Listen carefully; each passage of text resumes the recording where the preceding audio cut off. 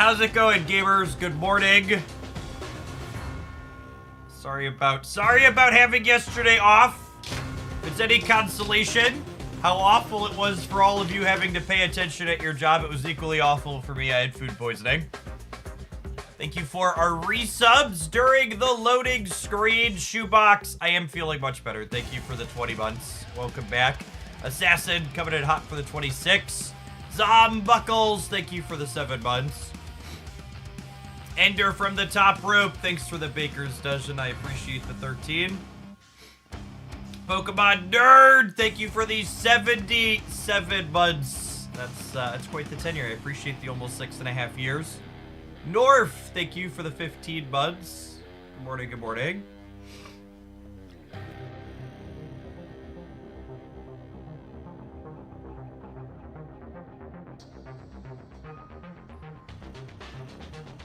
Nathu, thank you for the 11 months.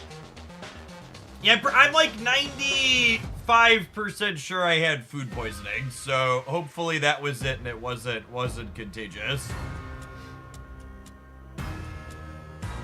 Not my dance. Thank you for the 2/3 of a year. Good morning, good morning. Adrian Games, thank you for the baker's dozen as well. More than a year enjoying the bearded man yell at cards. Fodder, thank you for the 19. I think the Hoaglandians, there were a couple Hoaglandians that picked us up and carried us, I believe. Yeah, Duck and shout out to our 3 people in my alliance that had almost 10k apiece. I am languishing down here at 2,500, but it looks like they grabbed us across the finish line. Sushi, thank you for the 7 months. Welcome back. I've gotten food poisoning from the amount of sand and snap as well. It's been a very sandy environment lately, that is for sure. Maticus, thank you for the entire year. Let's get you a sword to go with the shield. Infinity. Split this Drax.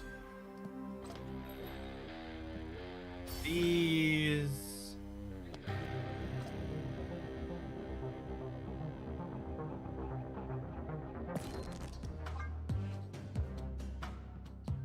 So yeah, 1, 2, 3, 4, 5. This could be gold. Could be gold. What a wonderful, perfect way to start our morning. I actually hit a gold on another one over the weekend too from the fast upgrade shops. This is 264.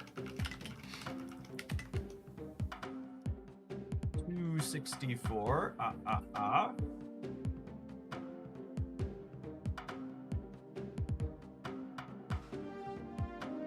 Do you have any pre-built decks for Marvel Boy and Kate Bishop? I don't know that I'm gonna work on Marvel Boy and Kate Bishop together. I guess they like technically have synergy, but I would be surprised if an ideal Kate Bishop involves Marvel Boy and vice versa. I assume you just do the boring shove Marvel Boy into existing good Squirrel Girl deck and call it a day. Yeah, the purple looks good with a few of his pieces of art here too. There's this one, it looks solid with the pants. This one, the purple's decent with the tattoos. It's only okay with this one. I think I like this one the best. How many cards do you have to get gold on this one? I think there's 285 or 286, so 20 or so.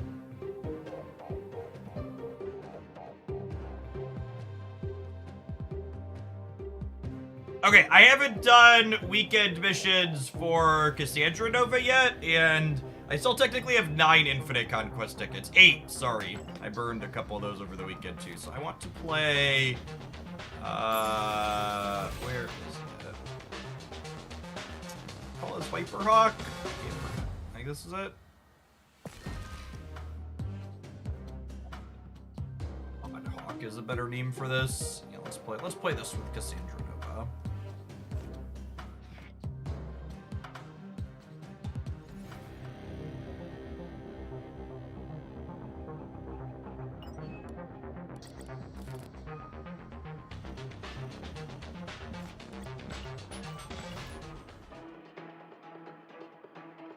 Marvel Boy and Thanos. So you really want to have at least 2 1-drops in play for Marvel Boy in order for him to get a relatively ideal start. All right, we've got Cassandra Nova in the opener. We queued into Erishim. That sounds lovely.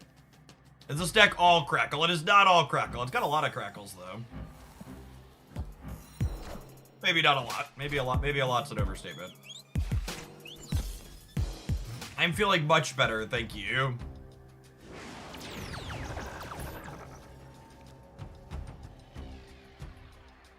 Oh, snap.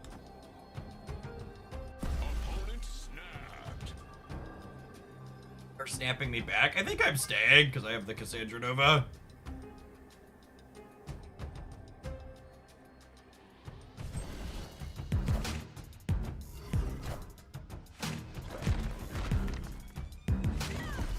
Candy! Thank you for the 5.5 years. Good morning, good morning.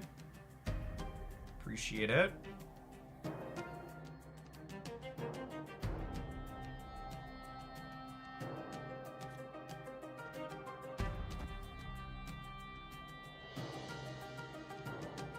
Yeah, Moon Knight's less exciting with the Peak and the Elysium for sure. I think I'm playing this. I think I should have played this out last turn. I'm just gonna go ahead and take a point of power off of all their stuff. But still a little late.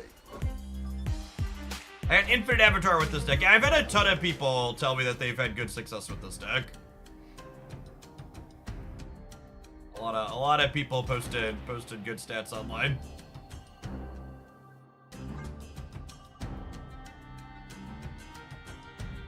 And I checked the Infinite Conquest stats this morning. It had a 66% win rate.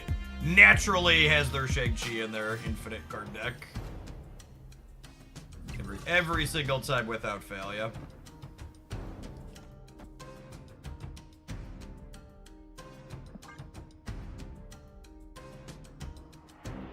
Could Proxima be replaced? I think Proxima gives you a lot of stats in this deck.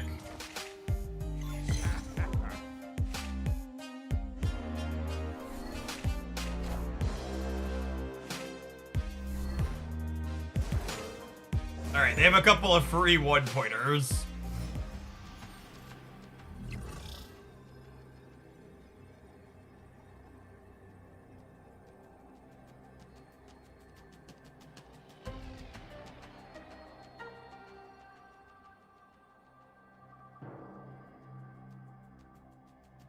I think I have to leave, yeah?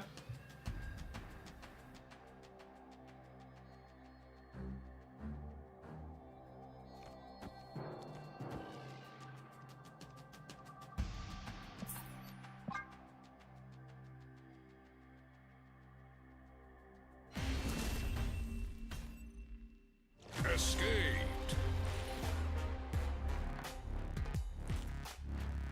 No, I don't want to set the precedent of pulling up specific budget decks for people at random requests on stream.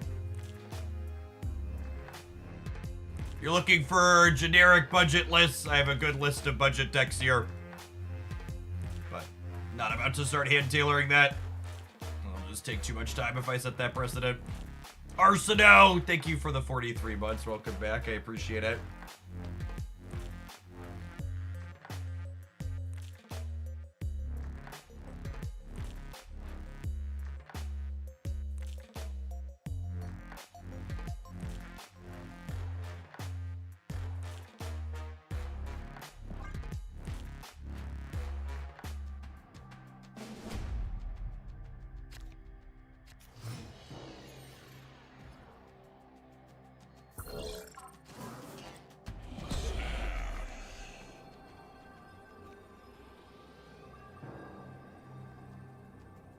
Do I want to fit this into my curve later or not? There's value in waiting to play Spider-Ham till after I Moon Knight.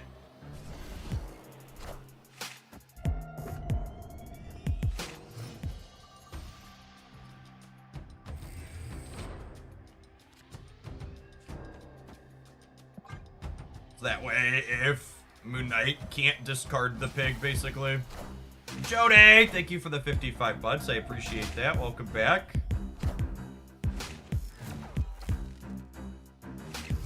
And then again, the way this deck is constructed, when I Moon Knight here, we're guaranteed to discard Proxima Midnight. She's our only even cost card.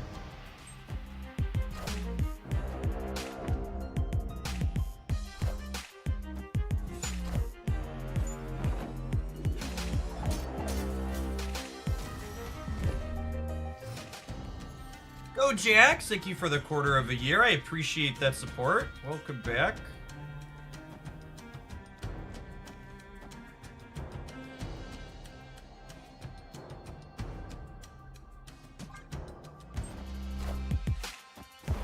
They're filling the left. They have like a Carnage or something? Or like a Carnage or a Venom at random, I suppose. Oh! Oh, they're an Agatha down. They have Agatha, that's funny.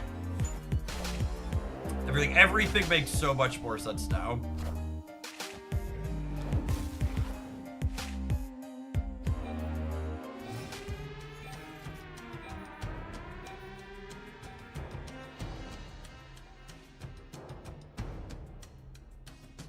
Okay, so Agatha, the middle is plus 14 for them, up to 20. They're gonna draw one more card next turn, so this is 21. 21, 25. So they have to soak a ton here. I think I just play Hawk. Couple of starter splits for Kate. Thank you for the biddies, Ped. I appreciate that. Pseudo Pally, thank you for the 48 ones. I found a rock.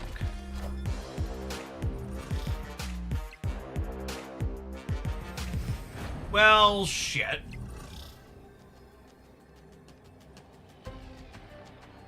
Man, that's some awful variance to start the day. I'm aware Agatha was an Airship card. It doesn't matter. Sorry, I said Agatha deck. I meant Agatha game. Man. Yeah, I guess we're just dead. Alright, we'll take a mulligan on this infinite ticket. It's pretty bad beats. Escaped. Man, the new Loki design letting Airship hard counter Darkhawk is, that's pretty huge. Feels bad, huh? I guess they had, they had Blob plus Loki, so it was a 1-2 punch, but that, that redesign making it so I can't simply hard counter them anymore is, that's pretty awful. Strawberry Pork, thank you for the 11 months. Welcome back.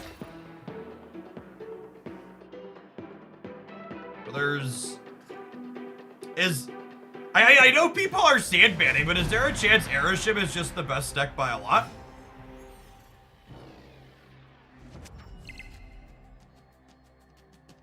They got rid of the hard counter option.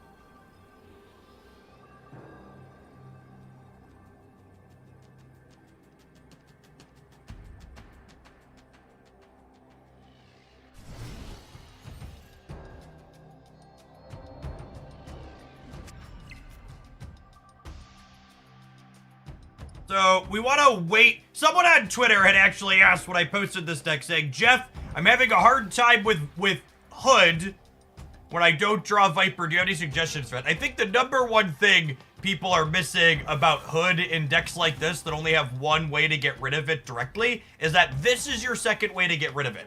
So in spots like this, I don't want to play Nico and I don't want to play Hood. I want to wait for Nico to roll one of her two modes that lets me get rid of the Hood.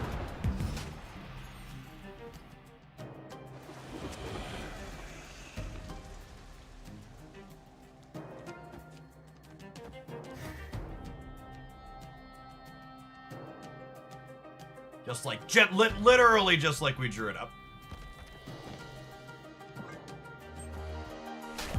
Nico is one of the most interesting and skill-testing cards in Marvel Snap. For reasons like this. Hey, you found a rock. I've not talked about it on stream yet. We had a couple people commented in chat. Yes, we did. It does look like Waltz has been the pick for VP for the Dem ticket, which is great. I think Waltz is a stellar choice.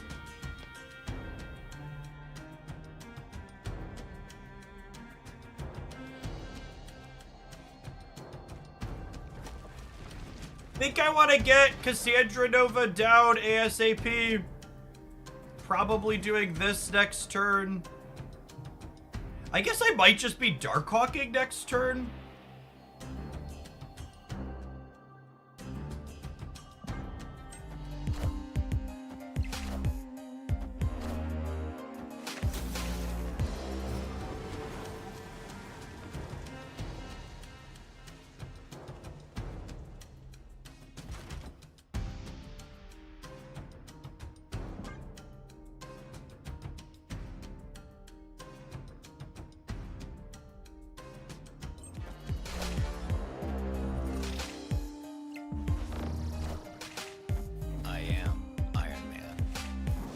We did just make their negative better, yep.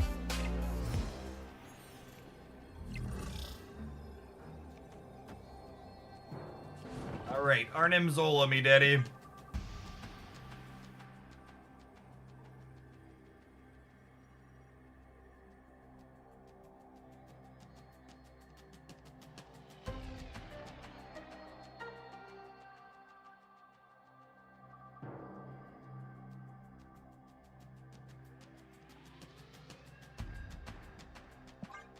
Do we Viper?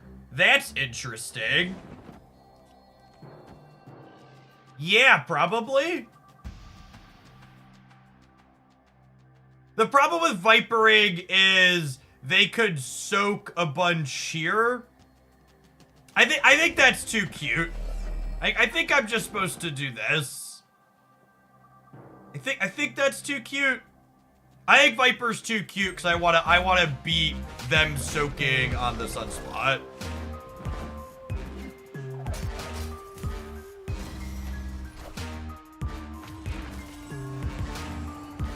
I am Iron Man.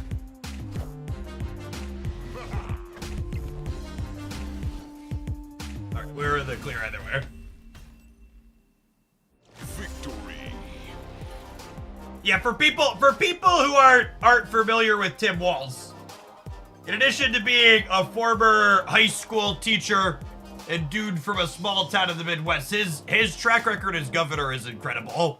Free breakfast and lunch program for Minnesota students, paid family and medical leave, broadest right to repair law in the country, financial aid program giving free college tuitions to students who made families less than $80,000 a year, banned non-complete compete agreements before it happened nationally.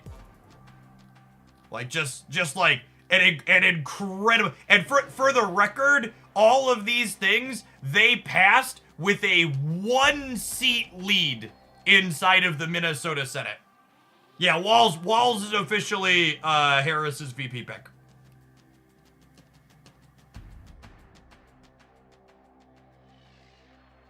He is a stellar pick.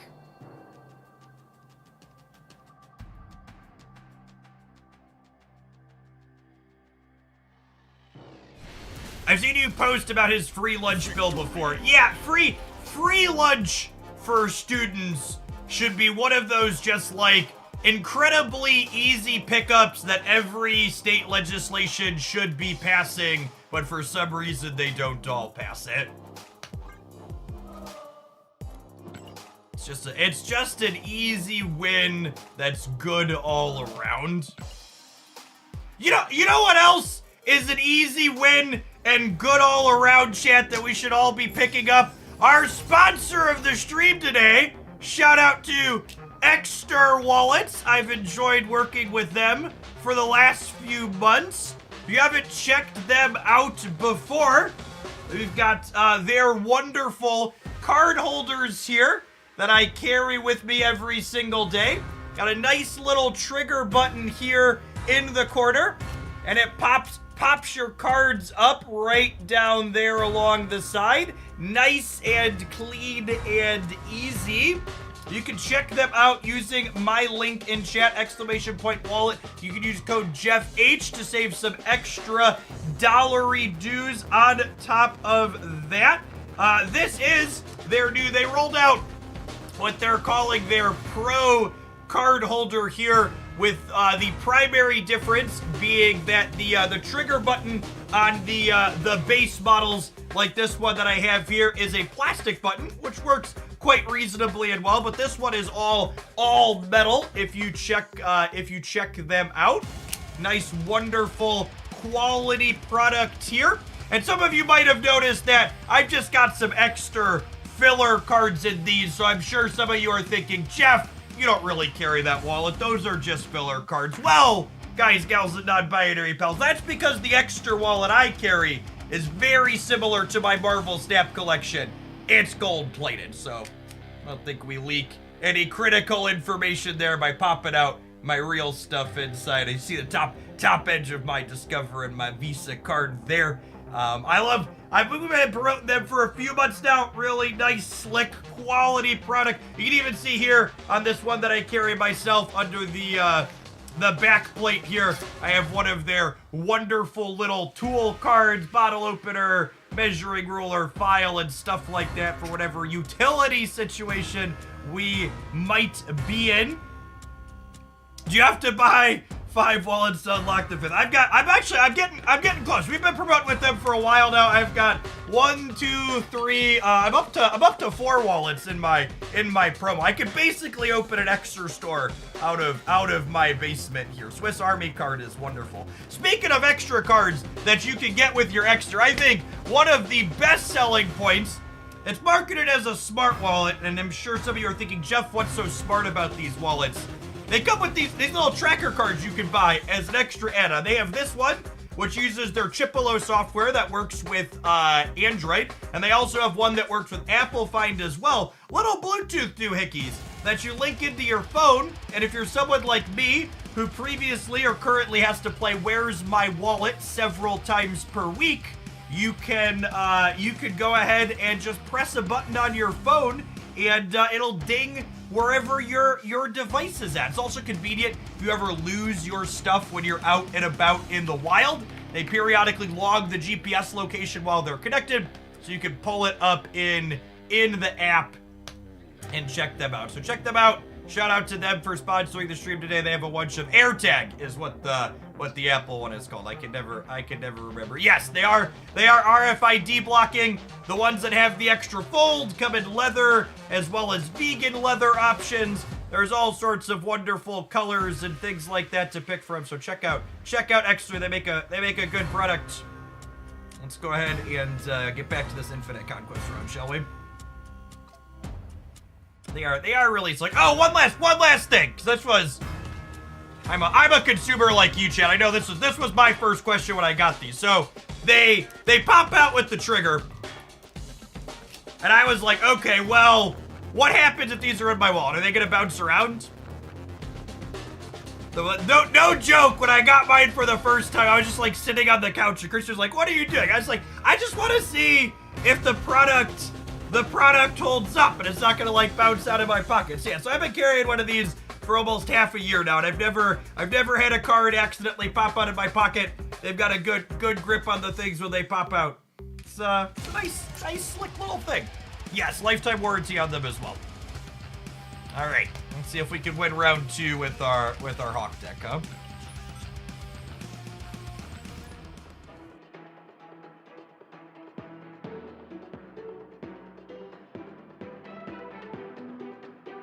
I do not have the coin holder. I have the tracker cards and the tool add-on. What if you trigger it while it's upside down? They even stay in when you do that. Look at that. That's actually not what I've tried. That's a good one to comment.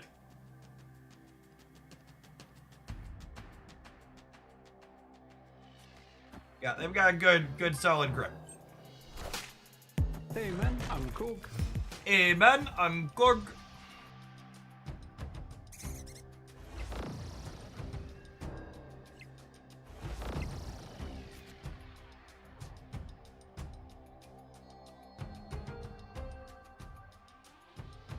I usually like to vibe on Spider-Ham in this deck till turn 4, because you're usually going to play it with a 3 on turn 4. The longer you wait to play this card, the more likely their good cards are to slide left in their hand. Also, it now rewards me by getting hit by Wakandan Embassy, which is a nice bonus.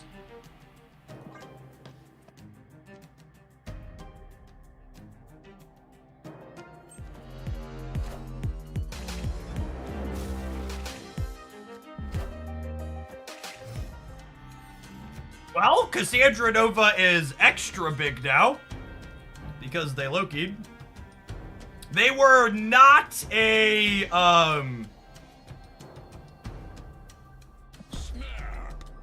they were not a, Aeroship deck, by the way.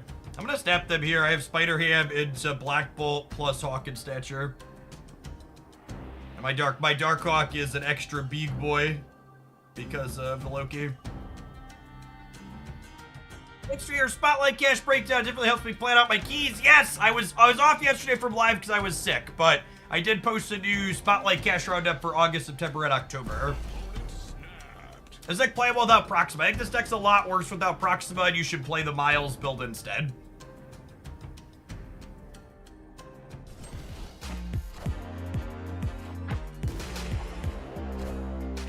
What did I just pork there? Did anybody see it? I missed what we porked there because I was looking away. Oh gosh, I need Moon Knight now. I need Moon Knight. Oh, that's so good. Oh, it's so good, video gamers. Oh wait, this is a 0. Okay, so we get to enable Stature, but I'm only 50%. I'm only 50% to hit Proxima. If we win this 50-50, it's freaking huge. Oh, Moon Knight cares about current cost, not base cost. Oh, you're right. So we're 100% here. Works every time. And I want to play Moon Knight to the left, so that way Stature goes here, or Proxima goes here.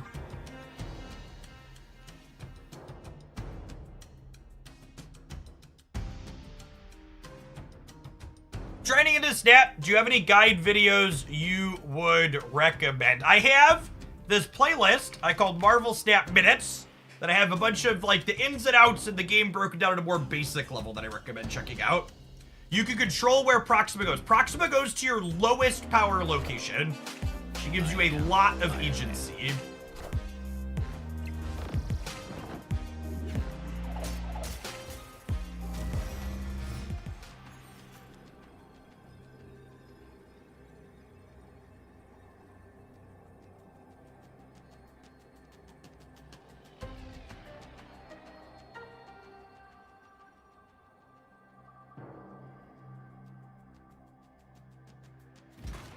Is this crazy?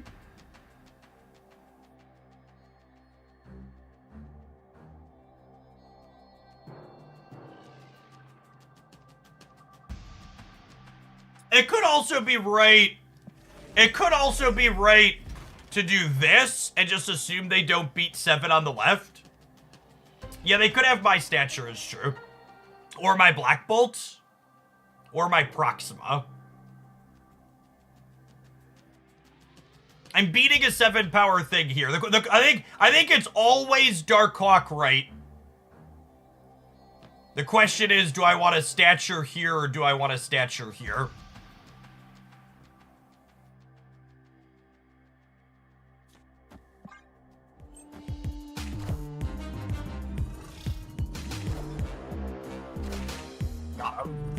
Someone said weird looking Loki build. I think they're Mr. Negative.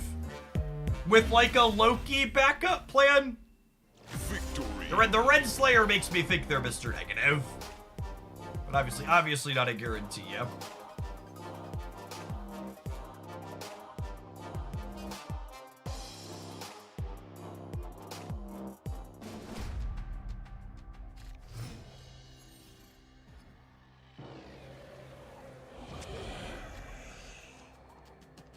Could Wolverine and Samurai work in here? No, I don't think those are good additions. That's why I'm not playing them. Opponent snapped. Steel Yule, thank you for the prime. So again, the thing you need to understand is that Moon Knight guaranteed discards an even cost card from player's hands.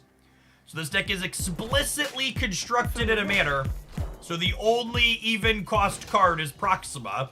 So unless something weird happens, Moon Knight is taking my Proxima and putting her into play.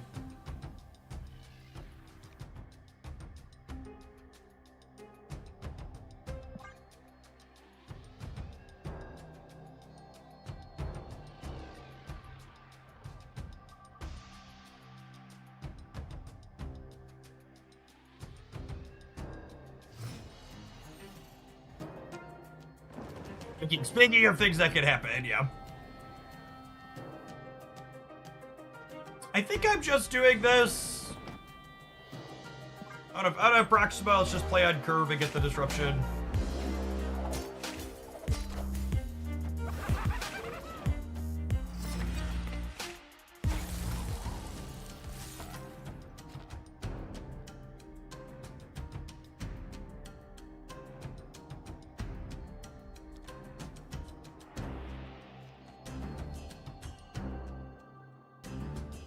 What do we think of this?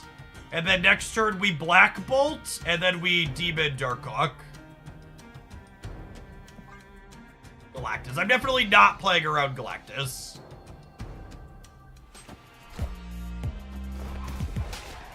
I'm just gonna punt the left.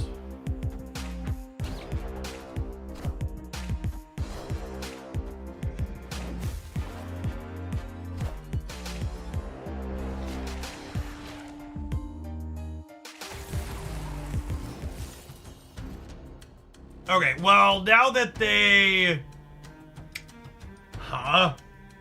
So I was gonna drag my Black Bolt out, but that means they could... That means they could pork my Darkhawk, but they've only drawn 2 cards off of my deck, so I don't think I'm supposed to play around that. And because they put Hood here, I'm gonna put Black Bolt here. It says local man about to be Vipered.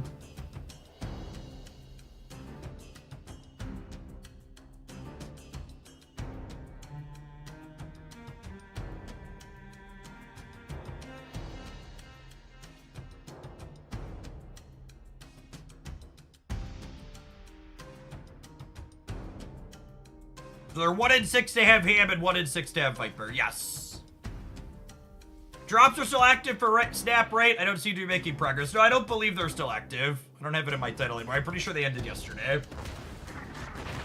Well, let me remove the drops enabled tag. I guess that's technically still true, but...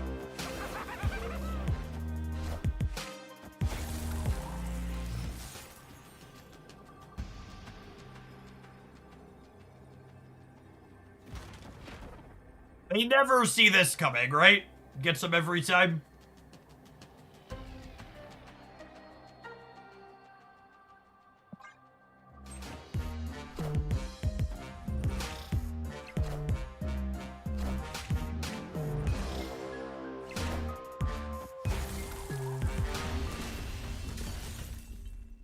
Victory. The Loki into Darkhawk dynamic is weird. Because Loki is bad against Darkhawk in a regular deck, but good against Darkhawk in Erishim. Is a interesting dynamic.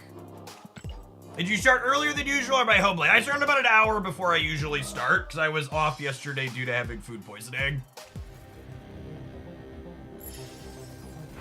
I'm gonna try and get in some matches on these infinite tickets I have left before the season rolls over.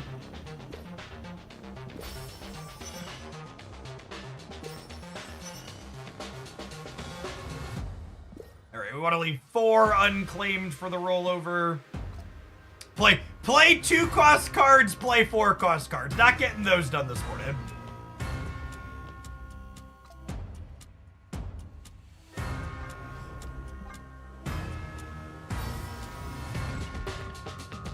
I'm so excited that Harris picked Walz. Walz was the best choice in my opinion. He interviews well. He's great on policy.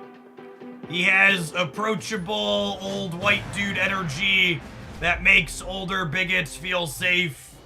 He just checks basically every box you want to check. Did someone just say Boda? Thank you for the 73 months. Welcome back. I appreciate it.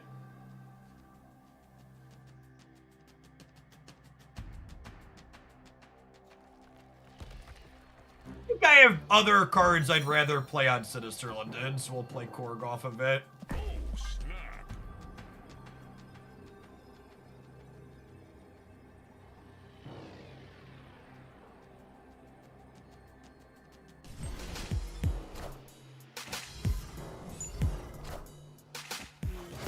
Oh, this is perfect. Normally, Korg's not great against this archetype, but we just shuffled away their random Chavez. They put a 1-2 into play for no value.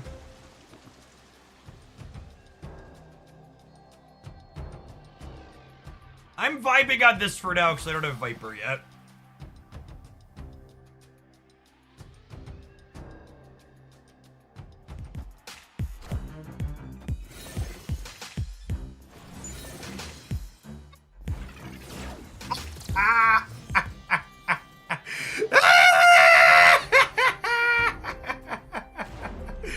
Oh, baby. Oh, baby. That's the good stuff right there. All right.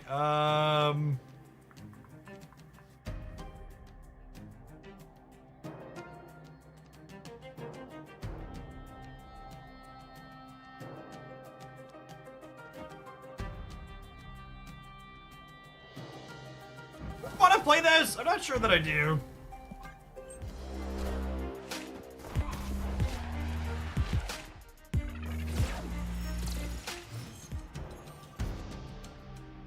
How do they play Circe on 2? They had 2 Quinjets in play. Victory.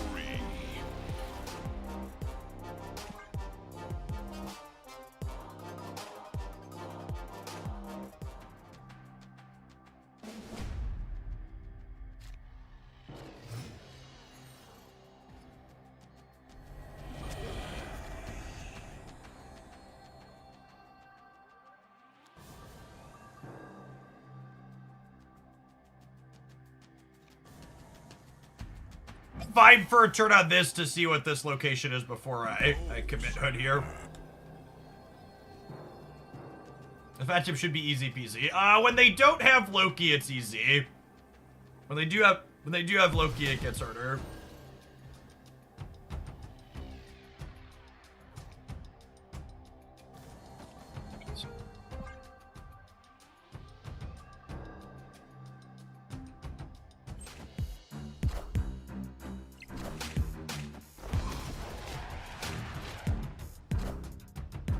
The Gem Shag and Shadow King now is just on a total for. Yeah, but our deck's constructed in a way where when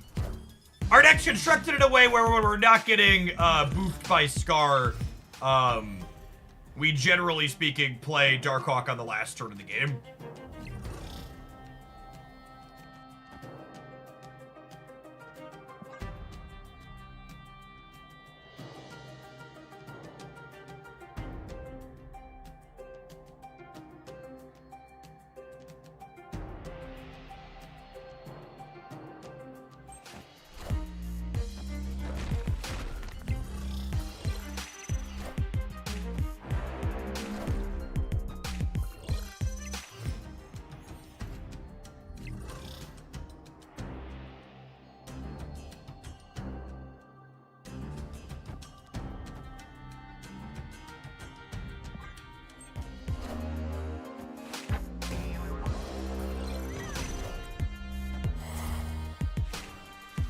New Viper is so good. She's so much better than old Viper. It's kind of incredible.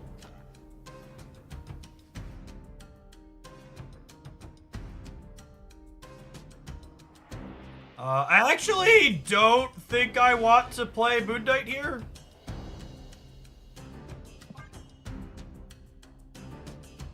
Maxwell, thank you for the 38 months. I appreciate that. Welcome back.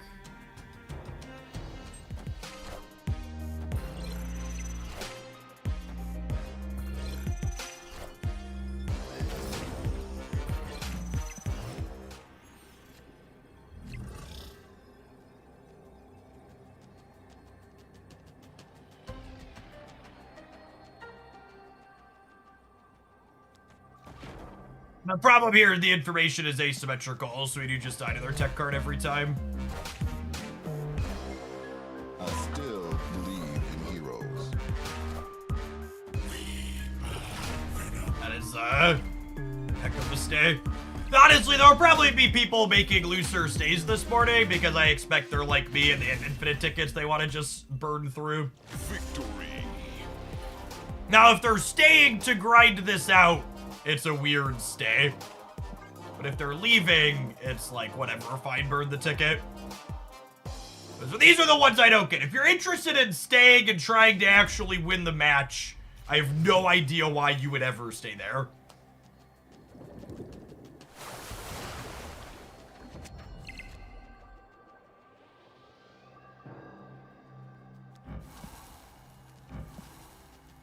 Snap.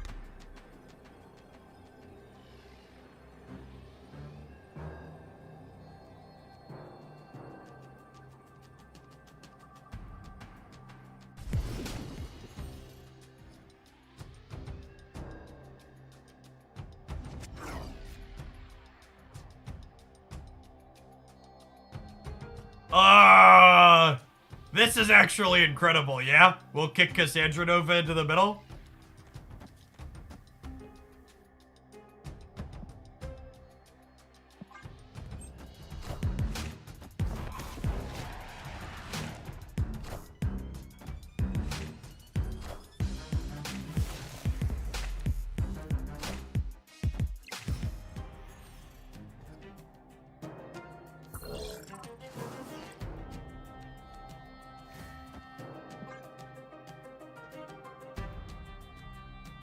Nico is so good, chat.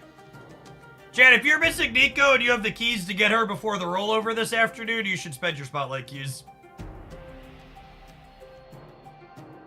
Actually, just one of the best cards you could add to your Marvel Snap collection and it's not close.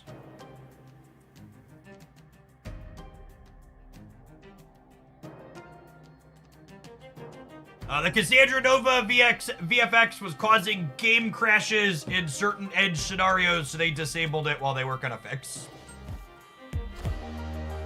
The Nico variant in caches currently is best in slot as well. I actually really disagree with that. Art's subjective, so I, do you, but I think the art is not my favorite. I want to make sure I don't have priority going into the last turn, so that way my Darkhawk doesn't get tech carded. Oh wait, I can just Darkhawk here, yeah? I lied. So we can just play for all three now. Easy.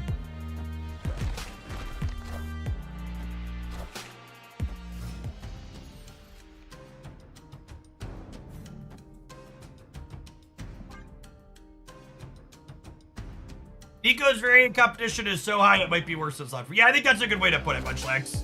I don't think any of Nico's artwork is bad, but that's the one I enjoy the least personally.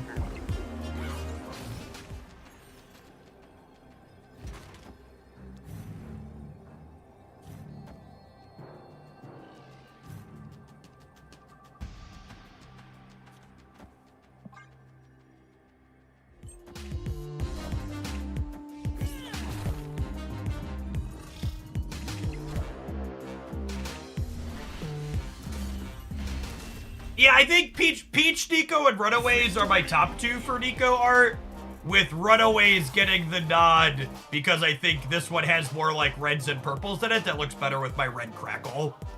I was actually using Peach Nico before I got this split, but I think the Runaways works better with the split.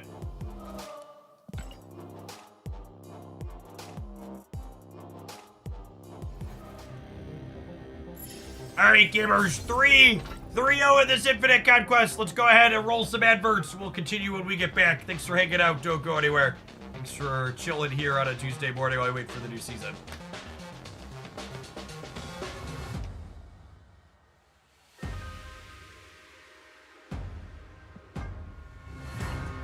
Some boosters here this morning.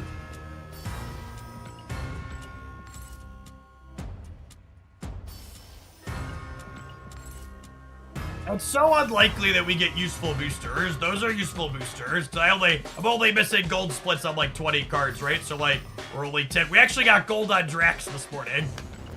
So we're only like 10%, less than 10% to get useful boosters here. Someone said that Darkhawk should be inked. I actually have the best possible ink on that Darkhawk. We can show that off while the adverts are going.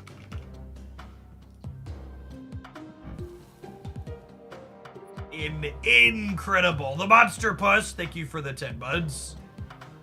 Appreciate that. Welcome back. So I play with mostly golds when I can, but this is a gorgeous piece of Marvel snap art.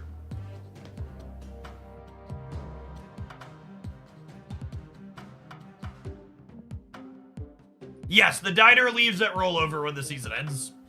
Diner is gone, Infinite Conquest is gone, Deadpool season is gone. Kate Bishop is in, Marvel Boy is in.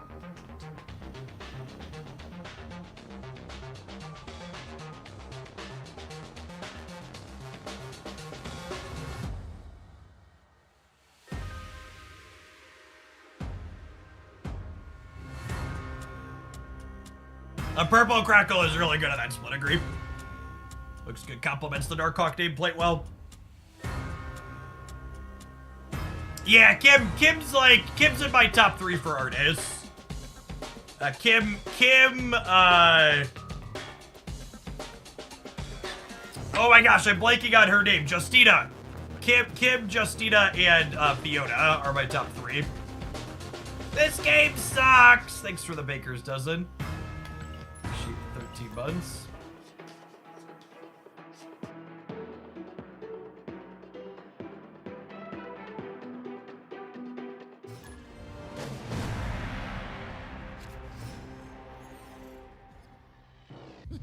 This land can never be fully known.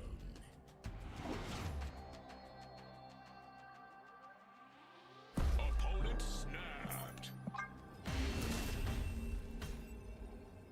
Escaped. It's definitely better for them than us.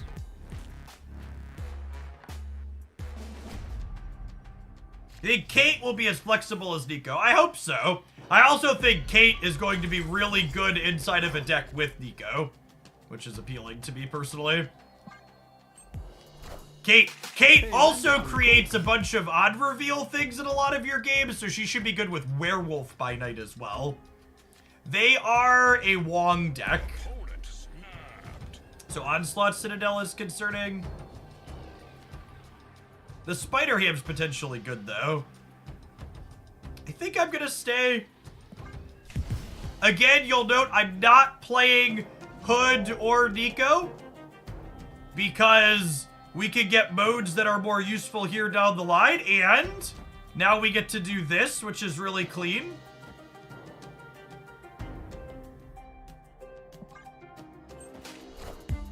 So I'd wager they snap me because of Onslaught Citadel. So we'll clear that out here.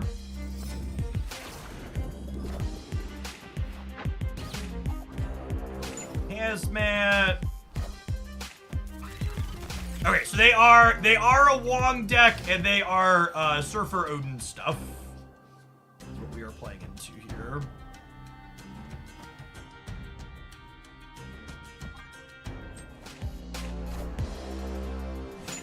Go left! Perfect. Okay, so we're just not competing on the left.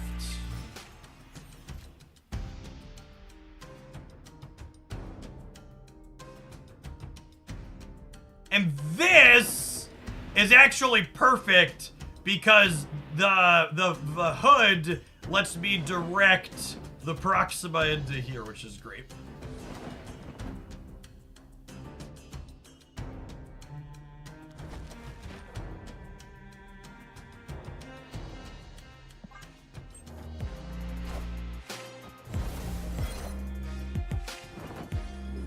I'll take a Surfer, please. Oh wait, they're a Darkhawk. They're the Darkhawk build as well. Interesting.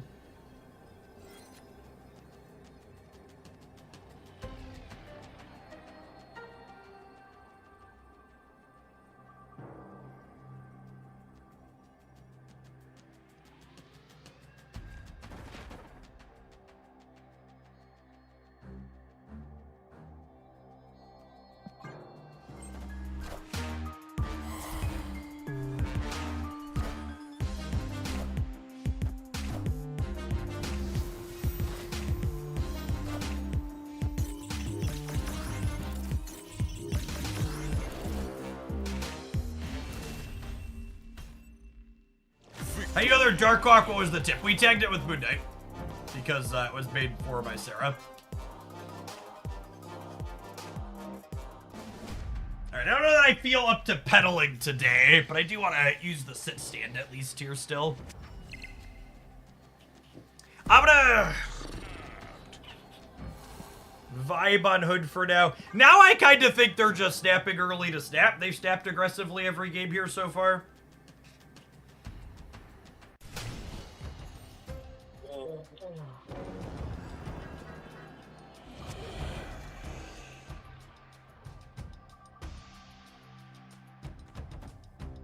Do I want to demon my Rock Slide? With the Viper queued up, I think I'd want to demon the Rock Slide rather than the Hood.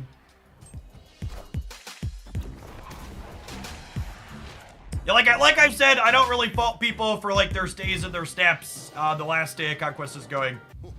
This land is always changing. Expect we'll see some more loosey-goosey.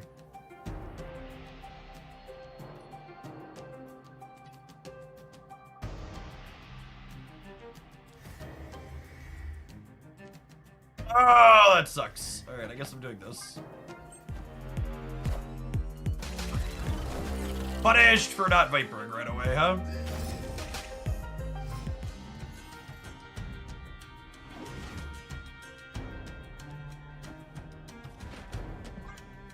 I assume they're filling the center. Yeah. Hey, you found a rook.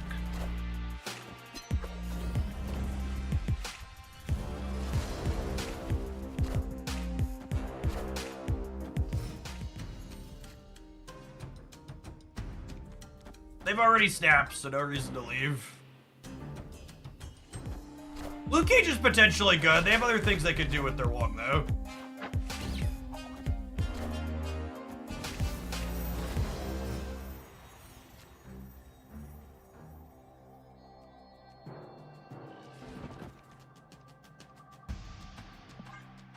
And then we're hoping to draw Darkhawk here, obviously.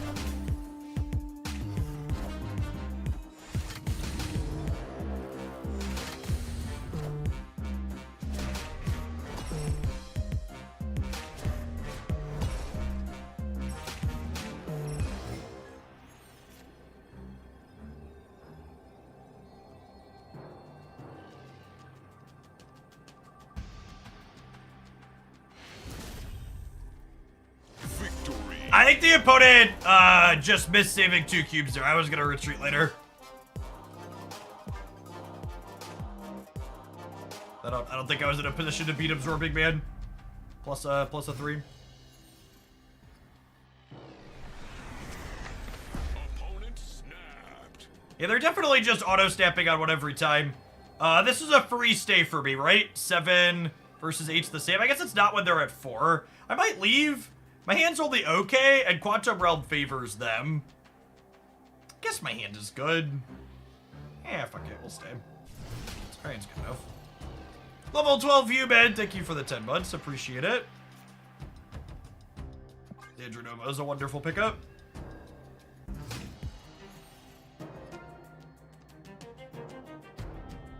Oh, good catch that they don't have Absorbing Man. Yeah, that's totally the case.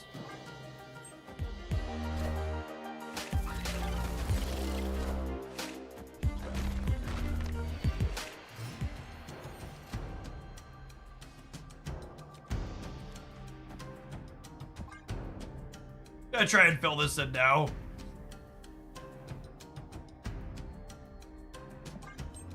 Oh, actually, I made a small mistake here. I should have done this in the center. Because that way if they filled right, it'd still kick over and then it would slide into the right.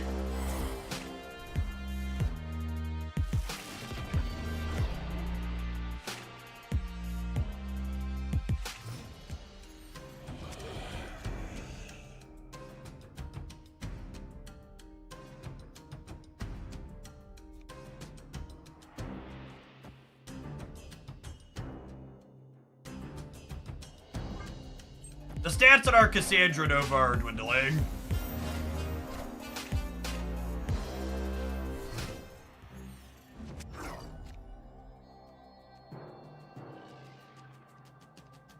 Or Proxima, just nowhere to be found.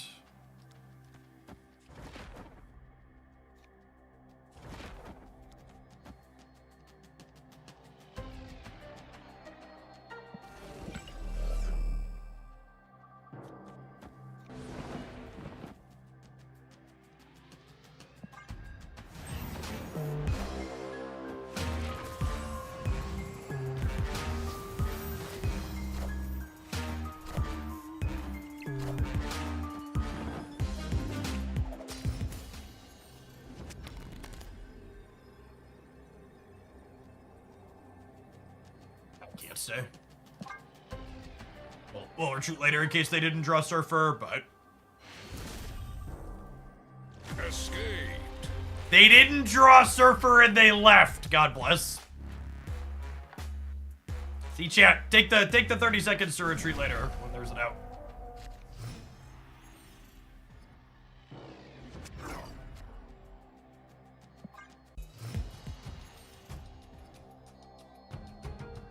Just doing some work there.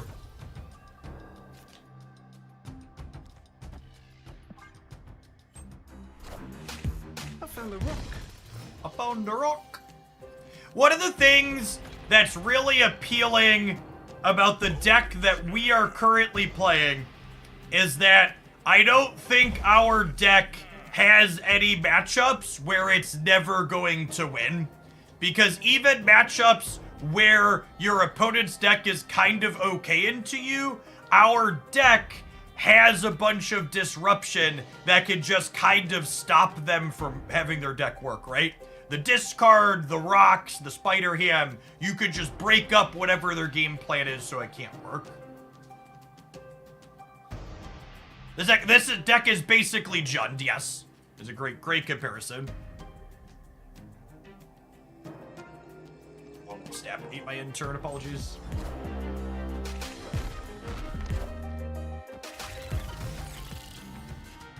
I think I'm just gonna not try to fight their Brood Path, is my plan. Because Jund is a Magic the Gathering archetype that basically has a chance everywhere but doesn't slam dunk anyone.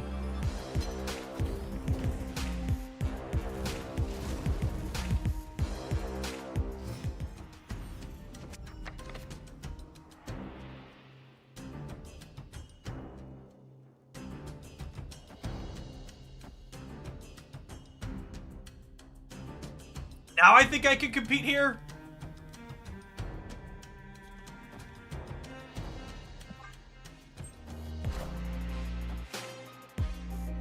We have 2 new cards today. Kate Bishop is our season pass card, and what's his name? Marvel Boy is our direct card release.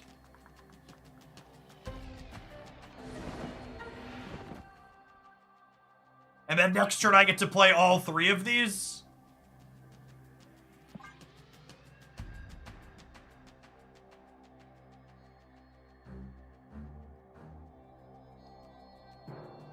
Tim Walz is was my preferred pick for Harris's VP. I'm very happy that they picked him.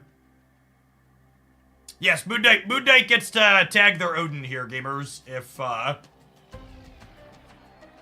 they're going for the Odin combo.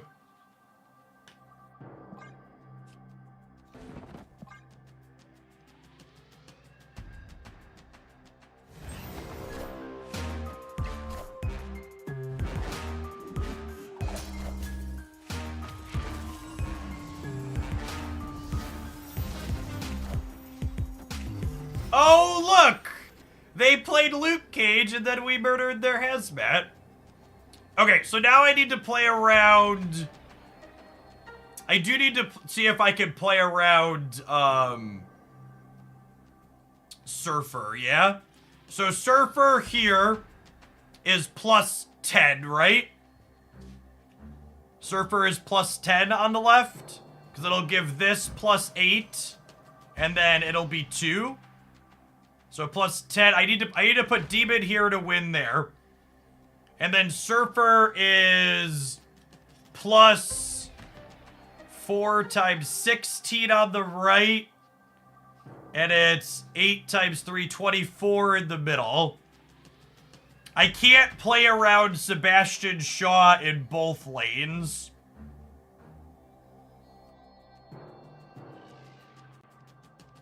We know this card is Darkhawk. They're playing an Airship metagame slot.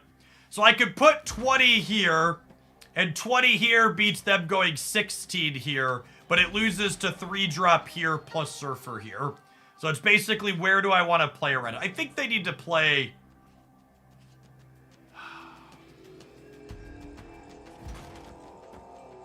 It's this. I think they have to play here, and they have to hope that this is enough to win middle.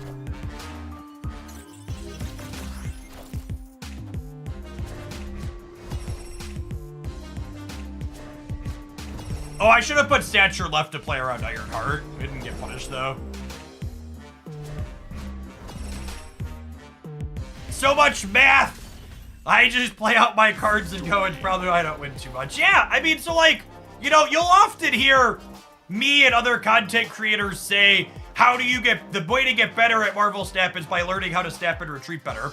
But the key to snapping and retreating better is being able to do what I'm doing here, right? Which is count their output range in every path, and then know what I'm deterministically beating and what I need to make percentage plays against. That's what snapping and retreating better means. It means understanding your deck's output range and your opponent's output range and how they line up into each other on the last turns for whether or not you can stay. Win Magus, thank you for the 52 months. We appreciate the almost 4.5 years. Welcome back. All right, what border are we playing for here potentially?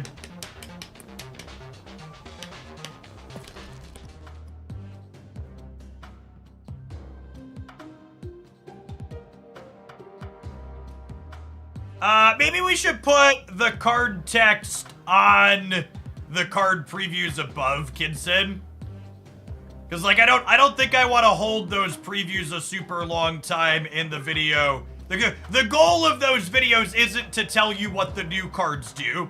Also, actually, I think I just fundamentally disagree with you. You're right, the card text scrolls quick at the start, but when I take the longer explanation for the entire Spotlight cache, I show the card for a longer time when I talk about that card if it's important.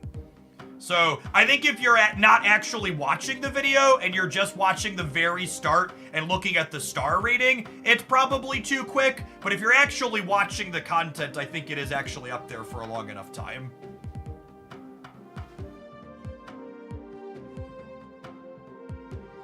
My story and I'm sticking to it.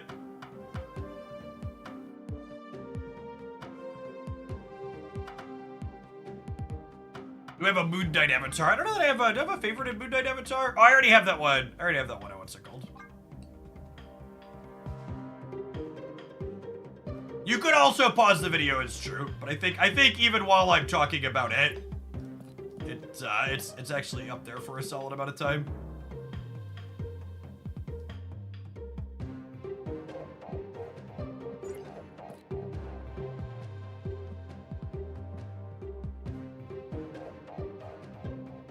Dude, let's do Moon Girl. It's an old favorite.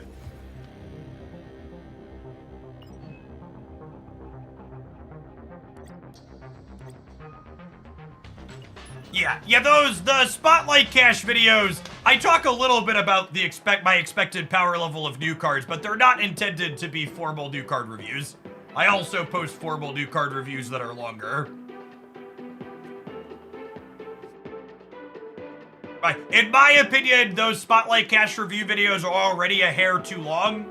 I think the last one I posted was 16 minutes, and ideally I want my videos that are reviews like that to be like closer to 12 to 13. So I don't really intend to restructure them in a way that makes them longer. Ooh, candy. I don't know, Snap Deco draw on one.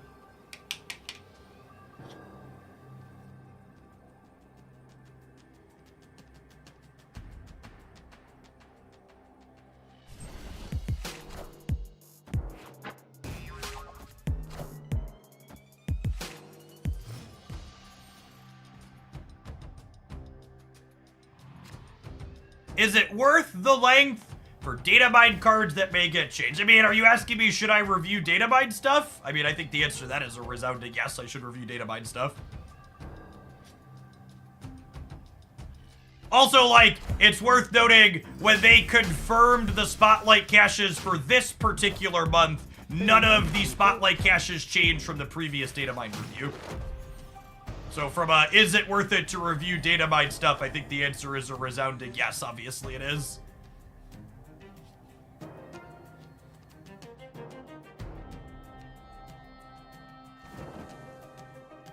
So, I could play Hood into Vormir here, but it's just incredibly energy inefficient. So I think it's Moon Knight into Hood Cassandra next turn, and then we're hoping to spike a...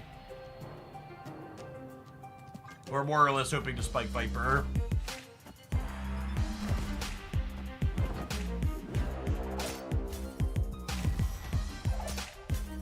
We just murdered an Ultron out of their hand. Probably means they are a Sandman deck. They just drew Copycat. I think I'm just doing this now.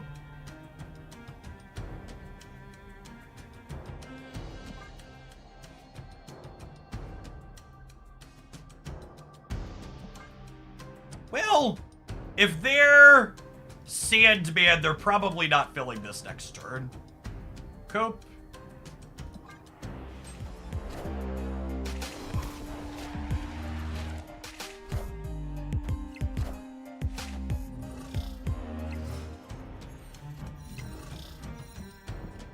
I'm not drawing Darkhawk this game, got it?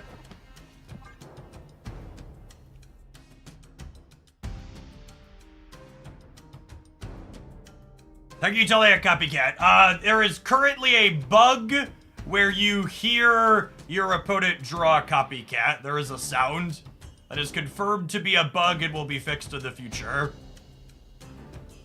I'm playing Demon out this turn because I need to play around, Sandman.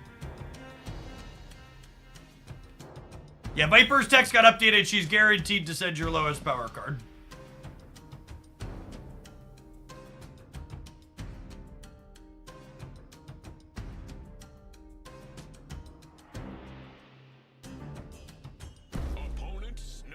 This is a really rough spot to get snapped because I'm not sure if they're filling Vormir or playing Sandman, and it's gonna feel bad to get got by the former, but I think I have to stay here.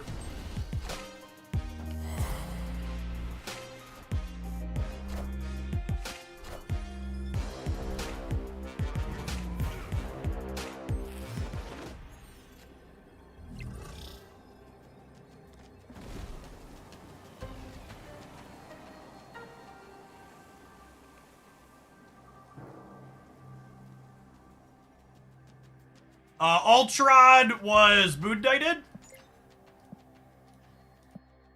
The question is, if they move Jeff middle, do I beat Red Hulk going to 16? If they put Jeff middle,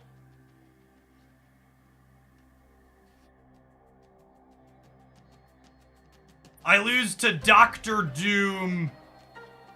If they move Jeff left, sure. I can't beat Red Hulk and Doctor Doom, though, Chet. I think if they're on Red Hulk, they're less likely to have Doctor Doom. Red Hulk is 16, which would put them to a total of 7, 23, 24, 31, and I'm more than 31. I'm gonna play around Red Hulk and lose to Doctor Doom plus Jeff left. We're beating Red Hulk. We're beating Jeff middle plus Red Hulk left or right on the tiebreaker. I'm losing to Jeff left plus Doctor Doom, and you have to understand these games are just coin flips at the end after they Sandman. You can't beat every 6-drop card. I think there's a chance Doctor Doom's not in their deck. They have Red Hulk and Ultron as 6-drops. They are not a ramp deck. There is a minimal number of 6-drops they can play. I'm not playing around Doctor Doom in this matchup until I see it. What's the best sub for Nico? The best sub for Nico is going back in time and having spotlight caches ready for this week to open Nico Minaru. It also means my latest spotlight cache review video is the #1 video you need to blaze onto your brain, because it means you're not doing the barest fucking minimum to min-max your Marvel Snap collection. You should spend 6,000 tokens on Nico Minaru if you missed getting her this week. She is genuinely one of the best cards you could have added to your Marvel Snap collection.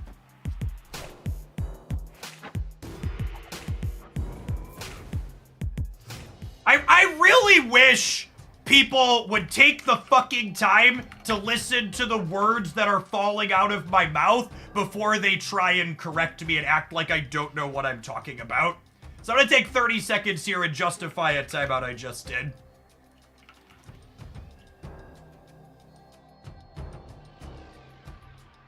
Which is to show you this. I said they don't have Doctor Doom because they showed me Red Hulk and there's only so many 6-drops they can play. And lo and behold, the only fucking Doctor Doom Sandman deck isn't playing Red Hulk. So, like, I understand what I'm talking about, and you should listen very carefully to the context I'm giving you, because context is key.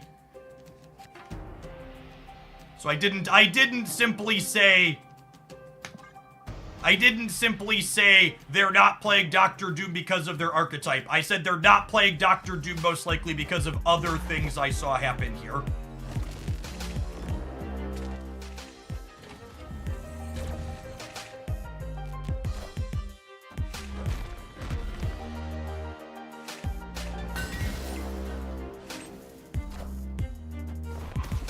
Pulling here instead of literally any other card is sad.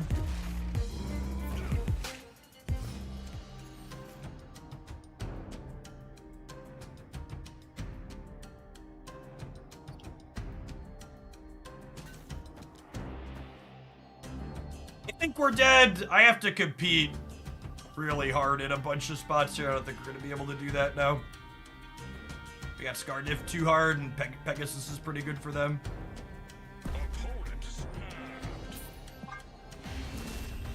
Gorgorder for Cassandra, yep. Escape. This is where I, a lazy person, retreat for. Yeah, I should just retreat. You're right. They're gonna snap eventually. They're just like slow rolling it. Kate Bishop and Black Swan bounce. I'd be kind of surprised if Kate's ideal in bounce. I expect she'll probably be awkward for a lot of the same reasons that,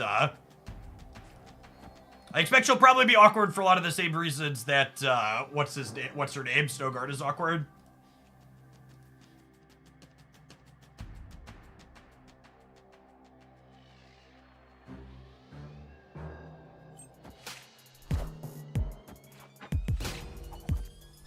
Spider-Ham is so freaking good.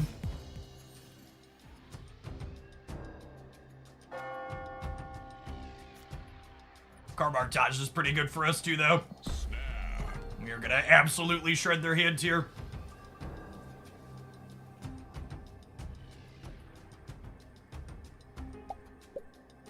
What's better, Gwenpool or Kate Bishop? I expect Kate Bishop will go in more decks. I expect they're both pretty playable, though.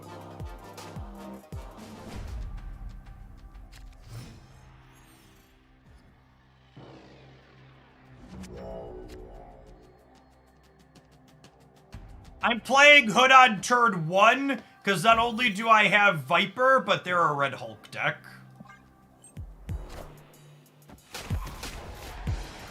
What are your expectations for the Young Avengers season? Like, my thoughts on which cards will be good? I have a formal review of those. You can find it in my leaked card stuff.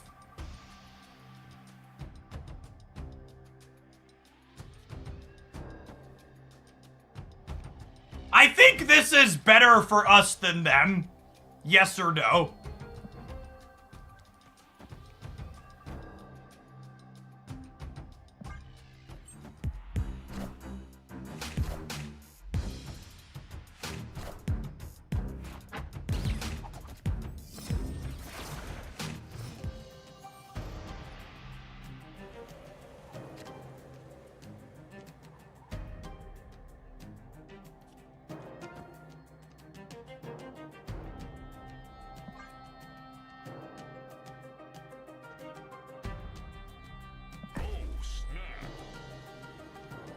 gonna snap here.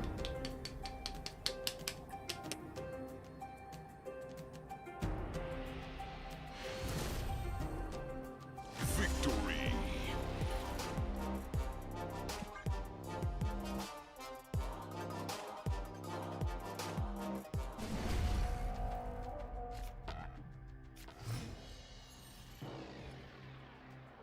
Again, that little sound you just heard in the headphones, that was a, letting us know that they drew a copycat. That is a bug. It is something we could use to our advantage, knowing that it's there.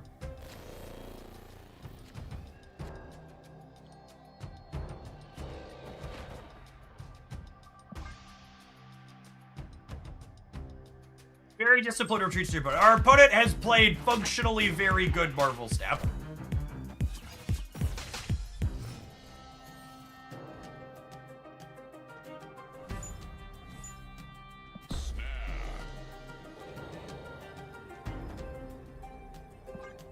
They didn't have Spider-Ham last turn. They're not going to have Spider-Ham this turn. I'm going to get the Cassandra Nova down, and then we'll Viper next turn. There's no way to see what copycat copied when you Spider-Ham it. There is not. And remember, this person's also playing for an infinite avatar here, so they're going to probably give it a long, hard think on this all-in snap. Their hand seems a little weak. Victory.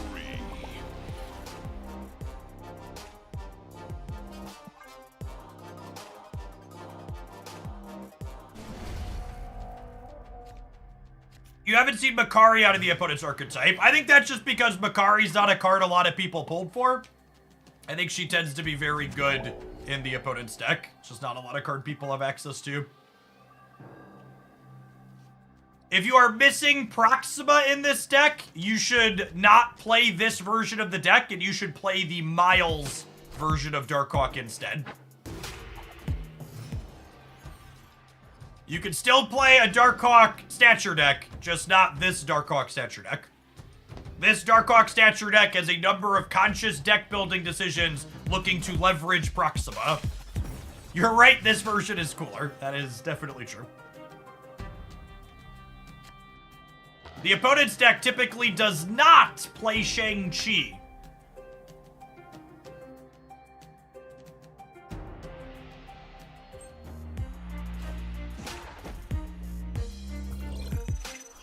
Assume they're getting rid of Castle Zemo here.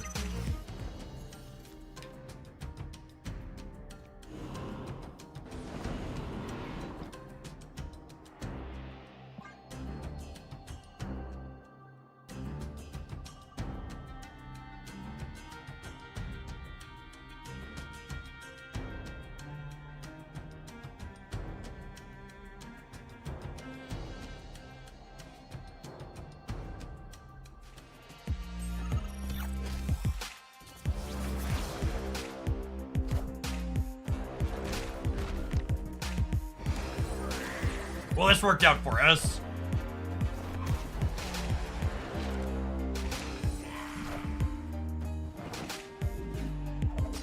There goes Ultron.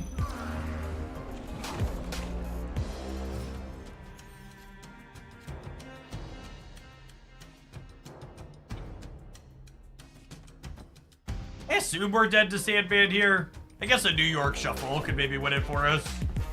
Maybe. Oh wait, I just discarded the only card in their hand.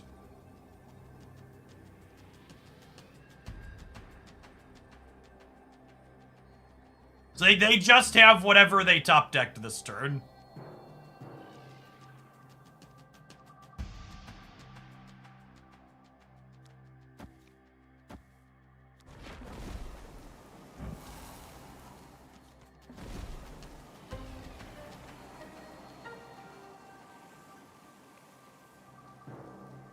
Put Shuri and play Hawk mid. Does that win most of the time? Hawk mid. Hawk mid's a wild card. What's the average 5? I feel like the average 5. I guess I could leave both of these here. The average 5 beats 10.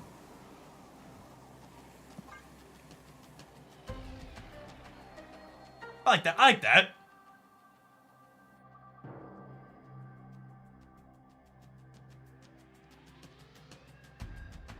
We got four more shots here. I think this is fine. I mean, it's all just a giant New York coin flip anyways.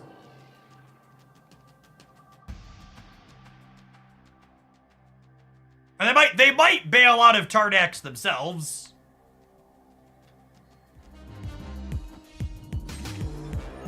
Alright, I'd like the record to reflect my original play won the game. Oh my god, we lose to that most of the time.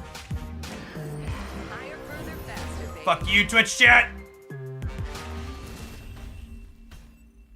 No, wait, we lost regardless, right? 8 would have beaten us. Yeah, my other play lost too, right? No, I would have been. Yeah, I was gonna put 17 here. It's fine. We were dead either way. Marvel's a good top pick for them.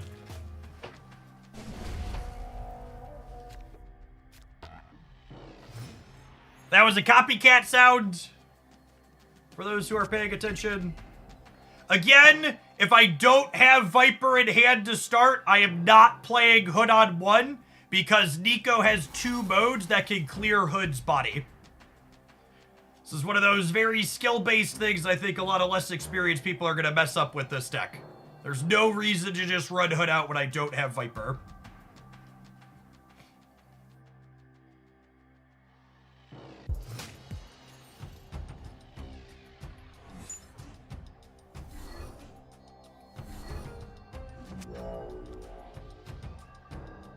Same bit. I'm just waiting to see if Nico could give me a way to clear the Hood.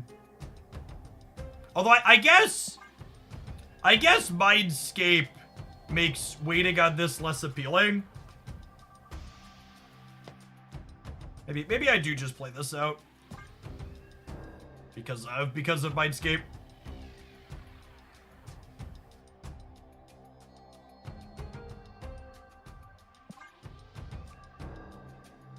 I'm torn. They have, oh my god, is my end of turn bugged? Oh, that's terrible. You could not check what Copycat copied when she's discarded. UI limitation.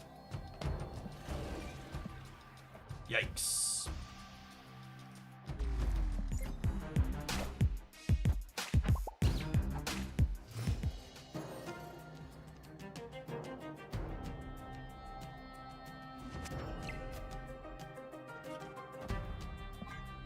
Is Copycat worth 6,000 tokens? No.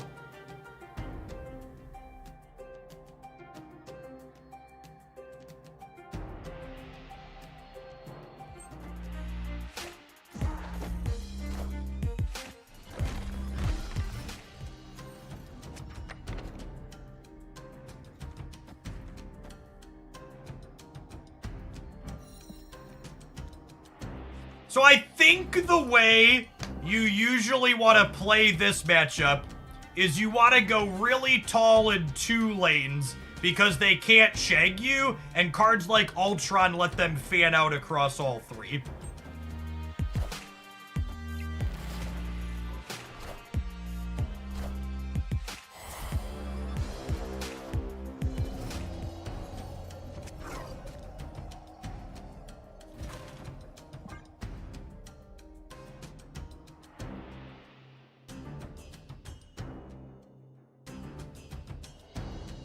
It does make our Proxima plan a little bit worse, because Proxima means we want to play for all 3.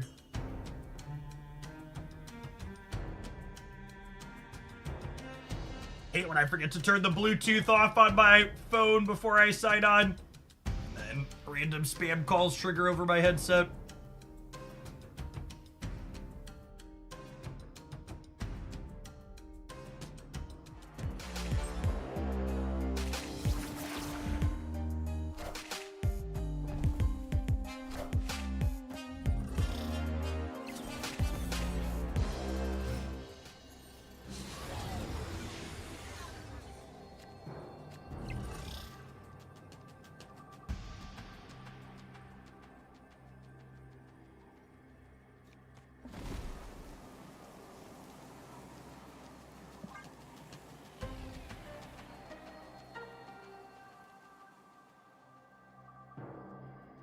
I mean, hitting their Krakoa bonus on Makari. I mean, if the Makari went anywhere other than left, their play was really good.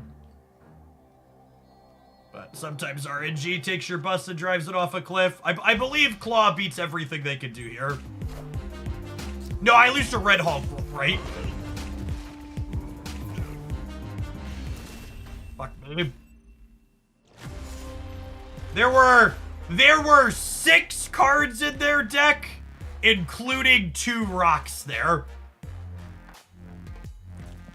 There were 6 cards in their deck, including 2 rocks.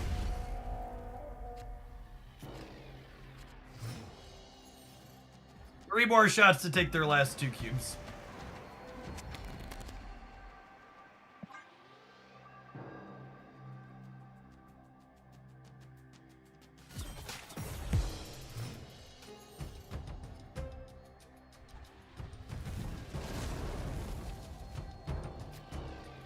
I think Limbo is good for us? Question mark. Turn 7. I don't know that that's true.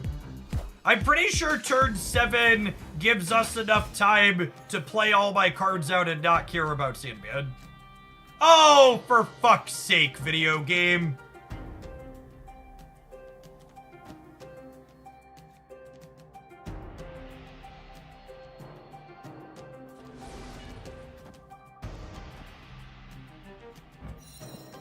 That's much better for them than us. Not close.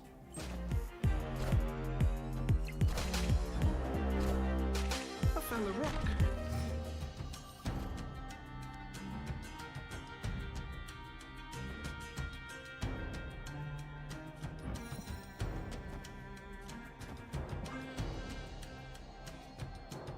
Yeah, I can't Moon Knight their 6 drops anymore either. Man, it has been just miserable variance after variance here. We got 2 more shots, I guess.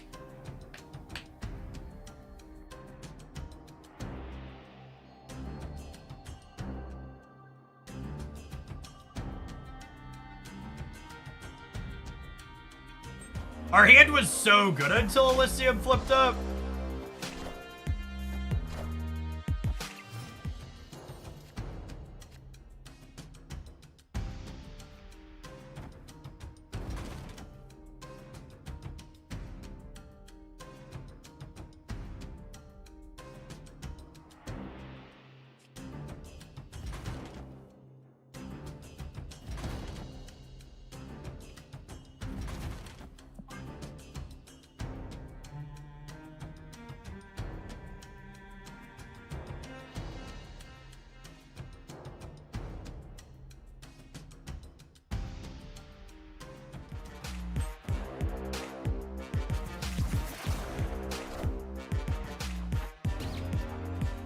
Ten out of 10 getting Sandman in here, yeah.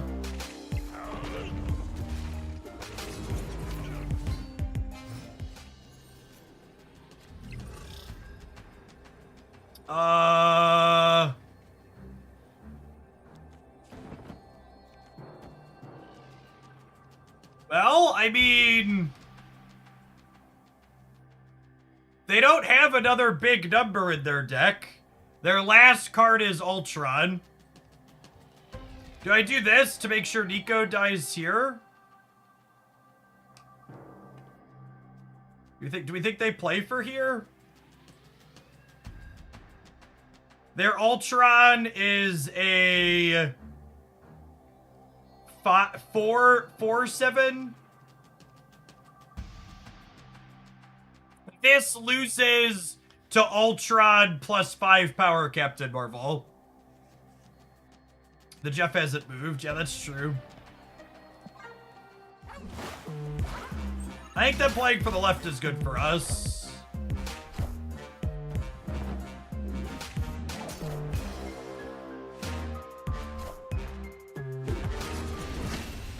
Alright, we guessed right that time.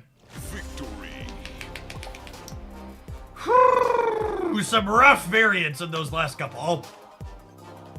Yeah, we slugged it out.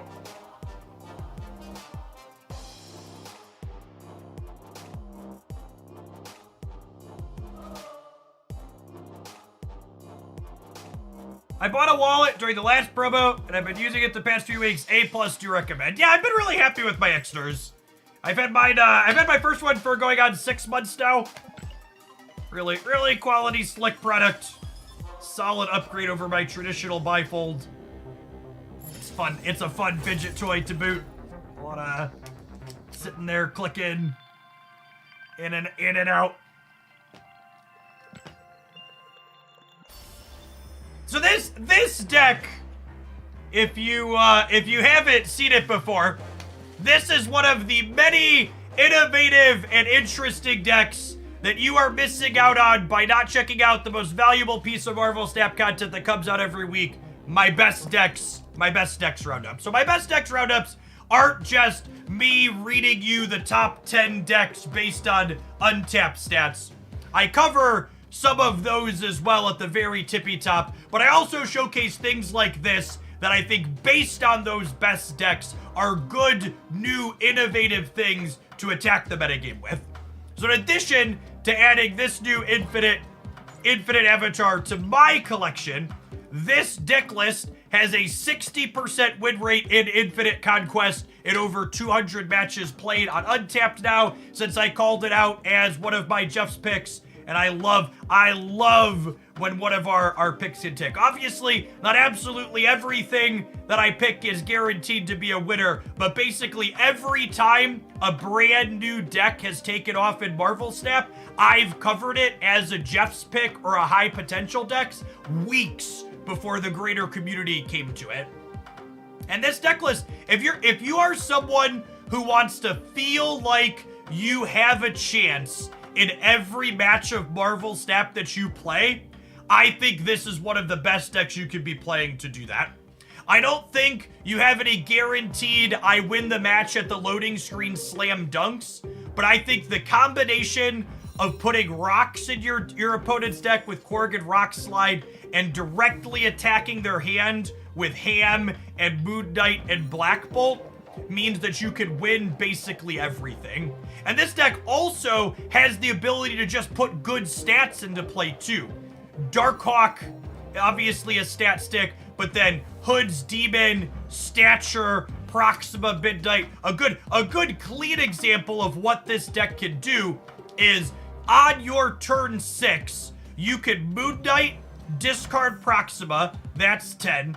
You can Demon off your Hood, that's 16. You can Stature, that's 23. And then Korg can add its own 2 plus extra on Darkhawk, or Nico could do something. Yeah, and that's another big thing too. This deck list is also stellar at dodging opposing copies of Shang-Chi. Unless there's location variance afoot, Darkhawk is your only thing that's getting shanged, and this deck very regularly can set up its games so that way on turn 6, you play Darkhawk plus Stature or Darkhawk plus Hood's Demon to duck Shang-Chi altogether. Any Cassandra Nova replacements, probably like Nocturne or Polaris or Copycat, some other good 3 energy card that provides an okay amount of numbers. I will say I think Cassandra Nova is the best in that slot by a significant margin. She's a card that helps you have numbers. I don't think Sage is a good replacement. Red Guardian's a decent call out. You want this to be a card that you could play on turns 3 or turns 4 that will make you numbers. Best Spider-Ham replacement is Iceman, is Evergreen that. The one thing you want to keep in mind when you're replacing cards in this deck is you don't want to play any even cost cards because you want Proxima to discard to Moon Knight as consistently as possible. Which is also a good reminder that this card is not replaceable in this deck. If you are missing Proxima Midnight, you should play a different Stature Hawk deck. You should play this one. So that other deck has a lot of choices to maximize Proxima. If you're missing her, play this. All right, let's roll some adverts. I'll see you in 120 seconds. We're going to play something else when we get back. Thanks for hanging out. Don't go anywhere. Is Viper the only way to clear Hood? It's incredible to me how many people don't understand Nico clears Hood. It's definitely a skill diff moment.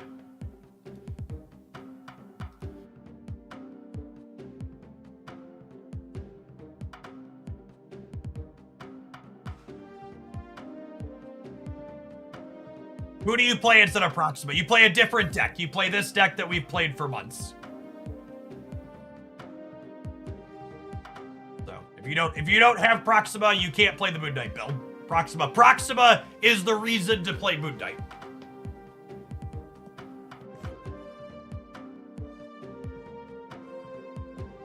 Yes, that's also true. Most people just want to play their Marvel Snap cards on curve. Agree with that. They did send me their new Pro 1, Ben.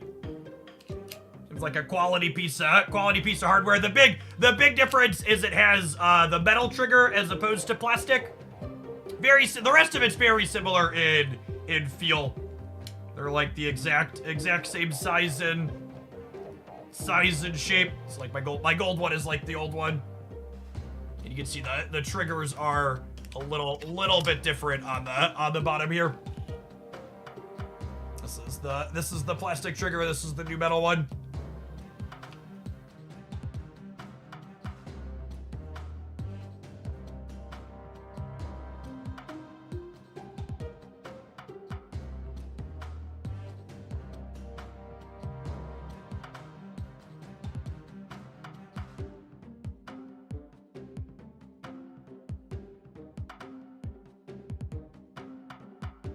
Bro is bald.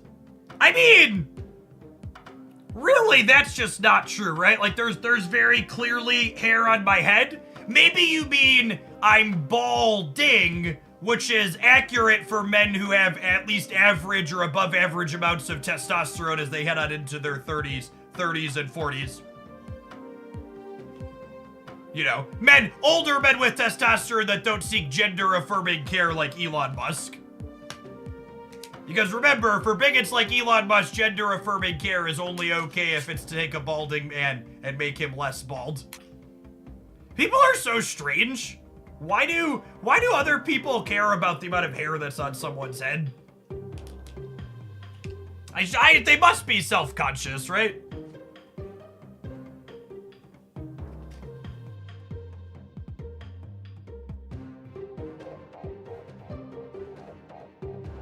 Alright, I think we're gonna incinerate some of the rest of my infinite tickets with this pile of cards, because it was fun last time we were playing it. I would like to give it a go again.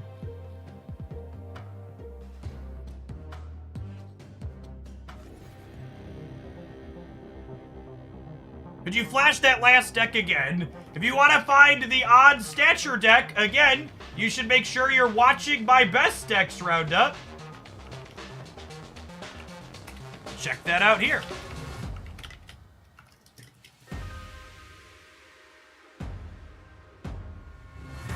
You ever consider taking a razor to what's left? My wife said she does not want me to straight shave my head, and also straight shaving my head seems like a lot of effort for something I would have to do quite frequently. Why would I want to have to do that however often the little stubble grows back in up top?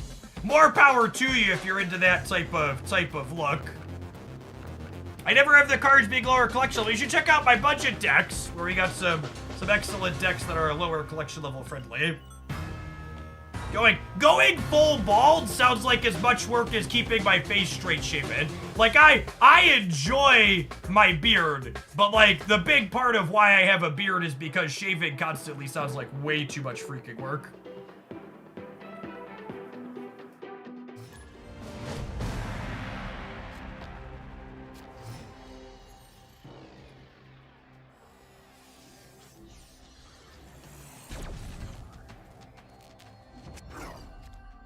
There was a copycat sound during the opener there for those who missed it.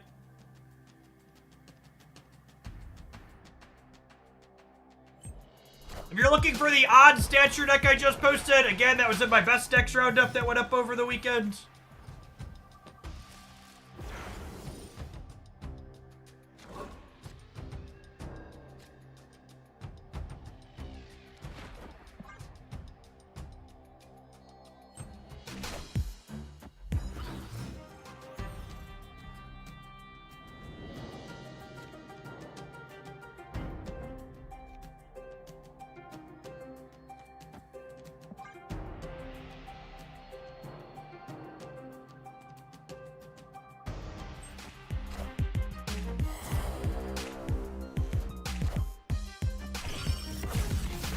Our draw is not particularly exciting here to start.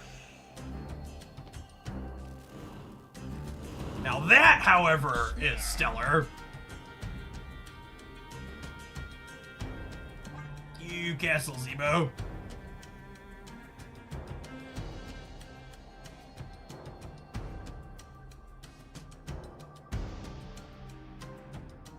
The credits does it take to get to 14 levels? 25 per level or 50 per level, depending on what you're upgrading.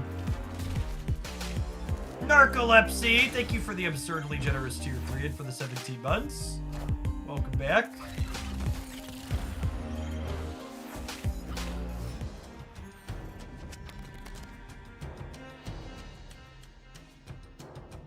And then I'm gonna go ahead and pass here, which lets me play Infinite, She-Hulk, and Nico on turn 6.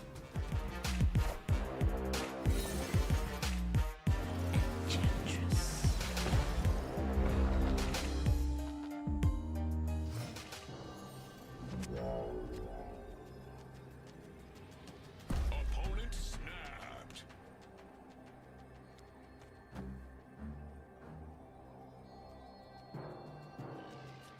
Okay, but wait, they can only add 2 over here now with Surfer. I guess they could have Surfer and a discounted Absorbing Man. If they Surfer Absorbing Man, I lose this. But I have so many tickets, I'm fine spewing 8 on it. Yeah, cool.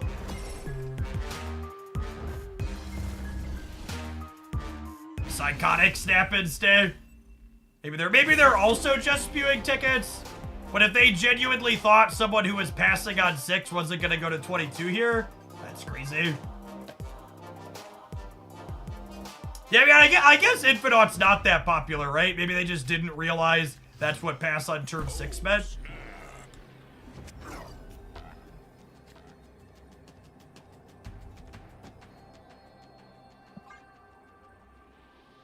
And no, if they're staying and grinding, this wasn't, I have a lot of tickets stay. It was genuinely, I just didn't understand that I'm losing stay.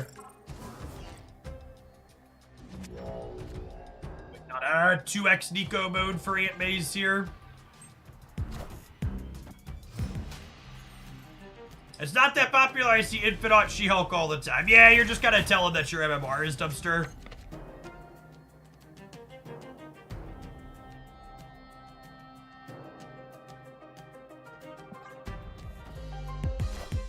Low collection level, sure, yeah, low collection level, bad MMR, etc. something.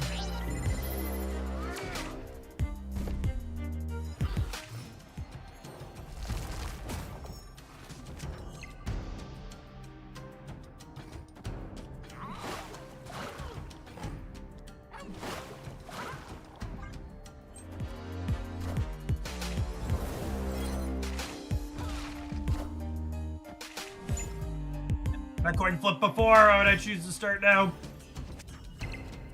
Unlucky.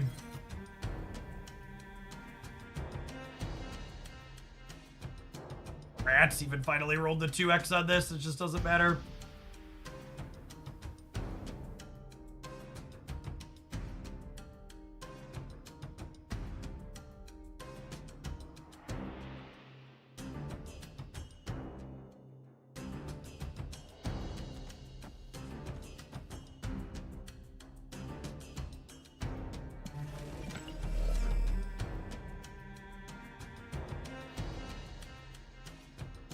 I could pass again, I suppose. It probably just doesn't matter.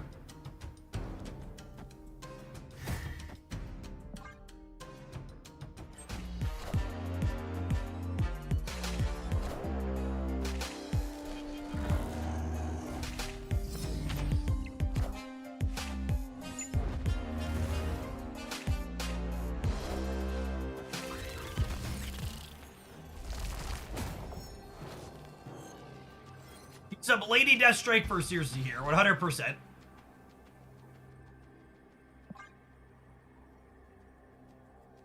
I'm only staying because they're all in. We are incredibly unlikely to win this.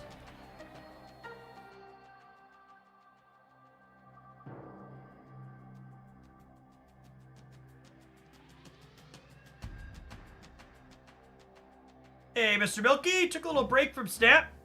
A little bit since my little one was born. Healthy baby boy, and now I get no sleep. The sleep comes back eventually, I promise. Can be variable on exactly when, but it does eventually return. I hope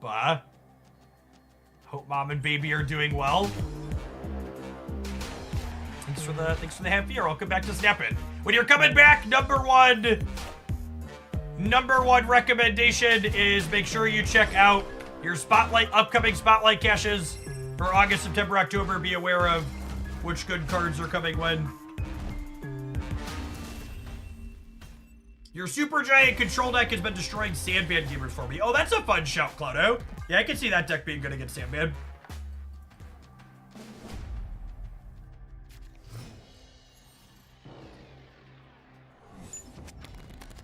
Oh, snap.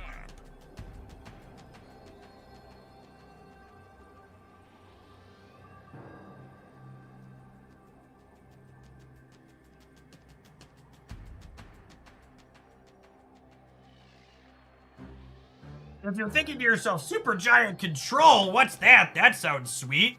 If you haven't seen that, that's one of the many fantastic deck lists you're missing by not being subscribed to my Jeff Hoagland YouTube channel. You get deck highlights there practically 7 days a week. In fact, I think yesterday me being sick and not having one preloaded was the first day I've missed a deck upload there in, God, probably months. Hi, Jace! Thank you for the gifted subs. That's super generous. Happy Tuesday. Happy new season day.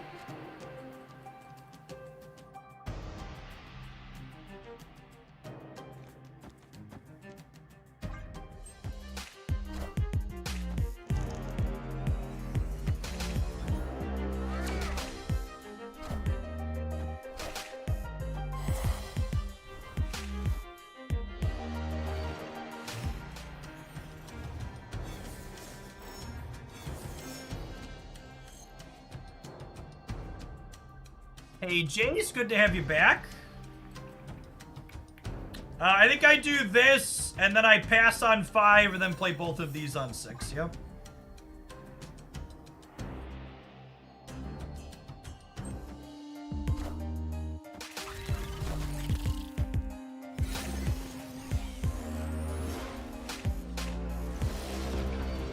Above average, CRC? Yeah, maybe about average.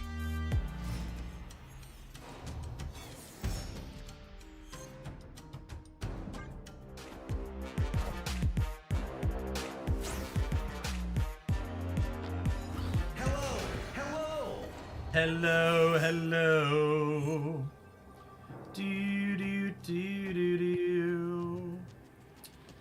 They play Sebastian Shaw here. They go to 13.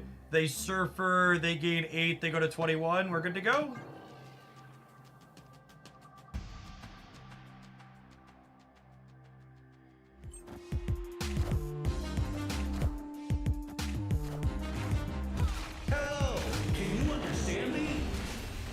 You understand me? I won the game!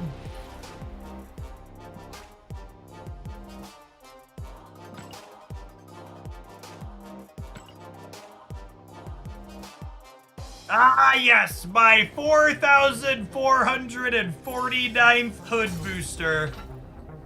That's exactly what I needed.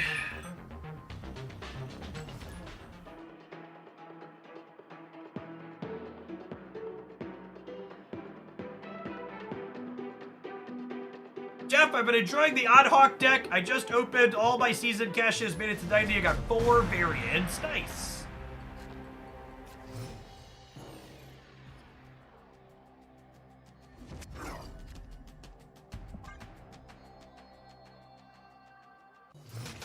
I think it's time to get a sick gun split. I have a gold crackle, and I have inked rainbow crackle, so Live from the Daily Bugle. I think we're set up on banger splits.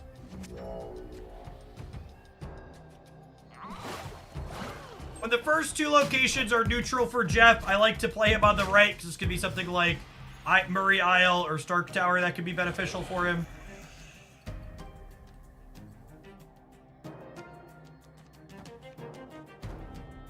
I think it's playable without Circe. Yeah, if you're missing Circe, you can play Lady Deathstrike. Doug Pie, thanks for the baker's dozen. I think it's also worth noting that this deck is probably bad even with Circe.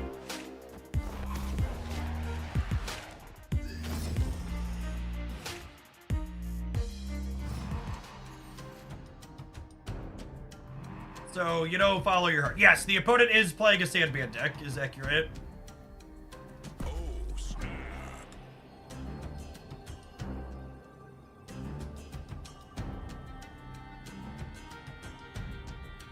And unfortunately, my personal alliance is full, jeez.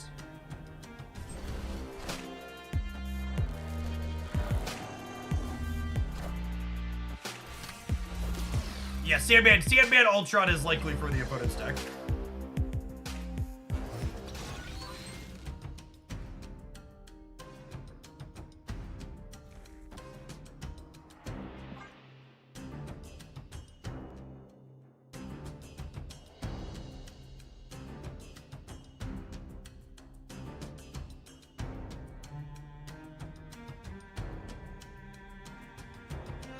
Yes, Deadpool's Diner and Infinite Conquest are both gone in a little under 4 hours.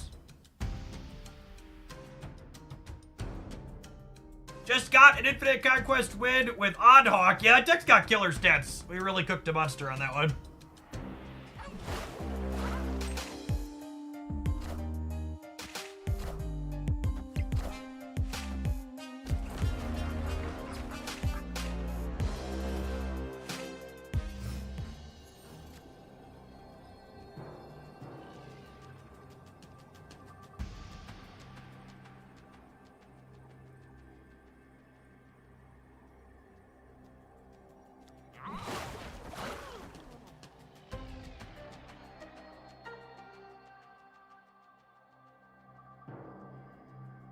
Oddhawk. Oddhawk was in my best decks roundup today, and there'll be a highlight on it later this week.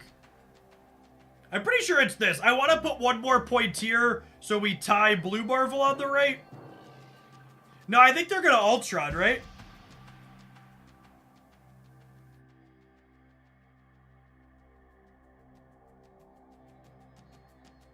Although, I guess if they Ultron... If they Ultron here, they're only at 11, right? Right? Ultron's 8.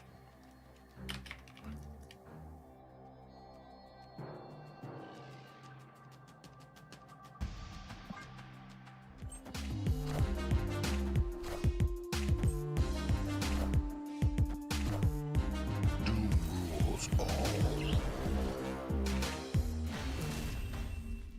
Is Sunspot more than Absorbing Man? It's the same. And playing them both out is better against Red Hulk.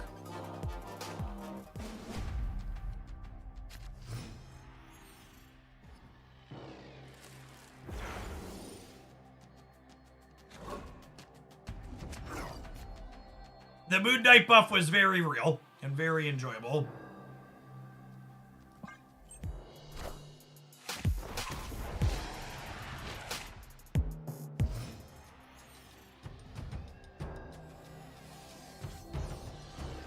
Turn 1 HUD!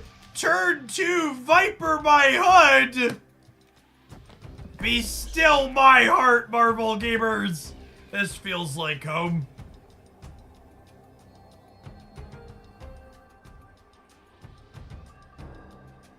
What year is it? We're so back.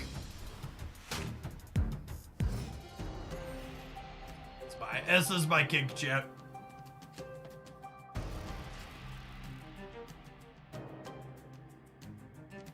So now I have to decide, do I want to... I think I play Electro right to give me the option to Sentry next turn into Circe on 5. But I might just be Circeing this turn. And then,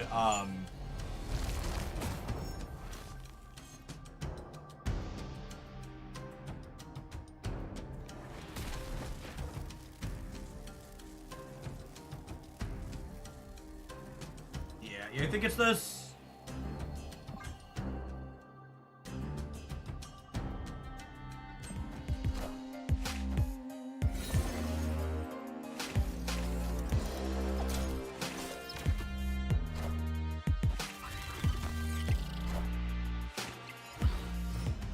That's good for the home team, yeah.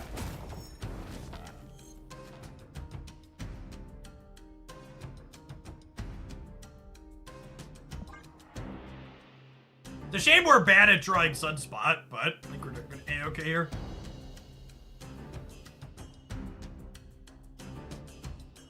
This deck works with Blink instead of Circe. I think if I was missing Circe, I would play Lady Deathstrike.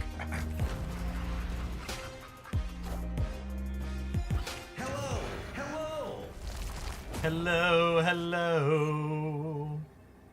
Do do do do do. How do they ever beat 26 in the middle? How do they ever beat 21 on the right?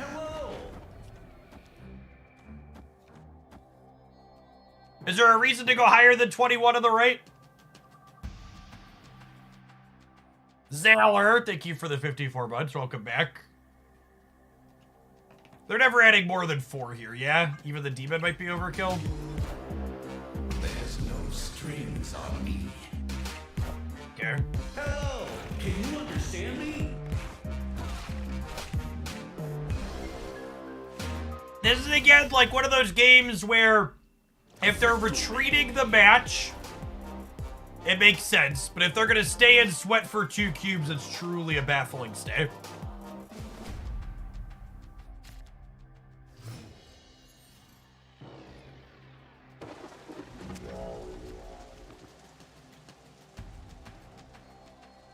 Hey, Mad Chicken, are you in chat? Can you pipe up in chat if you're here?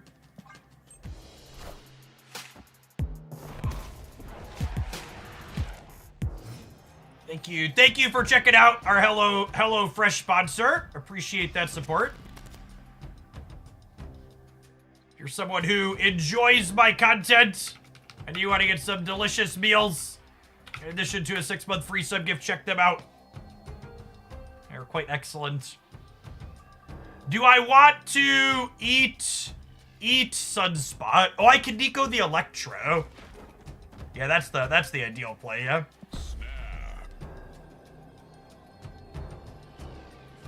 Actually, do I do this then? And save the demon for here? I think so. This will let me fill the raft up next turn without filling it.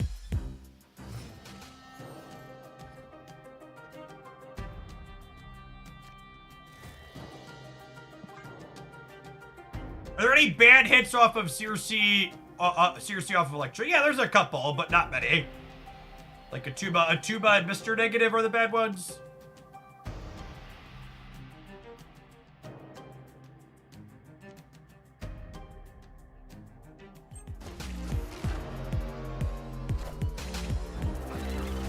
It's also worth noting here that they are a Sandman deck. So I'm gonna want to play out this this Red Hulk proactively.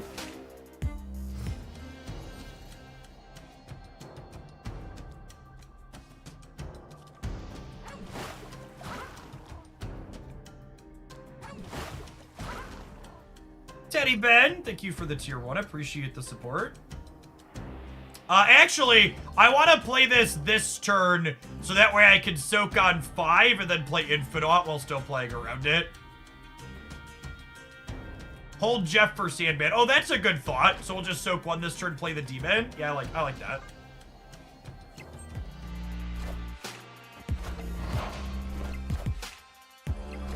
Clever Wasp play from the opponent here.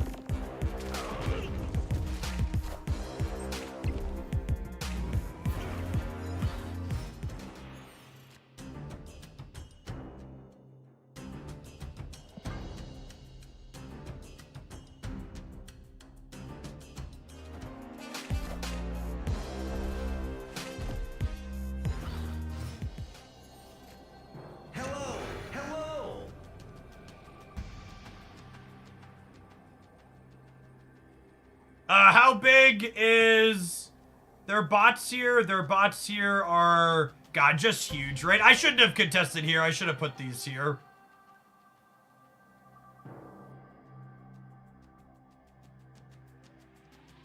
done messed up. They're 6 power each, so they're 7 power each.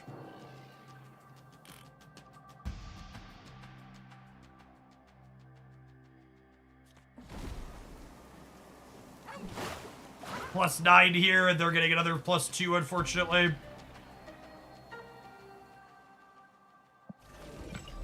Hello, hello.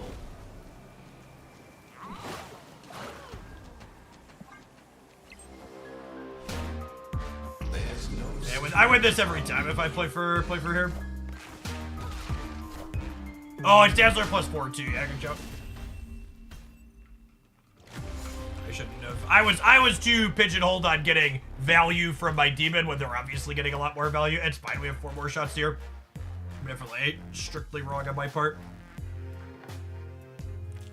How does War Machine work with Sandman? War Machine beats Sandman the same way Jeff beats Sandman.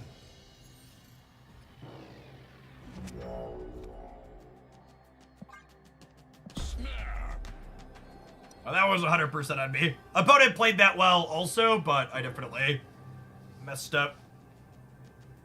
Opponent has mechanically played very good Marvel Snap. They've been very bad about their retreats and their stays.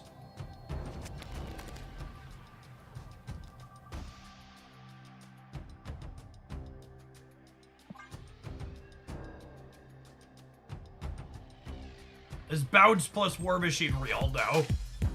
Not remotely.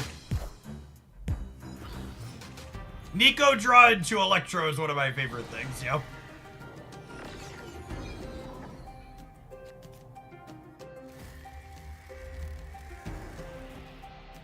This means I break a draw because of the stupid Great Portal. Sad. I still get 1 extra draw, but it's just annoying that, Can they lose the 50-50 on this, please?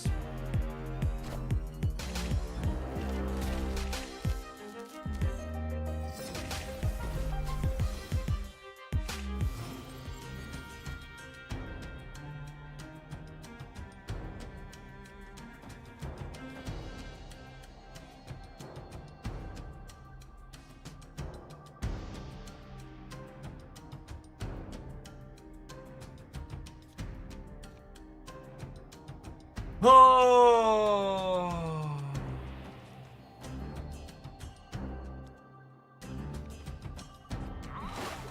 Man, I wish I had Lady Deathstrike here. She would be absurd.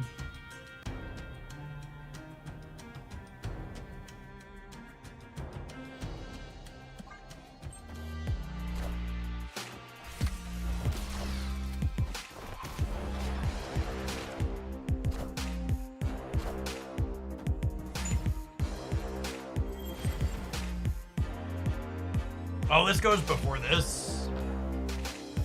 That wasn't happening either way.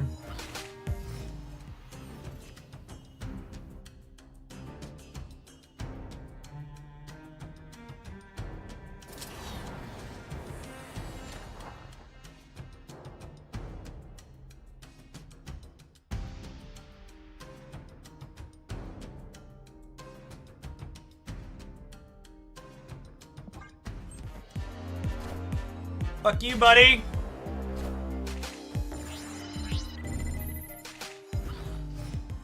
Sandman ain't got nothing on me. All right, so this beats bots on the left. Does it beat the middle? This is getting +6. The Ultron is +8, so they're adding 14 here up to 23.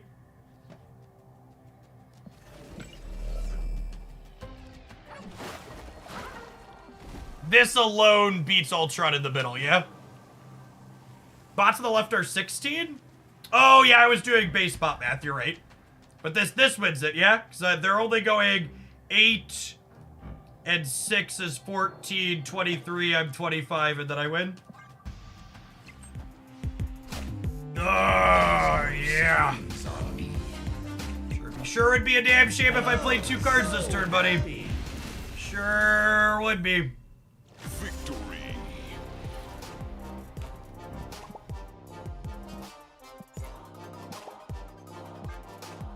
Alright, gamers, have some adverts. We're gonna see how far we can run it with this ramp deck when we get back.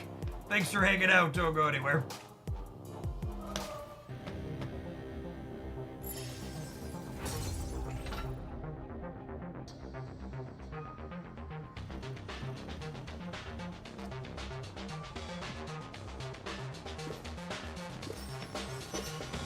Some season pass caches here to wrap things up.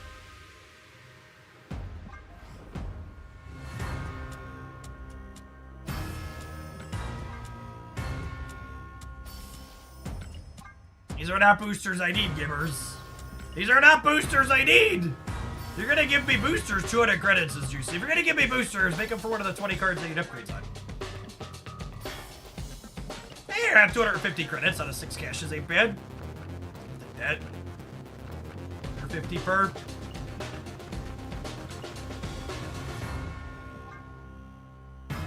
I'm gonna miss my last 100 credits in here this first week, chat. I don't have it in me to push on these. I'm not sure how the kids are gonna afford to eat this week without those 100 credits, but we'll have to scrimp and save and find a way.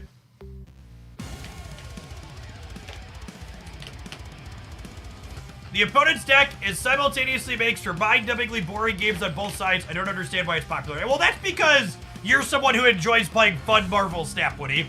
So the opponent's deck is just the latest Dr. Octopus Professor X Sandman deck that lets people who don't like thinking have really easy deterministic turn 6s. The reason why cards like Sandman are popular if they are remotely playable is because turn 6 in Marvel Snap is really complicated, and cards that take turn 6 and make them super simple to count so anybody who's even mediocre at Snap can have a deterministic win or deterministic retreat tend to be really popular. Yeah, bridges skill gaps really cleanly. Thank you for the 57 months, Argarn. Welcome back. Wildman Wizard, thank you for the 16 months. That's why when Leech was a 5 energy card and good, it was popular. It's why the old Professor X was popular. It's why Sandman is popular now. It makes the game and simplifies it an incredible amount on that last turn.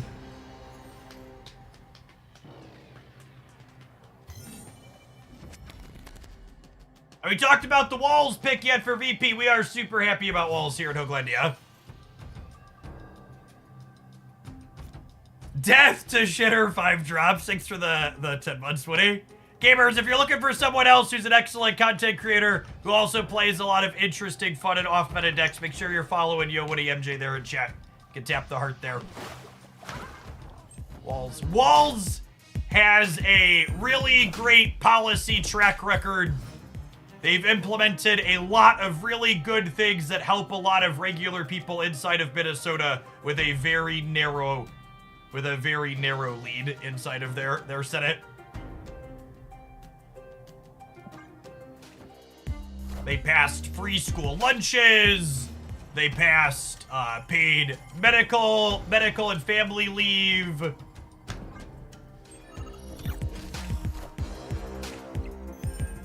whole bunch of other excellent goodies. Zen the Flash, thank you for the 7 months. Appreciate that. Welcome back.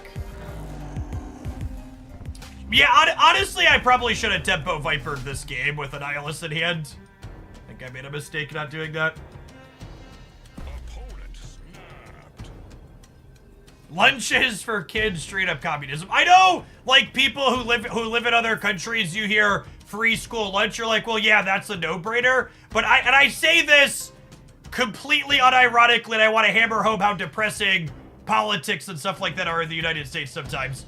Their school lunch debt for grade schoolers is a fucking thing in the United States. Escape. I know we talk about things like medical debt being abhorrent and immoral and stuff like that on this stream with plenty. But school lunch, like, if you don't understand how deeply fucked conservatives are in the United States, like, stuff like that is what they're fighting to maintain a status quo on. It's just like kids have food to eat at school so they can learn better should be one of those slam dunks every side of the spectrum agrees on this policy. In some places, you can even be prevented from graduating if you have unpaid school debt. Yep.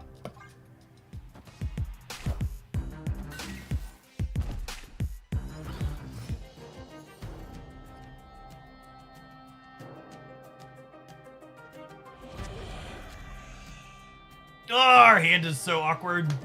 Maybe another retreat angle here. The games where we don't draw a good mix of our cheap stuff. You gotta bounce with this deck for sure.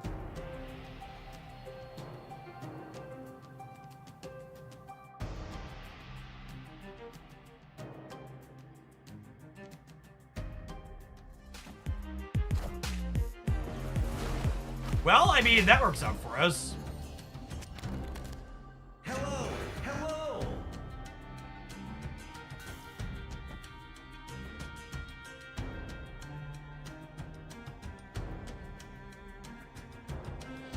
I had a conversation with a conservative one time in the United States, and they said, and I quote, one of the real problems in the United States are people who are on WIC and food assistance programs and also get free lunch for their kids at school because those people shouldn't be double dipping on handouts. And I'm sure many of you at home know exactly the type of thing they meant when they said those people. It's the racism, chat. For those who don't know and it's not clear, it's the racism.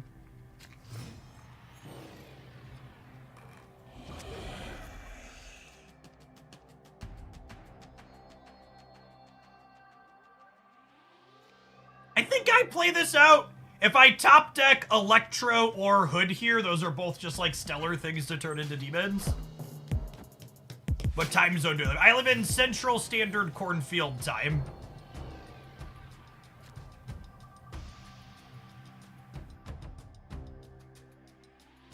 I'm gonna wait to play the Jeff, because if I spike Electro or Hood next turn, I'd much rather demon those than demon Jeff.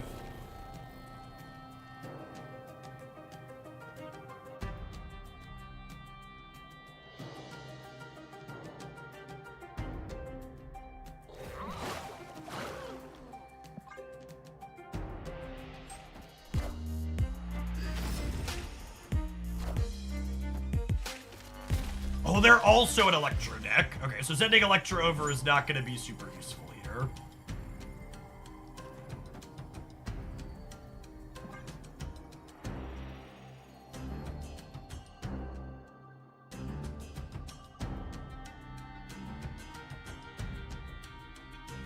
Anchored an okay spot.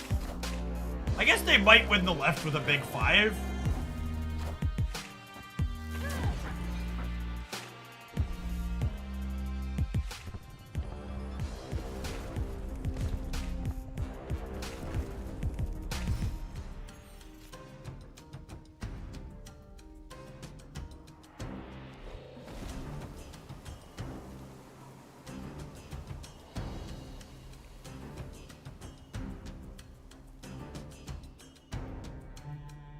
Can't decide if I want to play Annie over here or not.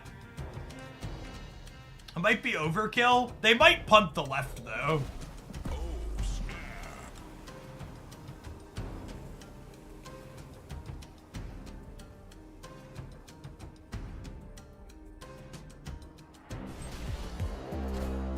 Not punting the left is bad for us.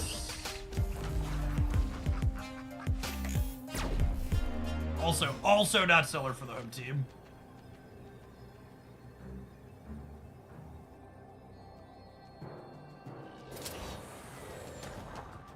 This beats Odin. Loses to like Red Hulk left. Opponent snapped. Yeah, I don't think I can stay for 8 here, unfortunately. Escape. Make sure a Boomer Snapper is good and muted.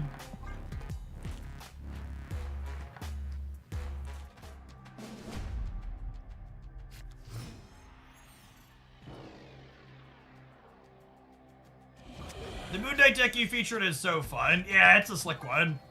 Cohax, thank you for the 20 months. Again, I just want to call this out more because I think enough people don't realize this. When I don't have Viper in my opener, you're not going to see me play Hood proactively on 1.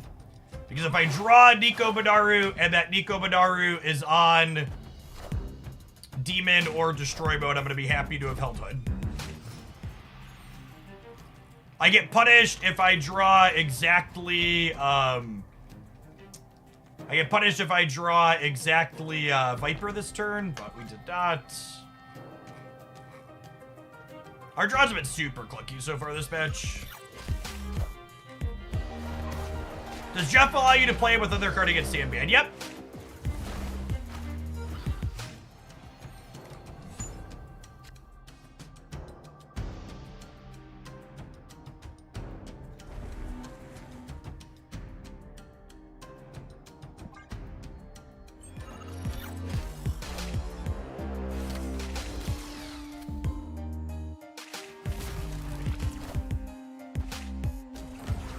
You do have to Jeff second, that's true. Accurate.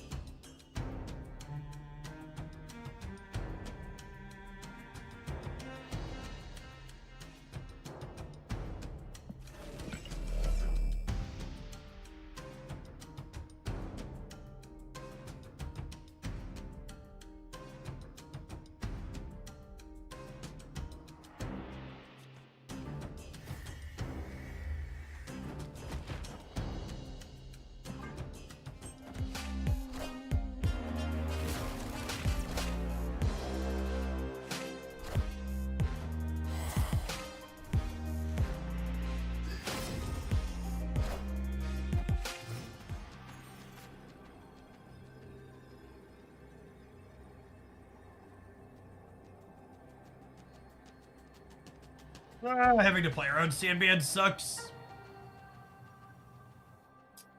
This loses to Dr. Doom, yeah. Opponent snapped.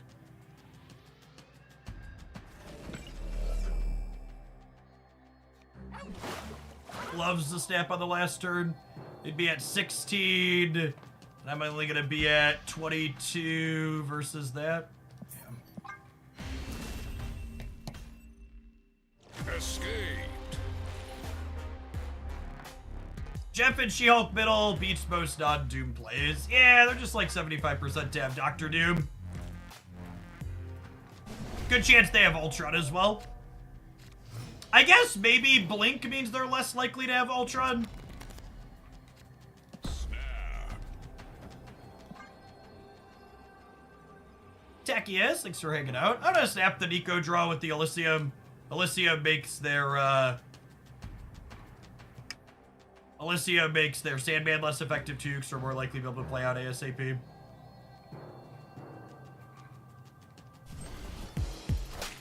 Some of the decks are running Blink, Ultron, and Doom. Yeah, I believe that.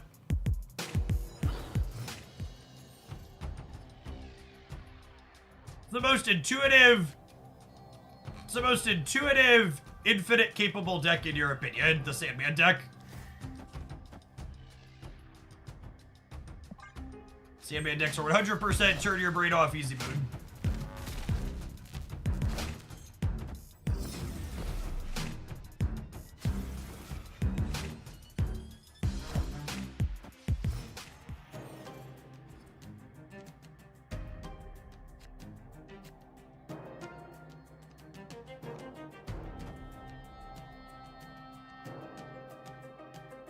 Opponent snapped.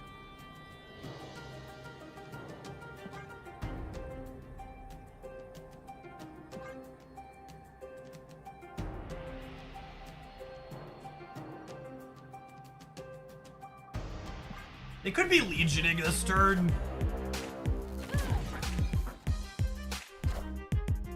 They're playing Shang-Chi? Seriously?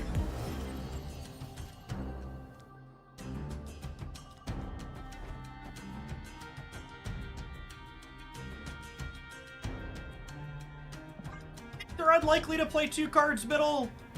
Obviously, Annie kills the hood.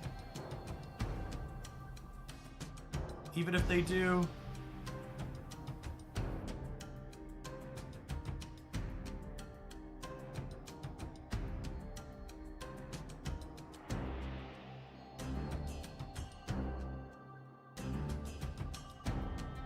You play Marvel Snap, there's always a Shang-Chi. Most of the established Sandman decks are not playing Shang-Chi. Just FYI.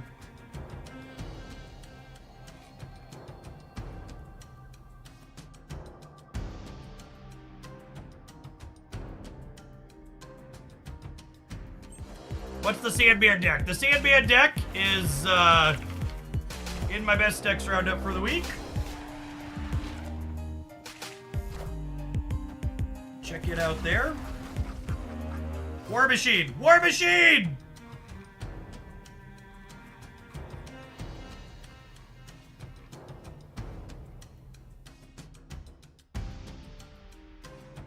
Unlucky.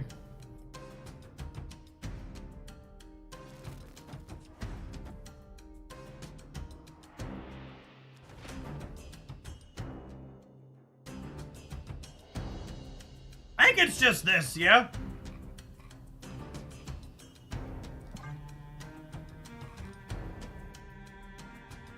And then even if they Sandman us, She-Hulk, Jeff, and Sunspot, let us play for all 3.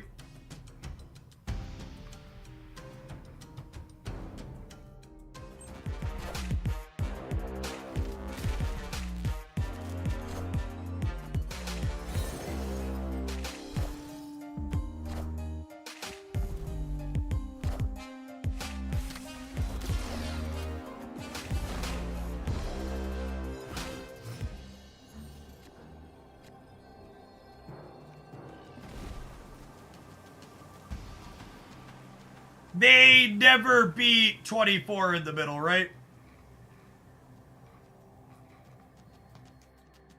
I get to play Jeff somewhere. I'm debating if I need to put it here or if I can put it here. I'm gonna be plus 18 over here. They've already Shang-Chi'd. They're super dead, yeah? I'm just taking a second to make sure there's not something I'm not thinking about. Even if they play something like an Orca or a Red Hulk, I'm still beating them everywhere, yeah?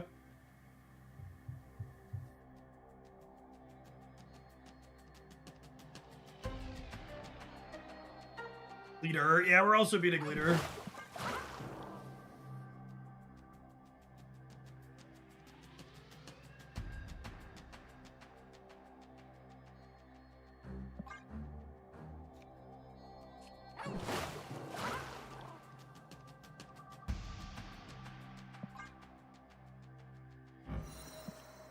We know they drew Nebula for the turn.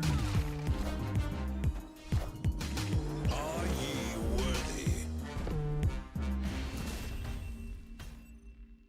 Victory. Cassandra's animation was causing a client crash in some edge cases, so they disabled her animation. This deck definitely feels like a Sandman Crusher. Because we're designed to play through our own Electro.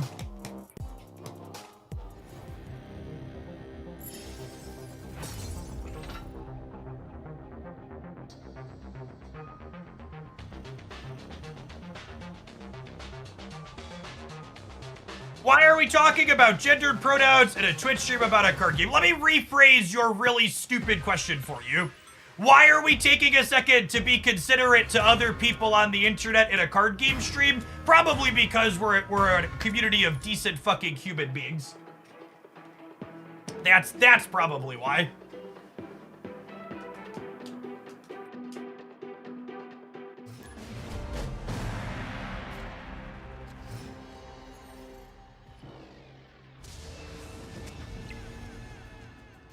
You wanna know why there aren't a lot of women and non-binary people who make their presence known in the gaming spaces, it's because people like you default to male on everything and make them feel unwelcome and non-inclusive.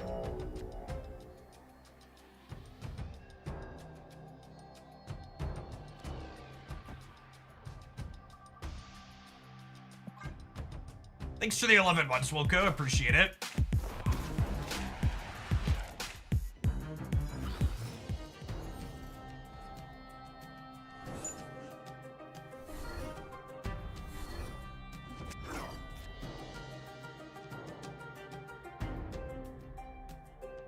It's like 90 minutes, sad.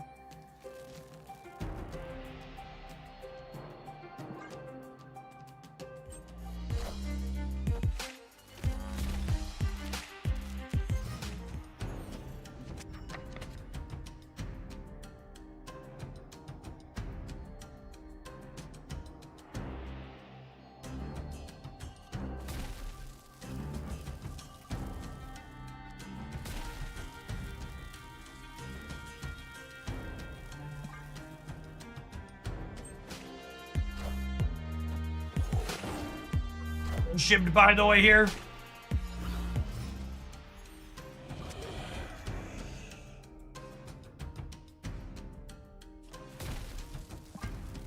I think I have to leave. My draw's just kind of clunky.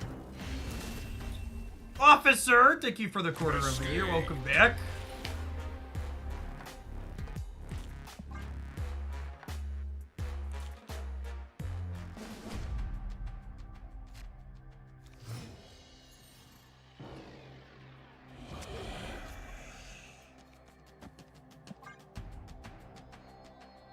Their draw was also clunky. Yeah, that's true, but I just felt like they had more potential for output on the last turn than we did. I might snap here. Snap. Definitely snapping here on Oscorp Tower for my Electro. Is there an alliance for subs? Just got back into snap and want to try alliances. Yeah, you should pop in the Discord server. We've got a super active channel in there for finding alliances with folks. My hype for the new season, I am. Kate Bishop is a card that is 100% my type of Marvel snap card. Enjoy it a lot.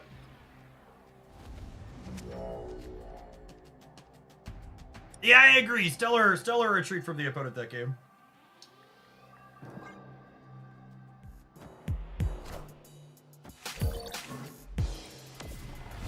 Hey, Richard, thanks for the 5 months. Welcome back.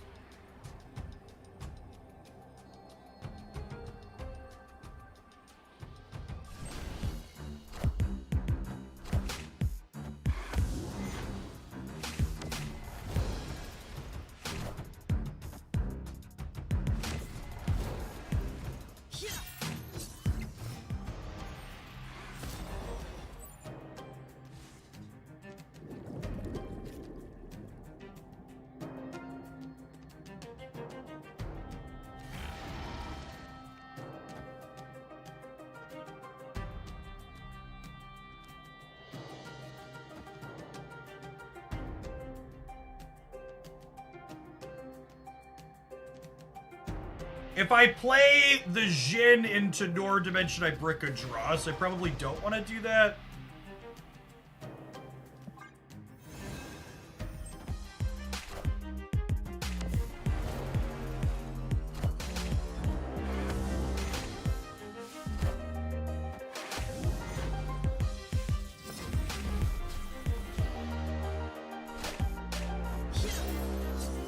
I guess this means I can't fill the white hot room, though.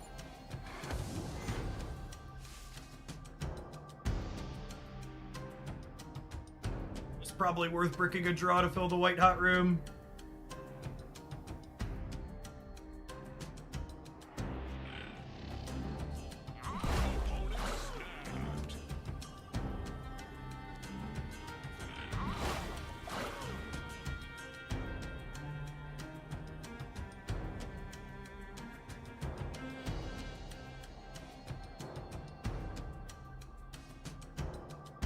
Shaker's Guide, thank you for the 2/3 of a year. Steely Thunder, thank you for the almost 2 years. Yeah, I messed up. I should have bricked the draw. I wasn't thinking about White Hot Room. I should have bricked the draw for that. I gotta leave here now. I might have to leave here. I just have so much energy.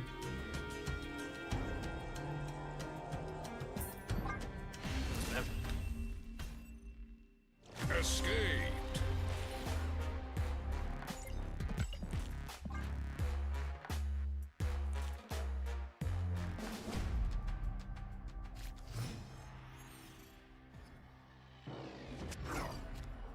Oh, snap.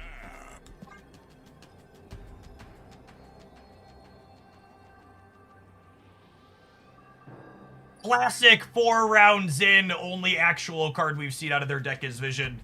Just Aeroshim things. Wicked, thank you for the 19 months. Welcome back. So, multiple sunspots all share energy that they soak every turn. I'm going to want to try and make sure that they're not Shang-Chi-able going into the last turn, though.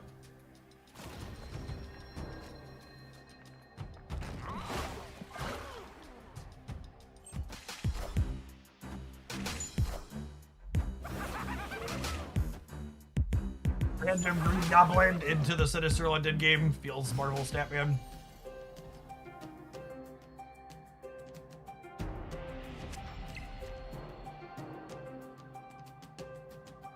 Is that good, chat? If so, why? Please explain.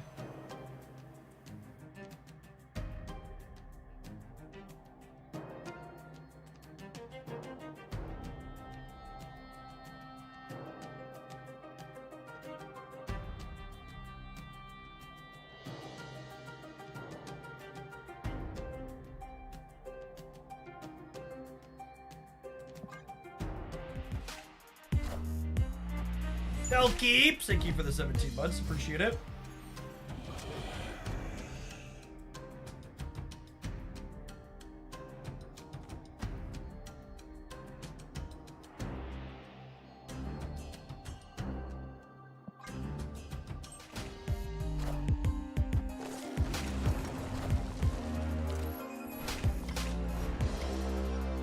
I don't know if my body is ready for Agent Coulson to give them an Annihilus.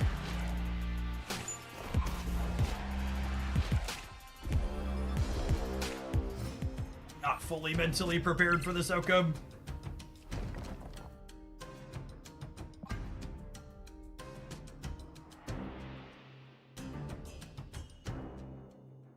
Malveer, thank you for the 3/4 of a year. Welcome back.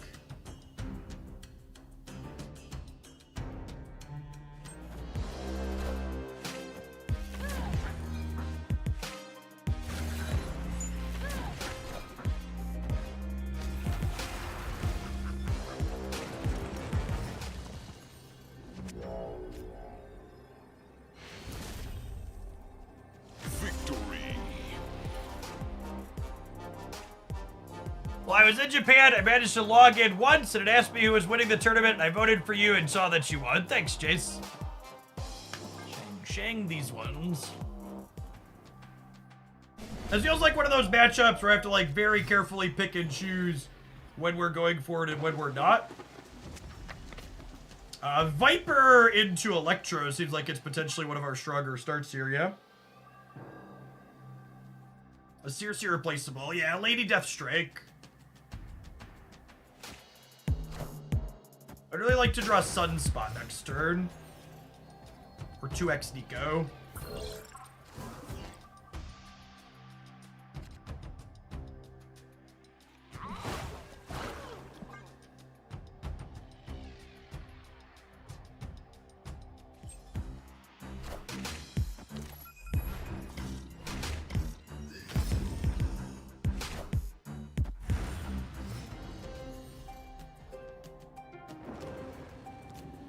Yes, Reddit could end up being good here.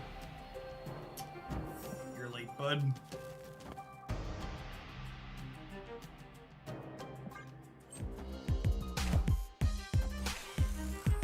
That complicates things. It means I can't just pump the left.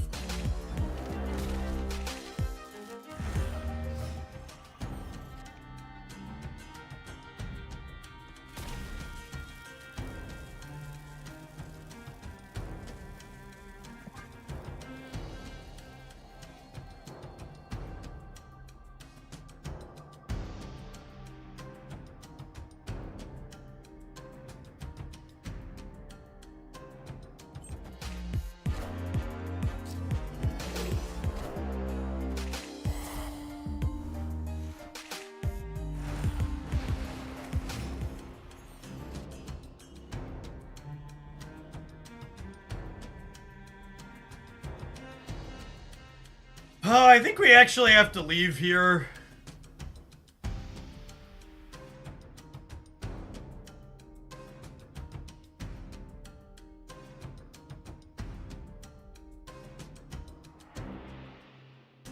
You think 2 rodents does it? I don't know. Am I betting they just don't have Shang? Seems like a bold bet.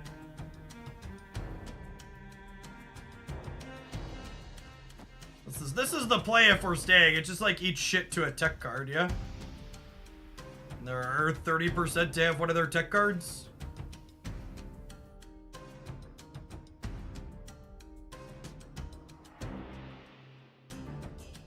I mean, they're only 30% to have their tech card, yeah?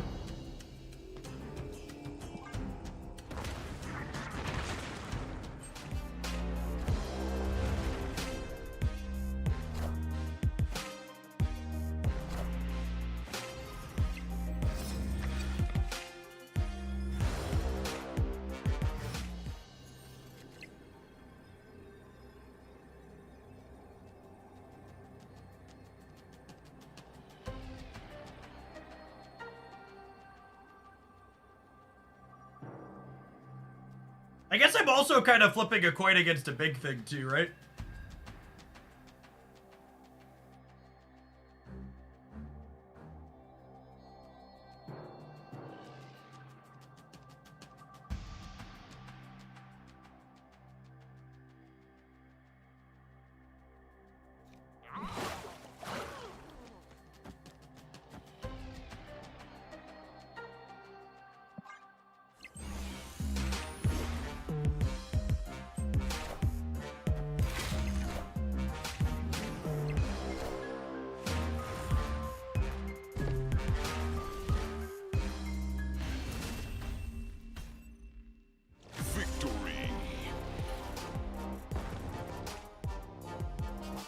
On that coin flip.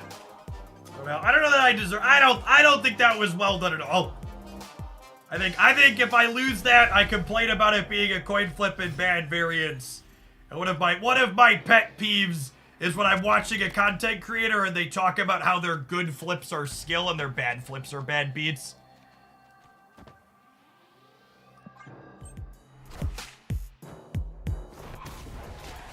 Yeah, round 6, only seen 3 actual cards of their deck. Is this deck that you're playing good? Probably not.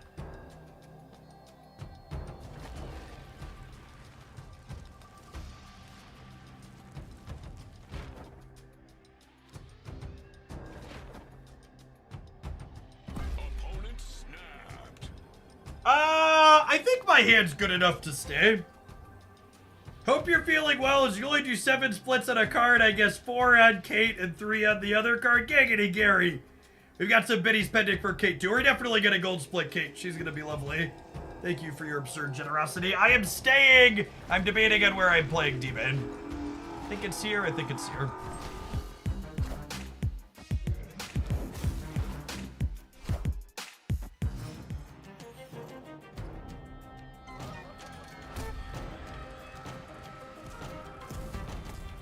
Wait, they Loki'd me?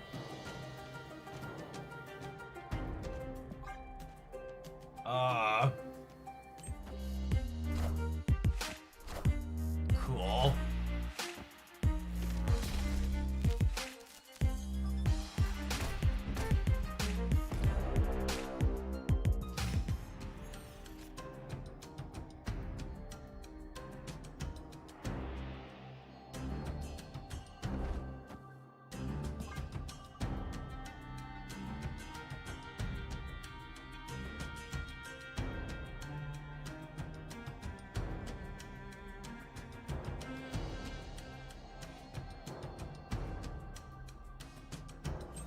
I love this chat. Come for the Jeff, stay for the whales, paying for splits. Oh.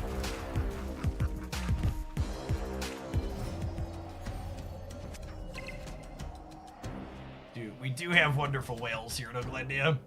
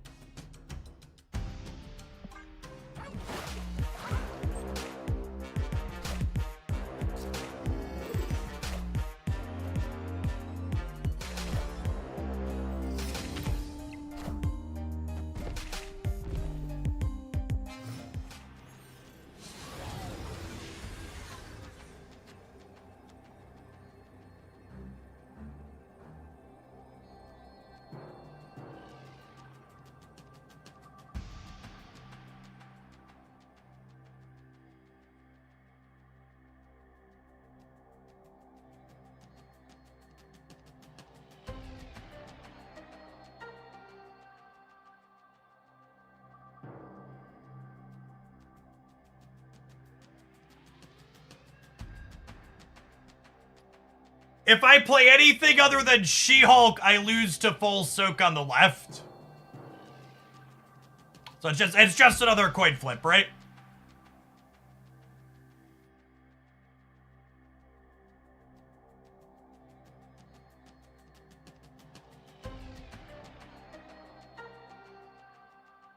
Right? No matter how I slice it?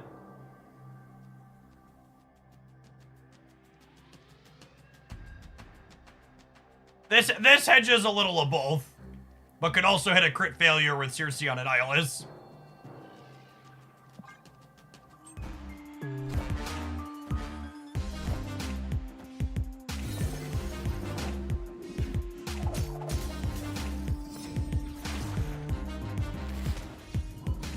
Alright, if we don't hit a crit failure, we win the game.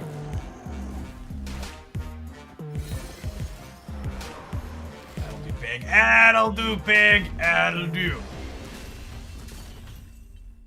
Victory.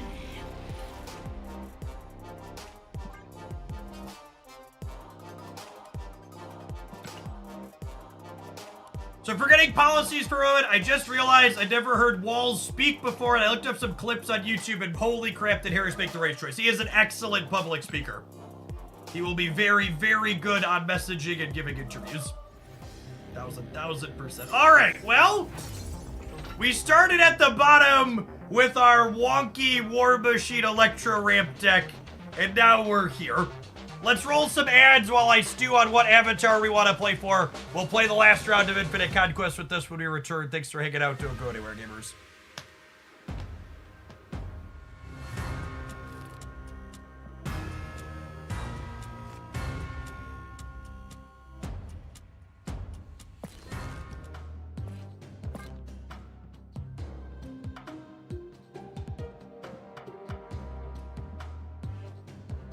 Which avatar do I want? This one, obviously. This one, obviously. Easy peasy, lemon treasy. Please cook a deck with War Machine. My dear gamer in Christ, are you not watching your stream as I am speaking to you at home?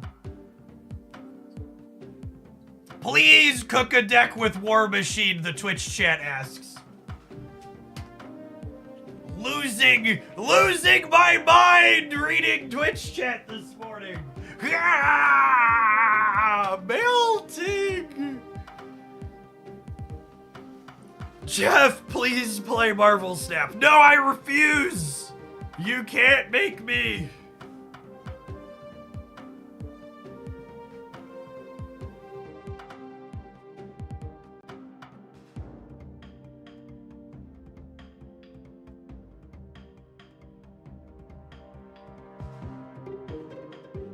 I just joined, sorry. Well, let this be a lesson as we appropriately ridicule you. Maybe take 30 seconds and look around at your screen before making demands somewhere when you walk in. Walking into a Mexican food restaurant. Why the fuck don't you serve burritos here? What is wrong with you people? Oh, wait, sorry, I'm new. I'm just looking around. I realize now my mistake.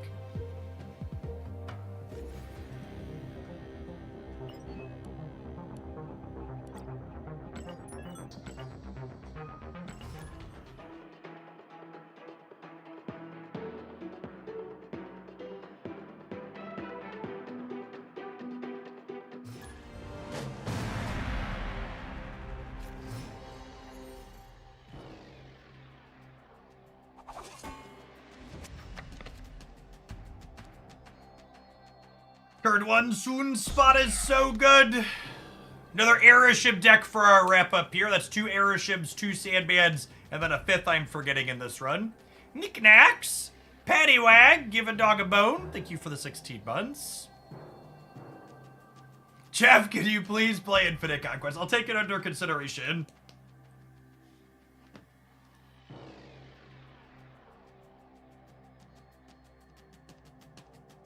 Someone in the Hoaglandia Discord saying they just wanted Infinite Conquest with High Evo Thena. Love that deck. If you haven't seen that one before, one of the excellent off-meta decks highlighted on the Jeff Hoagland YouTube channel recently. Auntie, thank you for the 20 months. Welcome back.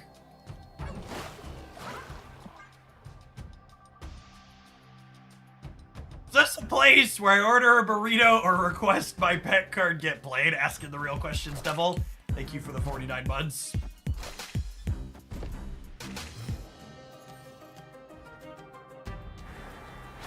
Jeff, do you like 10 cubes in Conquest? Or do you think it should just be 8? I hate winning an 8 cube or the opponent's 24. I think 10 is the incredibly wrong number of cubes for Conquest to have. And I've talked about that in the past. I think either 8 cubes or 12 cubes would both be better numbers. I think 12 cubes would let you reasonably come back from an 8 cube loss, and then 8 cubes would make it so people just can't sweat. So I think either of those options would be better options.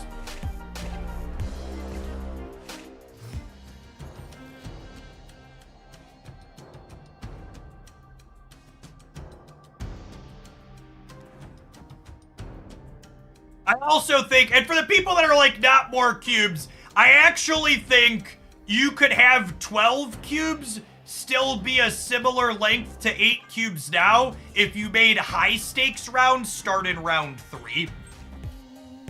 I think we could have our cake and eat it too.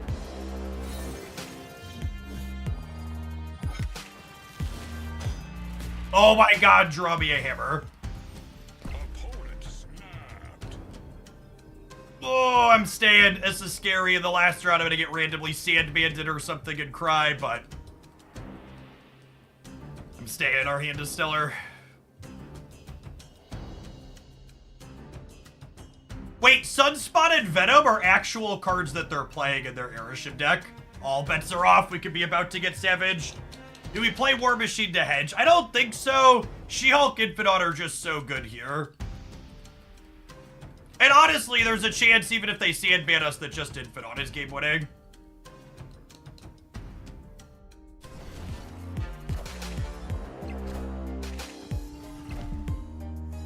Hello! Hello!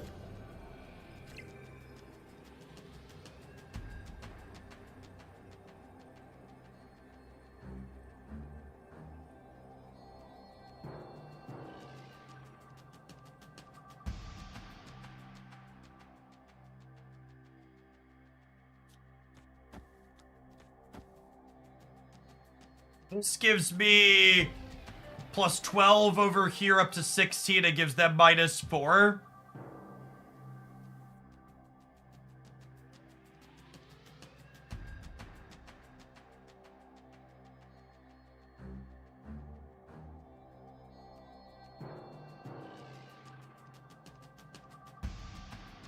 I could lose to a little bit and a little left. Hello! Hello! They never beat 16 over here, yeah? How do they ever beat 16 on the right?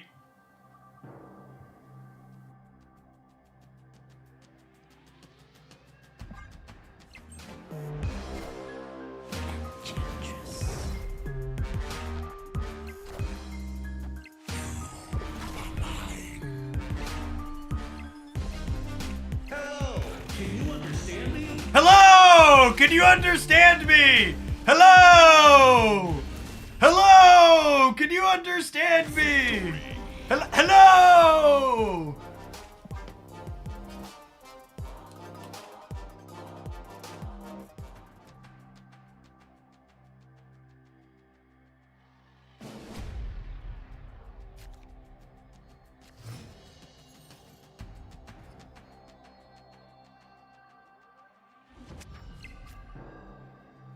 They were dodging Shang-Chi. They were. They were, in fact, dodging Shang-Chi. You're right, gamers.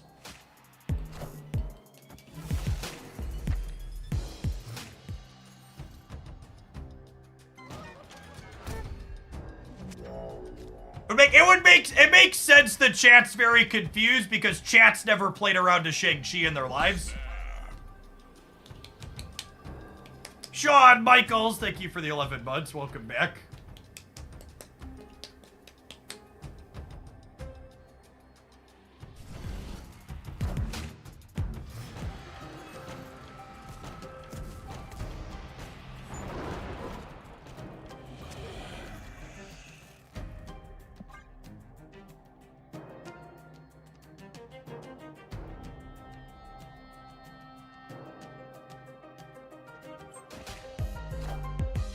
I've never heard of this Sean Cheese fellow.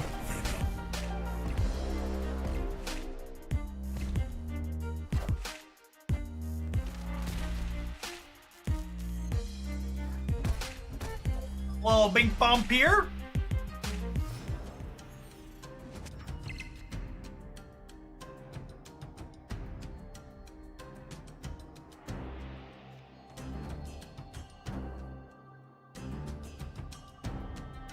Our opponents playing a different game than everybody else at home.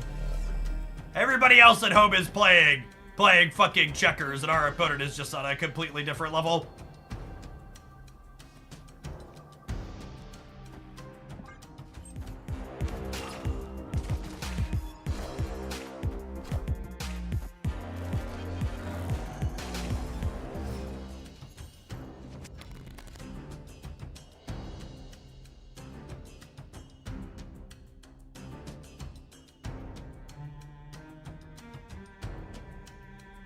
We're gonna do our best Utah teen impersonation here in just full soak.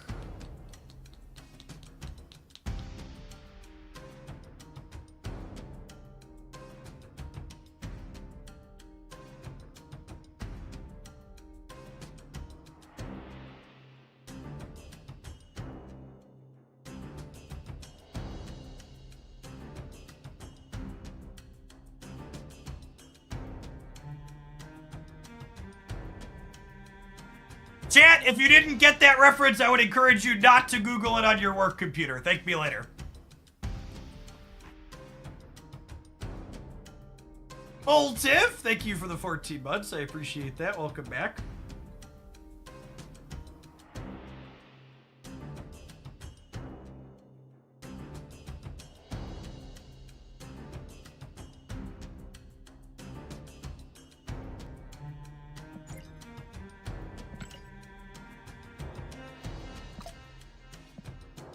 Lower collection level, but they're still 3,000. It's a few months into playing the game. Double Star Snap, thank you for the 12 months. I appreciate that. Welcome back.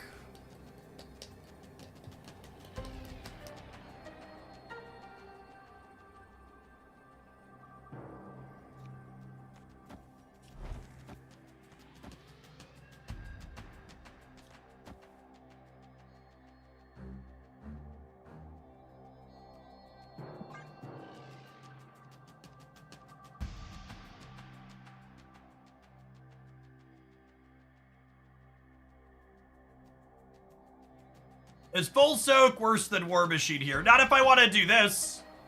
You shouldn't play around Sandman out of random decks like the opponents. Not until you see them.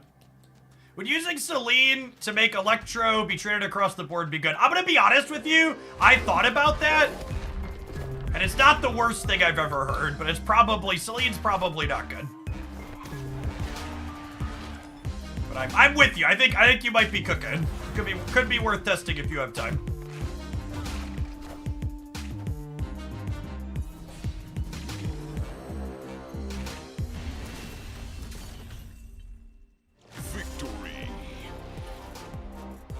Starting with Kate and Marvel Boy. I think I want to build a good stuff collector deck to start for Kate Bishop.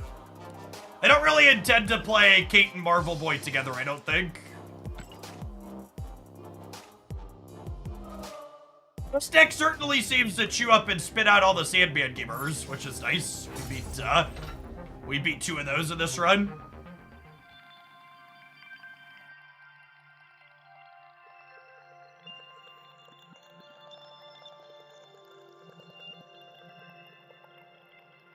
And remember, chat, doesn't even count as winning an Infinite Conquest if you don't tweet about it.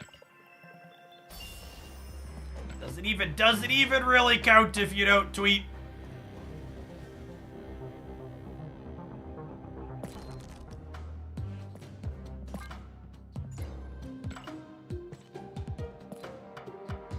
Favorite non-one. Did we go 2 for 2 on Infinite Conquest this morning? We did, yeah. We won 1 with Viper Ramp and 1 with Oddhawk. I didn't tweet the Oddhawk one, actually, because I've tweeted about other people winning with that one. So it seemed redundant. That deck's very good. This one, however, is quite the cook, and it's getting a tweet.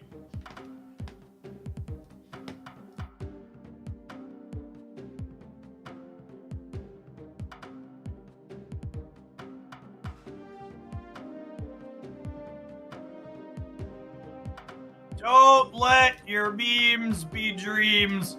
Put that Sandman in a box where he belongs. New infinite conquest win with a war machine / viper ramp cook. You can replace Annie / Circe with Lady Deathstrike / Carnage.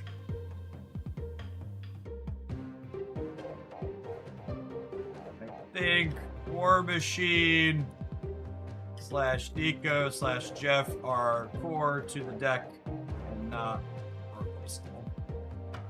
This won't stop people from asking how they can replace those cards, but we can at least try. Don't let your memes be dreams. Put that Sandman in a box where he belongs. New infinite conquest win with a War Machine / Viper ramp cook. You can replace Annie / Circe with Lady Deathstrike / Carnage. I think War Machine / Nico / Jeff are core and not replaceable.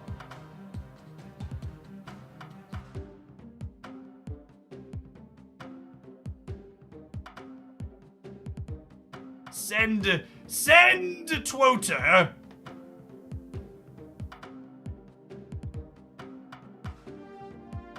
Just to give a happy politics moment to talk about Walz for a second, by the way. This whole thread's up on my Twitter, but just like to show how genuinely good him and the Democrats have been in Minnesota. These are a bunch of policy things they had happen. So we had breakfast and lunch for Minnesota students. We had paid family and medical leave. The nation's broadest right to repair law for independent studios to repair laptops and electronic devices for places like Apple and Google. Financial aid program giving free college tuition to students of families who made less than $80K per year. They banned non-compete agreements and captive audience things before that happened nationally via the Biden administration. They created the nation's first standards board for nursing home workers. They banned junk fees on bill banning junk fees. What are junk fees? Those are like extra random things that add up at the end, right? Like there's so many good legalizing recreational marijuana in Minnesota and expunging the records of people convicted for misdemeanor possession. Just like so much good legislation. Just like look at the list, chat. And for the record, he did all of this with a one person lead in the Minnesota Senate. One singular person lead.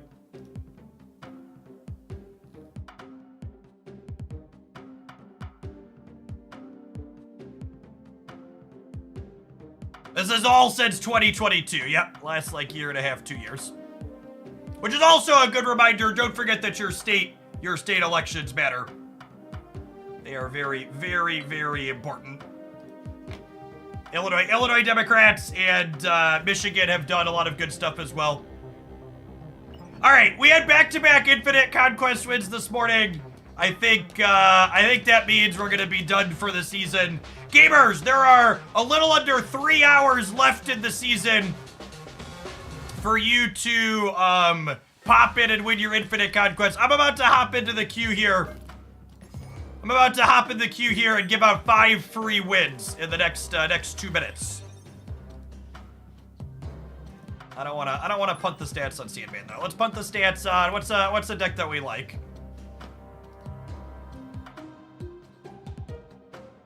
Joe had a super majority and didn't do much. Gosh, it really must be fucking weird living in a place where facts and reality don't matter, because that's not remotely true that Biden ever had a super majority. Not remotely the case. Dems haven't had a supermajority nationally since Barack Obama when Obamacare got passed, right? Can I get a quick fact check on that? I believe that's the case. Supermajority is 60. Okay, cool. I get that a lot of other places online, you could just like show up and post a blatant lie and have no pushback or no repercussions for the fact that you're posting a blatant lie. But Homelandia is not one of those places. We can and will ban you for spreading misinformation. Yeah, like the Dems don't even have a majority in the House right now. Escaped. Good luck, Godspeed, opponent.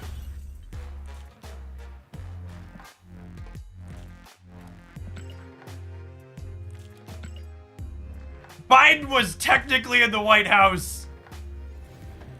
I'm a Republican, but I love your stream. That's fine. You can watch without the chat moving forward.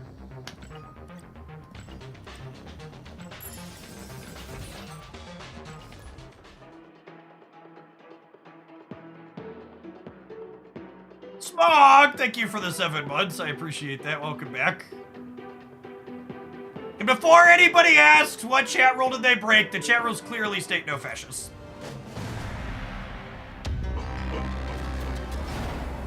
Or they were warned coming in.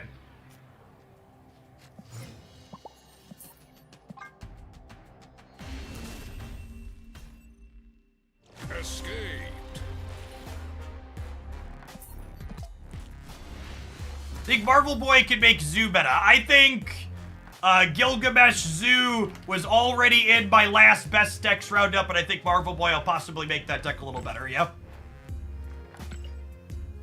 For those of you that are just joining us, I don't plan to play any more Infinite Conquest this season. We hit a bunch of wins, and I want to just chillax until the season rolls over, so I'm giving out 5 free wins here real quick. We'll collect some medals, we'll buy some boosters, we'll be on our way.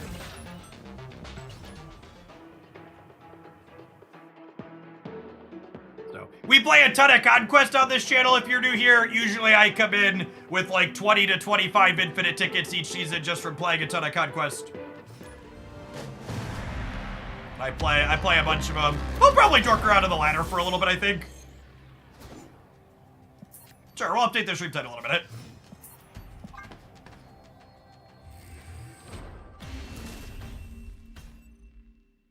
Escaped.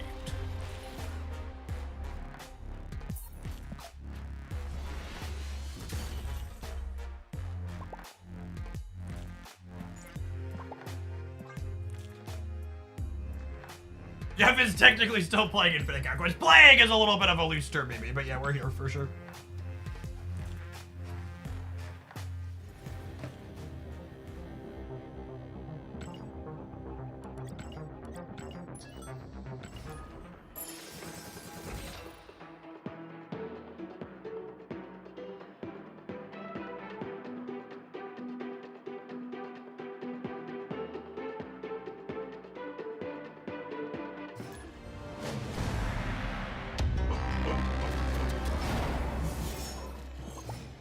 You should have taken the Theta stance so she doesn't get nerfed, LOL. Escaped.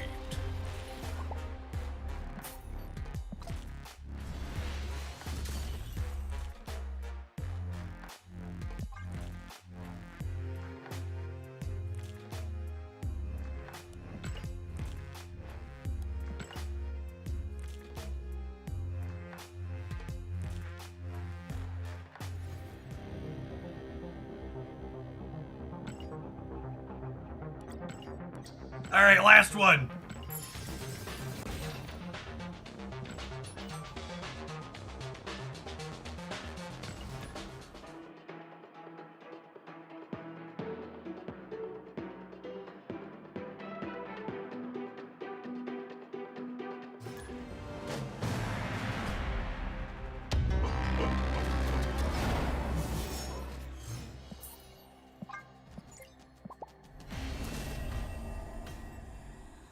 Escaped.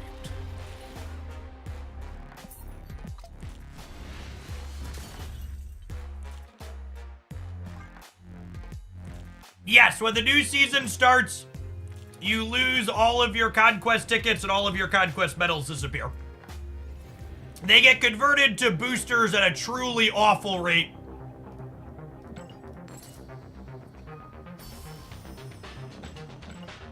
What do you think is the best card of the season? The upcoming season or the current season?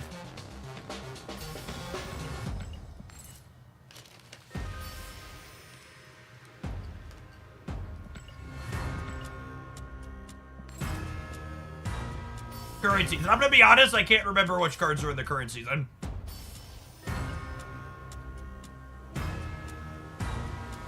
Should I play Proving Grounds to get 40 more boosters to get 75?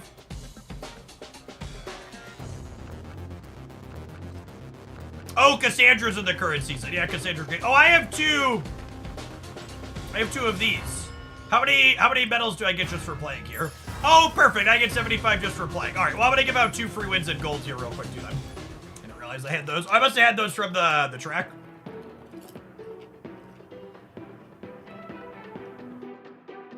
Are there people queuing here?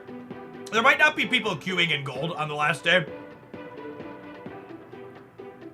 Oh, we did get one. Look at that. Have a freebie, bud.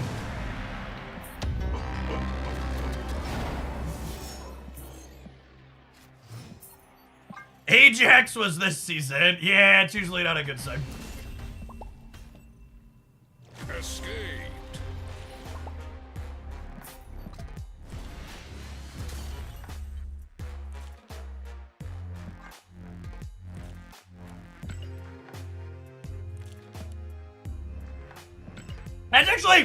That's actually a good question. Why don't we look at some untapped stats and see how this season's cards look, huh? I'm curious. I spent 4 spotlights on that fucker.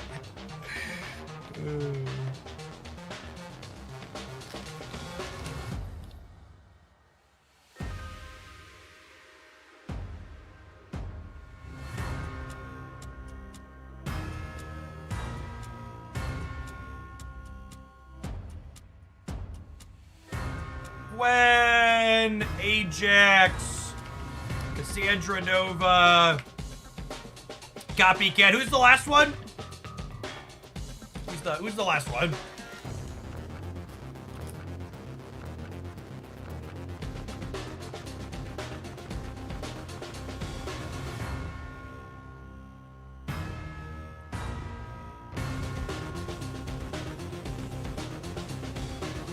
That's about what I expected. These 3 being neck and neck is pretty impressive.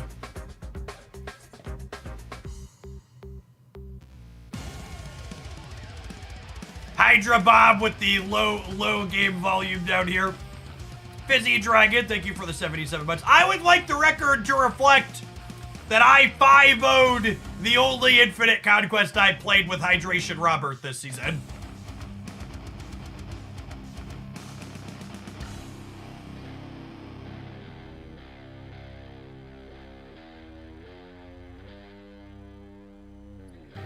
This pile of cards. I 5-0'd with this. Is Nico worth getting? Nico is the best card you could get with Marvel Snap Resources. It's very, very good. All 0.6s, Jeff. Yep. Accurate. What if we look at? Hold on. I like to do this occasionally. I like to tweet this occasionally. What are the last 2 months worth of cards now that we're at the end of the season? Series 4, Series 5, sort by release date.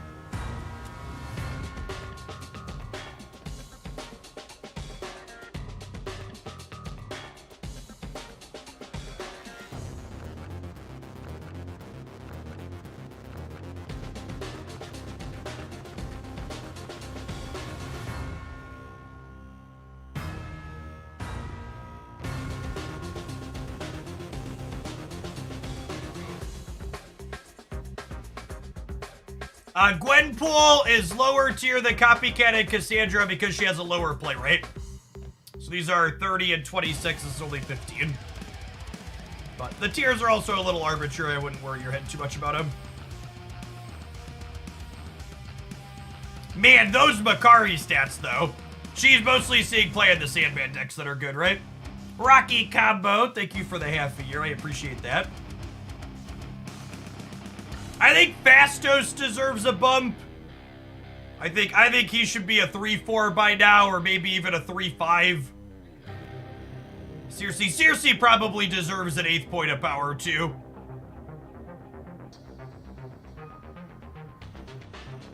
Did you use tokens on Gwen? I think if you like Gwen as a card, she's a fine card to spend resources on. She is a build around that's a unique core to the deck she's being played in.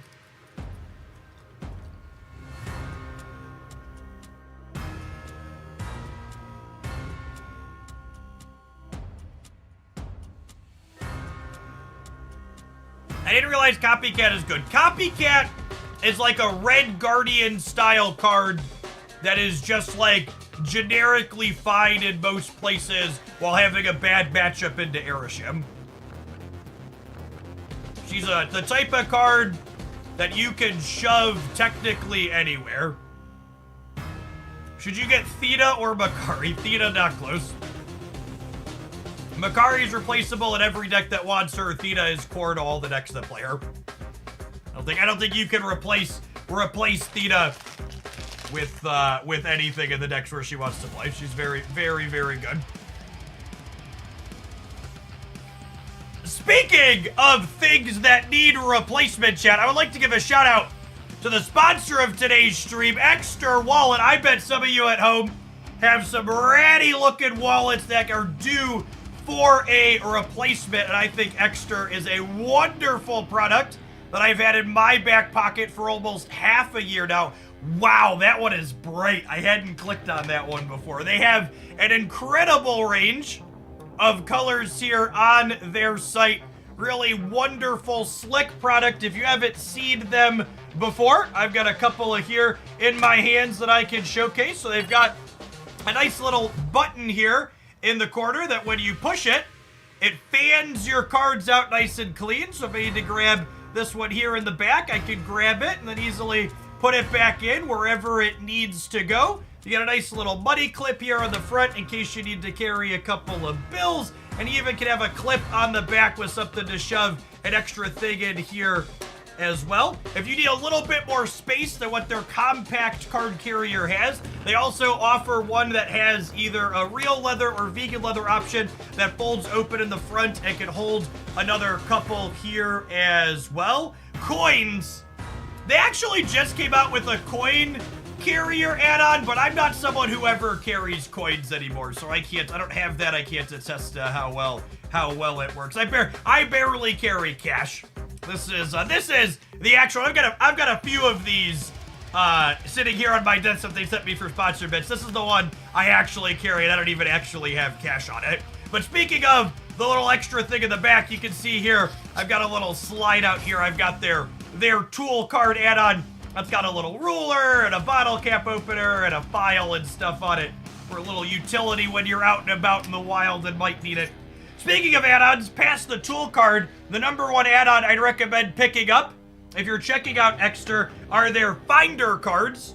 So they have two different versions of these. One works with the Apple Find, and then this one works with an app called Chipolo that works on Android. I'm an Android guy. These attach via Bluetooth to your phone to make Exter a smart wallet. And the greatest feature that this has is if you're someone like me that misplaces your wallet around the house periodically and you're scrambling as you're trying to run out the door, you could just open your phone and press the button and it'll ding your card wherever it's at in your house so you can find it or send your child to go find it for you. It's also useful when you're out and about as well, because while it's connected via Bluetooth, the application periodically logs your GPS position for you. So if the Finder card gets disconnected while you're out in the wild, you can pull up the app and find the GPS spots in the last place where your wallet or your bag or whatever it's contained in is attached.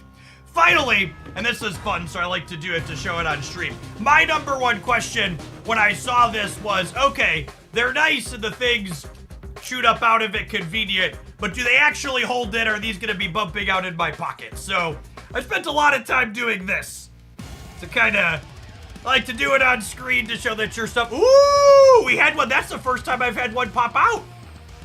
Ooh, I had one pop out there. This is my one. These are a little different than my plastic cards. They're just cardboard ones that are Exter filler. I would like the record to reflect my one with my plastic cards in it. Stay in there. It's because it's not gold. And stay in there nice and tight. How many splits did it take to go on? This is their gold-plated one. That comes with a premium. Actually, fun fact. The gold-plated wallet costs a similar amount to getting a gold split in Marvel Snap. About 250 USD. All right, let's dive on in to some Marvel Snap laddering here. Check out Exter using my link. And you can use code JeffH to save a little bit extra on their summer promo with them. What should we do? We've got about 2.5 hours. Got 2.5 hours till the new season rolls out. Do you think Marvel Boy will work in Bounce or primarily? I'd be surprised if he's good in Bounce. Maybe that's worth testing.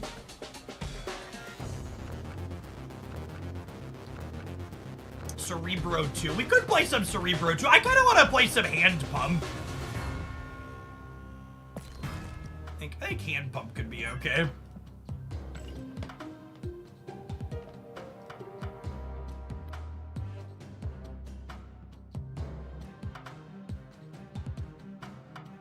Did we Theorycraft? I haven't Theorycraft built anything yet, no. I could play some really terrible things. Nah. We've been doing a lot of winning. I don't want to play anything too terrible, I lied. This might be good enough and still interesting. We dorked around with this a little bit. Oh, this is probably kind of mid into Sandman. I don't think Cerebro 2 is good into Sandman. So I don't know that that's a very tenable pile of cards that I'm interested in. Hand Pump's probably okay there. You could play a big Mysterio out and get him on the last turn. I'm gonna do some Hand Pump for a little bit. I like this deck. Hydra Bomb. The Hydra Bomb deck I like is also not stellar into Sandman. A lot of the decks I like are kind of sad against Sandman.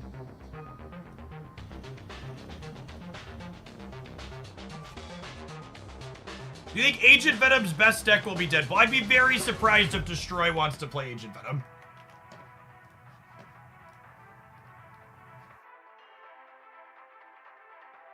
Jay said, I lost my wallet while I was traveling in Japan. Well, make sure to pick up one of those Finder cards then, so that doesn't happen to you again. It's your fault for liking playing cards that your decks are bad against Sandman. That's true, you know. If I enjoyed playing cards less, I'd be better against Sandman. My bad.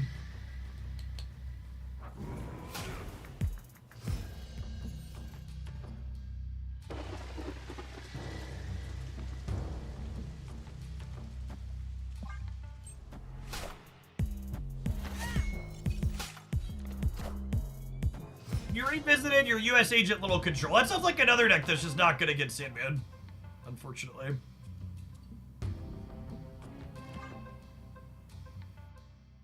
That's true. You can use the card to ring your phone back. I think I'm staying. My hand's pretty good. I just assume they're snapping because they're filling the raft here soon.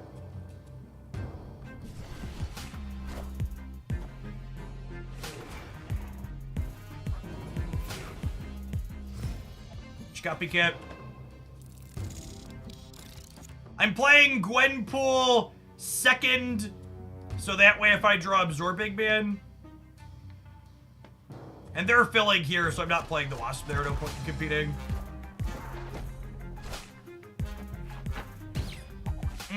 Nocturne is really unfortunate, because it lets them dictate whether or not we have another turn here.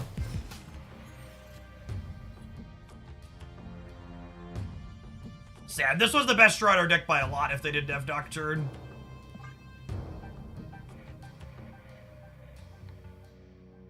We could be getting Sandman in here, yeah.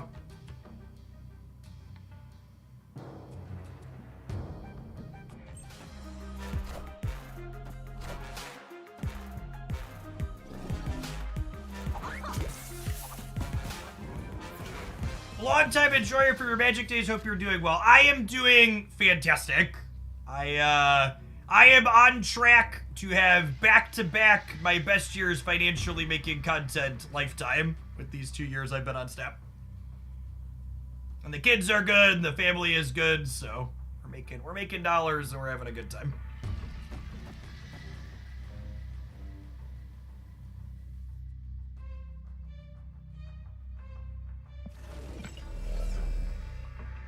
Duty Drum, thank you for the gifted sub. I appreciate that.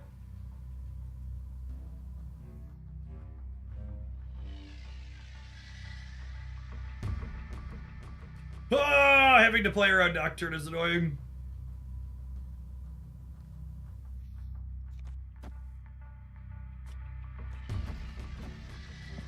We could die here if they move the Nocturne.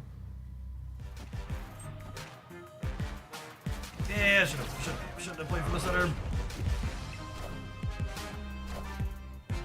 I guess I would have died either way, yeah.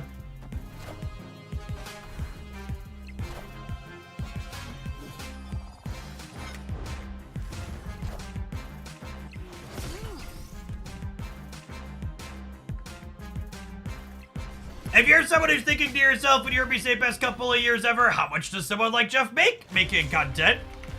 You can check out my review video here. I did a full breakdown of my income, my first year making Snap content full-time. Talk about how much I made in total, what came from Twitch, what came from YouTube, how ads line up versus sub money and stuff like that. Abide like the dude, thanks for the 16 months.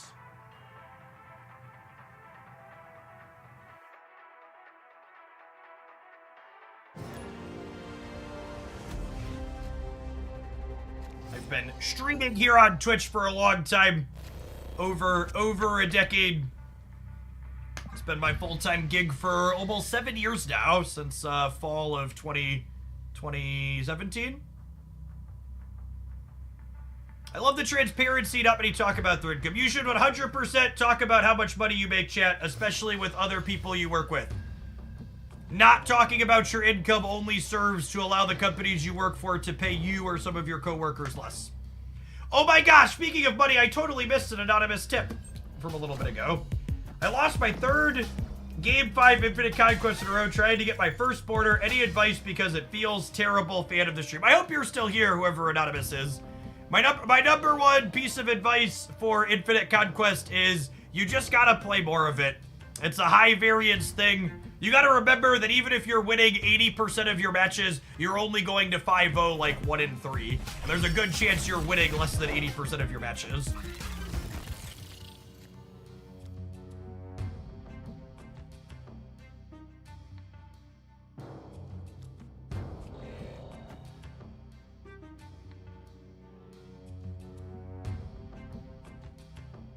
And get fired fast. It is illegal in all 50 states in the United States to fire someone for talking about how much they make with their coworkers. You're right that there are places where they'll make up other reasons to fire you instead, but... Oh, yeah, I wanted to absorbing ban the Fastos. Awkward. In my brain, I was absorbing banning Fastos and getting a copy of it, but that's not how that works. I'm talking and clicking.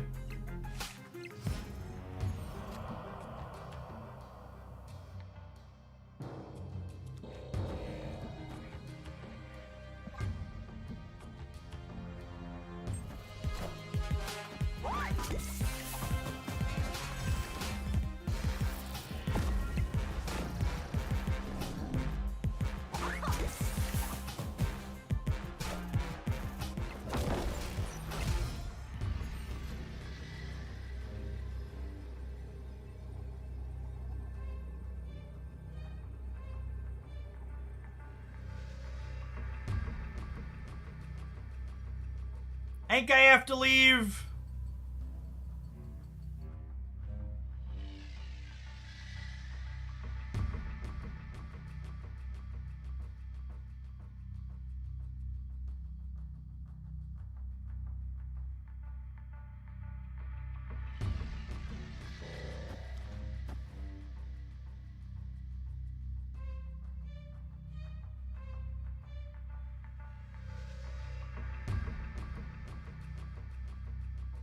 I could win the breaker if they surfer here and their other thing dies. They could also just be ultrotting, and then I win if this lives.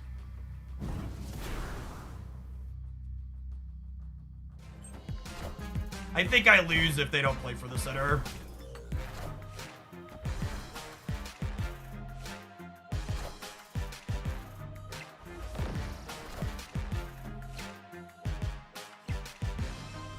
Oh, I lose to Ultron left by 1 if it doesn't blow up because of the blue marble. Damn, close game. He did. One more pump hit the old Mysterio.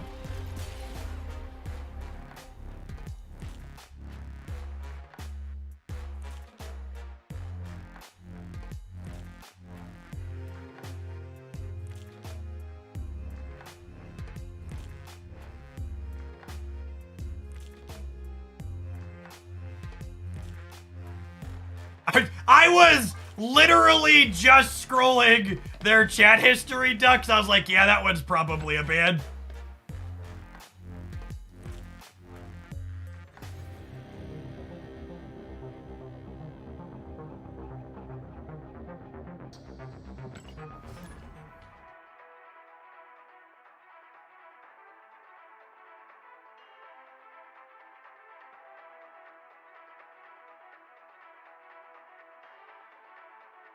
We're very pro workers' rights on this stream.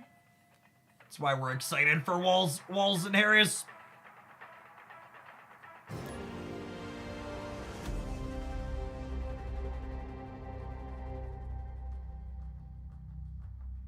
Walz and Harris, Harris and Walz, Harris and Walz, Walz and Harris. Sure, get your pro worker. Presidential candidates here. The glasses that you're, yeah, the glasses that I'm wearing have, they go up over the top, so they don't sit directly on your ears. So they help a little bit with, pressure on, they help a little bit with pressure on the head, and they make it so your ears don't sweat under. Anyway, anybody who's worn regular glasses with over-the-ear headphones like this, know if you wear them all day, they can get a little grimy on top of your ears occasionally. Let's make sure that doesn't happen.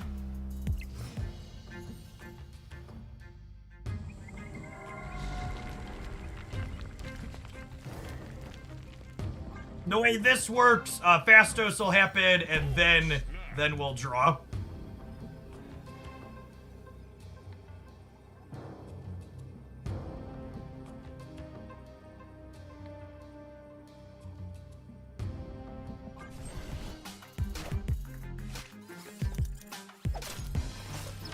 That's a little annoying, I guess.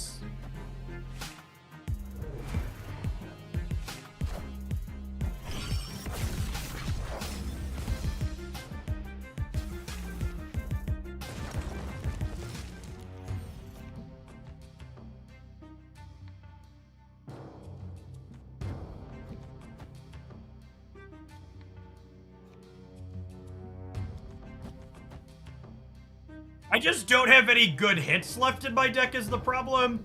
I think I do this, and then I hope to draw 3 energy Gwenpool to go Gwenpool into Grandmaster. Okay, we're 50% to draw Gwenpool here, and then she's 50% to have a discount. What an incredibly unlucky set of draws. It's literal bottom card of the deck. I guess I could stay and not give up 2 cubes in case they retreat later, but I just don't care about my ladder rank enough to do that. Lord Miller Gaming, thank you for the 77 months. Appreciate it. We really need to draw either Nakia or Gwenpool in this deck to be able to pump stuff while they're in our hand. And missing on both of those is really, really rough. Frolic Syndrome, thank you for the 16 months. Appreciate it. We played a Black Swan deck recently. We played a ton of Black Swan Bounce. You can find a bunch of highlights with that up on the YouTube channel. Recently, as in today, no, but over the last little bit, a bunch, yeah.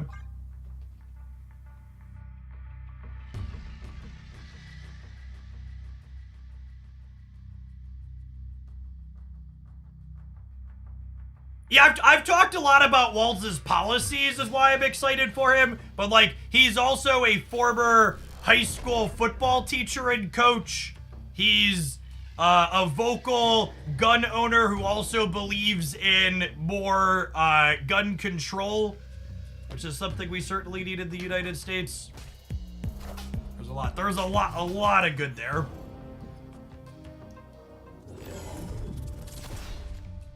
Did you make a video about Marvel Boy? Yeah, you can find my thoughts on upcoming releases in my leaked cards review.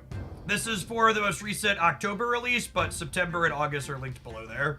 Yeah, he's a really good, he's a good pick from Harris on both a policy and identity politics perspective.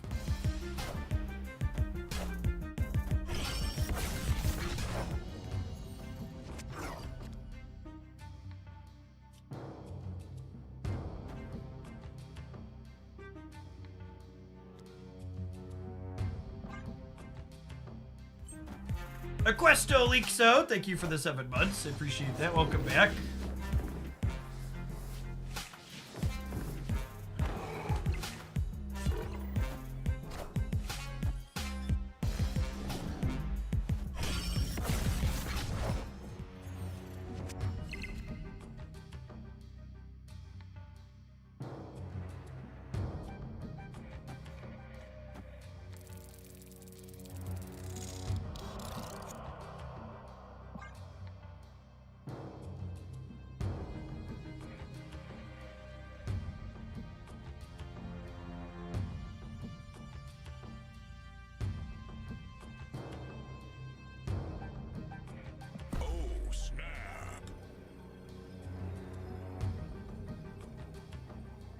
How do you feel about Ajax stuff? I think Ajax is like a fine mid-tier playable card that's also nothing to write home about.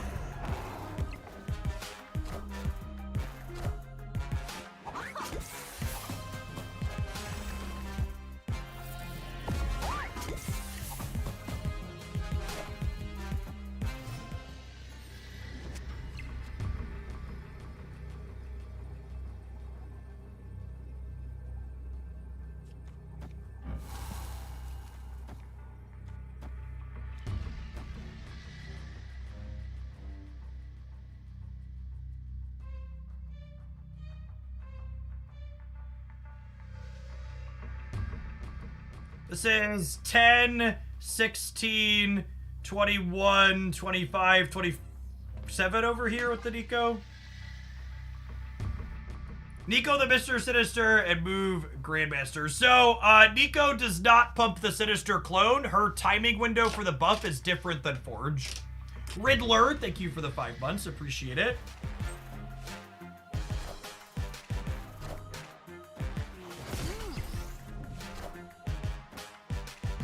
Nico's buff applies after all modifiers on a card happen. Forge applies while the card is still face down.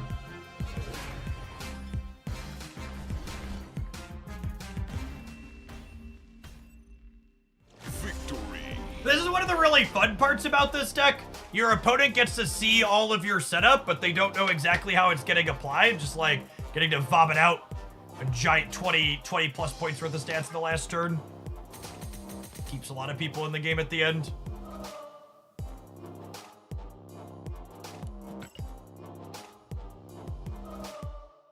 I agree that I was voting for Harris regardless of who her running mate is, but I am excited to be excited about her running mate. After the last 8 years of US politics, it's nice to be excited about things that are actively good as opposed to being like, hey, this is less bad. I think that from a messaging perspective, it's really important to hammer that home, that this isn't just less bad, it's actively good.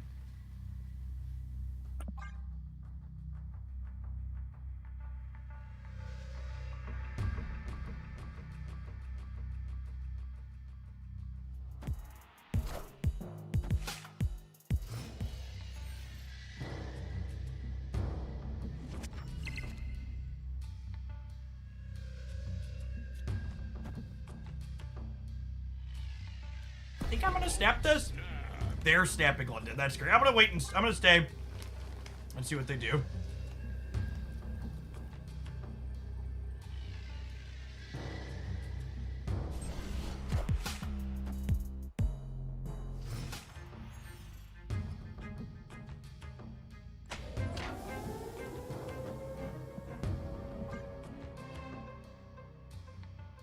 I think Nexus dying would be good for us.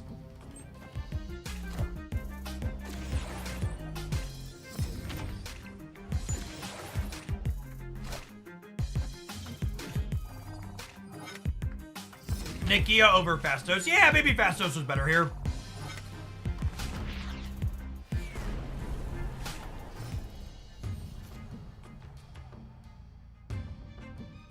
Oh, snap.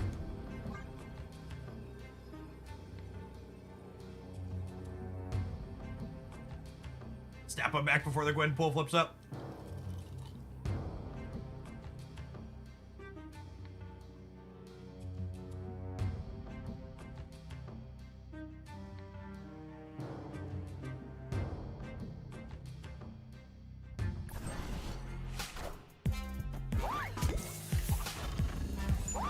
Fair.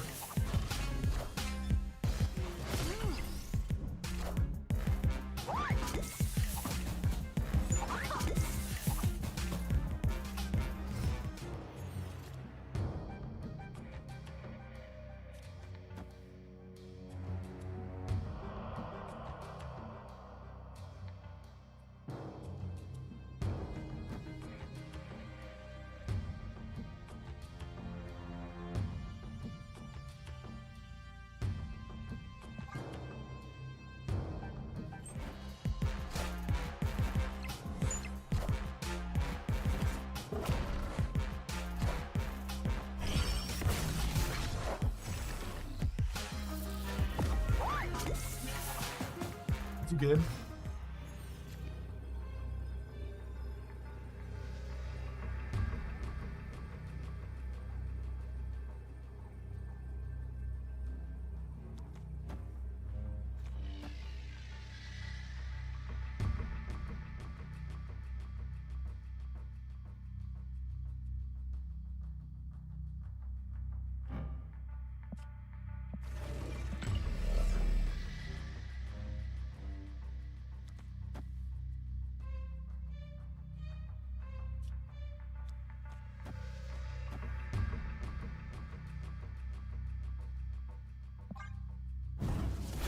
It might be right to just put my 12 here. We'll see though.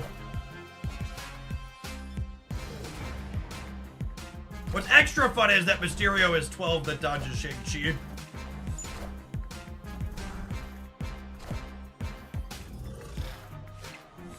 Ah, rip.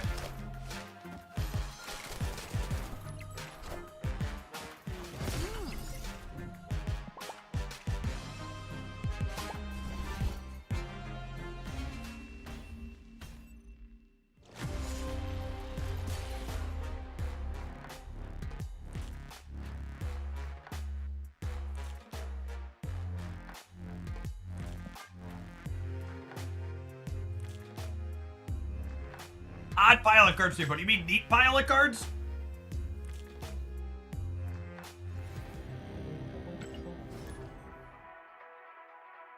I have trouble with Mysterio and Mr. Sinister in this deck on turn 6. Yeah, it's just something you have to be thinking about before turn 6.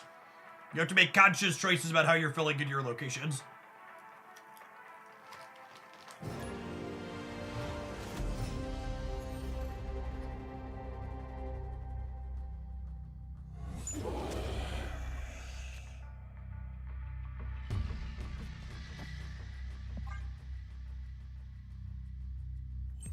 How integral is Fastos here? Not at all. Replace him with Forge.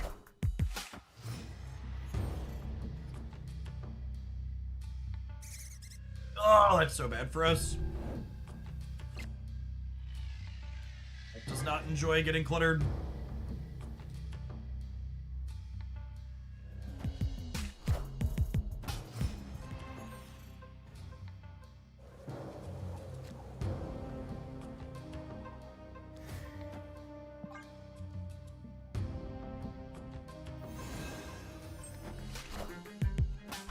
My favorite archetype. I enjoy decks that let me play out more than one card on the last turn of the game.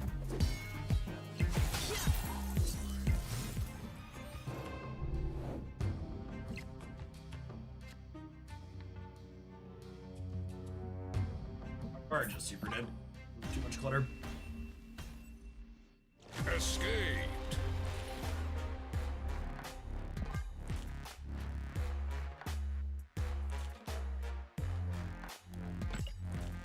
Mine is Angela, Kitty, and 10 other cards. That's a good answer, honestly.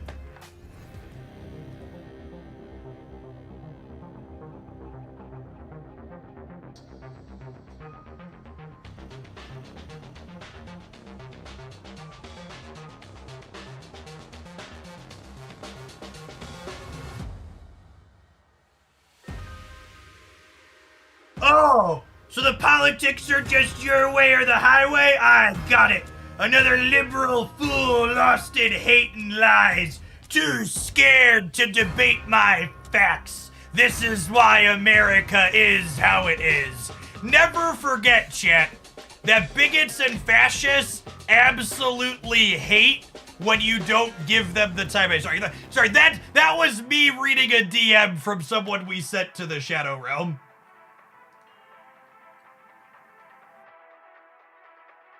The number one thing that those type of people want is attention. And the absolute worst thing you can do is give them the time of day and act like their opinions deserve room to breathe.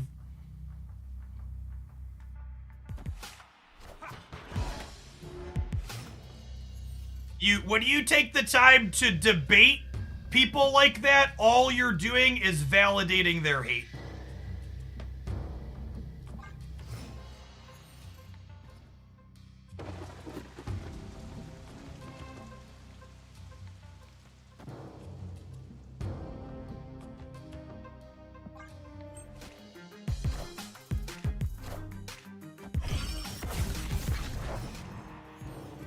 Are you sure this is a snap stream? Because all I hear are politics. You're right. Today I've elected to talk about politics a little bit because we've had something good and exciting happen in US politics.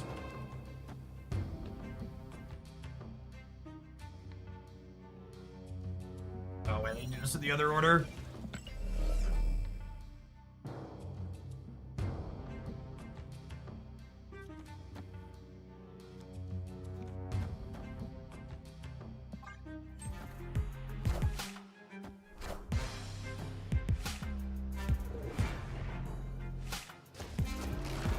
I also think it always makes me chuckle and point out how amusing it is, where I've streamed for 4 hours today, and even if I accurately acknowledge that we've talked about politics a bit more than usual today because of the exciting VP announcement, I would bet you my bottom dollar that less than 30 minutes of that 4 hours has been talking about Walz.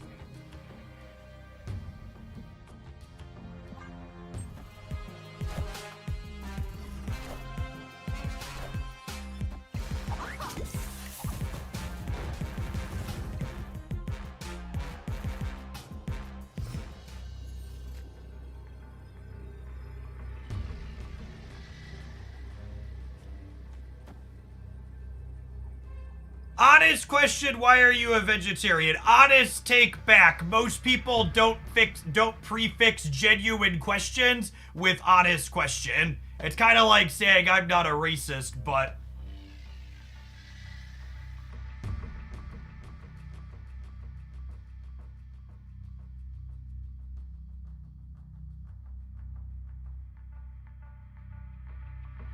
Oh, doesn't the real Mysterio die? Yeah, probably. It's ended up being too clunky for us.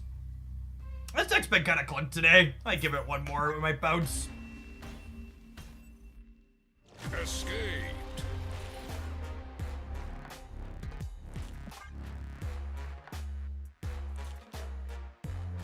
I also think that it's interesting if you were to talk about any other big world event that's viewed as apolitical while talking on a live stream like this, no one would pipe up about it, right? They wouldn't be like, oh, this is a Marvel Snap stream, but you're talking about other big thing that happened. It's just purely the shut up and dribble types that don't want to be reminded about things.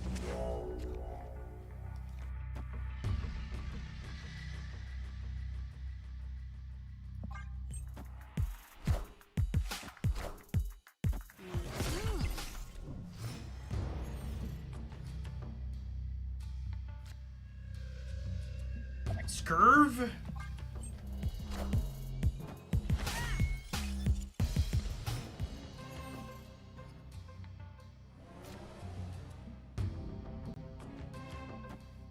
Snap. Nakia middle, absorbing man Nakia, or Nakia left, absorbing man Nakia middle.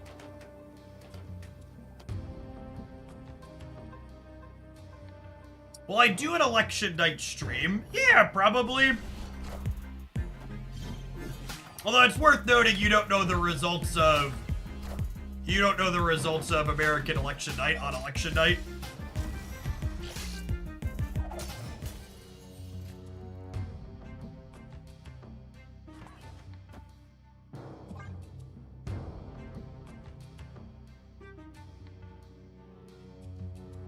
That's true. If it's a blowout, we might. That's a good take.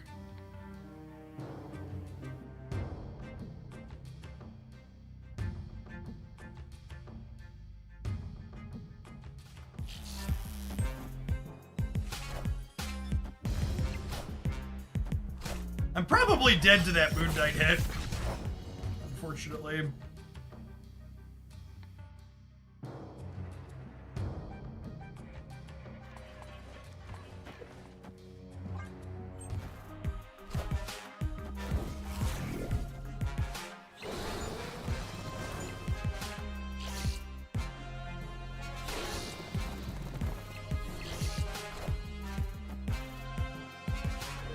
If I hit Nakia, the Mr. Sinister ties the right next turn.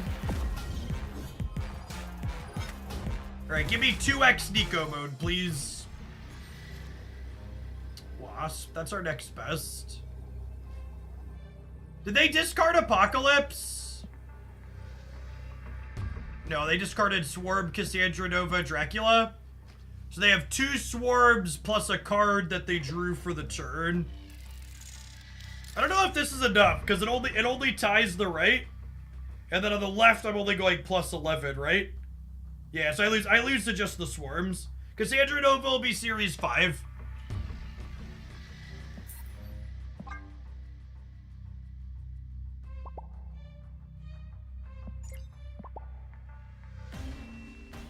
Alright, let's roll some adverts. I think we'll play something else when we get back. This deck was kind of mid, unfortunately.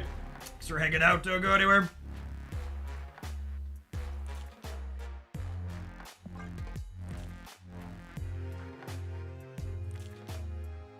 I'd also like to put forward that conservatives in the United States fundamentally lost the right to tell the left to shut up and drivel when they elected a reality TV star to the White House. That was their very clear indicator that they think people from outside of politics should be talking about and involved in politics. Why do streamers retreat later instead of retreat now? Because if your opponent also retreats, neither of you lose cubes.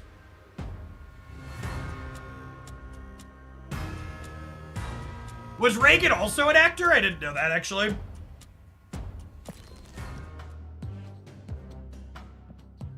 Jay back, thank you for the 14 months. How about Arishib people for a little bit?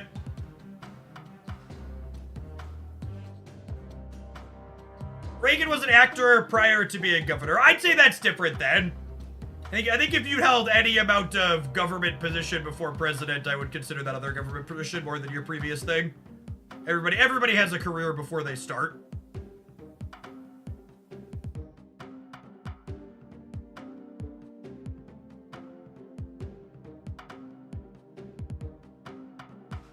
Do I want Loki? I probably want Loki, right?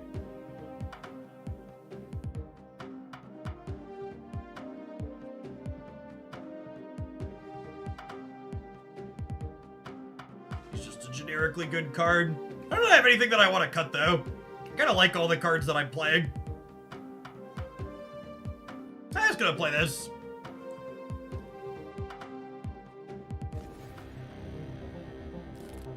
But it's been a minute since we played some Airship.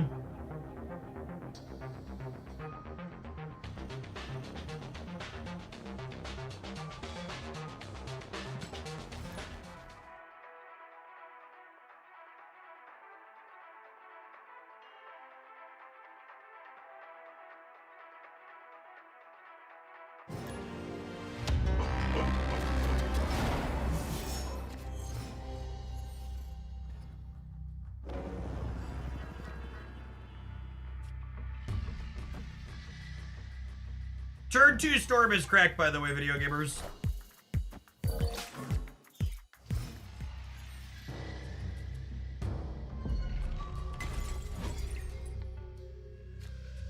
Snap. Opponent snapped.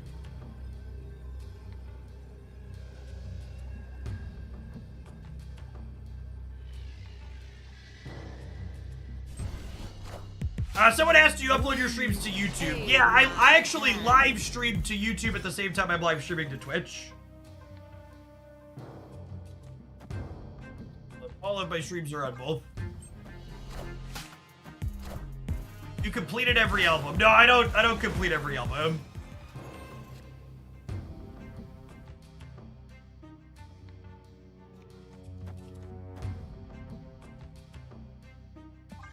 I'm not that kind of whale.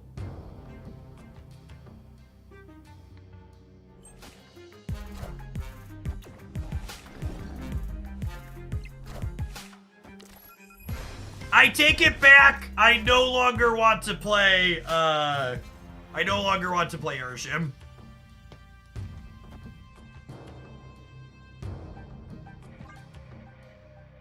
This will be our first and only game with this.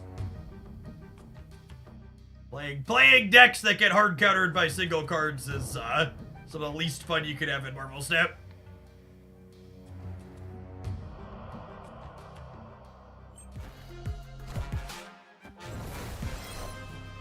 Doom rules all.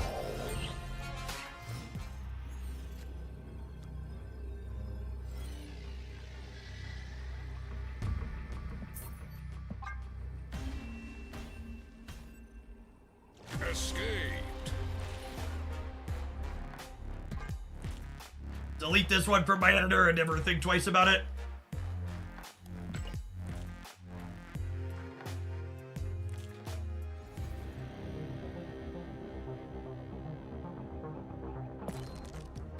Yeah, I would believe you basically have to play a bunch of tech cards. You have to play Shadow King and Shang. Hope for the best.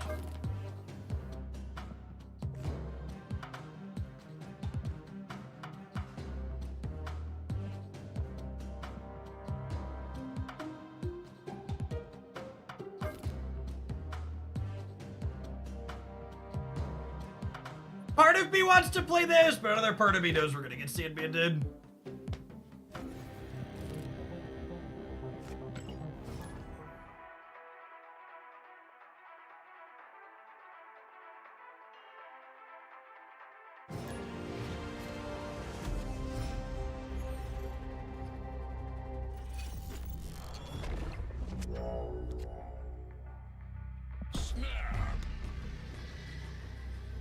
Mr. Tubes, thank you for the entire year of support.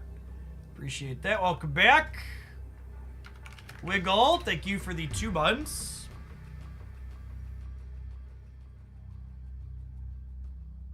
Sandman needs to go take down the last toxic pillar. Mood. Victory. I forgot. Like I don't play a lot of ladder post infinite. And playing these handful of games here today has reminded me exactly why I don't. There's so much, the games are so much less interesting and exciting than playing Conquest. Like when both people kind of care and are playing well, it's like basically no games play out on turn 6. Conquest where there's actually an end game is so much more exciting. I just want to like watch my shit actually happen.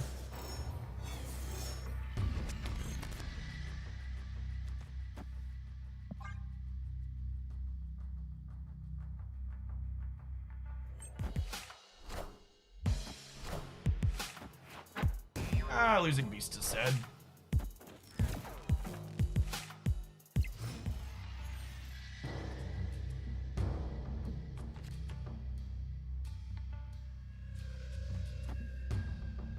I'm waiting on Hood since they bricked our beast. So that way if we draw Nico to get rid of him, we can do that.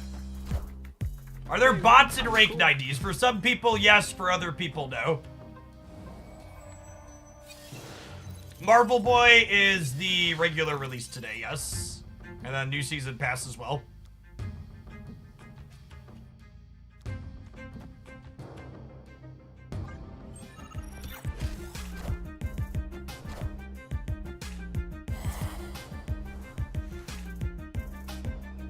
Well, we're not drawing Viper.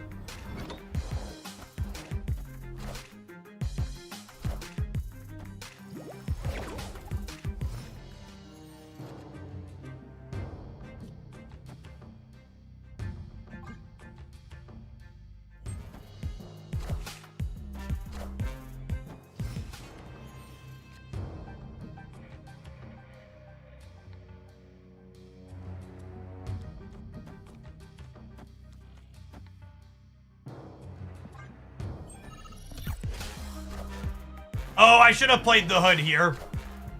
Hood here was free to stop the Nebula.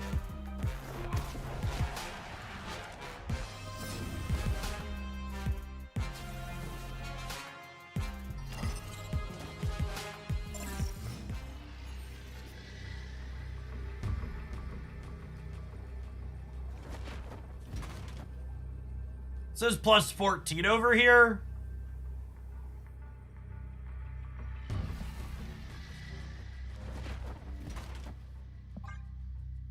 One.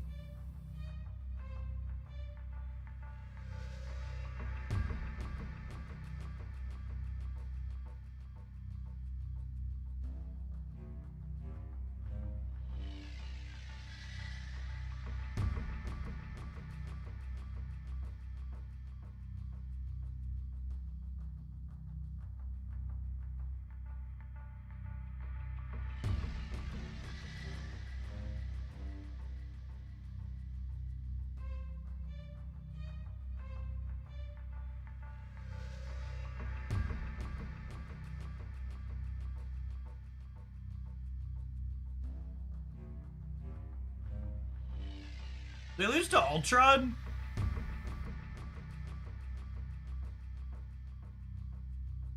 They lose to Ultron. They're definitely a Sandman Ultron deck. Actually, just gonna leave. We lose to Ultron and Doctor Doom. Because as is 100% of the time, you just shouldn't play out games to completion because you know you're dead. Holy Nars, thank you for the second month. And for all the gift subs here.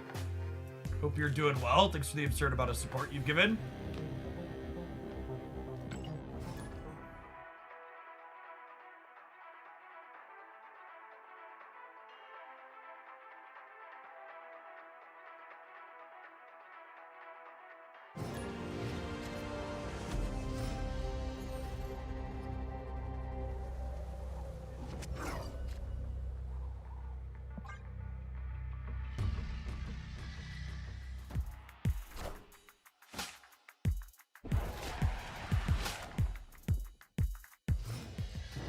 What was the giveaway that they were playing? Ultron. Just being familiar with the meta decks. One of the established meta decks is that deck with Ultron in it. Their Ultron Sandman deck.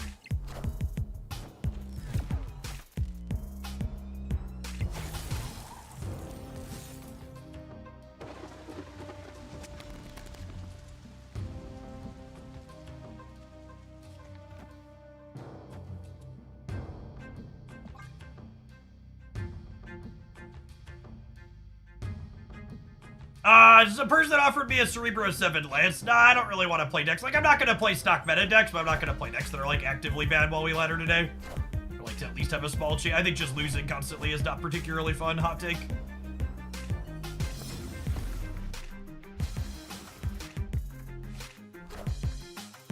Take that one to the bank. Losing constantly, not particularly fun.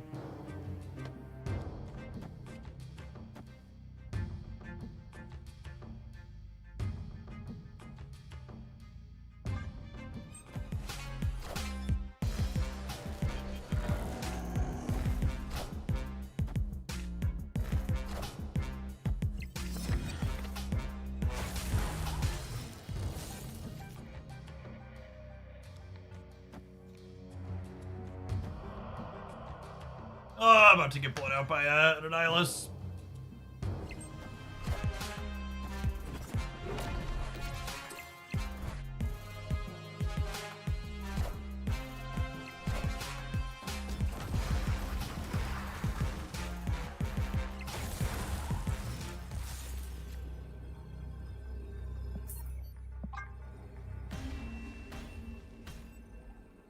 Escaped.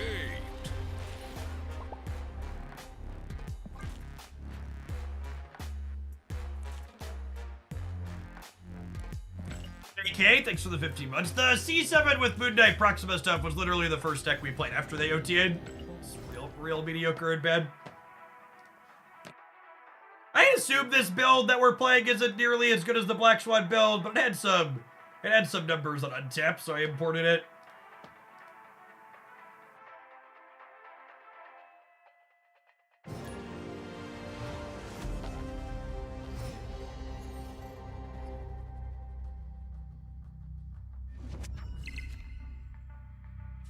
Yeah, copycatted though, for those there that didn't hear it.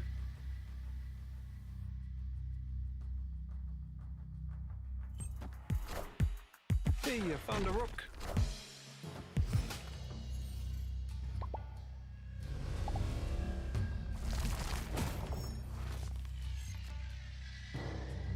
Oh, snap.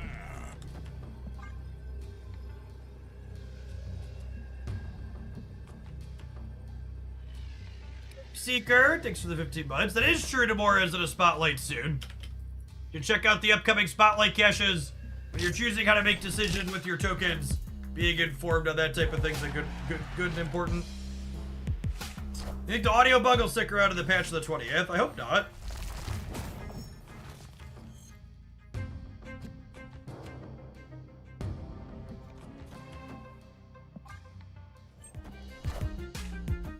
Dang Chibi Daddy.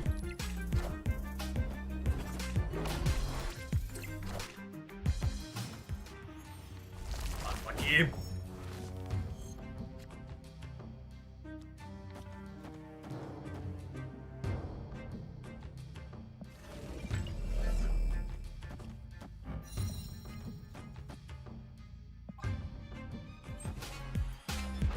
Damn, I thought for sure they'd not commit to the castle, so I was going to be winning it anyways. Hey man, I'm Korg. Hey man, I'm Korg. Is Korg enough for Darkhawk in the non-Airship match? I mean, like, are you watching this current video game where this one Korg has put 3 rocks in my opponent's deck?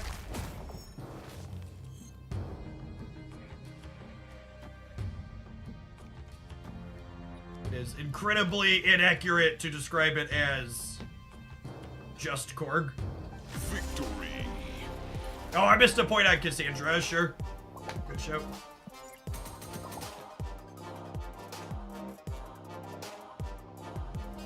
Didn't matter here remotely, but it's a good call out.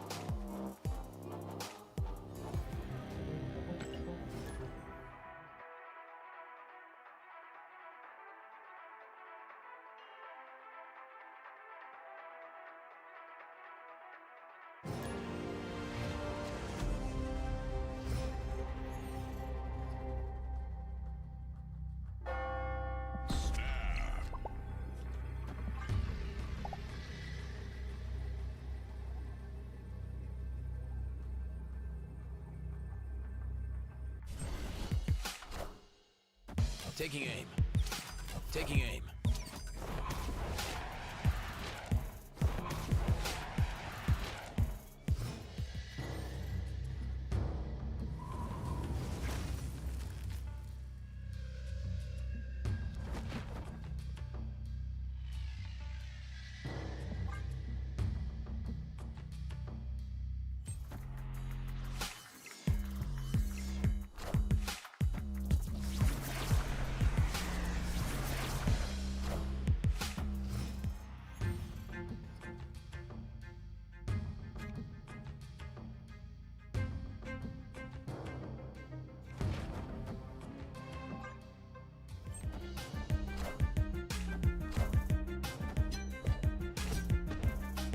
Fun is gaming.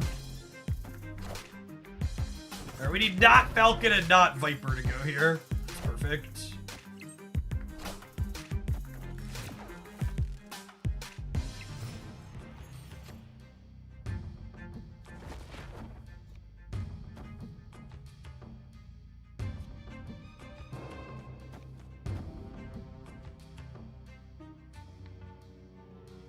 1, 2, 3, 4. Yeah, this looks good.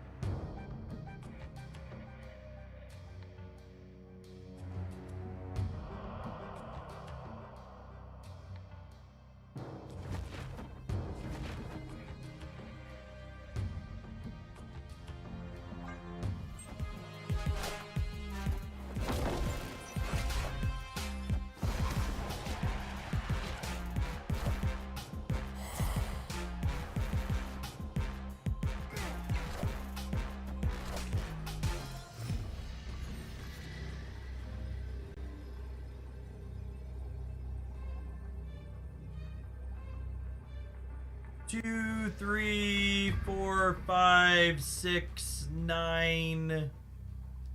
So this is 12.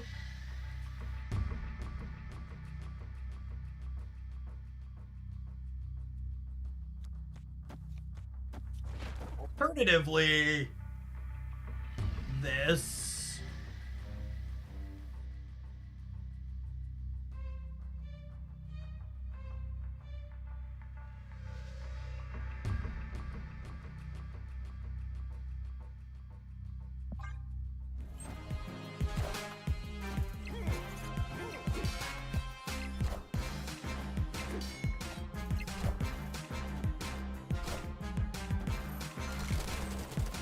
Animals with guns! Pew, pew, pew.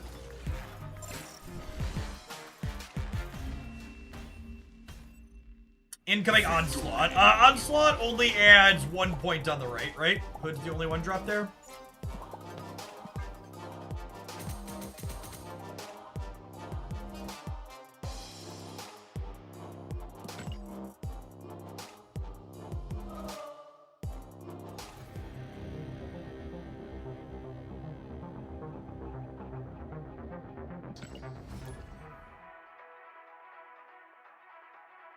Yeah, we were covered on Gilgamesh because of our Shang.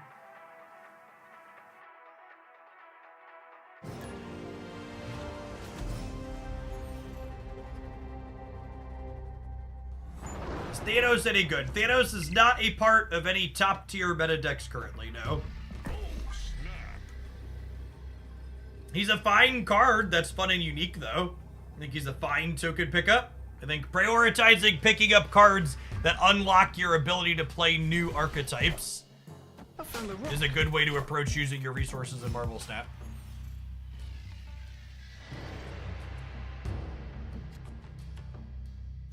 This isn't super exciting to White Widow their Ant-Man path, but I want to stack all of these in the same path so I can beast them all back.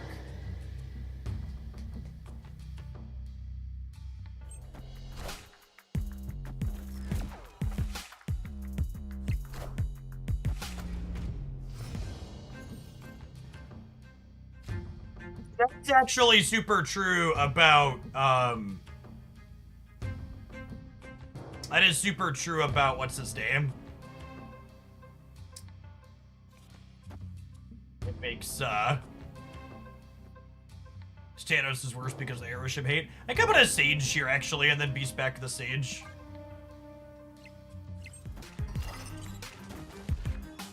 Avengers! Assemble.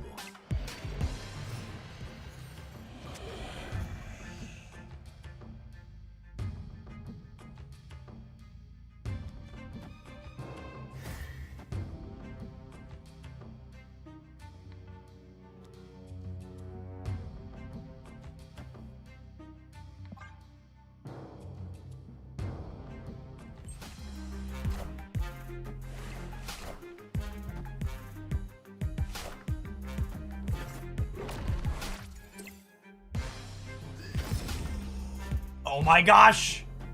Can we buff Namor already? It didn't occur to me how terrible this card is against White Widow.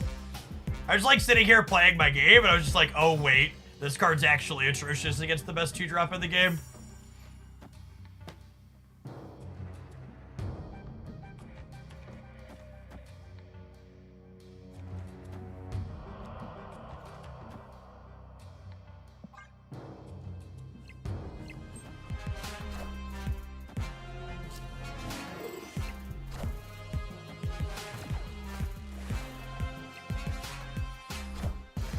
Hey man, I'm cool.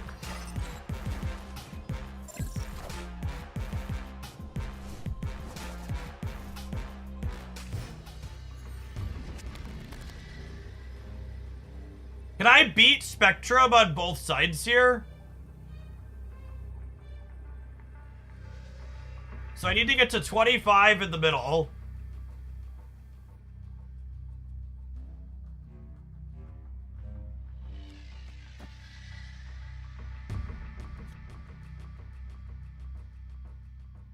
Opponent snap. I'm not sure that I can, actually. God, this deck is trash, huh? This makes this 6.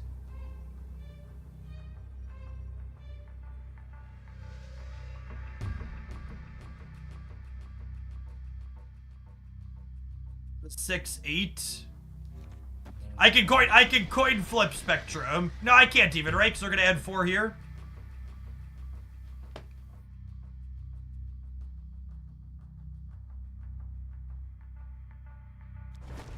This beats Spectrum, right? I get Spectrum right every time. Knowledge is power. I found a rock. Oh my god, I miscounted. I was counting them going to 24. That's funny. This deck is trash. I'm gonna delete this one. Lost to starter Spectrum deck.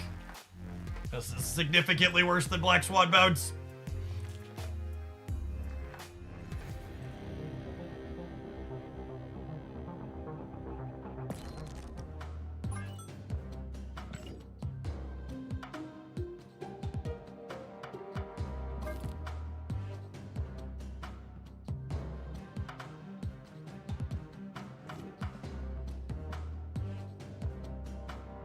When's the new season drop? 90 minutes. 90 minutes.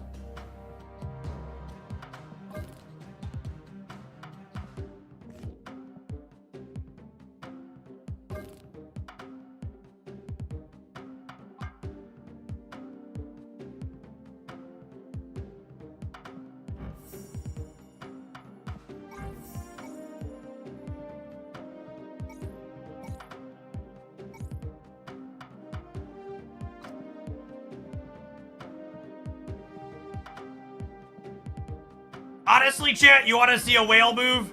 I'm gonna put this card to an infinite border purely because I'm tired of having to swap my custom card back and forth. Infinity.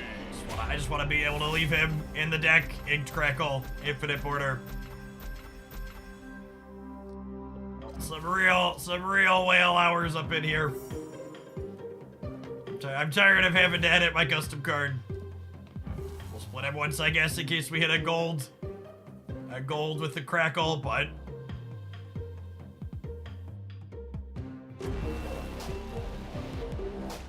New Sig? That's fine. I want this card to be all in crackle. I'm tired of switching it back and forth.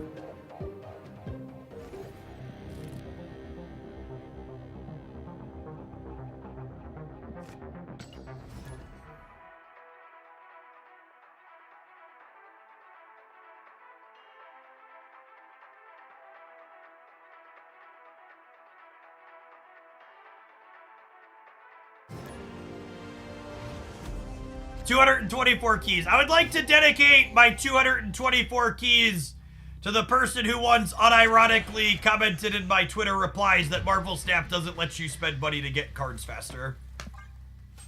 These keys go out to you, bud.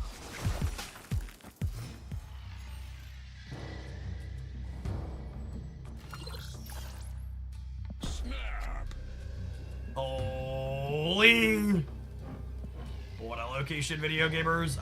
So I'm going Rock Slide into Absorbing Man Rock Slide. The question is, am I beasting 2 Rock Slides back, or am I beasting Iceman? I think I'm beasting 2 Rock Slides back. Sounds more fun. Squirrels reading the ink crackle board. I agree. Central Park's gonna be hearing from my lawyers here in a minute. I'm a Shang-Chi deck, so I'm not gonna put extra into here, I don't think.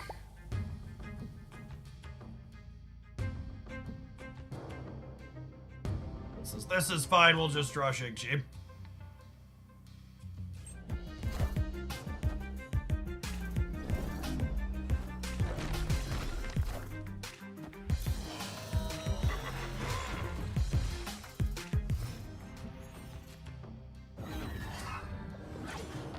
I deserve that. I deserve that.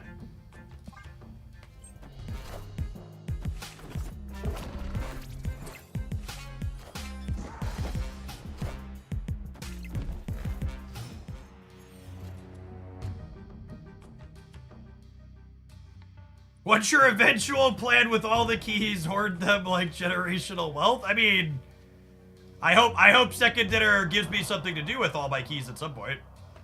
That would be nice.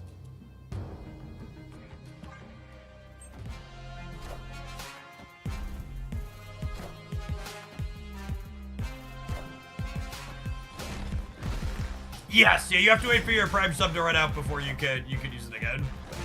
Exactly correct.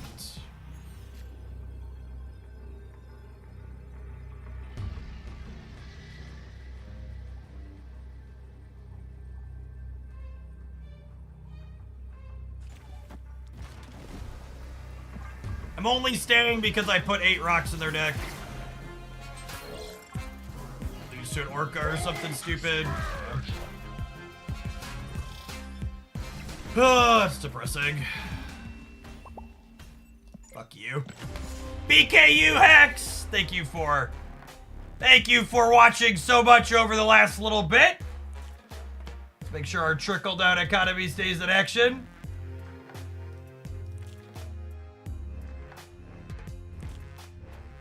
It's been a minute. Ah.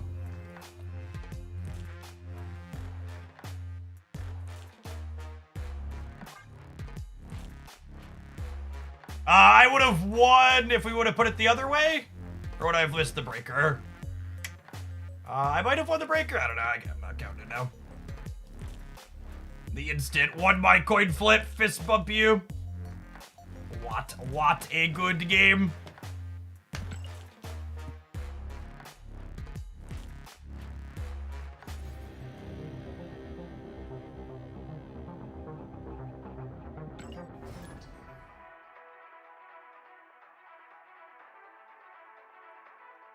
Oh, it's a fist bump. Why did you mute them? Because I think gloating after you win a coin flip is poor sportsmanship.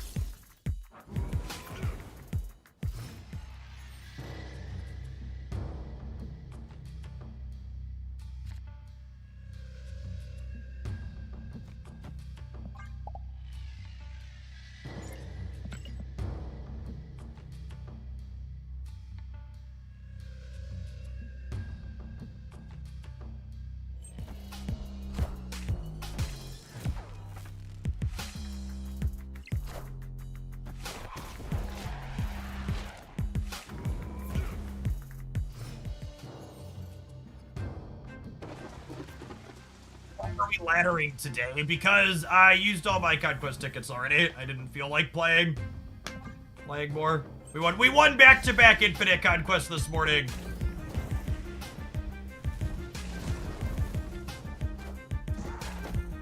We won back-to-back Infinite Conquest to start this morning, and I was ready to be done.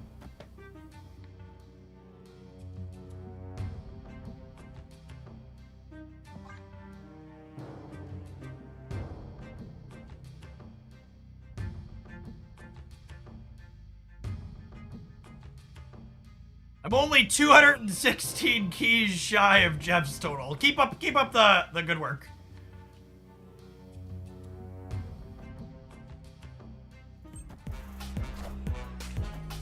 Nope.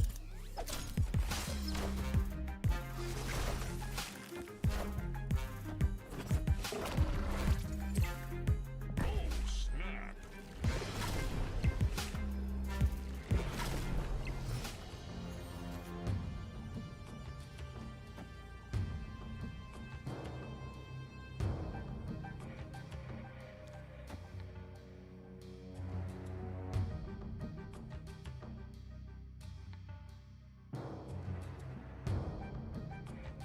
This is gonna let Absorbing Man Beast the Symbiote back to my hand.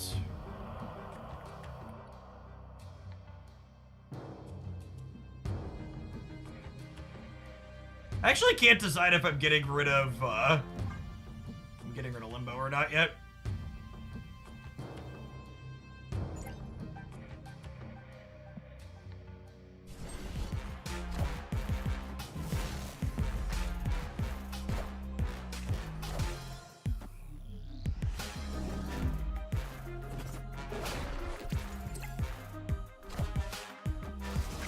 Who can you replace Nico with in this deck? Going back in time and being ready for when Nico gets released into Marvel Snap via Spotlight caches.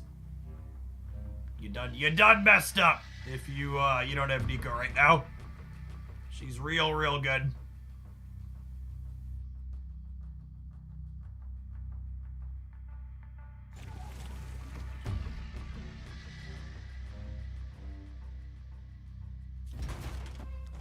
Was it ever this? This beats the Red Hulk, right? I could lose to them playing two little things, center and right.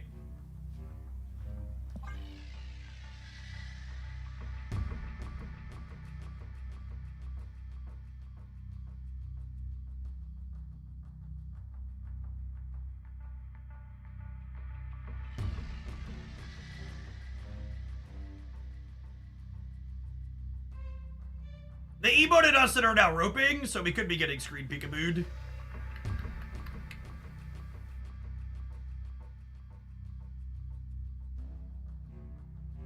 Always assume the worst when they start emoting you.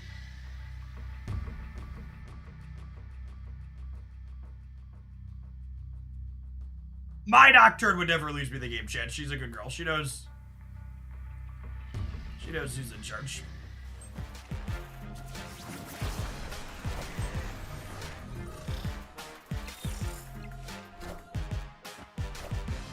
Hey, I found a rook.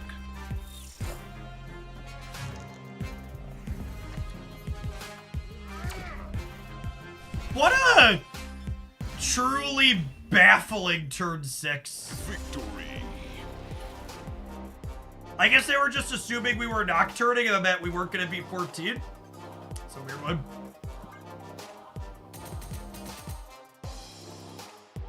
Gladiator found a rock, yep.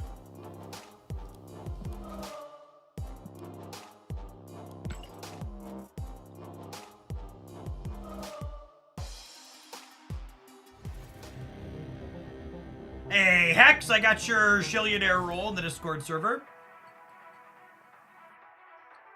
My Nocturne did choose excellently, though. Yes.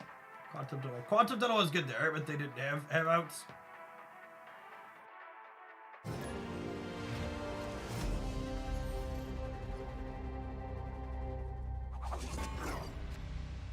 Put old Corgi Boy on the left. We're gonna snap him because we drew the beast. God, the all-inked Crackle looks so good. Have your thoughts changed about Copycat? No, I think I got my Copycat evaluation 100% correct on day 1. Hey man, I'm cool. You should go back here and listen to it if you don't remember what I said.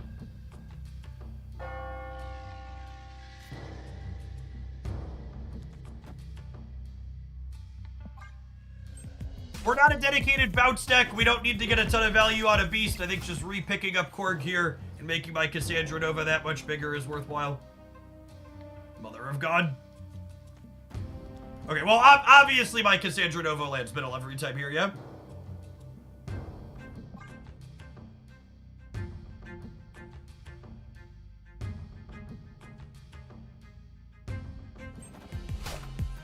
Hey, I found a rook. I found a rook. Dude.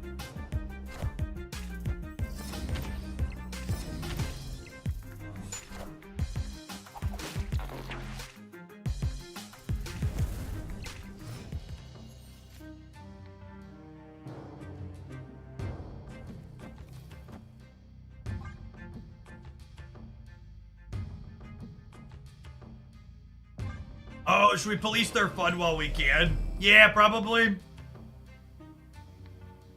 Yeah, probably. We're gonna beast it.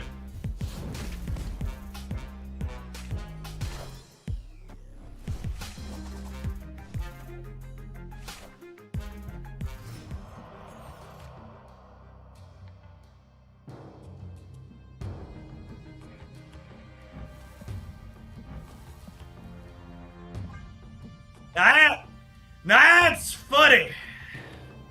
That's funny right there. How does one ever earn 1 million shillings? It takes approximately 2,000 hours of watch time.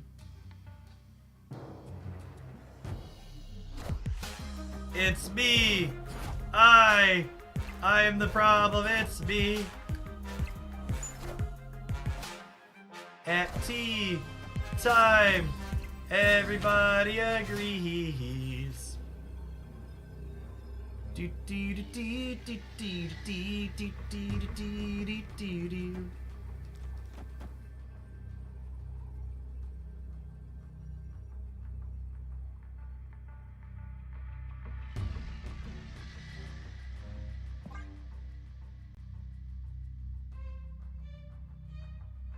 I watched for a bit and I just broke out. Okay, the 2,000-ish hours assumes you're a tier 1 sub, which gets a little bit of a boost, and it assumes that you're collecting every bonus shillings thing that you can click on, which requires an add-on, generally speaking.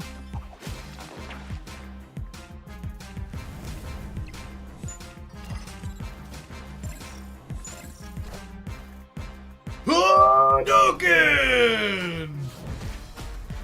For anybody wondering, yes, I am the bad man, and I will be here all week. Mother of God. Fun? Never heard of her, chat. Never heard of her. So for those that are new, we built this deck initially because I have all of these cards and inked with crackle effects. But the more I've played it, the more I've just been like, you know what? I don't think I'd genuinely change anything. I think this deck is legitimately reasonable as it is. Like, maybe I would try Viper over Copycat. Is like the one change I might make as another way to clear Hood, but Nico and Beast are fine for clearing Hood. The rest of it feels pretty clean.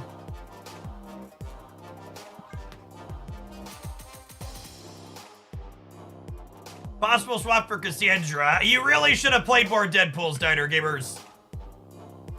Cassandra's very good. You should buy Cassandra for tokens.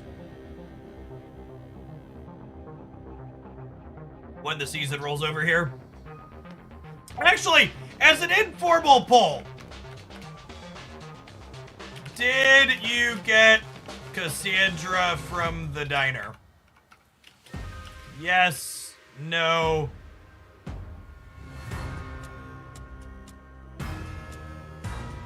So I'm gonna roll some ads. I'm gonna run upstairs and grab a snack. I'm curious to see what these results look like when I get back. Thanks for hanging out. Don't go anywhere.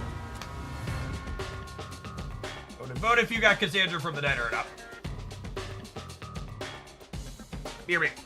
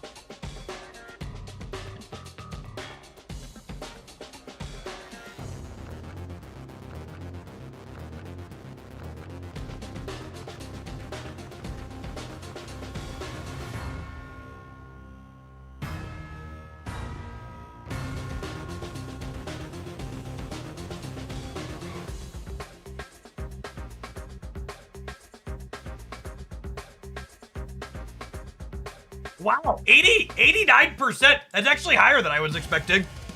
That's a lot. Now even Hoist, thank you for the entire year. Welcome back.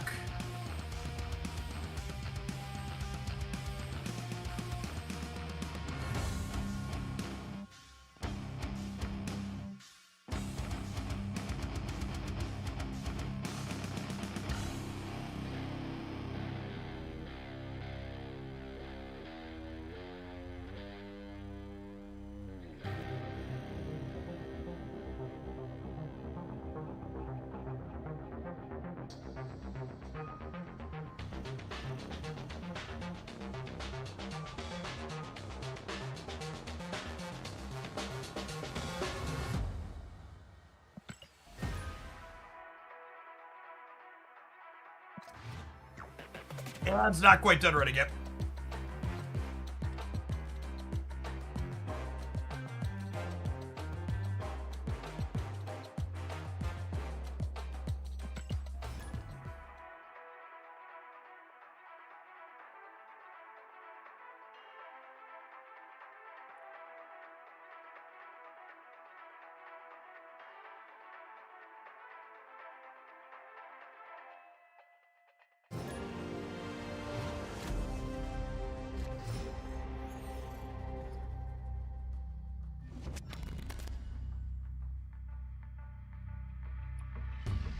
Oh, snap.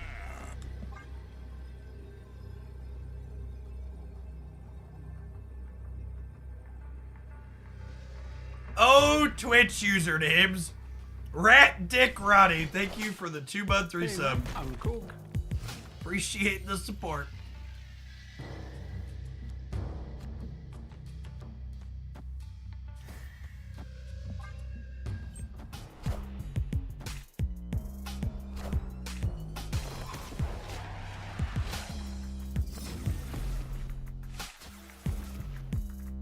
Alphonse, thank you for the 2 months. Appreciate it.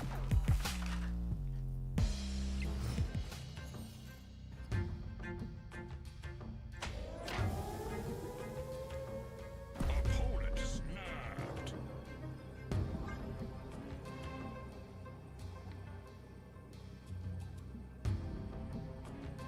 Not Najee, thank you for the 14 months. Welcome back.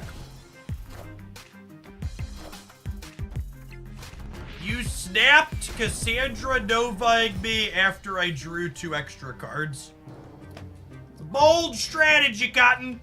Let's see how it plays out for him here.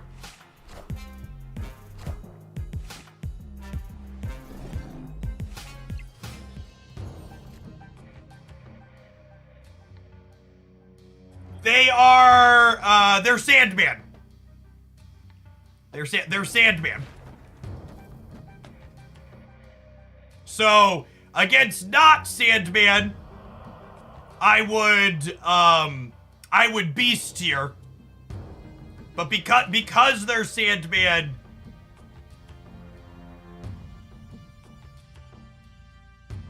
I think I have to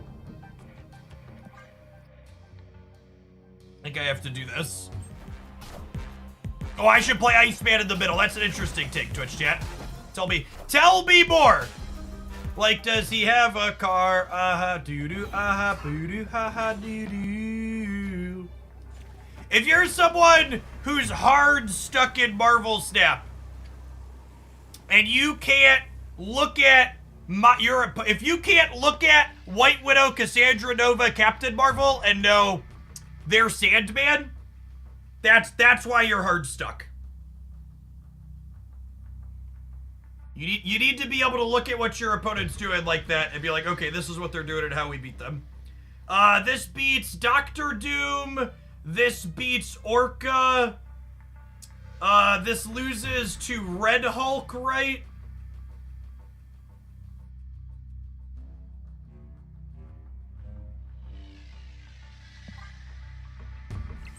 I think this wins a lot of the time.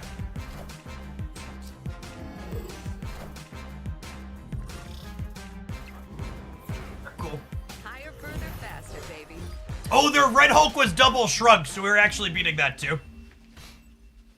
Victory. No, I need to put Nocturne middle so we turn off the Widow's Kiss. I got 10 ads in the middle of gameplay. Sometimes Twitch has a weird lag between when I push the ad button and when it runs, but that's a really long lag. Because I hit run 3 minutes of ads when I went to get my snack like 4 minutes ago at this point. Is Theta worth 6,000 tokens? I think any card you would enjoy playing matches of Marvel Snap with is worth tokens. And Theta's not going to be in any upcoming Spotlight caches. So I think if you're interested in playing Theta deck, she's a fine pickup. I have to say, even though I'm sub-tier, I've learned to appreciate your timing by ads. After days of watching Marvel rival streams trying to get keys and kept getting punked by ads at the worst possible moment, you're truly a gentleman. Yeah, I'm gonna be honest, Silent Aki, I actually don't watch that much Twitch myself anymore because I'm not really, don't really love the idea of paying for Turbo to reward bad behavior, and a lot of people on this platform just don't care.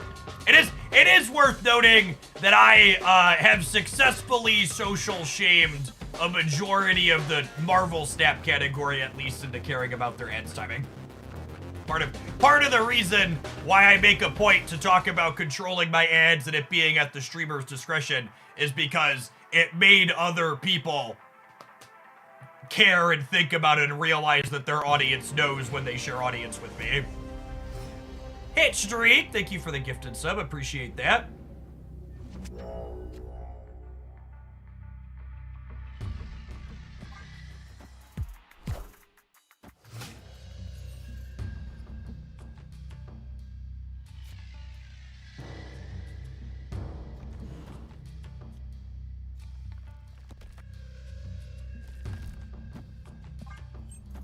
For anything Silver Sable slots in about, probably the Rocket Raccoon slot.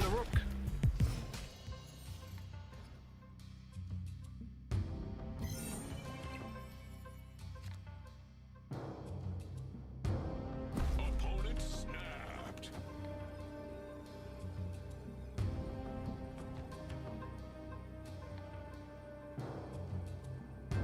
I think I'm supposed to leave.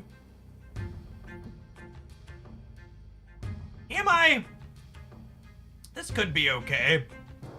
I could be ice manning their Sandman. I'm gonna stay. That was a very disruptive start. Oh, they're an Electro deck.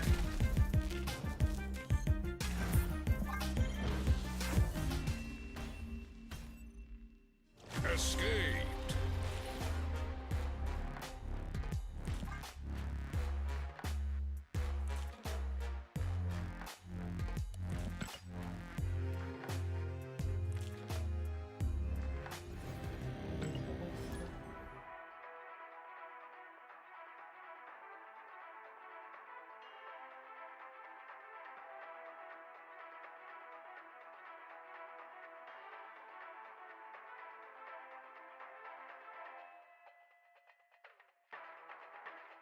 People keep telling me Sandman isn't strong, you just need to play your cards before turn 6. Truly, genuinely, anybody telling you Sandman isn't strong right now are people you shouldn't be listening to.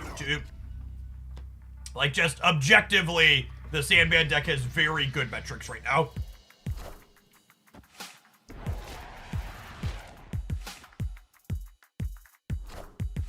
I found a rock.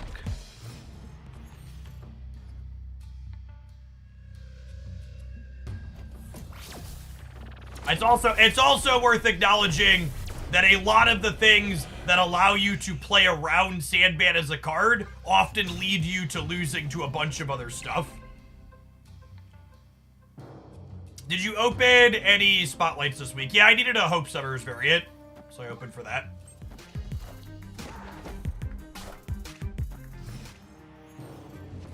I had someone else say earlier that, Someone else earlier said that, what's the word I'm searching for? That the Super Giant Control deck was beating up on Sandman for them, which made me happy to hear. Rock Slide! This Twitch stream is pre-recorded in front of a live audience. I appreciate everybody hanging out here today. Wouldn't be able to be here without all of y'all. What's better? Is it this, or is it just Darkhawk next turn, or this turn? I think it's this. I don't know. Did you get the Proxima variant? Yeah, I can show you the Proxima variant. I like it less than the one I already have, but it's not a bad piece of art.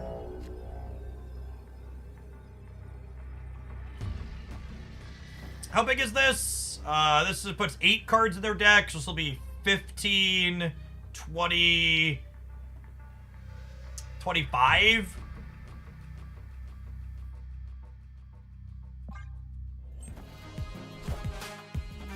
Kingbird, GG. Goliath in their upper range? I don't think so. I stayed here because we were tying Annihilus. And it's only 2 cubes, who cares?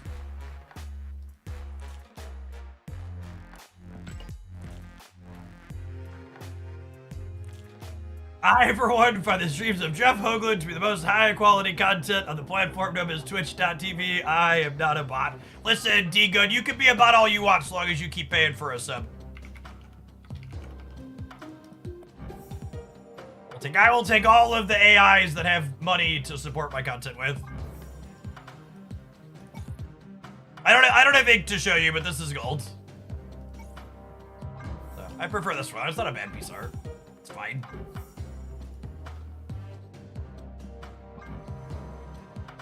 Why is her arm red? There must be something funky about her arm in lore, because this one, she has a different color arm in all of these.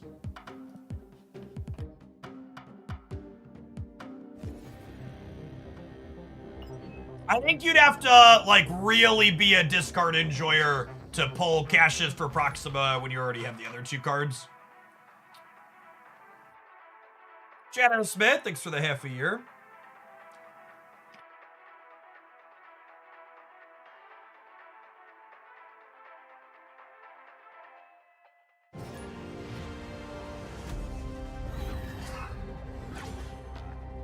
Oh, the wallet code will be good through the week at least, Relic.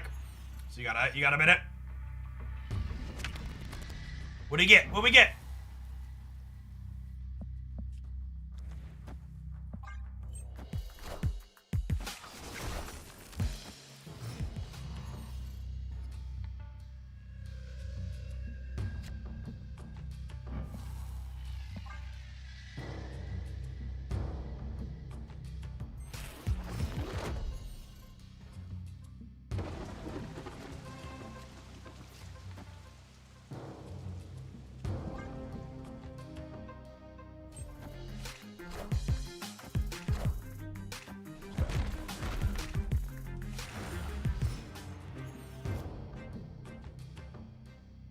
What makes it a smart wallet and it do well in the SATs? It has an add-on card, one for Android and one for iOS, that Bluetooths into your phone that lets you blink or beep your wallet wherever it's at in your house, which is nice.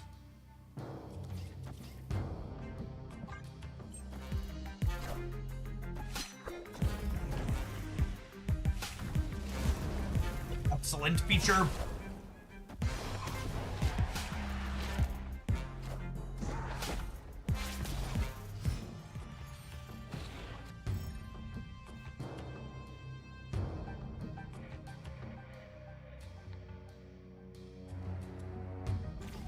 I should have done these in the other order, so I had the option to Absorbing Manhood.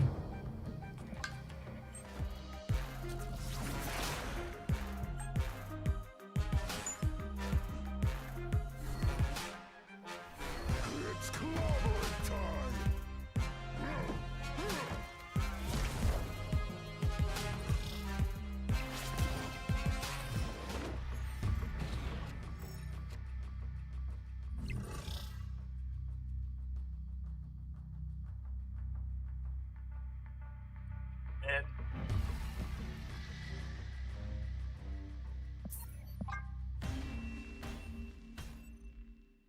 Escaped.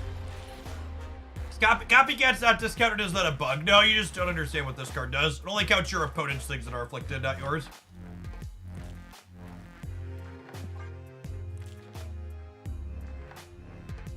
I asked ChatGPT why I should watch Jeff Owen. It gave me a well thought out and articulated response. Yeah, I mean, it just scrapes sites like Reddit, right? There's been plenty of people that have written stuff about my content that's reasonable on sites like those before.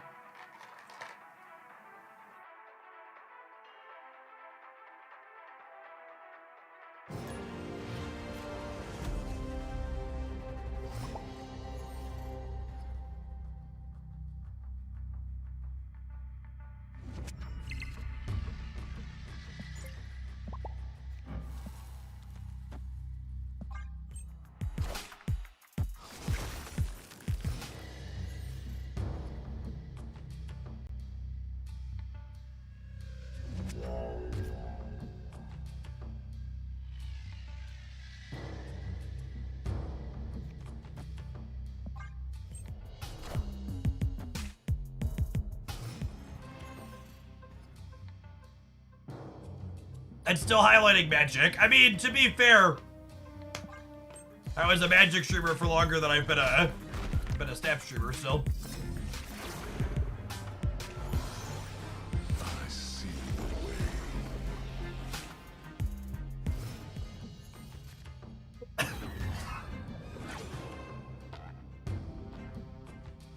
Well, alrighty then.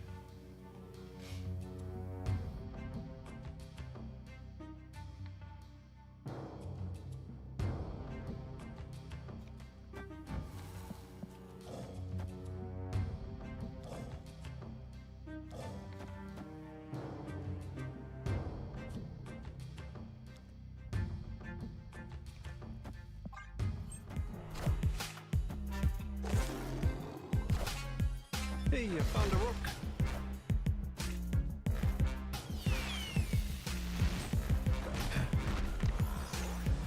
Knowledge is Jubilee Rock Slide. Opponent is cooking. Victory.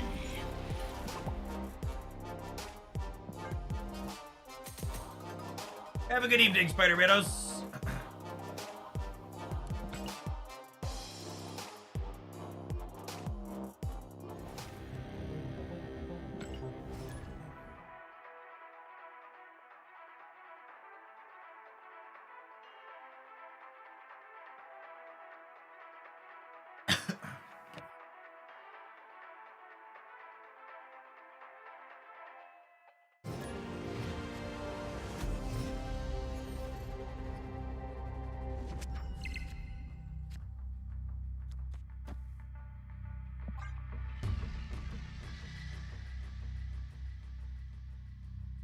Absorbing Man needs the card he copies to still be on the board. Still be on the board and still have its text, yeah?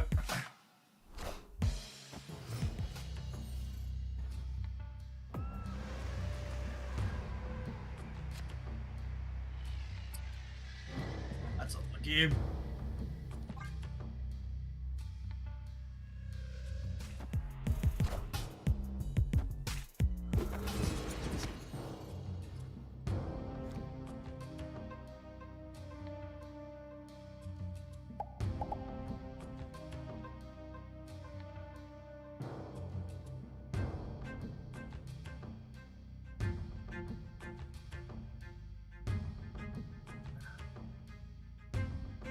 Is it just the snow? It might just be the snow.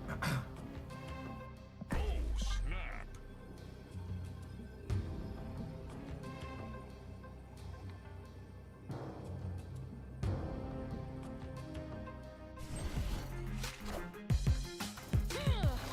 Taking aim.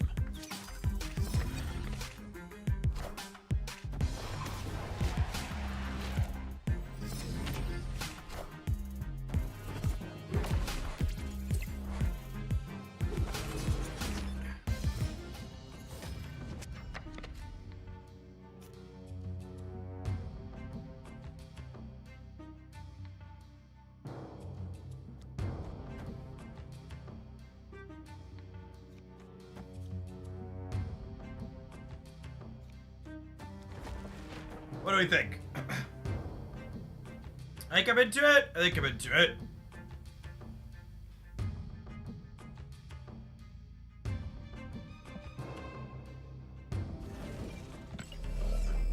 I want to leave myself the option to absorbing me in something, though, yeah?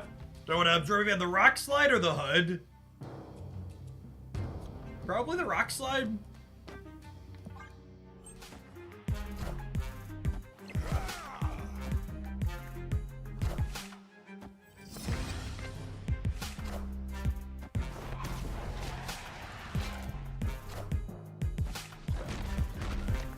Oh, the Hunt could have died in Warrior Falls anyways. Yeah, good call.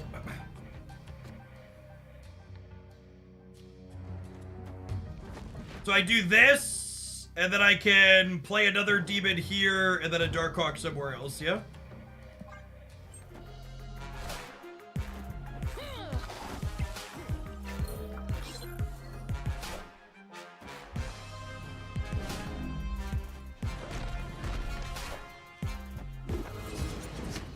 They are zeroing out whatever they play first here.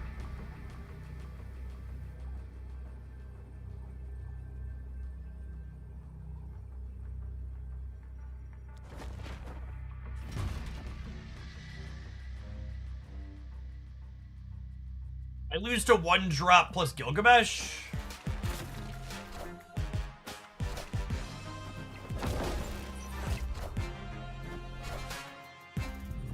That one on the back of Warrior Falls.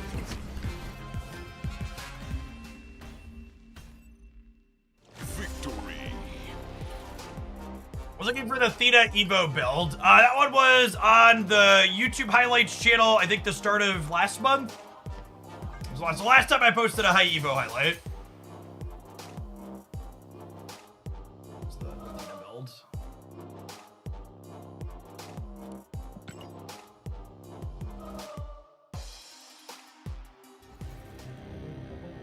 Someone asked, why do I hold my missions? If I hold these 4 missions, I can claim them after the new week rolls over to get a small jump start on my weekly mission for next turn.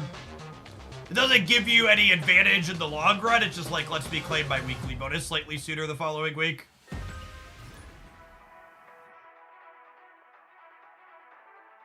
Marvel Boy in caches today.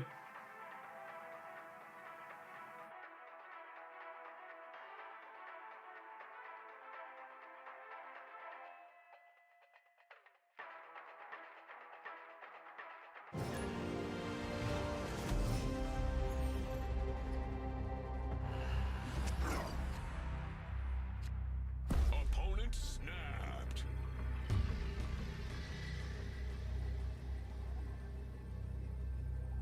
I think most of the time it's probably right to leave to a Death's Domain snap on one, yeah? I guess I have Shang-Chi if they're a destroy deck. Alright, fine, we'll play. Deadpool and cry. Been streaming Marvel Snap for 5 hours and 11 minutes. Played against 0 destroy decks. Death's Domain flips up as the first location instantly. First destroy deck of the stream. Wake up, sheeple. The truth is out there.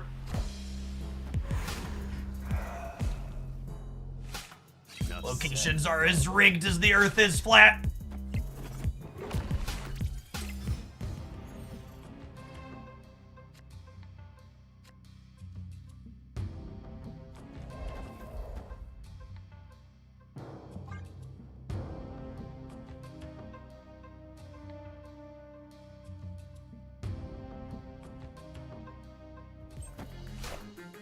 Marvel Boy or hold for Wicked. If you like Gilgamesh Zoo, Marvel Boy goes into there. I personally am really looking forward to Wicked. He seems like a really interesting build-around card. Change my underwear.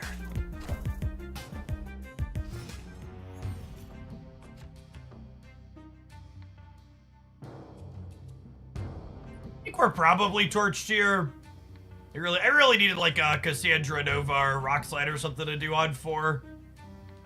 Because I can't realistically play my demons out into a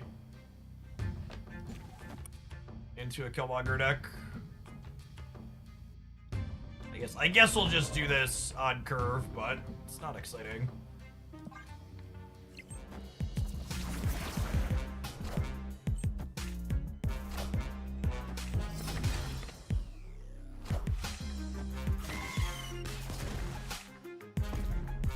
Enough said, bub. What a game!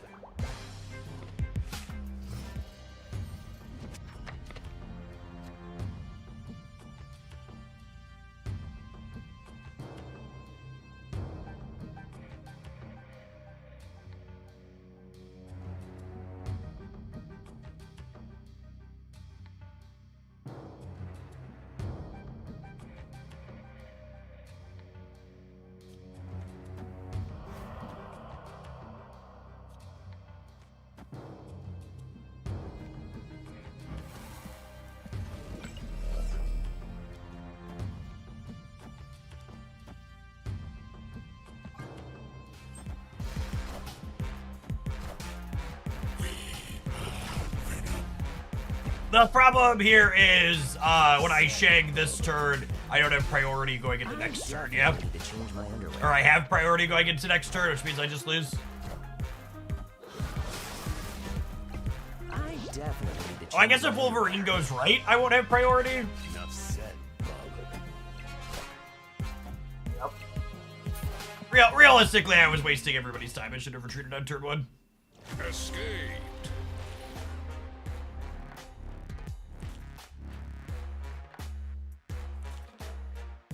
Vazid, the Hoglandia Discord is only for subscribers and YouTube members. I don't have it in me to moderate a fully open Discord server. I make a full-time living making content on the internet. I do not make enough money to moderate a Discord server that's public. That sounds awful.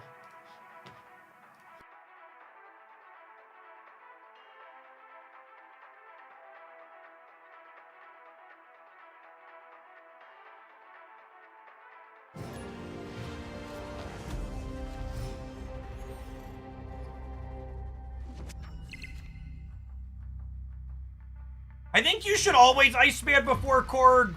Oh, I lied. That actually doesn't matter because they're Erishim. Both these cards are really mid against Erishim, but that's fine because we're like a Cassandra Darkhawk deck, so.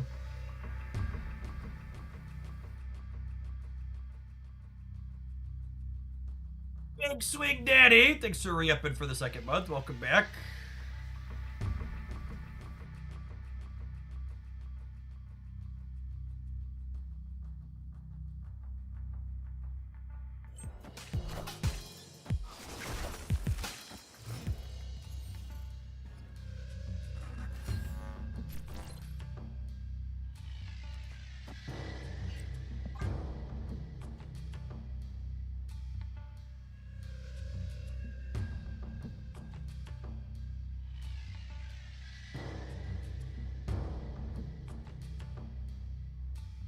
Are we Olympic spoiler free here? No, not at all. Feel free to discuss. Opponent snapped.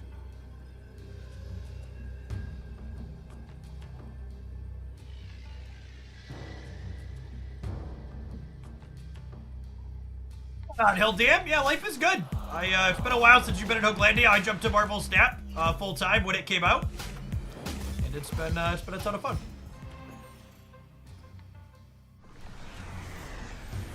I would like to play this here. So all your discounted cards are tiny, teeny tiny.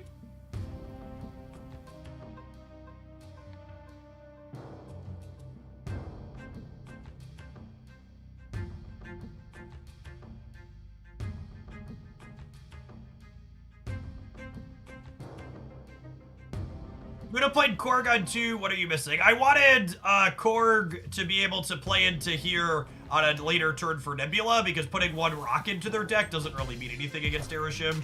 I found a rock.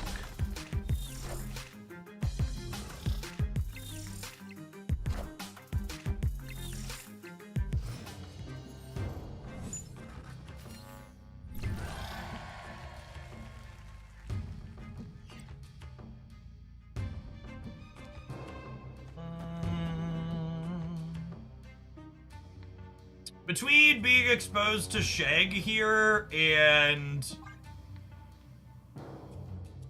Mojo Worlds, I think we're probably gonna punt Quantum Realm.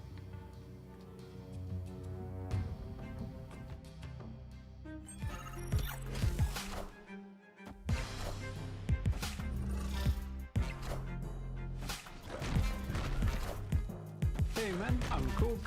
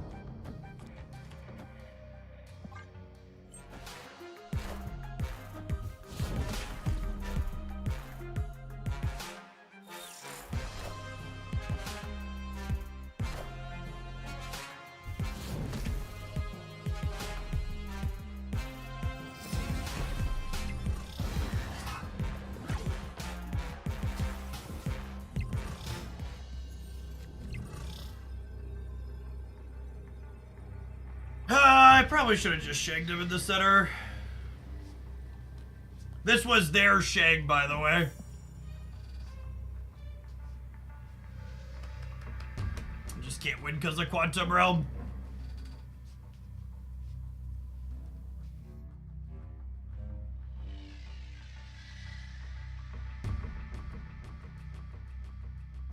We said this earlier when it came up too, but new Loki giving Erishim a get out of jail free card against Darkhawk decks. Feels bad, man.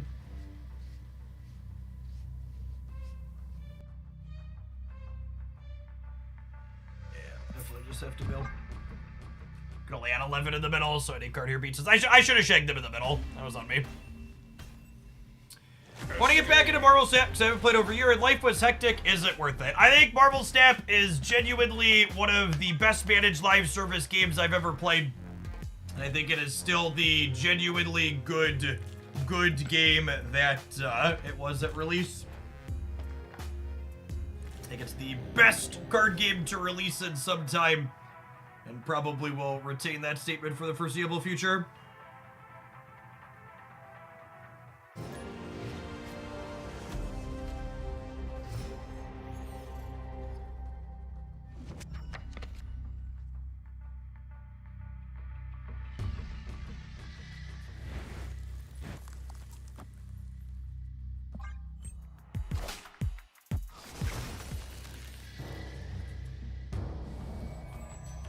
They have my Darkhawk.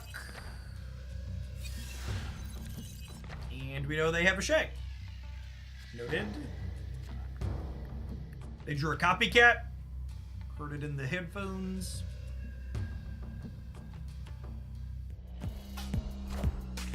What happened to the DC one? The DC card game has already closed up shop. Released and shut down.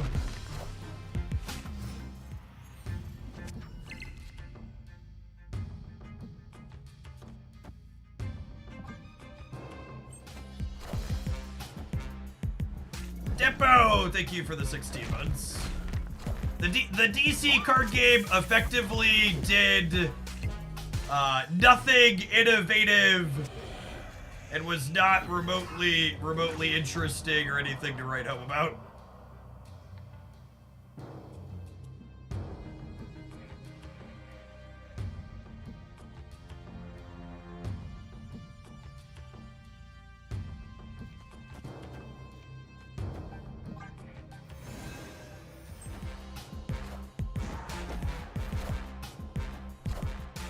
Hey, you found a rook.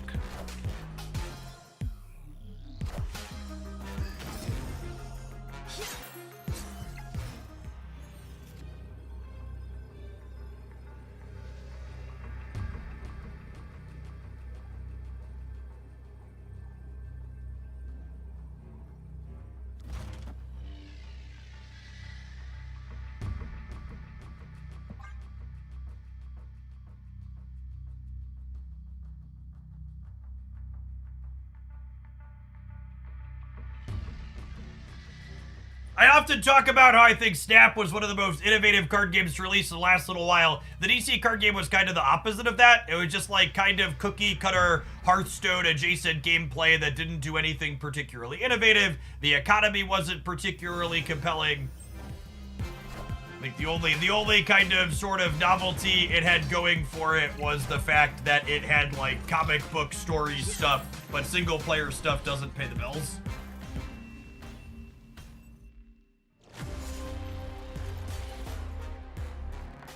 Especially as you got deeper into the game, it had extremely good monetization. I'm gonna let you in on a little secret.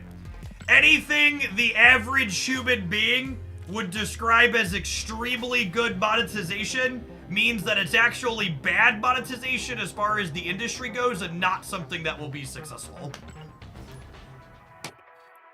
Maybe a hot take.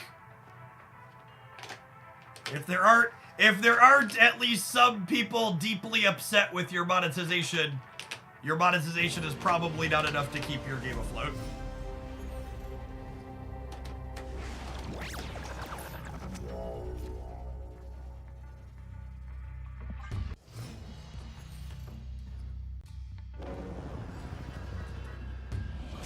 Oh god, the DC game did so many things wrong, I often forget sometimes that it also just didn't have a mobile client.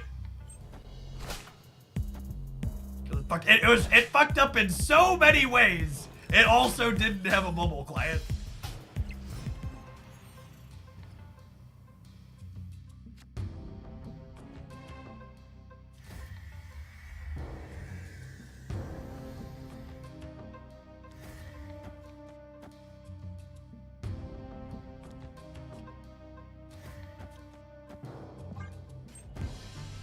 What was the DC game called? DC Dual Force was the DC game.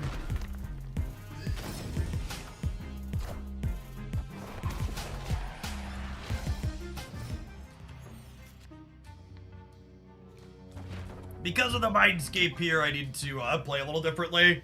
Otherwise, I'd take more time and get set up with Absorbing Man. Is that my Nocturne? That's my Nocturne.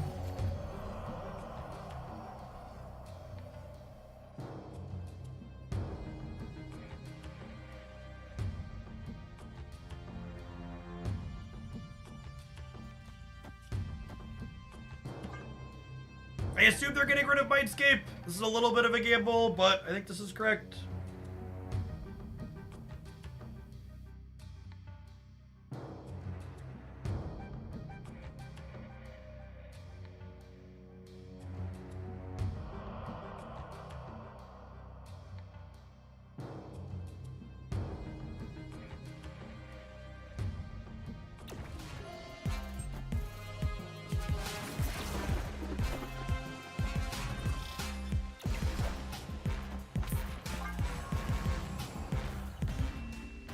Sick coin flip. Escaped. Classic post-game fist bump after winning a coin flip. Marvel snappers never change, or please do, one of the two. Except I would accept if you did.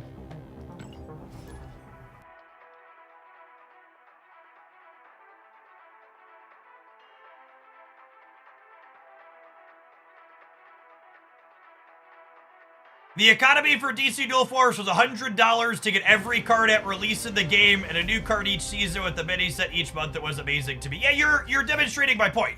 My point is something where you get every card in the game on release for $100 without spending any time playing is not sustainable. It both doesn't keep your players engaged in your game long term and doesn't make enough money to pay the bills. So, like, I believe you that, like, you enjoyed getting every card on release for $100, but, like, you can't give everyone everything for dirt cheap and then also, like, not have meaningful things to play for.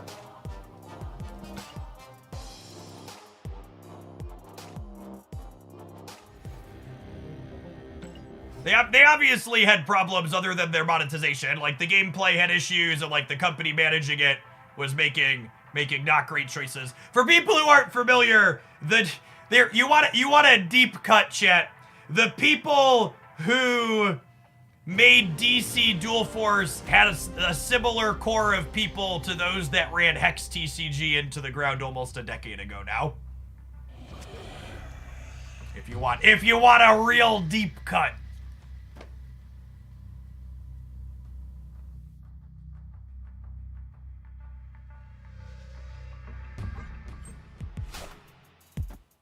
Is 100 USD dirt cheap? 100 USD to get 100% of the content in a game like Marvel Snap or DC Dual Force is dirt cheap, yes. Objectively.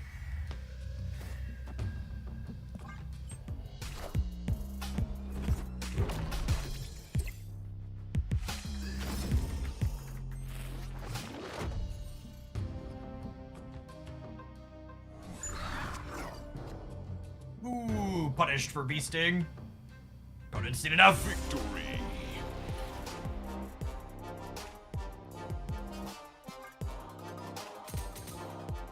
For reference, Marvel Snap has made over 100 million USD in each of its first 2 years it's been around. And then, to give you context how small peanuts the most successful digital card game is, Monopoly Go is on track to make 3 billion with a B. So like, Snap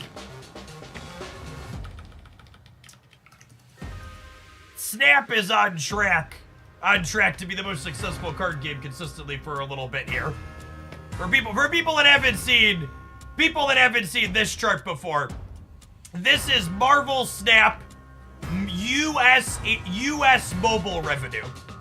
So this isn't all of their money, but this is 2 quarters.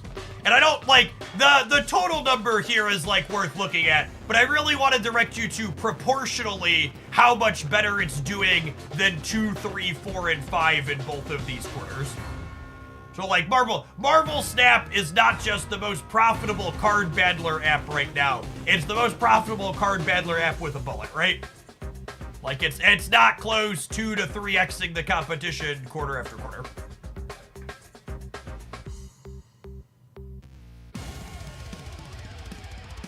Like Snap that's why it's one of the like you'll hear comments where like people are talking about, oh, Marvel Snap is dying or whatnot. That chart is just this type of game, Kitsune. It's just card battler applications.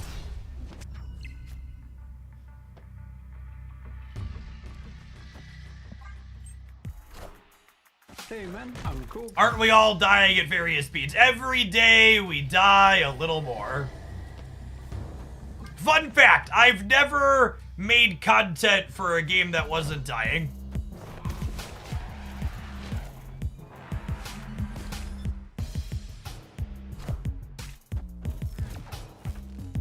To be fair, Konami makes most of their money from Duel Links Konami makes most of the money from their trading card game Master Duel these days and not Duel Links. Master Duel is included as a card battler app, Caring Soup. So no, it's not making comparable money to Snap. Kitsune, thank you for the 19 months. Sephiroth, thank you for the 15. Man, another Bar Sinister game? Wake up, sheeple.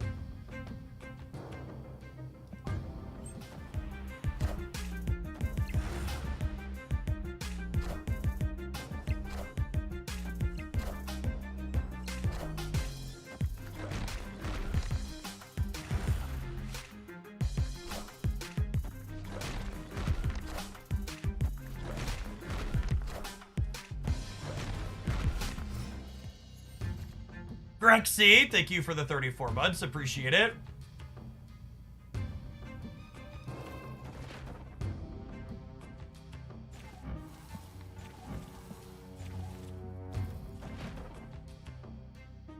Opponent snapped.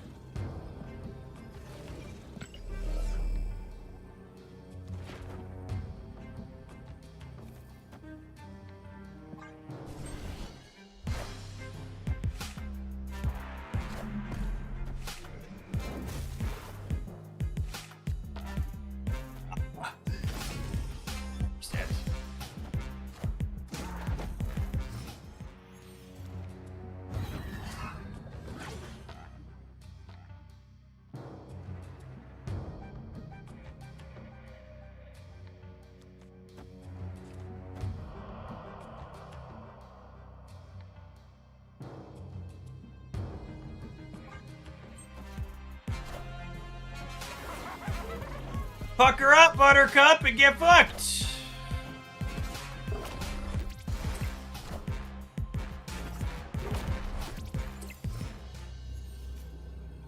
I don't know if my body is ready to get like Goliath or something here, but I feel like we're staying every time, yeah?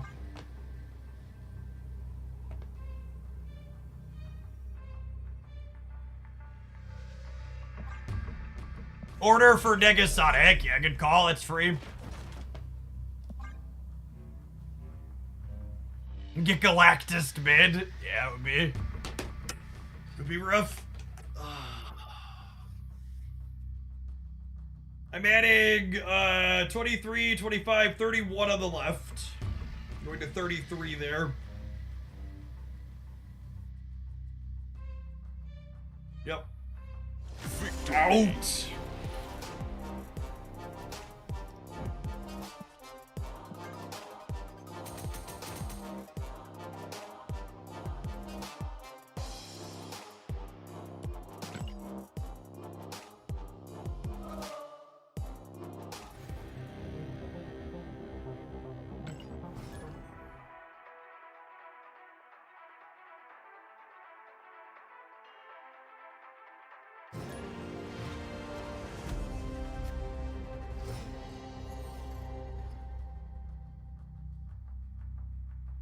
Opponent snapped.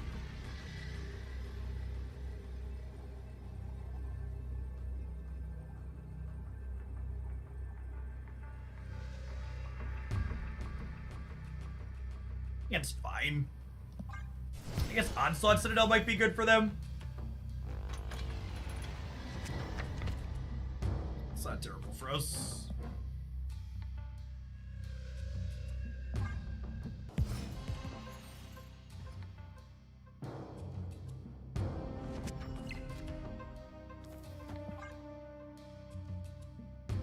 My Nocturne right, so we can pop the Citadel in case that's the reason they stepped.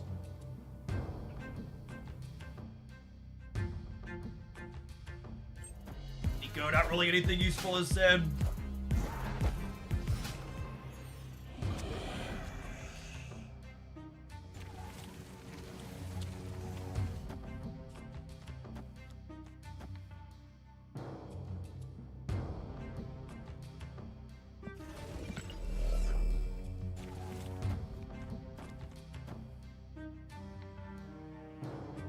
Like, Cassandra's only 6, so I think I just rock slide them.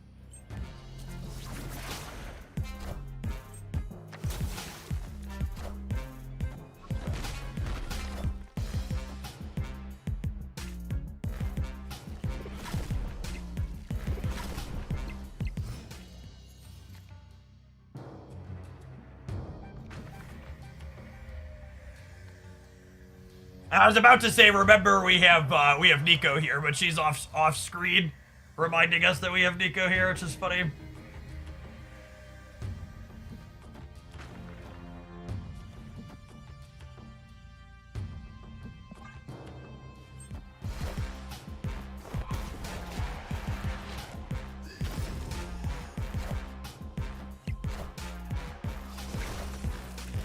I am Iron Man.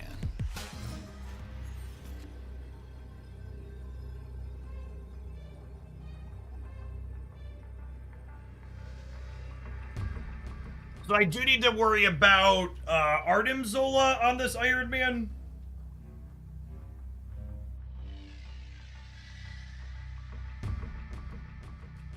I think if we're staying, it's like this. So that way if they Zola the left and then play into the middle, we could have a big hawk on the right. Yeah, they only had 2 negative draws, and we put 2 rocks into their deck before they took those negative draws. So I think we stay like this. Just like keep them honest in the middle. If we choose not to care about Zola, it could be right to like hawk here. They definitely have permutations that could beat us here, but I think on average we're ahead. Especially with Iceman in the mix too.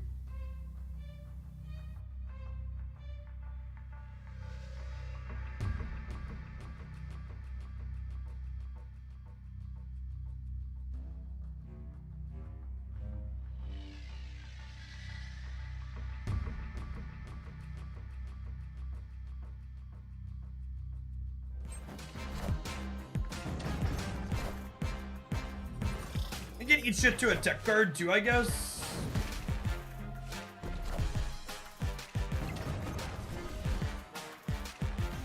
Guess we should have used a cookie on the last turn, chat.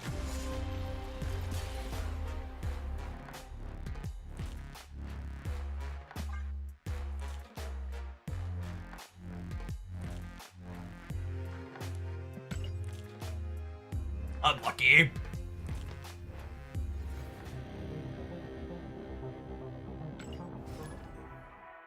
Have some adverts. I'll see you in 120 seconds. Thanks for hanging out. Don't go anywhere.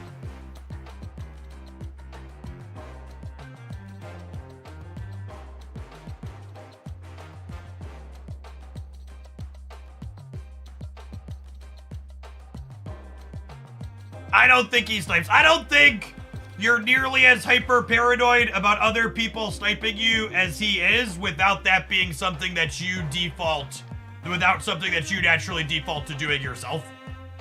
I think the only reason you're that paranoid is because you think you think it's it's something you'd do if you were in the position to have the option.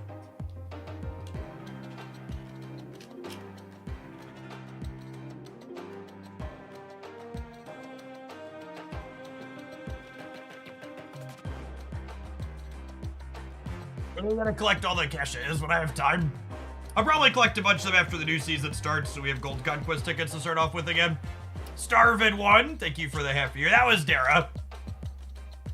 We don't queue into them very often because they're a ladder sweater and I rarely play ladder. But it's 20 minutes till the new season starts, so.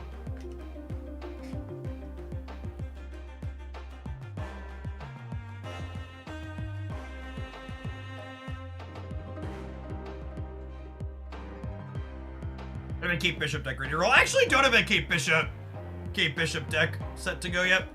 We should do that. Cosmonaut, thank you for the 3/4 of a year. Welcome back. He's starting with bounce. I really don't understand why people think saying Kate's gonna be good in bounce.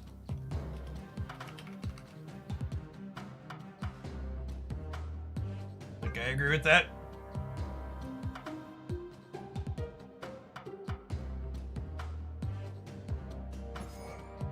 I wouldn't really call Dara a sweater. Dara is someone who regularly puts his rank in his stream title and regularly plays best decks at the while working towards the top of the ladder. And constantly hides his last play for fear of being screen sniped. He is a textbook definition of a sweaty gamer. Now you could argue he's less sweaty than some other people, which I think is fine. I would probably be inclined to agree with you there. I think anybody who's constantly hiding their turn 6 is, you're only doing that because you care about one specific thing.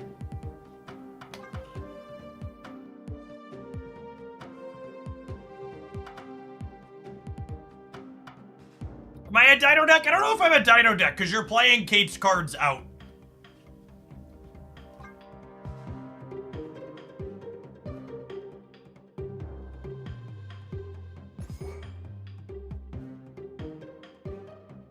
Is Quinjet an easy include?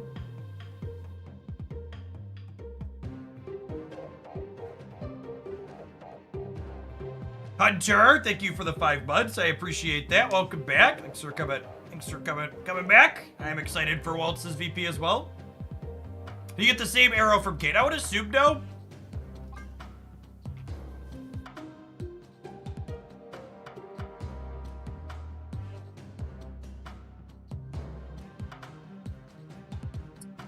I don't know where a Hitmonkey deck. I should have built decks off stream. Every time I build decks while we have chat on, I'm reminded how awful building decks with chat on is. Dog it! Thank you for the 20 months. I appreciate it. Welcome back.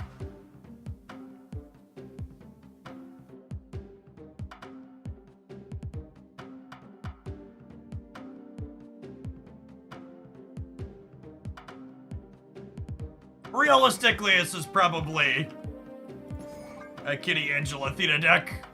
Maybe not Theta, definitely Kitty Angela.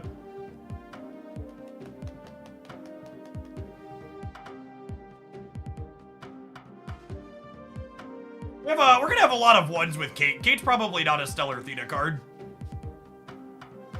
Although I guess she could be good with Theta in your non-Kitty draws.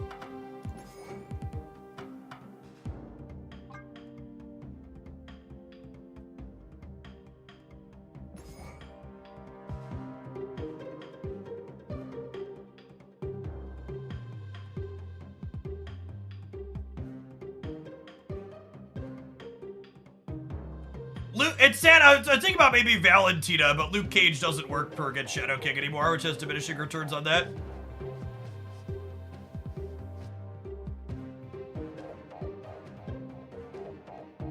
Growing Tanning, thank you for the brand new Prime support. Appreciate it. Hitmonkey and Black Swan. That seems kind of narrow. I also don't know that sounds particularly stellar into a pile of people playing Sandman. Mockingbird okay? I can see Mockingbird being okay. Are you a Mysterio deck? Maybe the Mysterio on top of it all is the thing that pushes Theta out.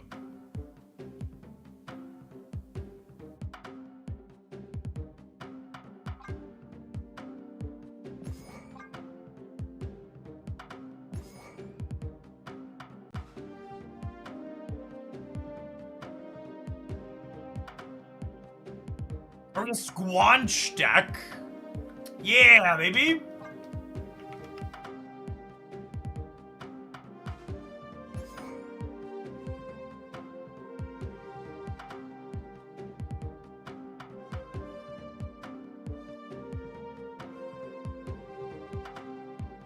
That could be okay. Oh yeah, we need room for actual Kate Bishop, yeah.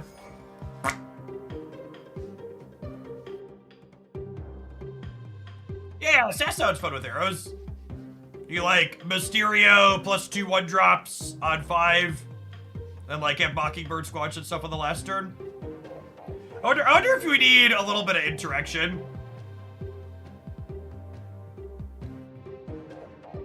Probably.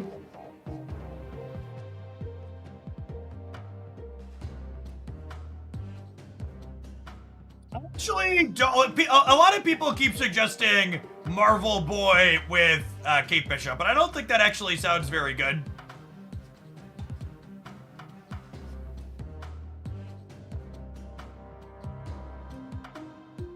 Coulson will just give us Shag every time. Yeah, I could see that. Nocturne's like half a tech card, right?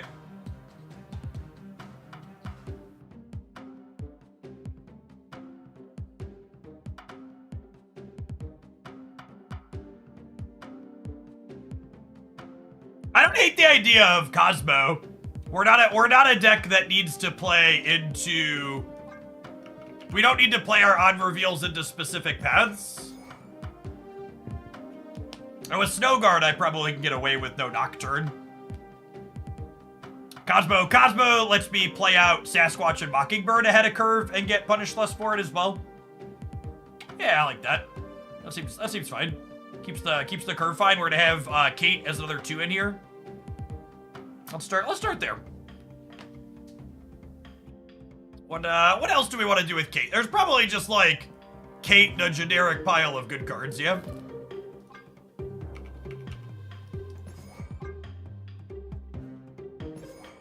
Kate plays with these 2 lovely ladies. Kate plays with these 2 lovely ladies really well. Yeah, Werewolf. Viper.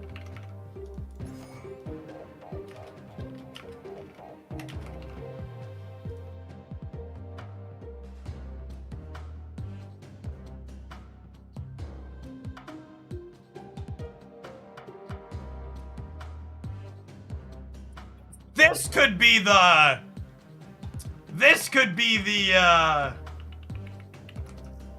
Black Swan stuff deck.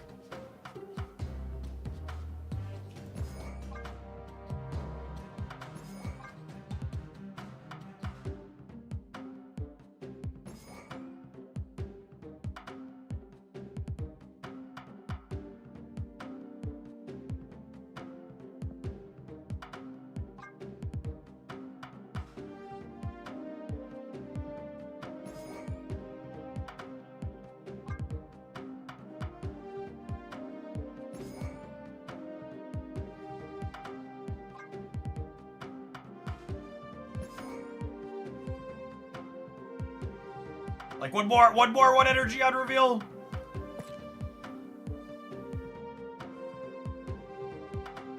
Could be something like Falcon too.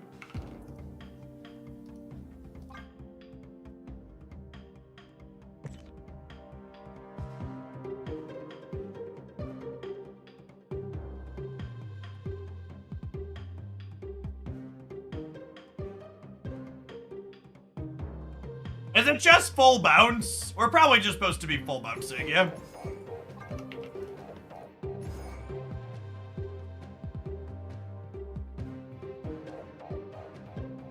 Does War Machine counter Sandman? It does, yes.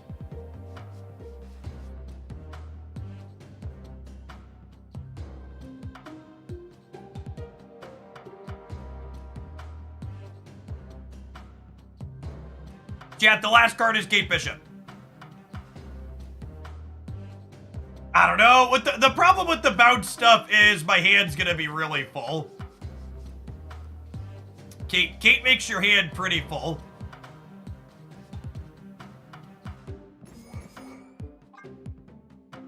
So I'm gonna start with no.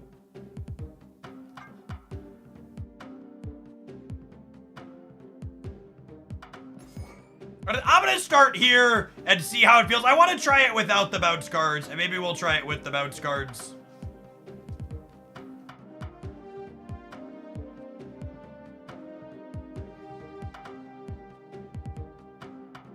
Hand is too full. Should you add Modoc? LOL.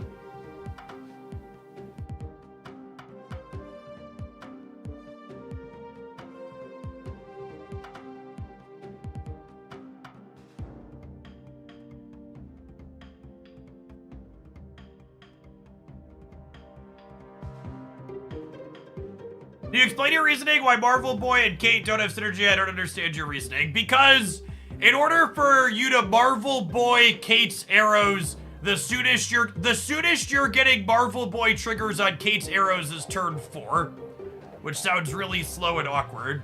I think your Marvel Boy wants to be in a deck that just like has a bunch of ones to play out. You wanna start getting Marvel Boy's triggers on turn 3 when you play him. I don't know, maybe only getting his triggers for 3 turns is fine. Is Viper sending anything besides Hood? I mean, he can send a Spider Ham over and it's fine.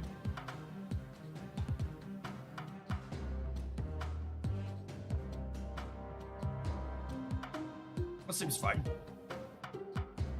I just took an head roll, so I'm not gonna do another one, but I'm gonna run to the bathroom really quick before the season rolls over. Chat, the last slot is Kate Bishop. Stop suggesting more cards. Don't be dumb.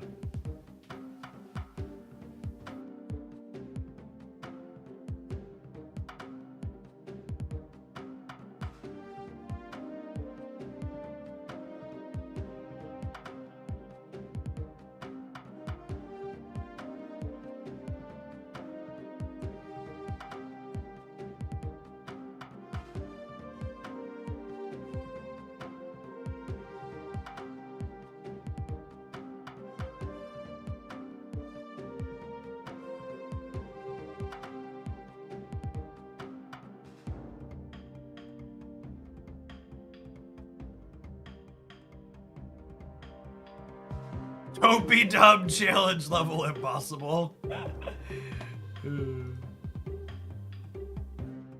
But the same applies to Bishop, which you have in the other 1-drop deck. No? Those aren't remotely the same.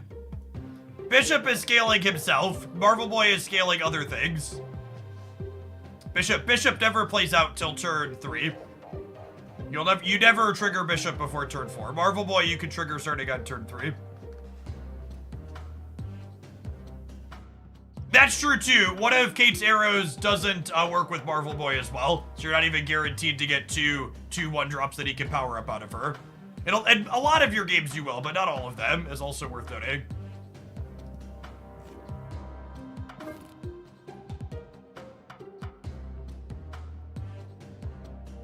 What would a Kate plus Marvel Boy deck list look like? It probably still involves some of the same things. I feel like I need to play games with it just for the sake of telling people we did it, so they can stop fucking asking me.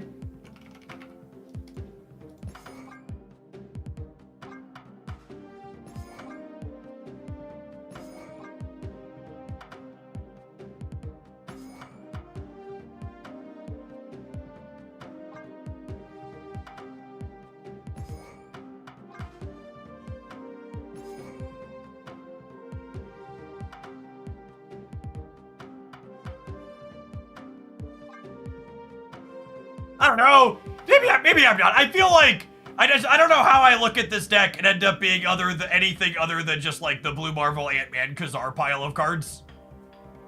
I don't know. Maybe Kate Bishop and Marvel Boy are fine in that deck, but I really just don't want to build worse versions of that deck.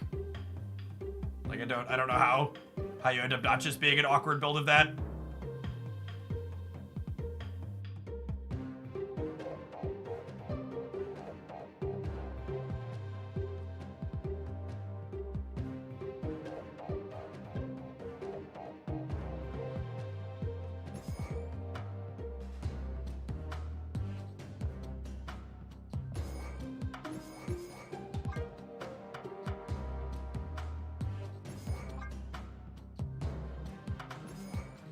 Oh, is there something like this, maybe?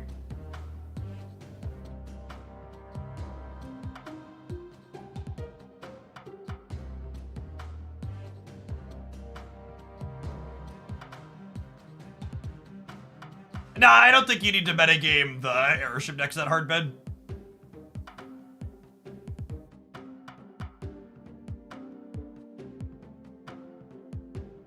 It is true that Kate Bishop has an arrow that moves things. But I assume move is still just trash in general.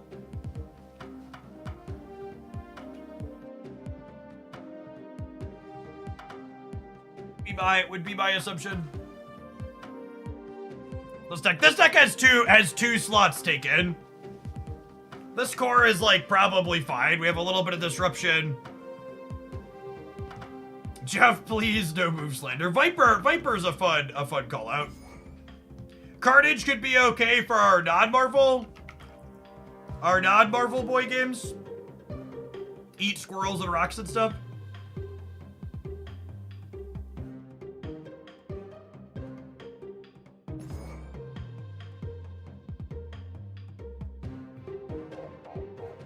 Kate could just be a new clutter card. She could be a sweet card. Sweet card for clutter. My Carnage Arbor Kyra deck here. Yeah, alright. I've seen the error of my ways.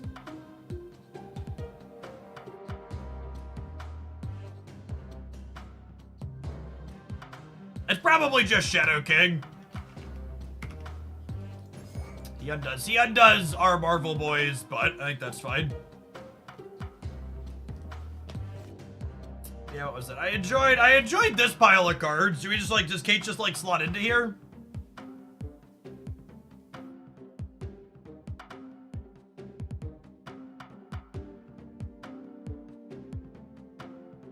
I could see that for $1. What would the trim be? Like Shang-Chi, probably give up like Shang-Chi or Dr. Octopus. It's probably Doc Ock, as much as it hurts me to say.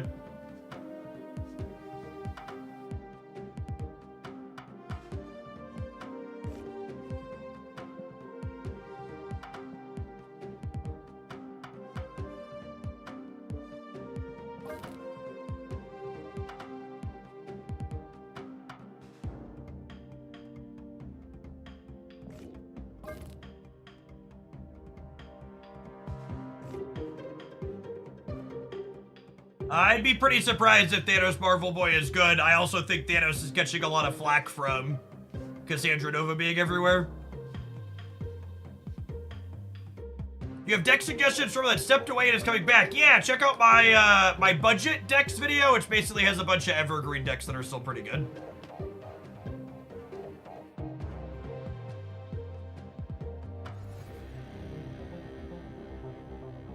I'm actually gonna claim one of these to grab one more season cashier on the way out the door. That's an appropriate min-max. Boosters. 50 credits! Nailed it. Game.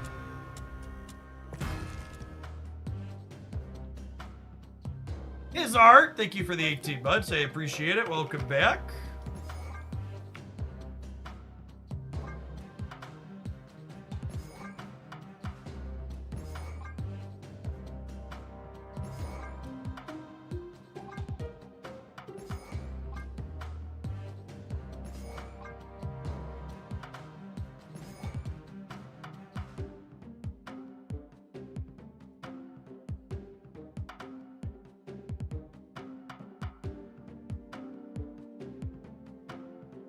Score's probably fine.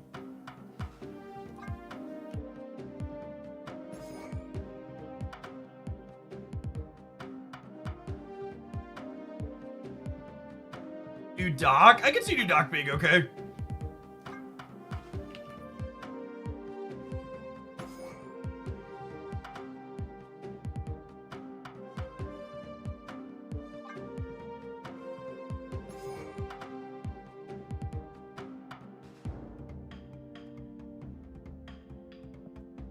Seeds that rolled over yet? Not quite.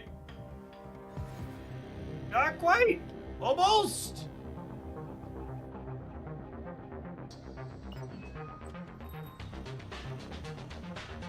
Woo! Valkyrie. Ghost Rider. The best token Tuesdays. You're off to a banger start, gamers.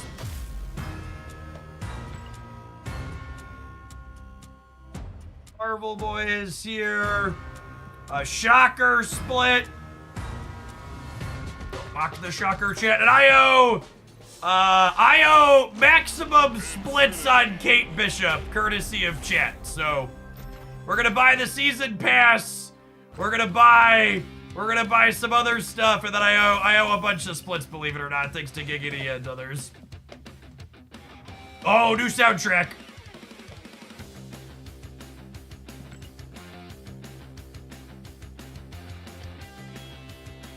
I dig it. Little rock.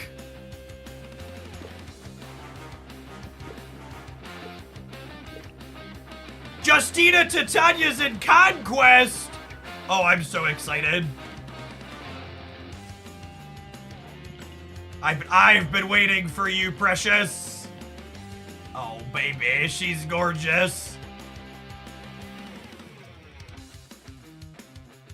There's a new web shop whale track. Oh, there's so many things to spend money on, chat. I just got a new business credit card too, chat. Ooh, baby. Ooh, money. They put borders in here?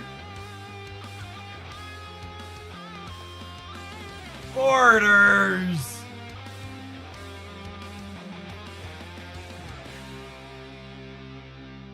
I mean, I guess it's better than premium mystery variants.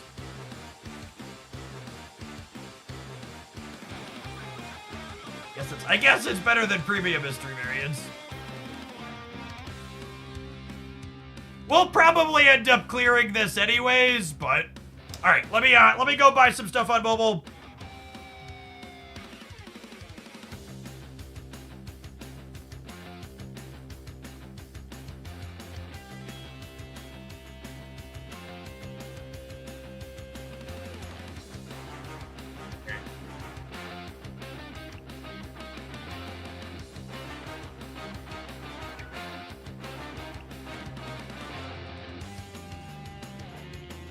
I do need to put 100 gold in on the website too, I think, actually.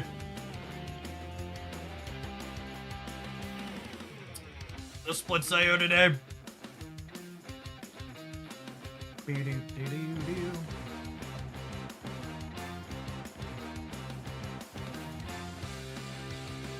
Get the old credit card out here. Shout out to Exter for the sponsor of the stream today.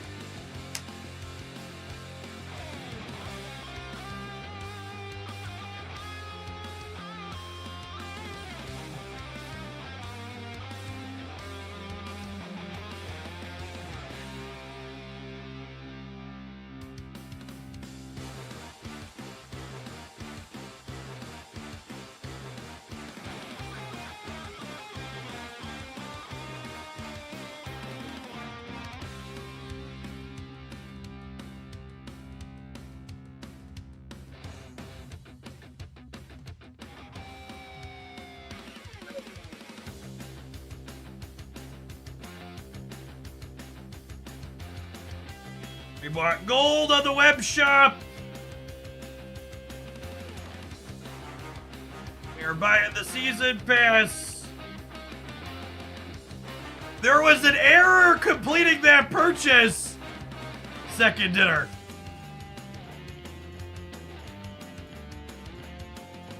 Oh no, am I gonna have to buy it on the web shop? My mobile's telling me I can't complete the purchase.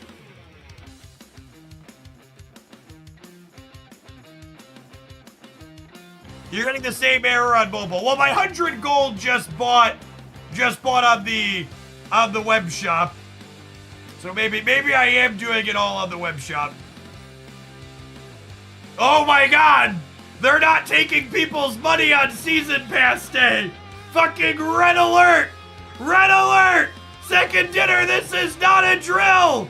This is not a drill! Second dinner! Oh no! Oh no! Red alert! Mobile app isn't taking purchases. I already restarted the client. Yeah, I bought on the web shop. All right, I guess I'm gonna buy it all. I guess I'm gonna buy all on the web shop for now. I was gonna not do that, but that'll be okay, I suppose.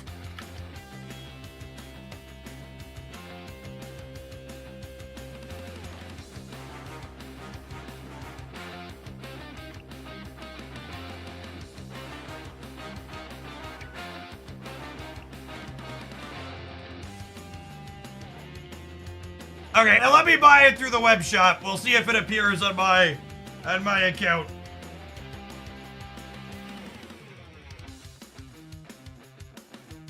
We need an OTA for credit cards. All right. I didn't want to buy the piecemeal smaller stuff on the website because then it makes it harder to climb up to the 400 nice and clean, but it's fine. We'll end up overspending it. Yeah, the web shop is firing off for me here.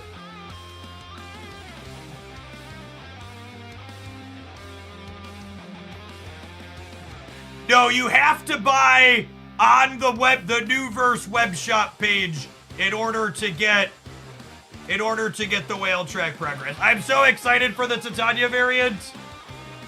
I'm so excited.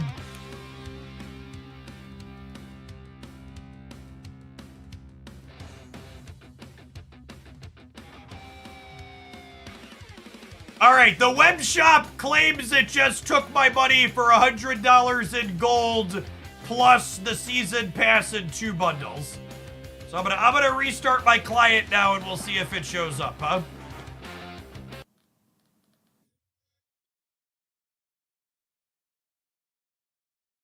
Trust me when I say if there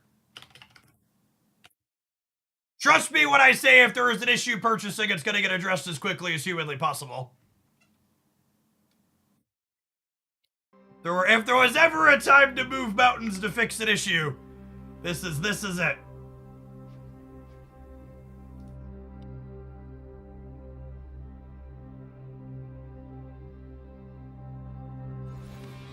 All right, it looks like all my purchases are here.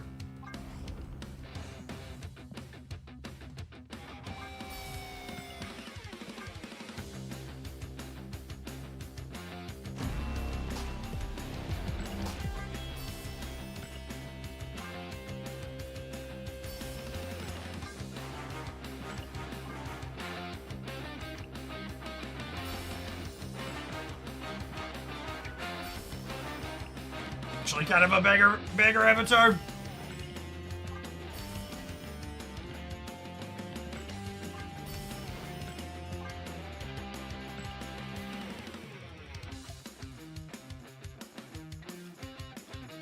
All right, what's the Marvel Boy variant situation like, Chip?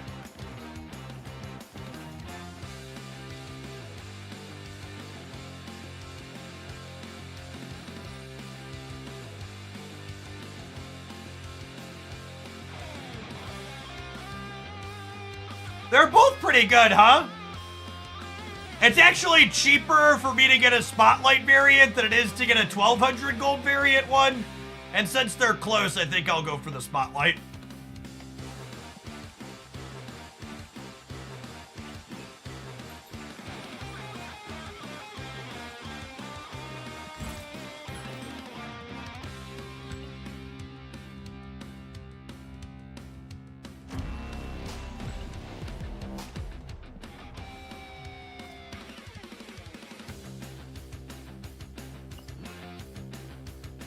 I'm gonna pick new alliance missions for the week.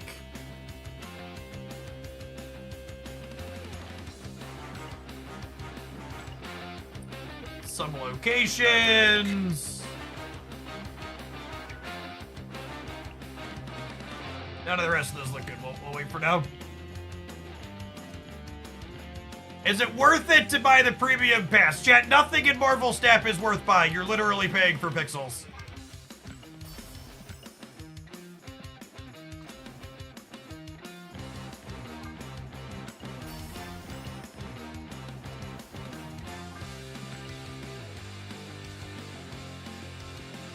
I gotta admit, chat, we vibe with some rock and roll. What a fitting premium mystery variant to get today on this day of days.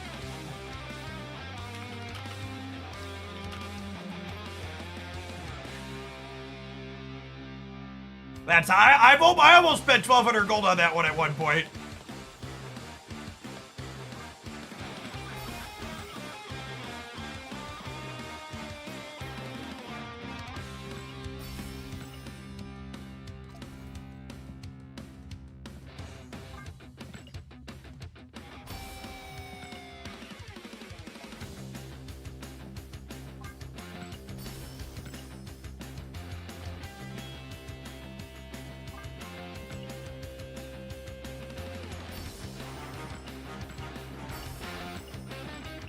Marvel Boy boosters! Correct.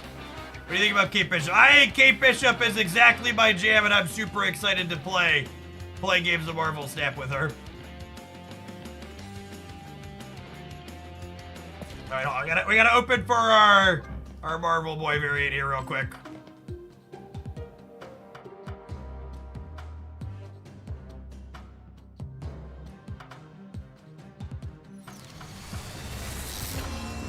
Oh yeah, Conquest variant is best in class Titania, by the way, for those that have been waiting for Justina Titania. It's real good.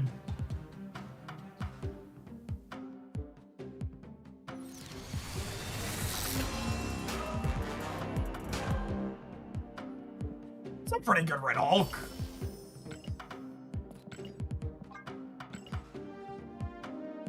Is Kate busted? Yes, definitely.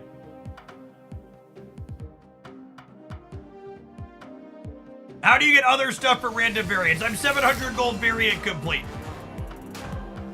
Only a 3-key week? Nailed it.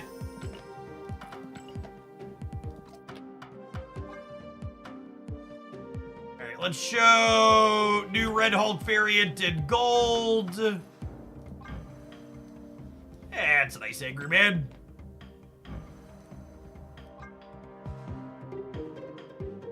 What was it? Hawkeye?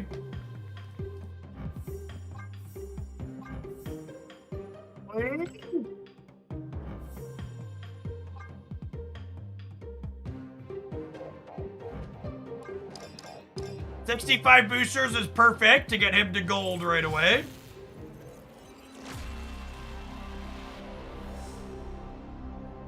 Shiny logo. Shiny logo.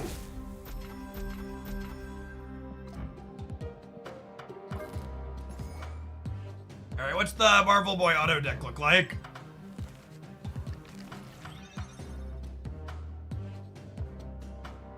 I've seen some dog shit auto decks in my time, but that one might actually take the cake. I have seen some dog shit auto decks, Marvel Snap, but that one might actually be the dog shittiest of all the one I've ever seen.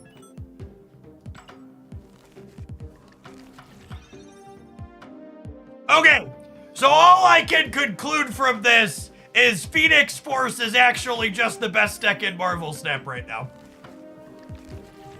And you're supposed to have Magic and Heroes the last card. This is actually the best deck in Marvel Snap right now. Unironically. Second dinner confirmed best deck. Alright, we're gonna get gold Kate on day one here real quick.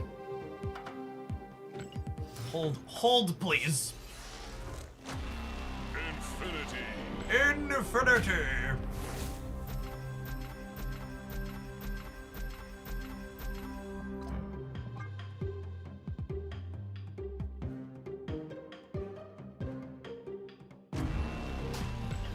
Your first chance to get a gold split is on your fifth split. We can buy boosters for 7 splits. It's fine, we're only gonna need 5.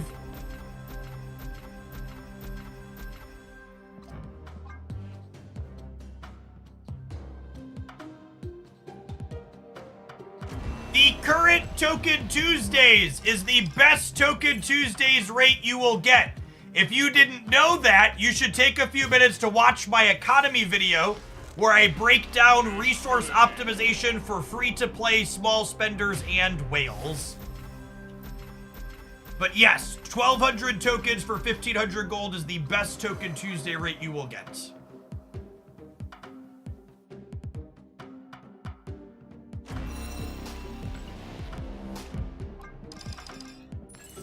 Marvel Boy's language is confusing. Is it only for cards in play, hand, in deck, or anywhere? Cards only impact cards in play unless they explicitly say otherwise.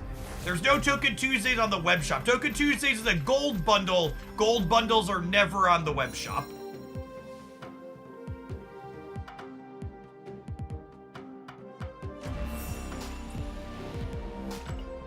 All right, 4th split inked. Assuredly, we will get 5th split gold, right, gamers?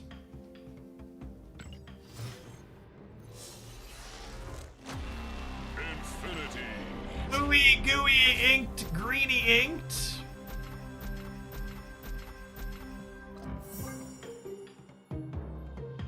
When was my economy video uploaded? After Spotlight caches. There haven't been any changes to the economy since then, so it is still relevant. If at any point that economy video is outdated, I will make a new one. 221 keys. Yeah, I know, we spent 3 keys today. We're running a little low. It took me 3 keys to get the Marvel Boy variant I wanted. Gold Crackle? Is that 3 green borders in a row? You've gotta be kidding me, bro. Just 3 hideous green border flares. Come on. Brown, please, Kate. Please. These are the last boosters I can buy for you today, Kate. I need this really bad, Kate.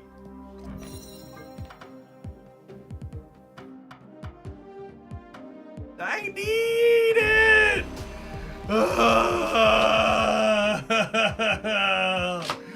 Why do we never get day 1 golds, chat? Why do we never get day 1 golds? Come back tomorrow. I can't go again, chat. They won't let me. Broad said we're done. He's cutting me off.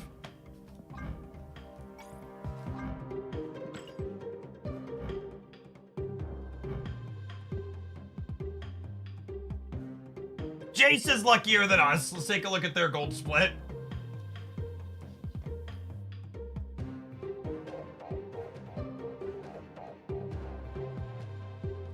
Decent looking base art. We have to make a new account. This is the way. Yeah, realistically, we might hit, realistically, we might hit 155 boosters just playing with it. We're gonna play nothing but Kate Bishop decks for the next day. Maybe we'll get gold on this shocker. Unlucky. All right, I owe a few more splits because we had. Let me check my list here. Who are we splitting?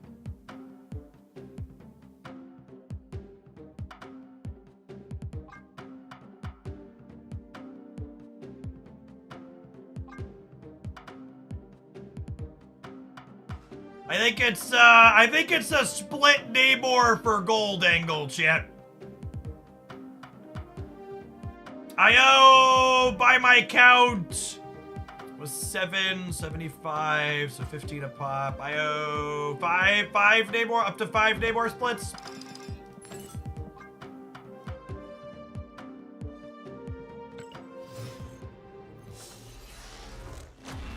Infinity.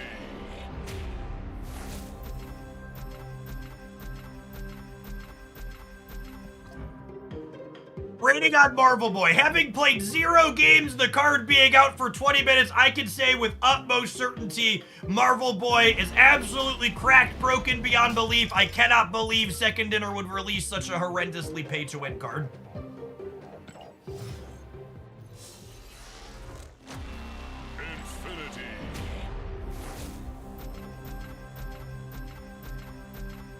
Infinite day 1 guaranteed or your money back. That's what I heard. Clip it and ship it, gamers.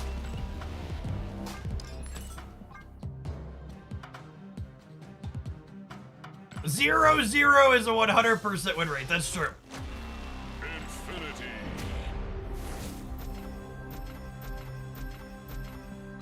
Split Titania for readiness of her best in slot variant. I have a gold Titania with a gold Crackle. We're ready for the best in slot Titania variant.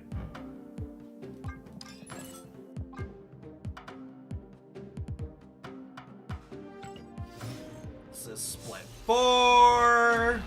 Infinity. We have one more roll after this one, shit.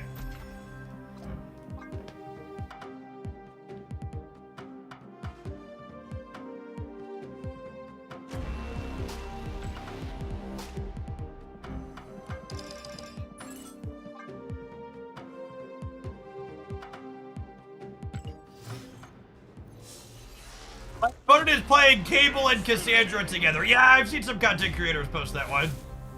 It's a thing.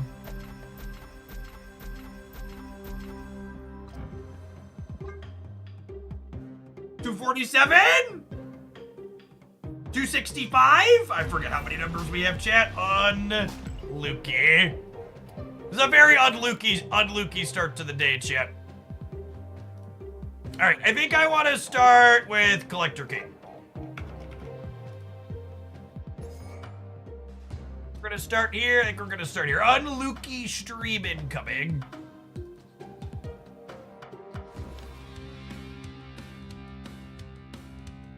Upgrade a card. Yep, crush that one.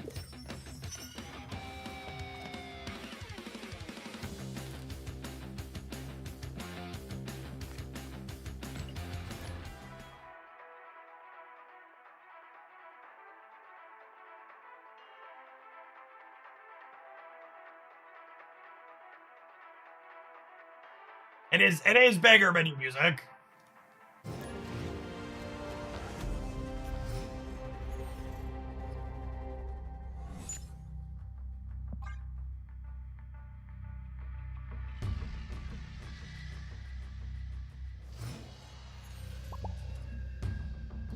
Do you not mix ink or gold? Generally, no, I don't mix ink and gold.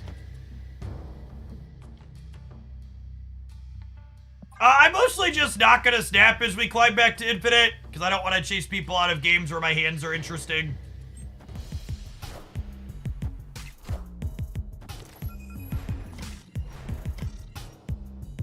I would like the record to reflect, when we were building this deck, I was like, maybe I need some tech cards, and then chat was like, Agent Coulson will have our back. I've never been more mad at a Sokovia in my life, chat. Actually just fucking cheated. What a travesty. Unreal amounts of sodium right here in this chat right now. Never been so angry in my life.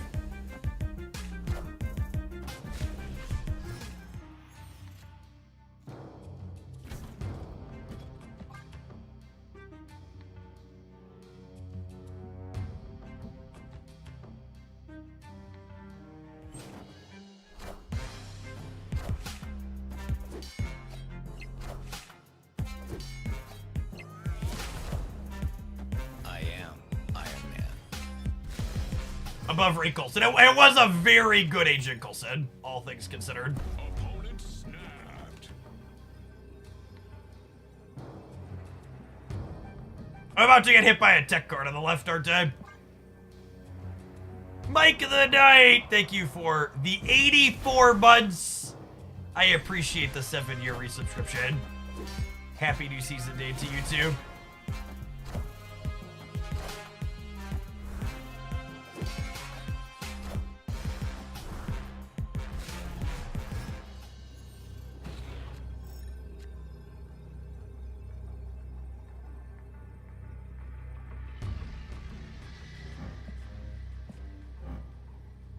Drew 3 rocks off a Subterranea. Sokovia discarded by Agent Coulson. Remember when I said this was confirmed the unluckiest stream possible? Escape. Fucking Ben Brood rolling up to confirm nice and early that that's the case.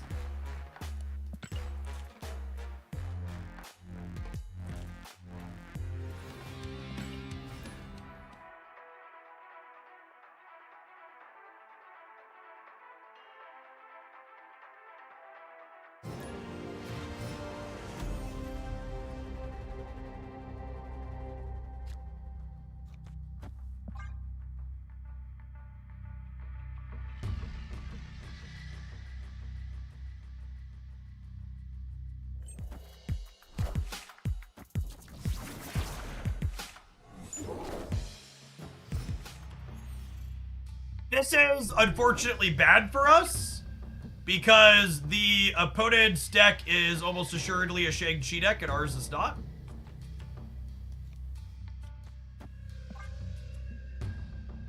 Sorry, I mean our Shang-Chi is right here. It's gonna be fine. Everybody calm down, nobody panic.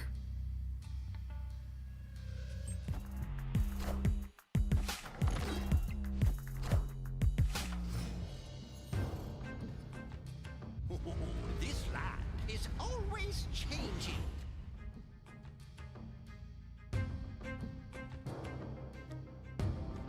Snap. Opponent snap. Fuck! They already have their Shang-Chi, chat! They already have their Shang-Chi and they drew our collector with their one draw from Weird World. Oh no! Oh no! That's how this stream's been going today, chat. They already have their Shang-Chi and they drew our collector.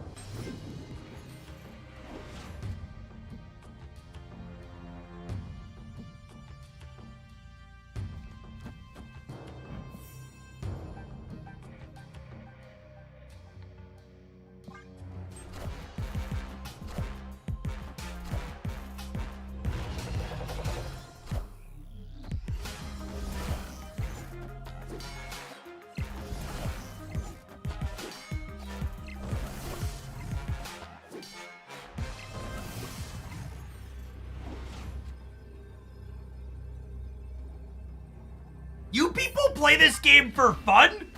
For fun? This is what you do for fun?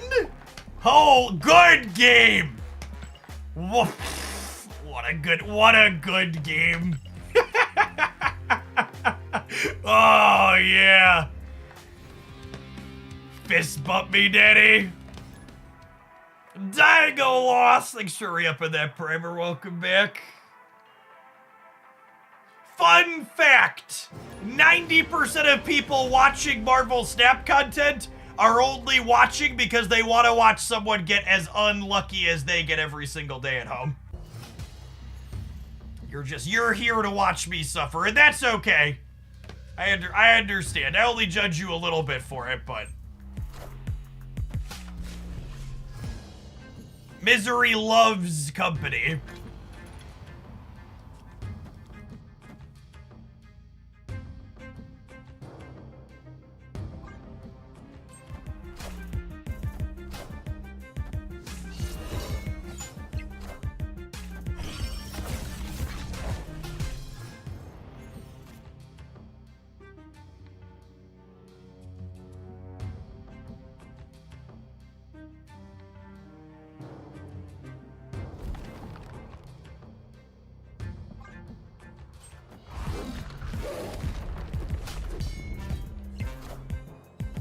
Oh, punished.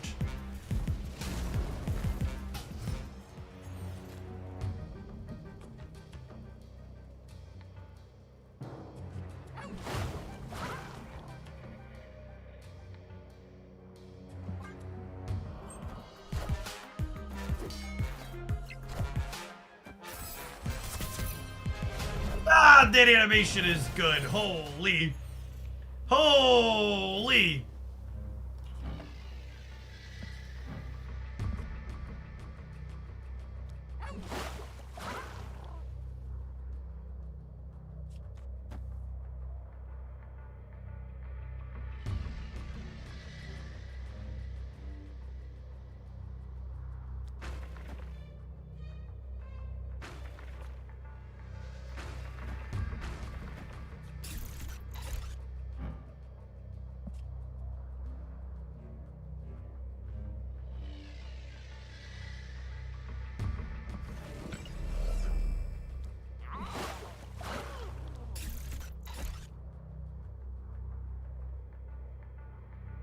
Just want the most points in the middle, actually.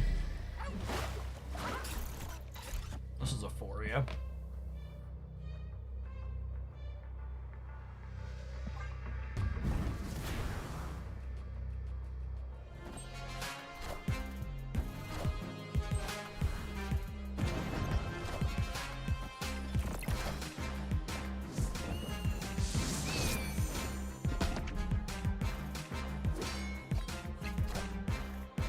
Wind, aid my hand.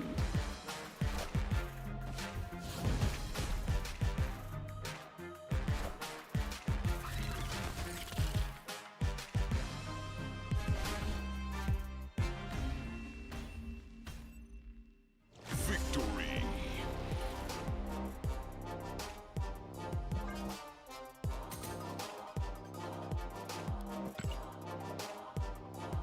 Play Shang-Chi, win the lane, chat. That's how it works, right? You play Shang-Chi and then you win the lane.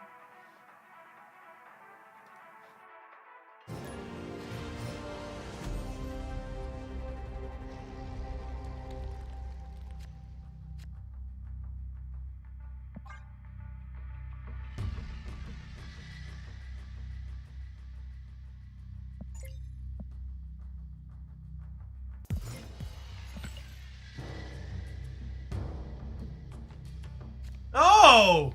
Marco's rank 85 already? That's interesting. Good for you, Marco.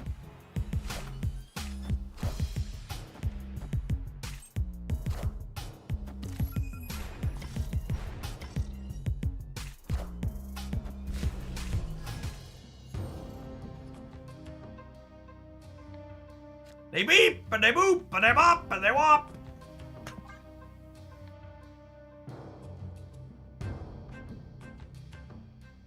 What a lovely, lovely AI overlord.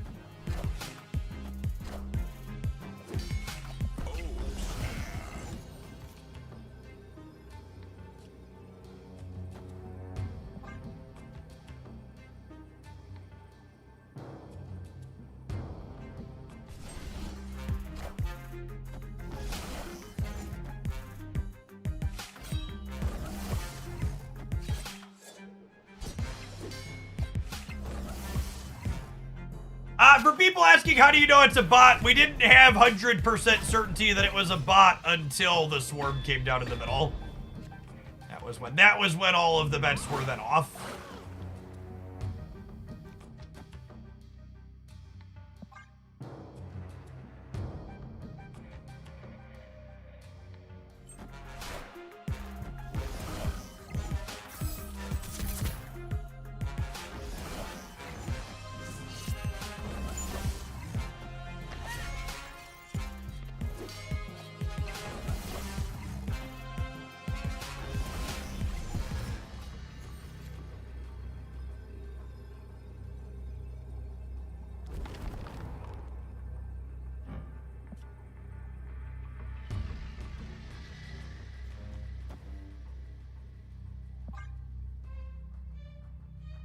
Victory.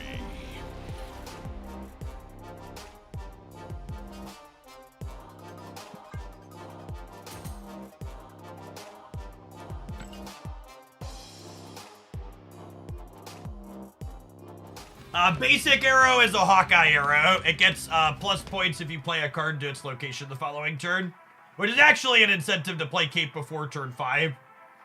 So that way you know it's coming. I would be shocked if Marvel Boy doesn't have an animation.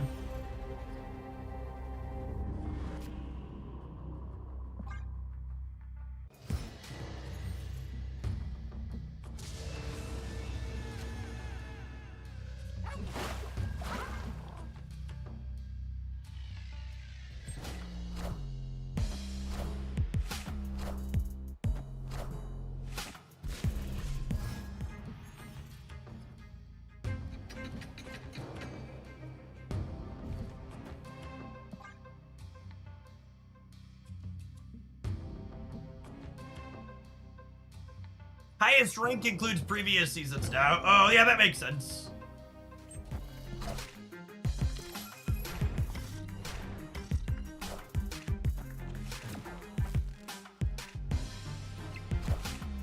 Hey man, I'm cool.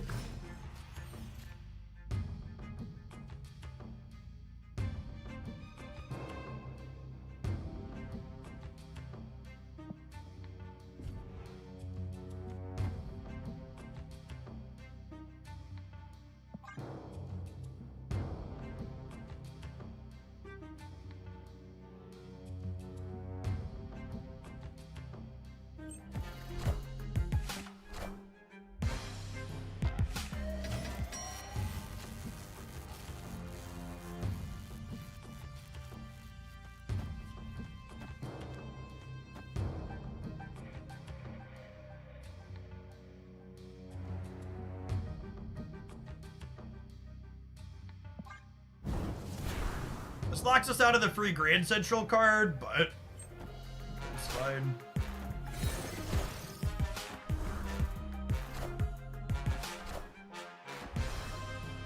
Jeff, I don't think I want to be locked in over there.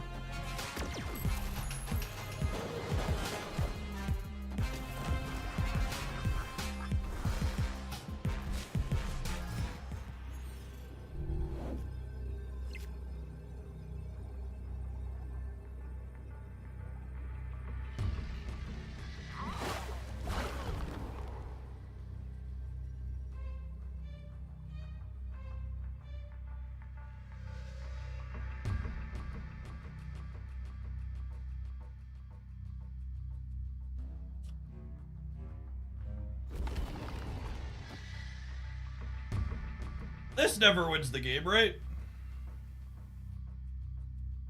A +7 in the middle, technically?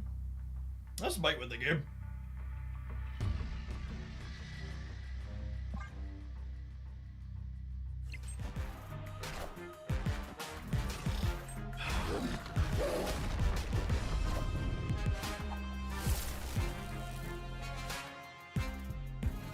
Yo, Slim Shadies, please stand up.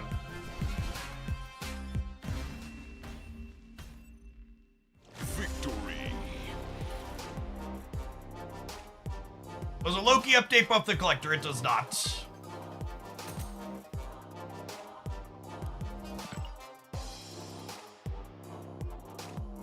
Speaking of buffs, chat, a buff that many of you at home certainly need in your life, I would wager, is to check out our wonderful sponsor of the stream today, Exter.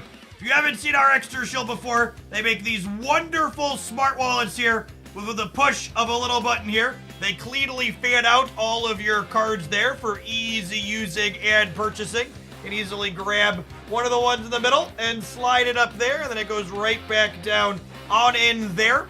Got a nice little clip in the front to put your dollary dues in, and you put another one on the back to either clip to your belt or whatnot. There also has a wonderful thing that you can put extra cards or things inside of here on my my wonderful gold-plated wallet that I carry every day, much like my gold-plated Marvel Snap collection. I keep my little tool card in there. Little wonderful extra add-on that's got a file and a bottle opener and a nice little ruler like that. Shake it again. Shake it gets my favorite, chat. That's one of my questions when I had the first one you picked up. Are these things gonna bounce on out of my wallet there? They certainly don't do that. Our wonderful quality product. We've been working with Exter for the last few months now. And then obviously the other important thing to cover here is, Jeff, What makes the wallet a smart wallet? Well, obviously, it's RFID blocking, so that way while you're walking around in a crowd, you don't get any of your information nicked by anybody using a sniffer looking to do that. But their add-on tracking cards is the thing that truly makes it smart. So we've got this wonderful, wonderful doohickey here. That this is a Chipolo card that works with Android. They also have an Apple Finder card that works with iOS natively. These Bluetooth into your phone. So that way, from your cell phone, you can press a button in the app and ding wherever your wallet is at. So if you're someone like myself, who prior to my wonderful tracker card, I would regularly play Where's My Wallet several times per week, I now can just listen for the tone being somewhere around my house. It's also excellent for keeping track of your stuff when you are out and about. It pings your GPS location in the app periodically when you're connected via Bluetooth. So that way, if you lose your wallet or your bag or whatever your Finder card is in while you're out, you can track it back down by knowing the GPS coordinates where it got disconnected from. So, Cal Brodozer, someone asked, how many splits does it take to get that gold wallet? Ironically enough, chat, the gold-plated card holder is very similar to purchasing a gold split inside of Marvel Snap at 250 USD. The base card holders that are non-gold like this one start at just 71 USD. And if you use my code JeffH, you can go ahead and save a little bit of an extra discount on there with that. They have lots of wonderful bright colors and different range of things. Speaking of bright, this yellow one is definitely something to behold on here. They also recently added their Pro option here, which is made from 100% recycled aluminum and has no plastic components. Even the trigger is metal on that one. So you can check out Exter using my link in chat there and use code JeffH to save an extra 5% off of what they've got going on here on top of their summer sale. All right, let's play some more Kate Bishop, huh? You need a new wallet. It sounds like this promo came right at the time for you. Yeah, the designed cash thing is you fold your bills up and you put them in the front there. I don't usually carry cash, so I don't have any on me at the moment, but they fit like, I don't know, probably like 5 or 6 bills folded up pretty cleanly in there. Probably more if you force it, but it holds probably 5 or 6 super cleanly.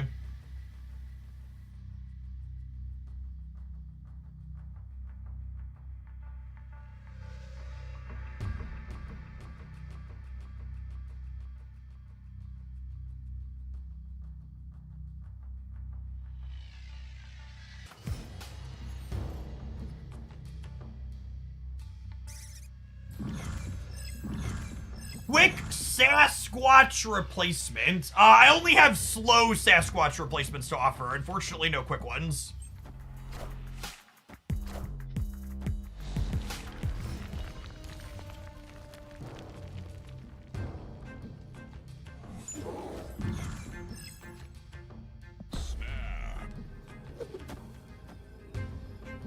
Am I playing Snow Guard out? Yeah, I think so. Honestly, this might be make squirrels in the center angle next turn, huh?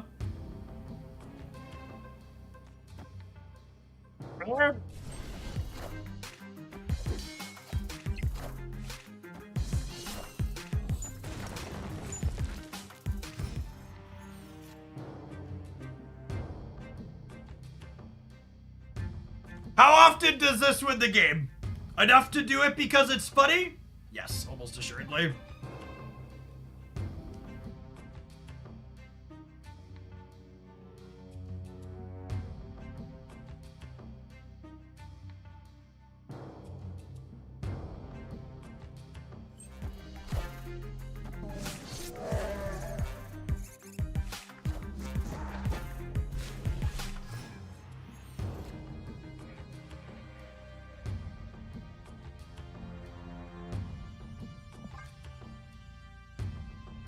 I don't think they're gonna beat Squanch in the middle, champ.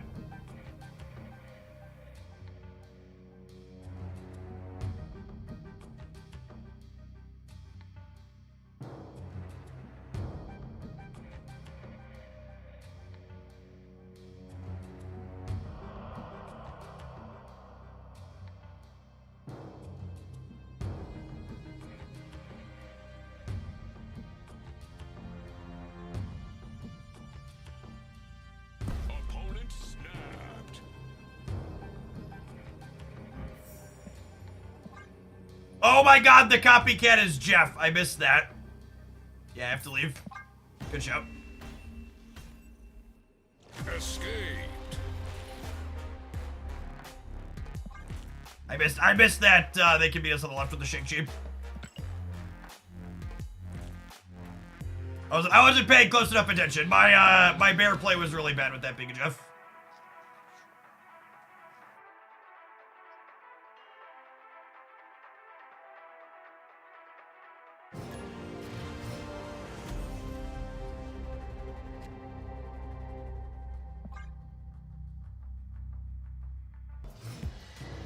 Is the season pass card worth it? Completely independent of the card in the season pass itself. The season pass is the best way you can spend money in Marvel Snap.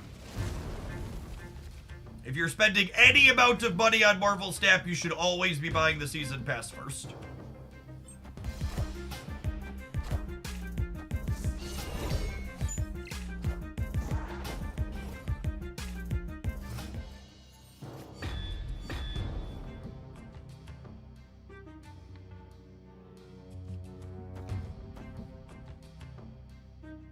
Dumble Dave, thank you for the 19 months. Appreciate it. Nocturne moving into deep space does not get rid of deep space. It's noteworthy here.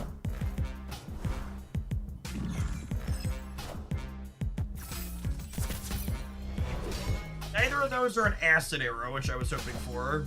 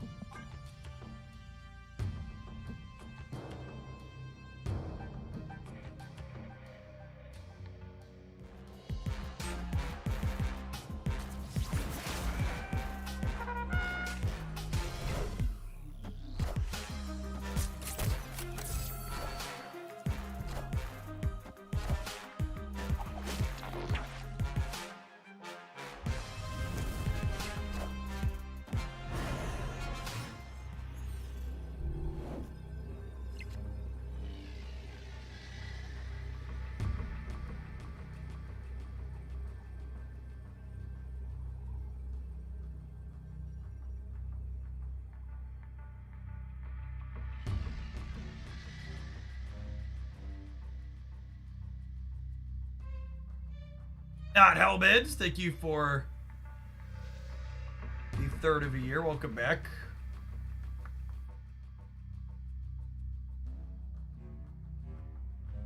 Our opponent has built a New York here at the end of the game, which is unfortunate.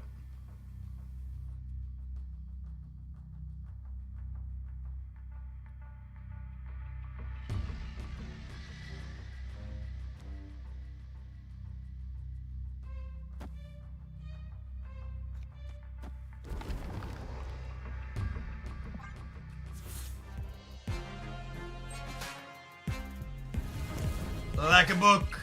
Oh, like a book.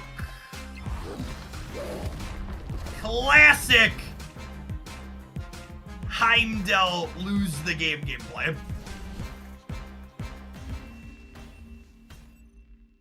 Victory.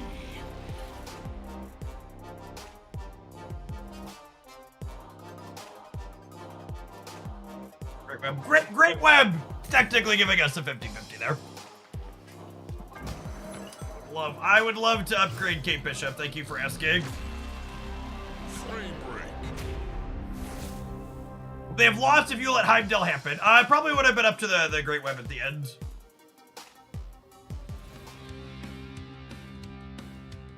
Would they have died regardless? I actually don't know. Maybe.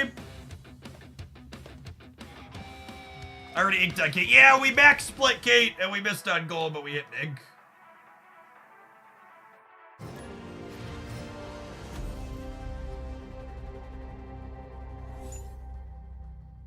Ooh.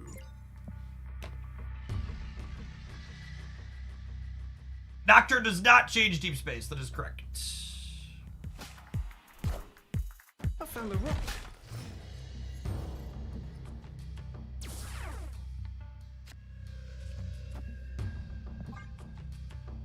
Oh, snap. Confirmed to be an AI opponent. The only 100% way you can guarantee you are playing against an AI. God, why is Grapple Arrow a 1-3? That's so absurd. The only 100% guaranteed way to know you're playing against an AI is to snap and then end the turn.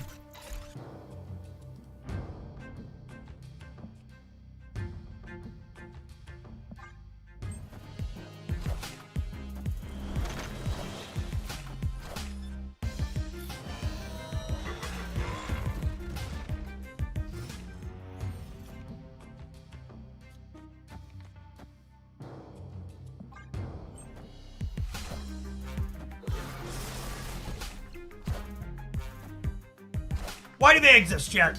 Why are there bots in this game? Why are there bots?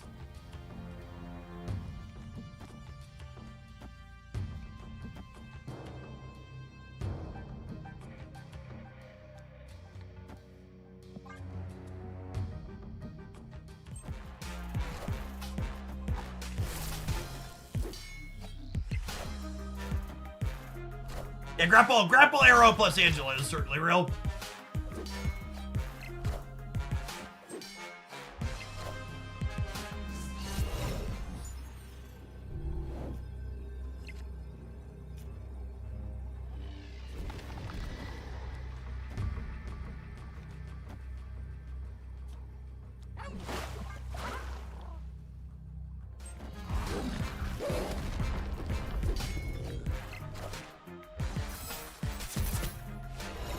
Seven collectors, not bad.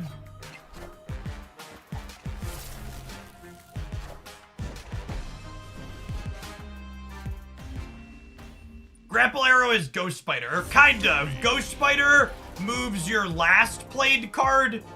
Ghost Spider or Grapple Arrow moves your next played card. So Grapple moves the card you play after it. Ghost Spider moves the cards you played before it.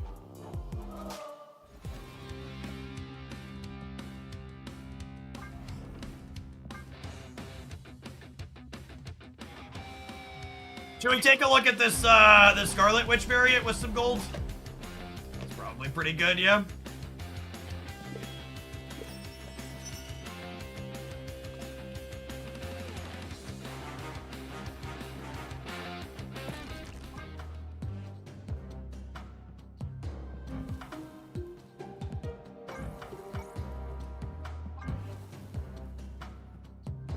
It's fine. I don't know that I agree that it's best in slot. This card's got a lot of competition.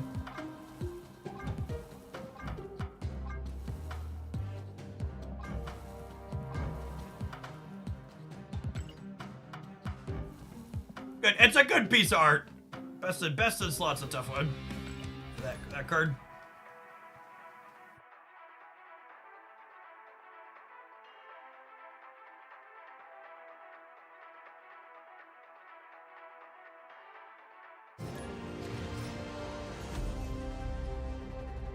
As a parent to two small boys, I feel obligated to switch over to using the mob one. Do I use any of the custom borders? Do I want all my cards to match, so I don't use the custom borders usually? What an absolutely cursed set of locations, holy. We'll hope that this is a location that's friendly to Kitty Prime. Oh my gosh, are we about to get Marvel Void?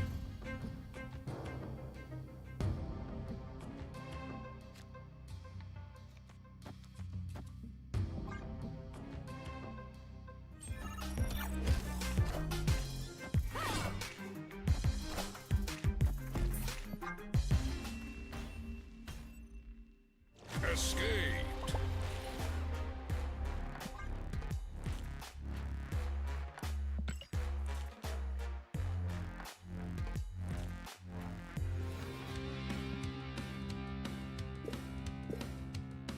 In a location with one card, nailed it.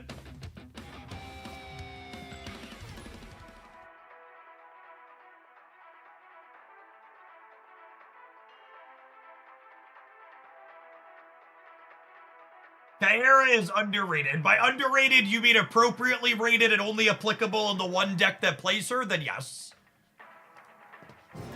I would call that appropriately rated, though. Not underrated.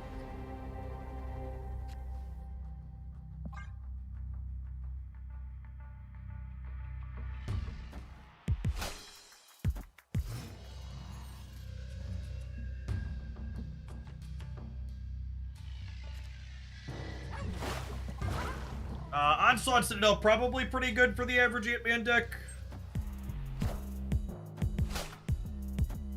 The next drops have a Storm Variant with Jeff the Baby Land Shark. Nice. We knew the dates for those already. We just didn't know when they were going to happen. Just getting absolutely brutalized by location variants here. Two very good draws for our deck where we just like can't stay in a million years because of how Ben Barode rigged the locations against us. Kind of annoying. Our draw's like actually nuts here. I just can't ever stay against a blue Marvel Khazar deck against Onslaught Citadel. And they got Miniaturized Lab on the left even to make their Nebula huge also.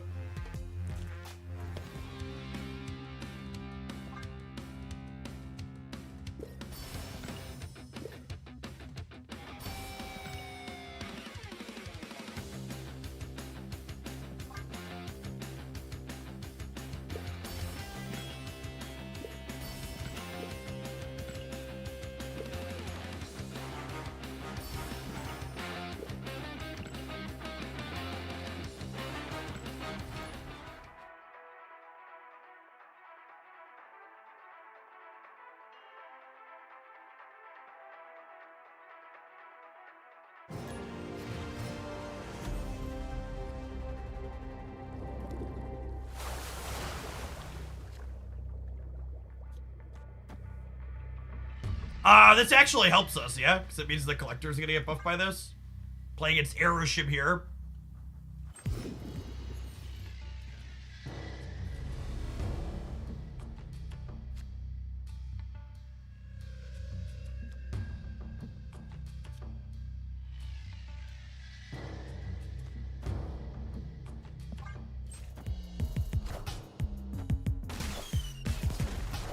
Why can't I collect my ladder rewards? Because you're illiterate.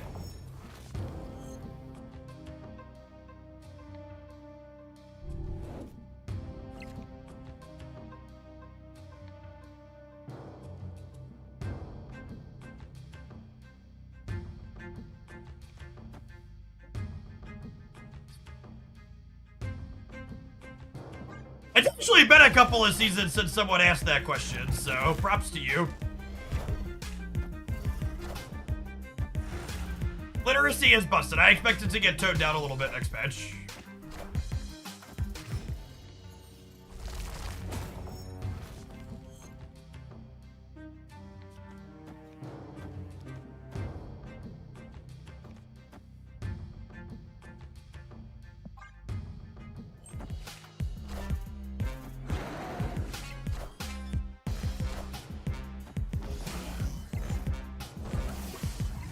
I would like to apologize in advance for the 8 years of everybody in chat's life that these 4 bishops are about to take up.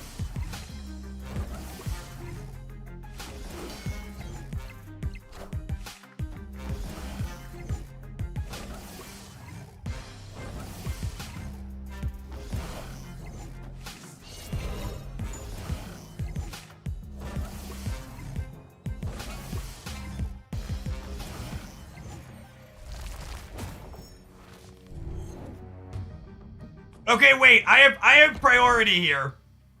Agent Coulson into Lamaria, Genius or Grifter.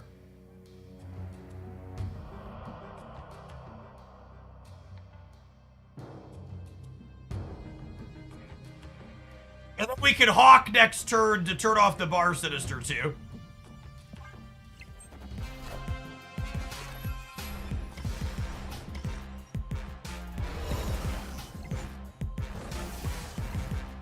Yes, I accept yes.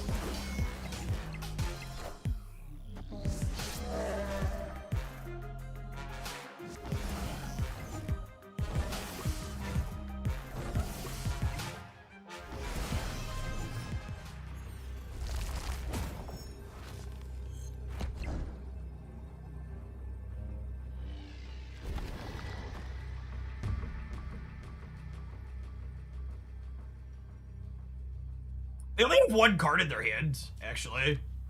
Do I do this and play for all three?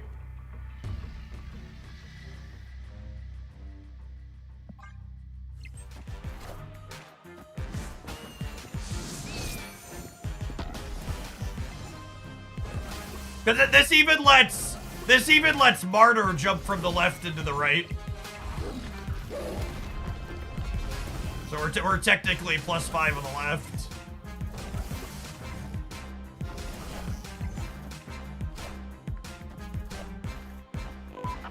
We're good, right? Cool. Wow, that was closer than I was expecting. Holy.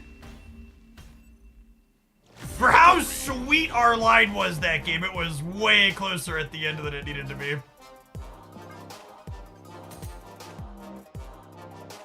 Snowguard's such a sweet card.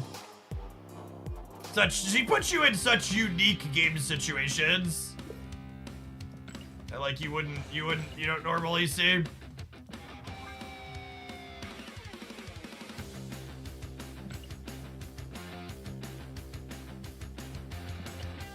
I really dislike how specific a lot of these missions are. I actually didn't complete my 4,000 personal points the first week because I really don't enjoy being told how to play the game. Real Armadillo, thanks for the 2/3 of a year. I think that's my takeaway. I apologize to my alliance, the people that hard carried us, but I don't enjoy Marvel Snap telling me how to play the game that specifically. So I'm doing the ones that I can like kind of do while I play, but I'm also ignoring a good chunk of it. Belligerent, thank you for the 13 months. I appreciate that. Welcome back. All my circuits, thanks for the 18.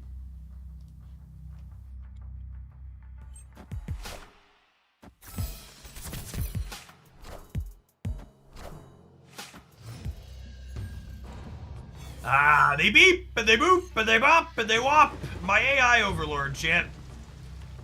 My beautiful, glorious AI overlord, Dale Buddy here.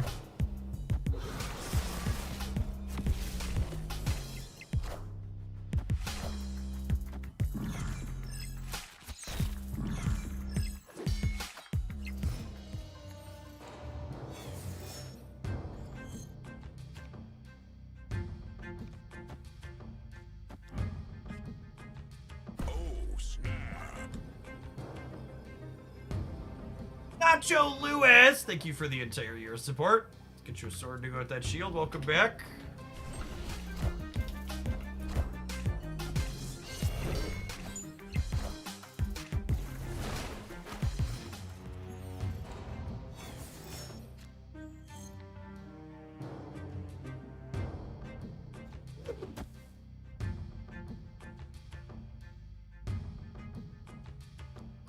Classic Deathwave bot.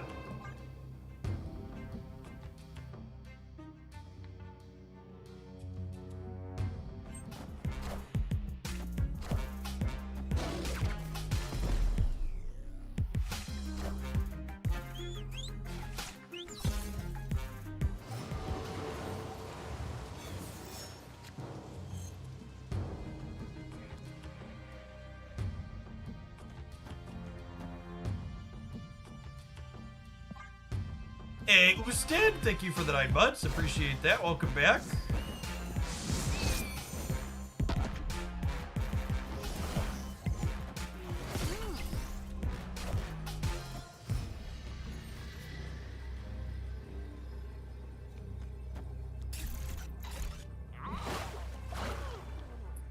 So this is 1, 2, 3, 4, 5. I go to 10. I go to 18. Yeah. Quick check, we're not losing to the AI with a little bit of counting.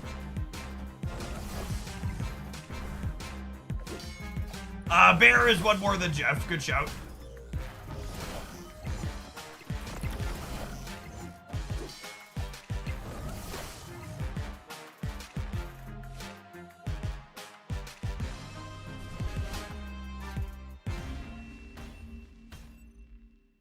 Did you miss something? Why aren't we using a new card? You missed that Kate Bishop is the new card.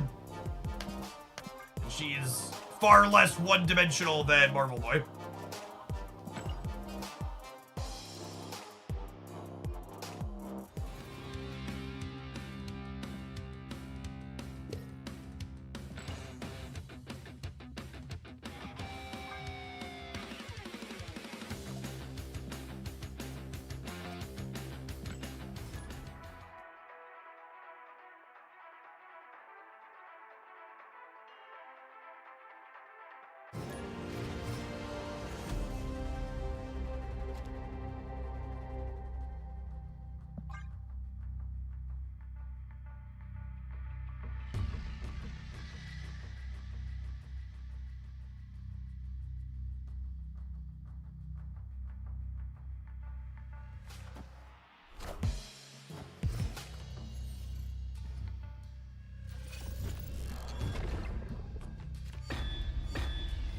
Oh, it's saying Hawkeye Kate Bishop through me. Okay, yeah, that's fair.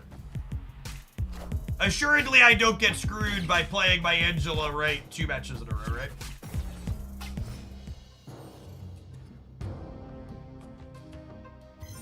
By the way, for those at home who aren't paying super close attention to the metagame, our opponent is playing Sandman.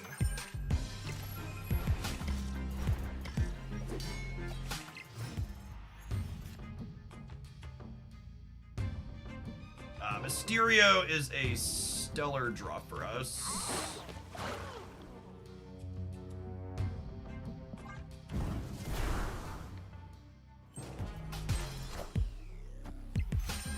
Tipped you to that already. Spider-Ham, Makari.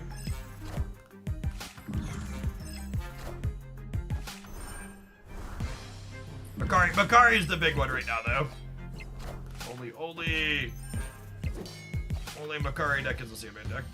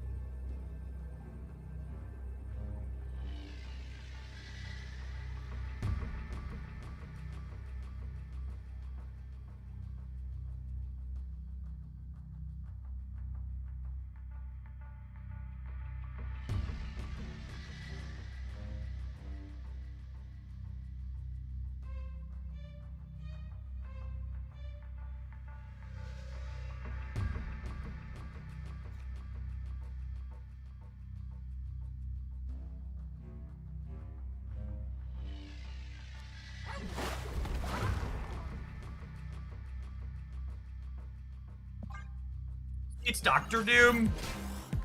Loses them playing something bigger than me on the left, though.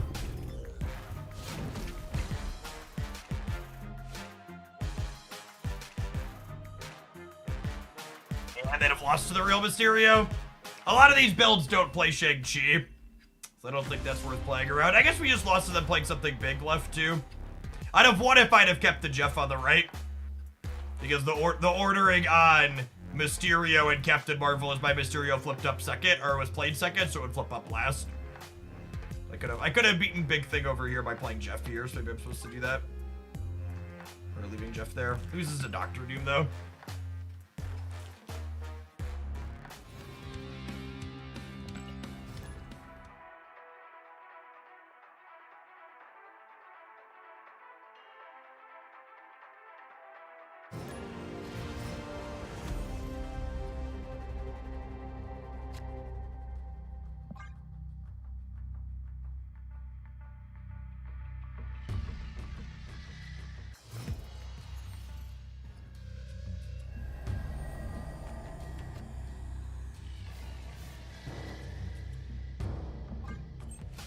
Looking really solid here.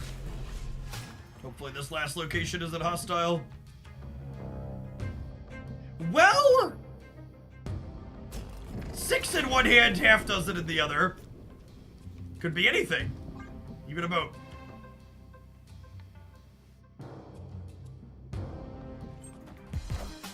I would snap here if I didn't want to not chase my opponent out, but I would prefer to not scare them away so we can play a whole game.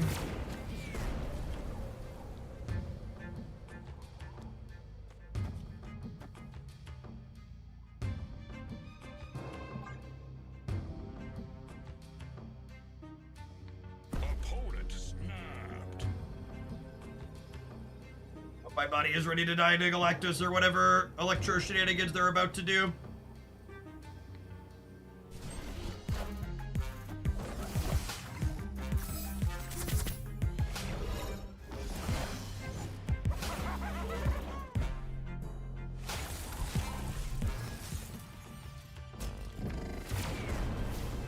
Okie doke.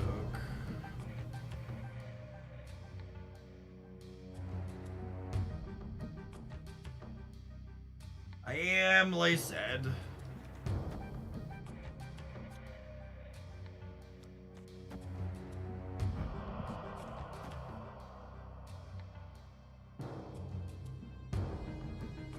God, it's a damn shame we missed on the 50% to hit Acid Arrow. We don't won the game.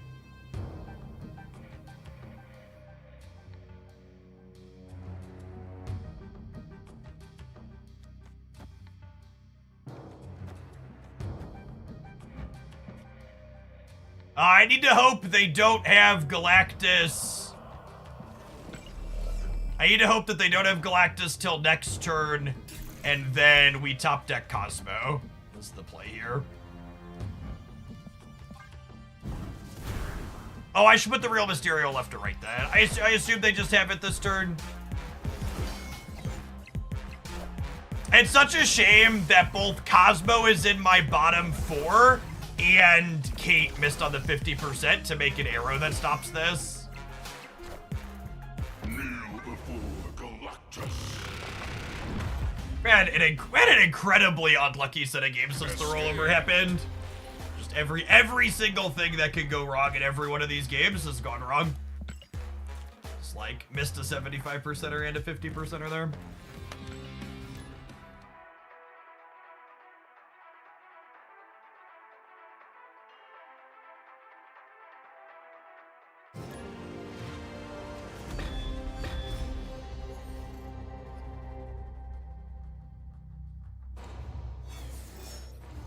Appropriate resub. Thanks for the 21 months, Galactus. A vibe on the Jeff for now. We'll play Bishop on 2. Is Aeroship playing Sandman? Generally, no. Aeroship often wants to play more than one card late. The Sandman decks are not Aeroship decks. Felicity into Stellar. Mysterio, Mockingbird, Squatch things. Teed up and ready to go. Hey, anything we can do, they can do better.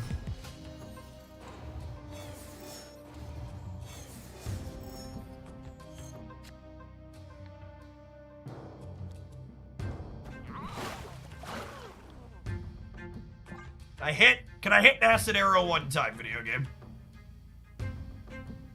Is local man about to be Cosmo Center?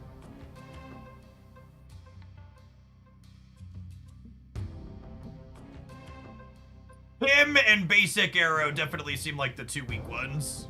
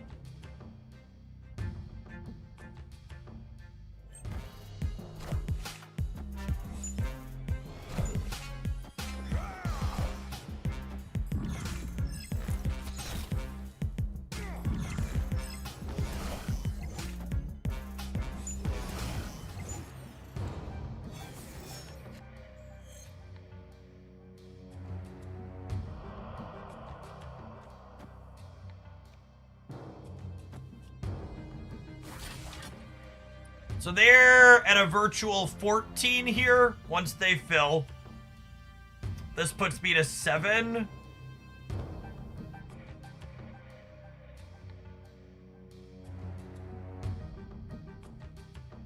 Gonna expose me to Shang in the middle. Maybe we're supposed to Cosmo the center.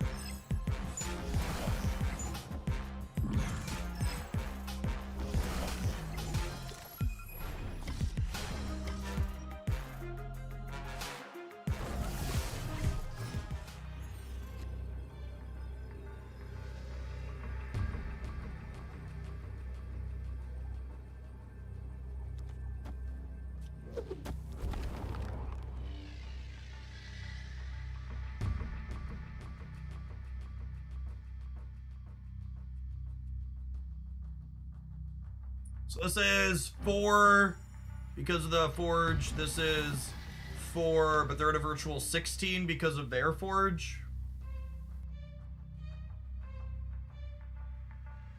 So they're at 16. I'm gonna be at 1821.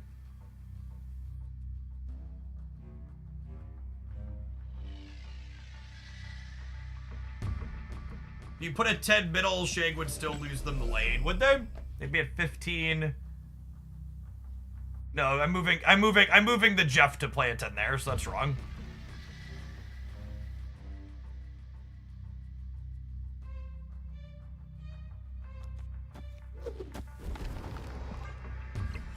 Hold it for one.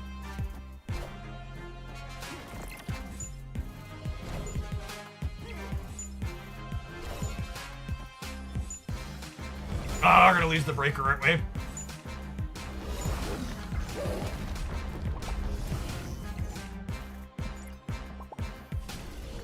By one singular point. They got the 2 best arrows from Kate Bishop, and they got Khazar from Agent Coulson, and they won the game by exactly 1 point. God, what a just brutal set of games.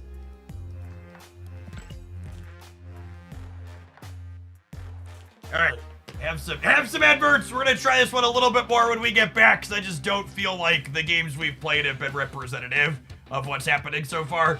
Thanks for hanging out. Don't go anywhere.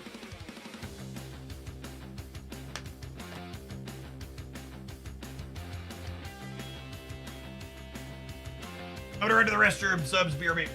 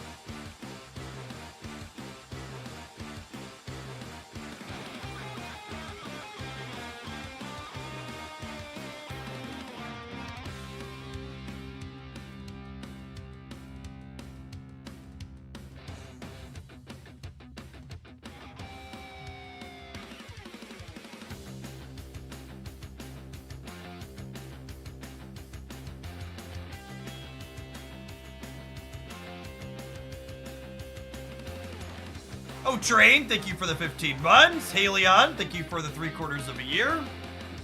Not the ads! Prime sub's a great way to get around those.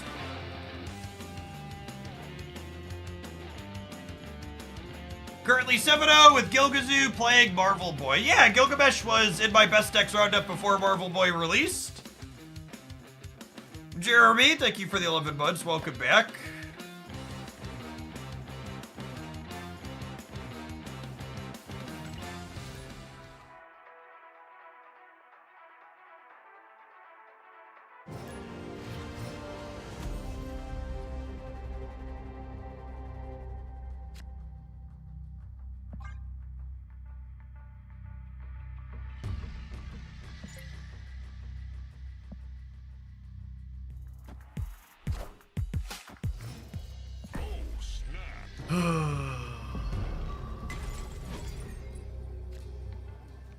They beep, and they boop, and they bop, and they wop.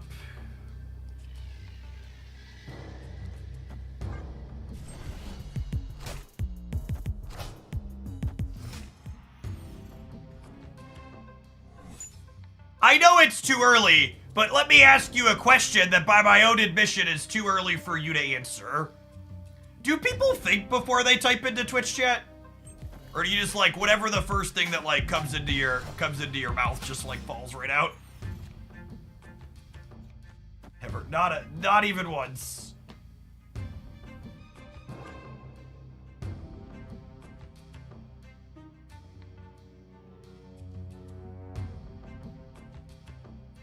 Imagine thinking in this economy.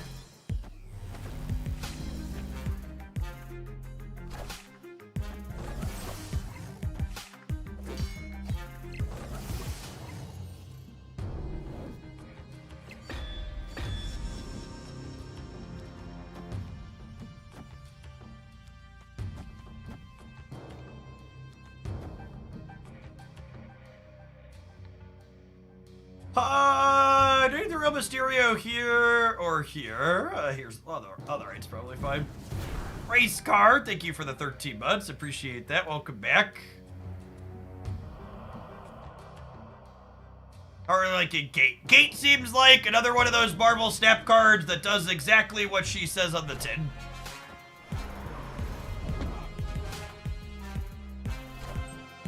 It's like pretty reasonable, fair things to be doing. Wait, did they just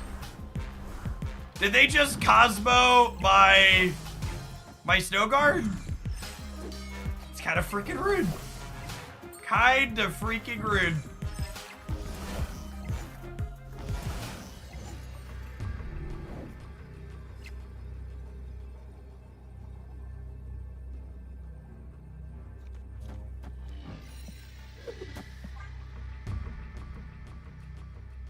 Dies to the left at least.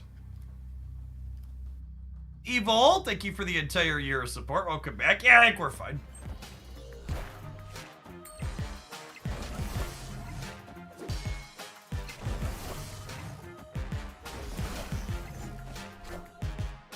Wind, aid my hand.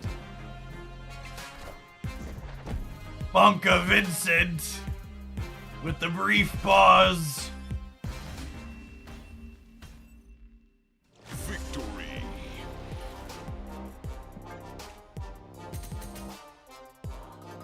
Yes, bot profiles always show a collection level that's not too far off of your own. Or like plus or minus 10,000 from you, it feels like.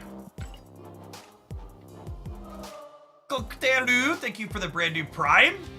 Streaming here is my full-time gig on Twitch, and folks like you're a big part of why that's possible. Immortal Echoes, thanks for making that possible for the last 76 months.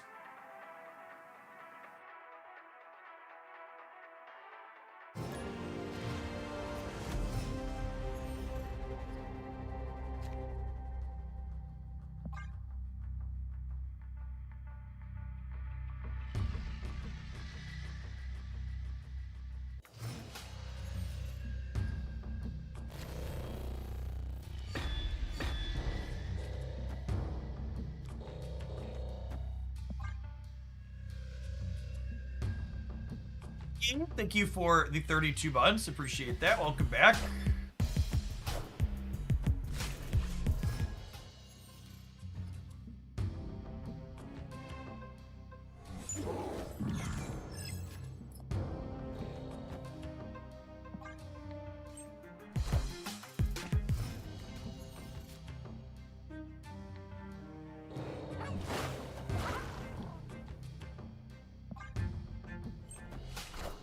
Hoping to draw Mysterio next turn.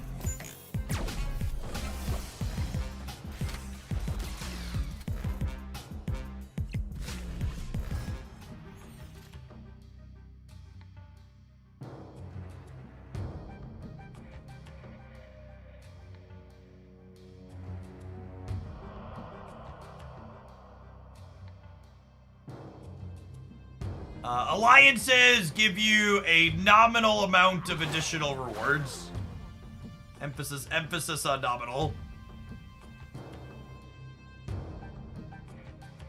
Bear the island. If they don't play to the island, bearing the island's kinda bad.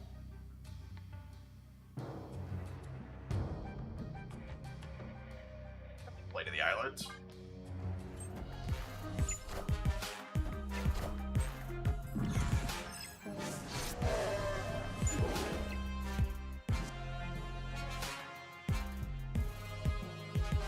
Part of me wants to say I should stop listening to Twitch chat, but I also don't think we were likely to win this game regardless.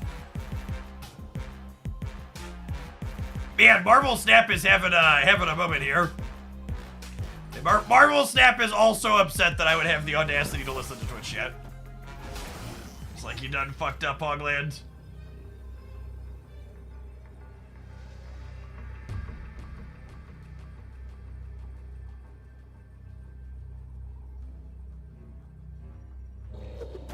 This beats Ultron every time.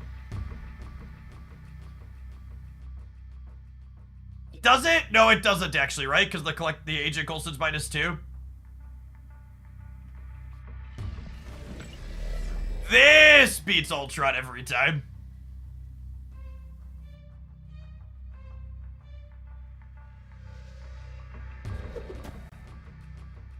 Alright, I'm a lip.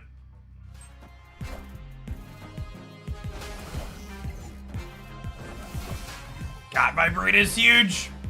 Who's a good doggo? Yes, you are. Yes, you are.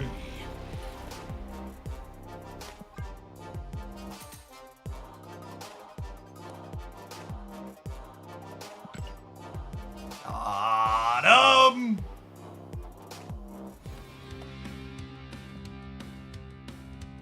Like an audiobook? Yep, something like that. Play 3 cost cards, sure will. I grab these generic ones. I hate how much these things tell me how to play the game. I just want to play Marvel Snap, but I want you to tell me which cards to play with.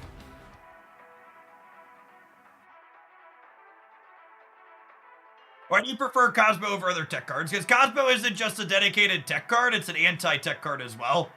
It lets me play out Mockingbird and Sasquatch. I don't have to worry about getting Shang-Chi'd.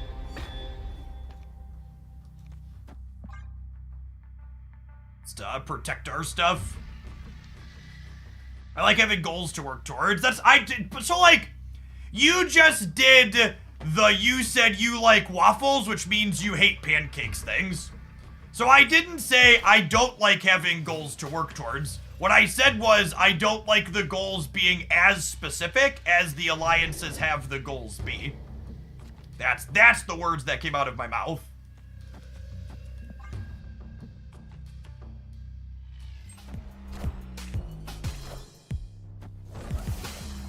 Yeah, if like 50%, if some percentage of the goals were always generic, that would be much better in my opinion.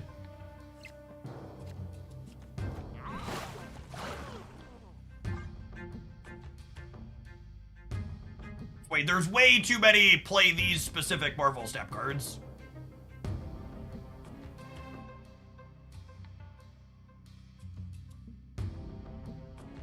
Yeah, I also think there's too many specifically move, destroy, and discard. There needs to be more that just like are like, hey, go play the game. And like kind of this specific manner, but like you could choose this manner in a few different ways.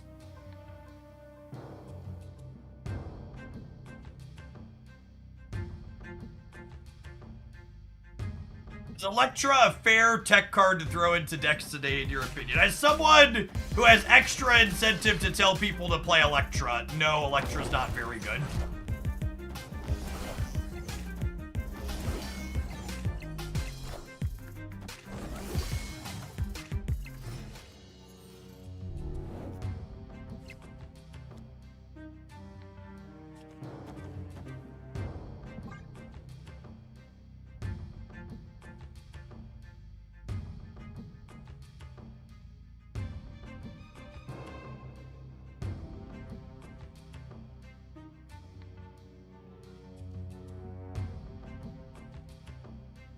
Have we seen a Marvel Boy yet? We've played against a few decks that were likely Marvel Boy decks, but we haven't seen anybody put it into play just yet, no.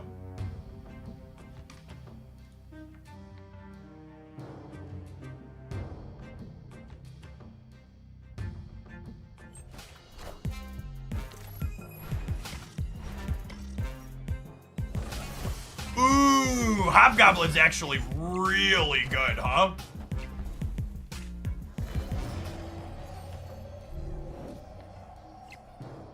But you sandbanded me the turn before? That's so sad. Oh, that's so sad. And...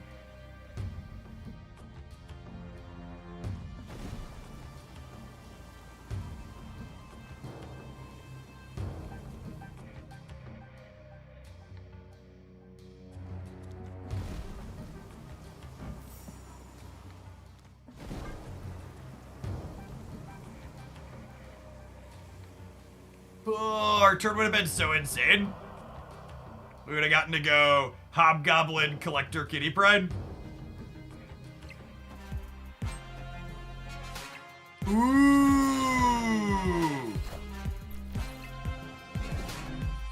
Oh, for fuck's sake.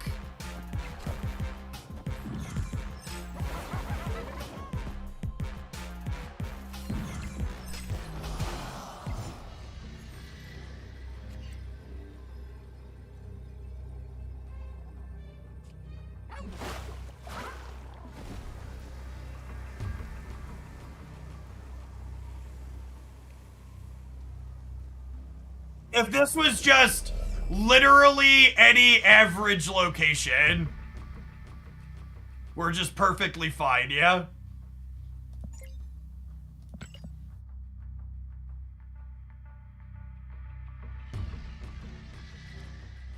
Unfortunately, I don't win here with only 11.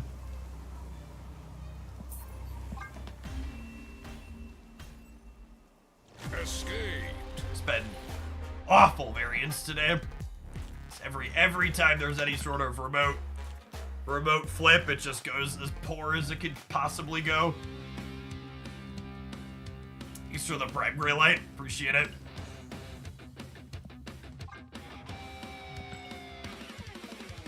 For those that don't keep their pulse on the Marvel Stat metagame, by the way, there's like 4 different flavors of Sandman decks right now, and all of them have really good stats that are very competitive. This is pretty unfortunate.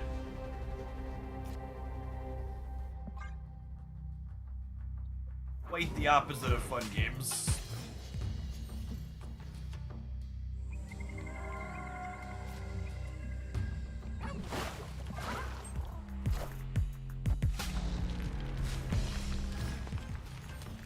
We won an Infinite Conquest, beating Sandman twice this morning with War Machine. If you weren't here, the games will be up later on the YouTube channel.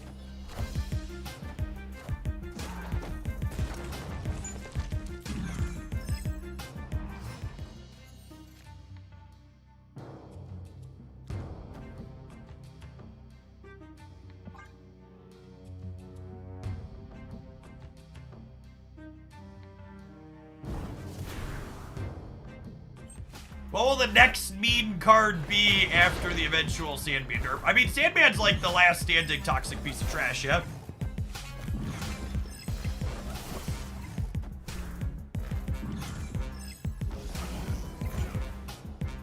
Clear for takeoff.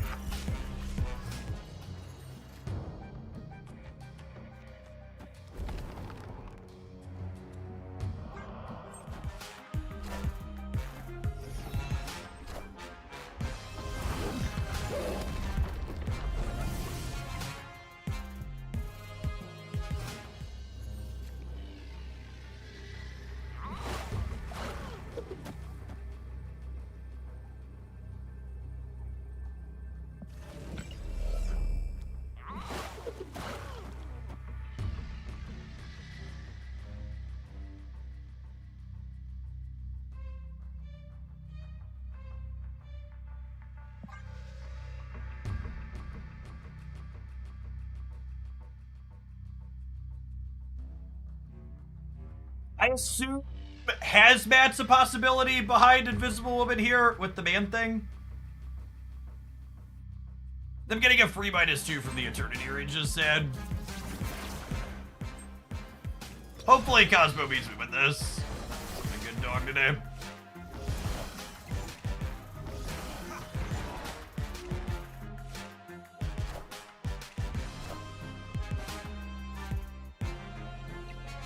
Yep, tech cards.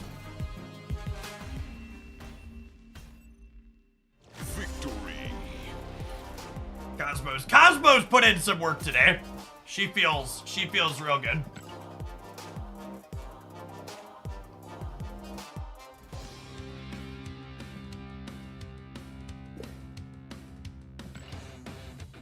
Remember that sandbox location that existed for like a week before they removed it? That would be much better Sandman text. Yeah, I think I'd agree with that.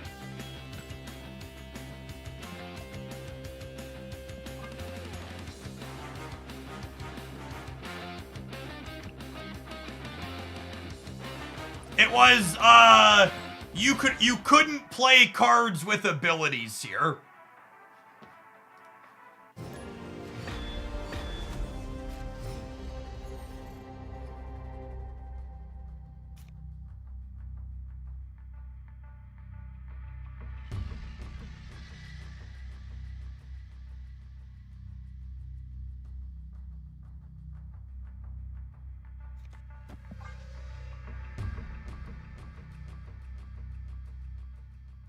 It was not great as far as locations went. It was probably a fine restrictive card. Live from the Daily Bugle. Snap.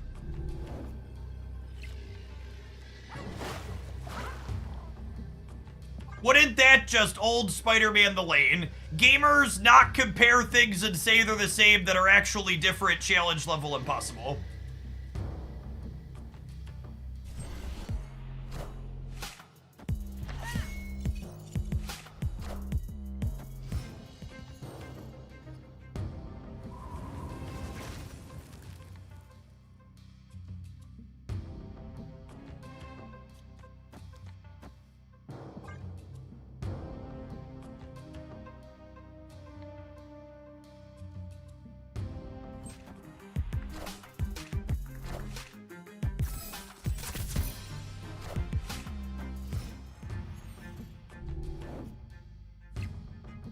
Oh, I missed that I was gonna brick a draw here. It's mediocre decision making on my part. Probably still fine. What's going on with Mysterio here, game? Secretly Gwenpool?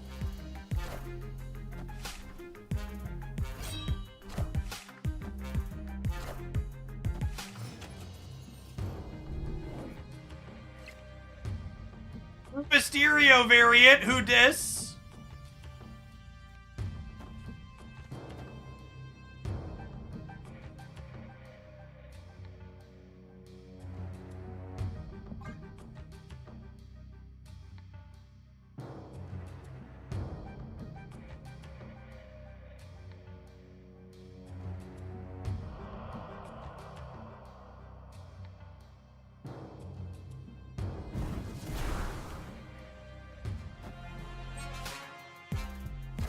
Classic move my Nightcrawler out of Stark Tower before the bonus happens.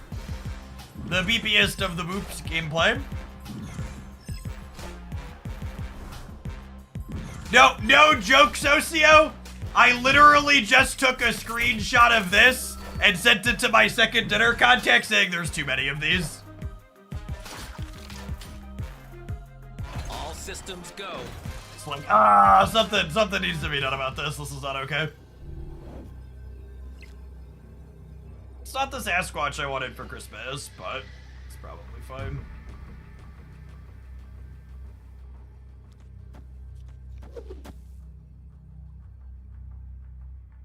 I'm gonna go up to 4, 9, 12 on the right. I'm gonna gain 5, 19, 5, 19, 21 in the middle. Eleanor would never take my cubes, chat. They wouldn't dream of it. Karax, thank you for the prime. Appreciate it. Swap Jeff and Mockingbird. Yeah, maybe. I'm actually a little surprised the AI. I played the way I did because I was expecting the AI to move their Jeff like they usually do. Oh my gosh, did Eleanor just take my cubes? No, they would never. See, chat, I told you Eleanor would never take my cubes. Victory. Chat. Thinking Eleanor would do us dirty.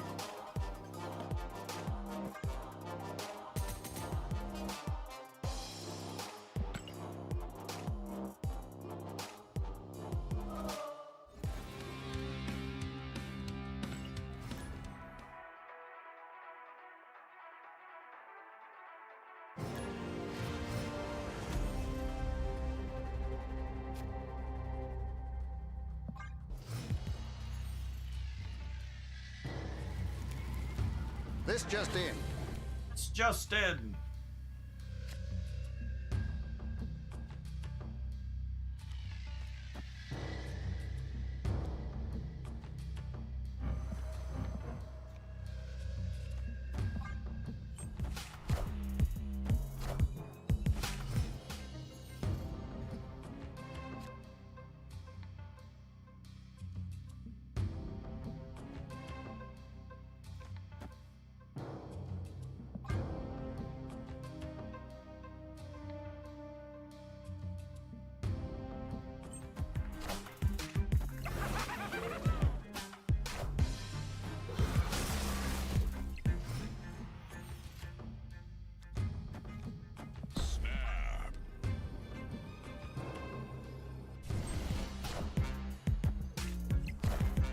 I can't tell the speed on that. Was that an AI?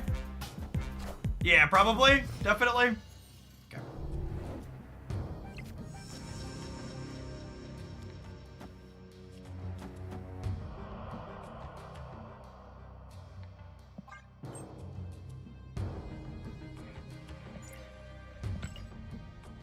Probably.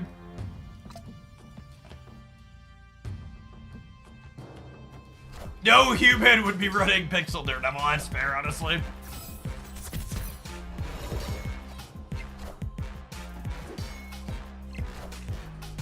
Wind, aid my hand.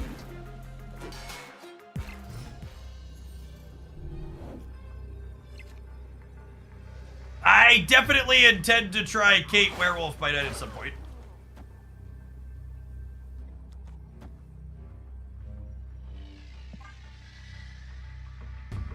Victory. Maybe next. Maybe next.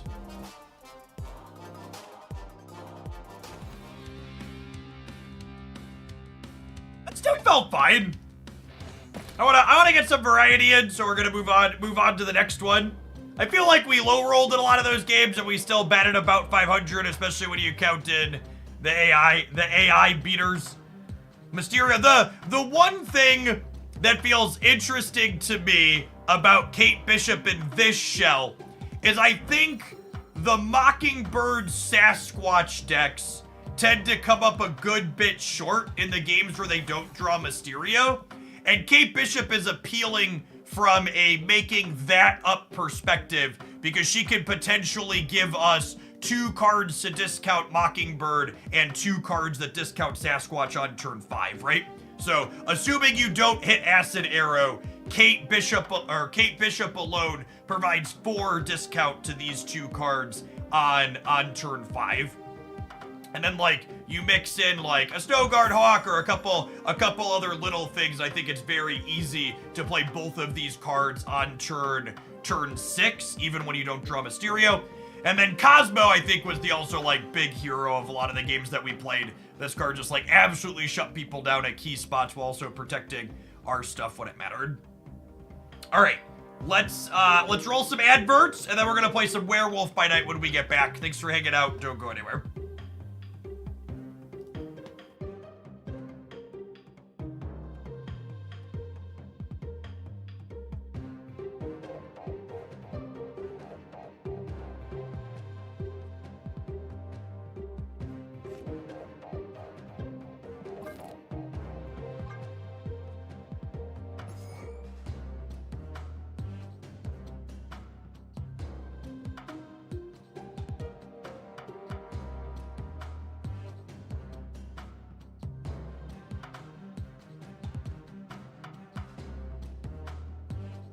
Hey, change the splash screen on mobile to match the season. Sweet.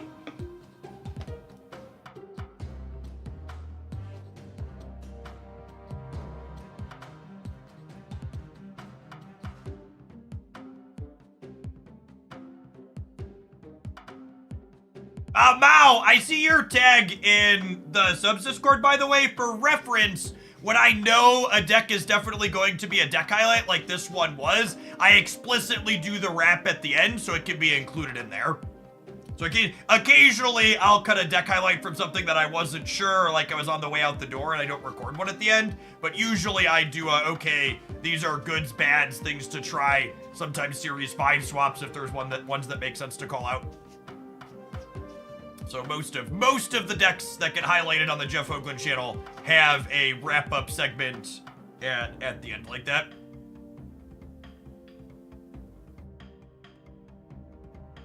This is probably a little bit of an ambitious choice given the density of Sandman that we've played against today, but we'll try it for a few. That's base Kate. She's fool's gold to start. We did split her 7 times and missed though, so Sedge.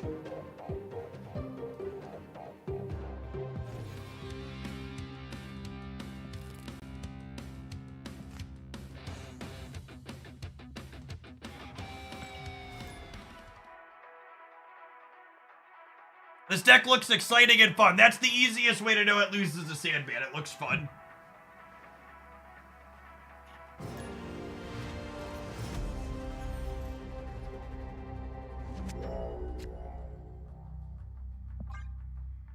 Keep up the good work. Your videos help and inspire a lot. Thanks for keeping me around, Villa. I really appreciate that, Prime. Folks like you are a big part of why Snap is able to be my job.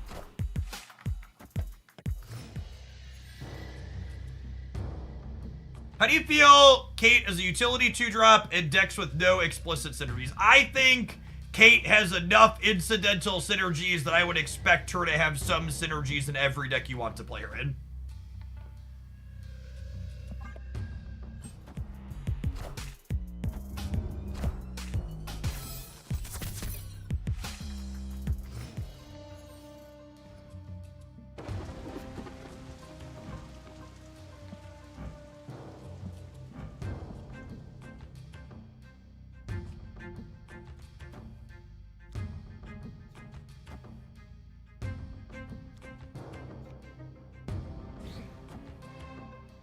This is the play, actually.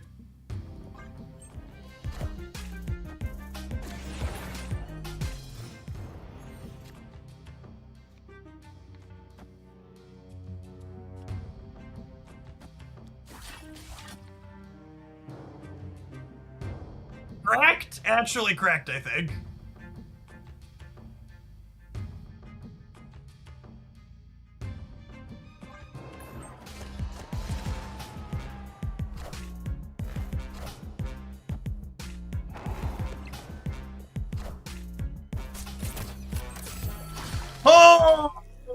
Holy video gamers!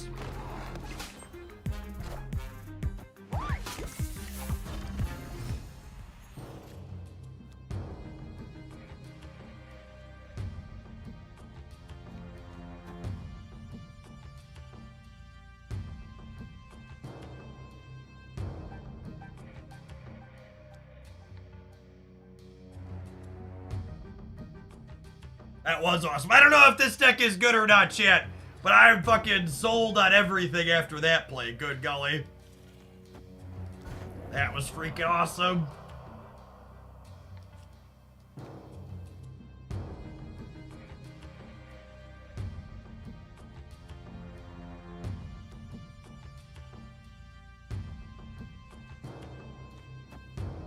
Oh, I don't know what I'm supposed to do this turn. My brain hurts. I think it's this. I think it's this.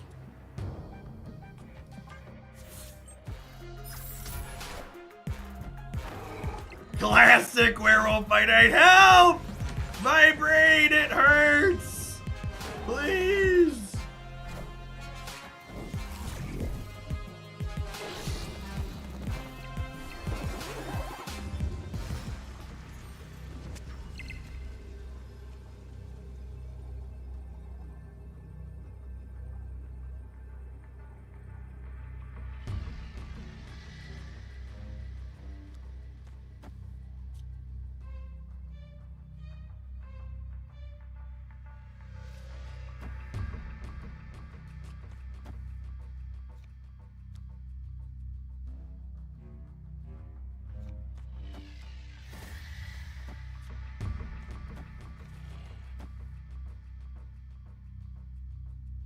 This is actually insane, yeah?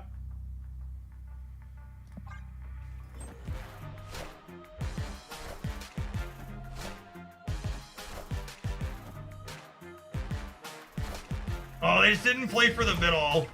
Are we winning the left? I think we're short on the left, yeah? Nah, it's fine. Sage is correct. Victory. Nah, it's fine. Sage is correct.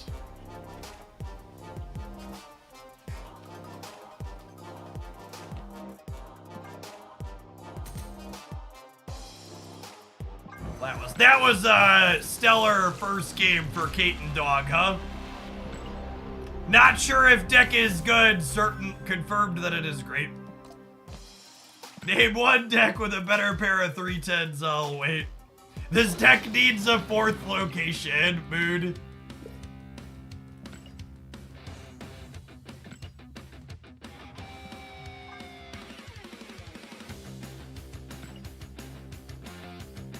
Epic.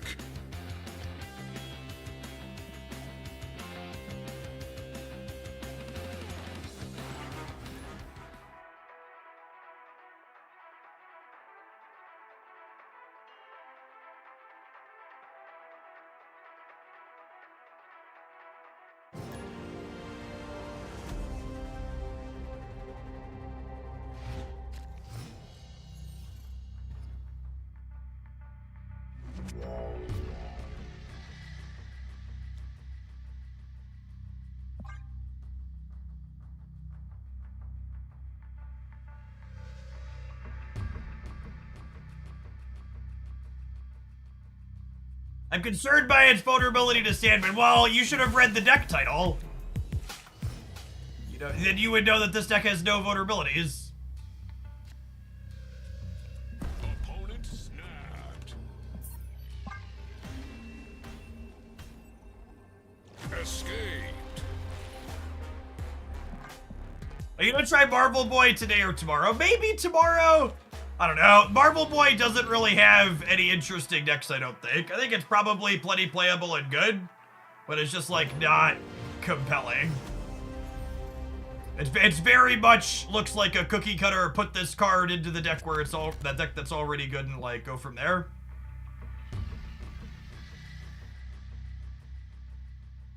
Is Sandman really popular right now? Yeah, I think Sandman is the best and easiest best deck to play at the moment. Maybe he gives Dracula Zoo a push. Maybe. That sounds kind of cooked to me, though.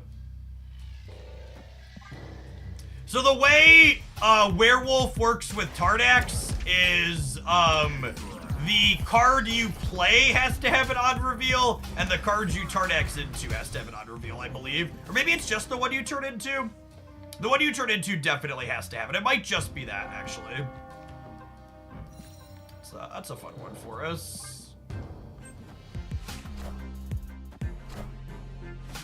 Actually doesn't matter because we're playing against an AI.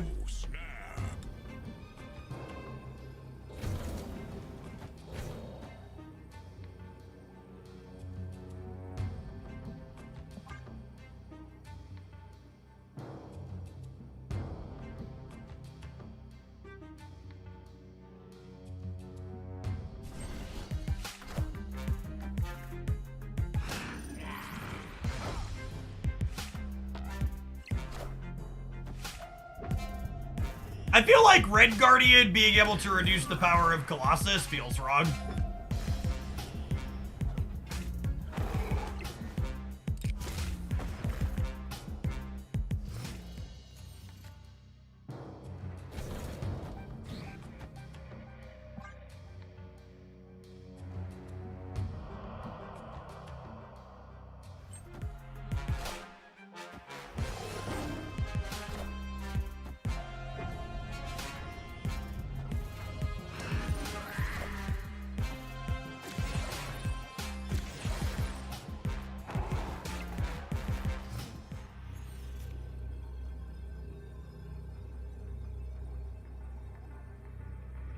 Is Sandman a good example of when you nerf cards like Doc and Leech, players will simply find the next most powerful card Is there ever an end to this cycle? Or if they nerf Sandman, will there simply be another card that takes his place and becomes the new villain? Won't someone please think of the Sandman players? They're persecuted, and the persecution will never end! Why? Why do you hate Sandman players? I think it is incredibly nonsensical to imply that there is an endless stream of Sandman adjacent cards. I think what you posted in my chat there is a very typically lazy, slippery slope argument that you hear in card games and lots of other places that are logically inconsistent and don't hold up under any amount of actual scrutiny. What do I mean by that? Nobody is talking about Sandman being annoying to play against and obnoxious simply because it's good. There are a number of things that are good in Marvel Snap right now. The problem with Sandman and old Professor X and old Dr. Octopus is that they are cards. No, see, this is what I'm getting to. You're not letting me finish my statement, so I'm gonna ban you. It's not about the card being good. It's about the card's effect always having been toxic. Cards that don't let you actually play the game are toxic, and Marvel Snap is kind of a mediocre game when cards that don't let you play are the best thing to be doing. So it is not people dislike this thing because it's the good thing. It's things that don't let you actually play the game are fucking toxic and should never be the best thing and be popular. So, if this is a design that should never be popular, is it a design that should exist? That's what it's about. Sandman was a toxic, obnoxious card even when it's not popular. It's just only problematic when it's popular. Thank you for coming to my TED Talk. I'm gonna play Nico Banaru out here, so that way we can copy whatever the +6 card is we're gonna draw next turn. It's gonna be a banger.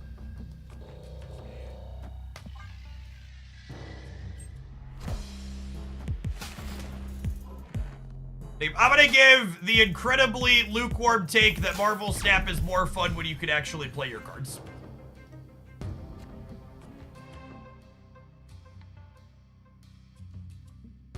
Sandman is simply a counter to the best thing. That's not really true. In fact, I would go so far as to say every single time someone's called out a card like Sandman or Professor X or Dr. Octopus, they're like, it's just a counter card. No, it's objectively good. It's not countering things. It's just objectively good, and that's why it's seeing play. Unfortunately missed on the Rocket Raccoon, but I felt they were most likely to play into one of these two. Can't win them all.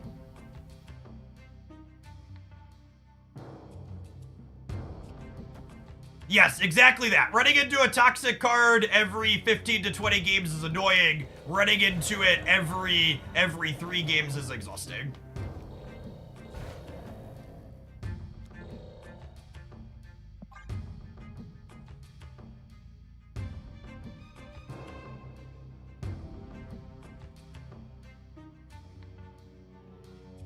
The Sandman decks have objectively good stats.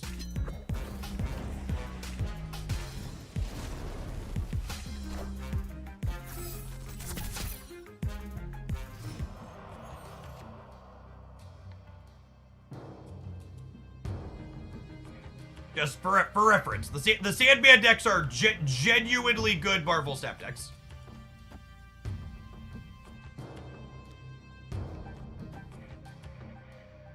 Think I'm just vibing for now. That's so sad. It means I can't Black Swan. Hoping to draw Viper here or Wolf. Wolf's not terrible.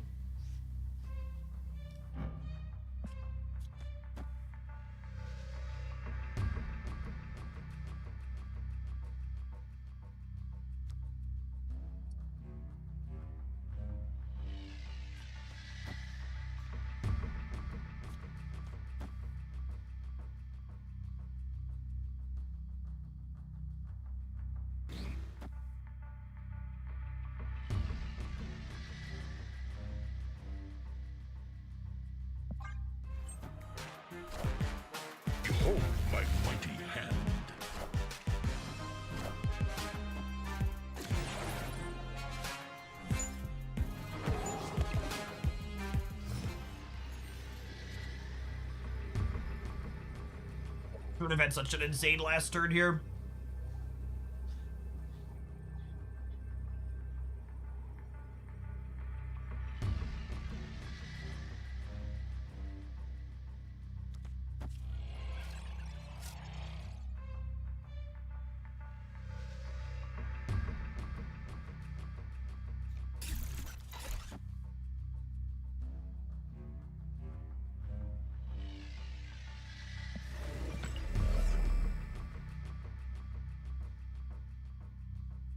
This is 8 in the middle, right?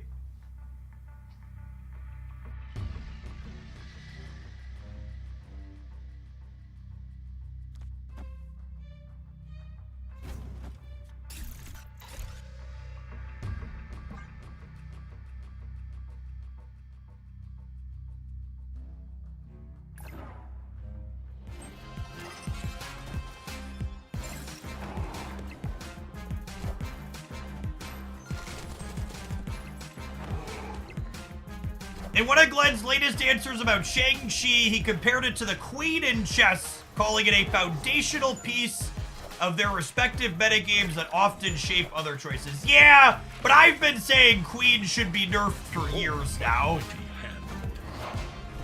So maybe they should get that shit out of there.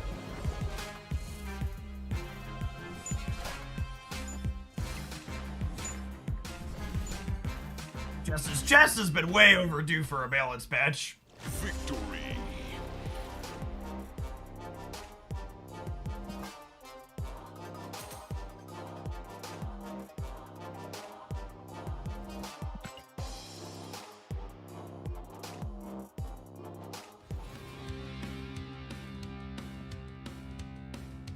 As a pawn, I agree.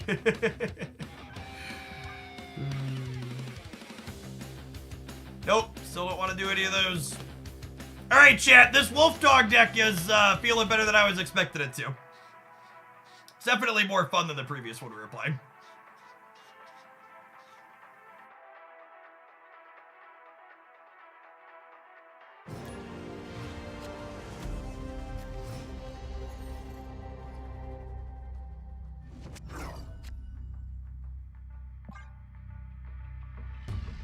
Please cook Thanos plus Marvel Boy. Is there? I really don't feel like there's much to cook with Marvel Boy, chat. Like, truly, I feel like you're one of the least inspired deck builders that's ever existed in Marvel Snap if you can't, like, look at Marvel Boy and then, like, fill in, like, 10 cards instantly. Like, it's a very... Second Dinner built the Marvel Boy decks for you. Opponent snapped. They have very clear, clean-cut things you're supposed to be doing with him. I don't know, maybe we built a debris shelf for him, maybe we'll poke around with that. But I'd also be surprised if that deck's worth playing. I'm gonna stay here. Fisk Tower is kind of bad for the werewolf, but the rest of my hand is pretty good, so I want to stay.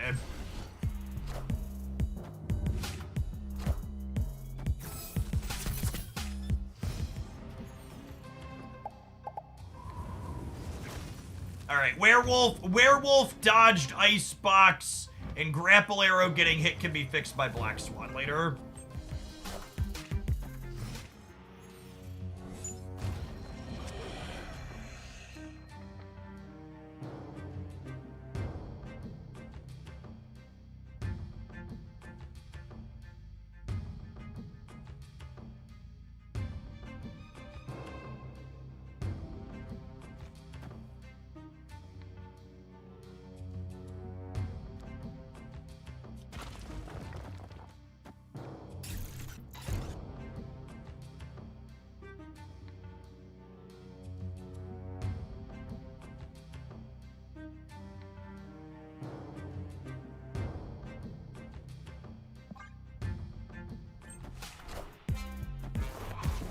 Be wrong to play into the Ghoulia here. Oh, you know what? I should end the dog in the Ghoulia, because now I have to play into a Ghoulia a second time if I want a Black Swan. Yeah, I messed this up.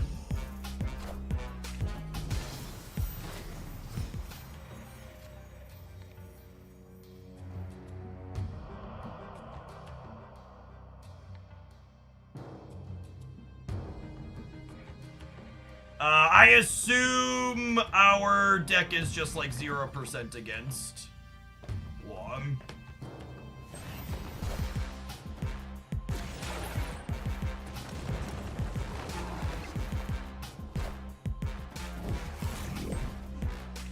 Oh, just Modok.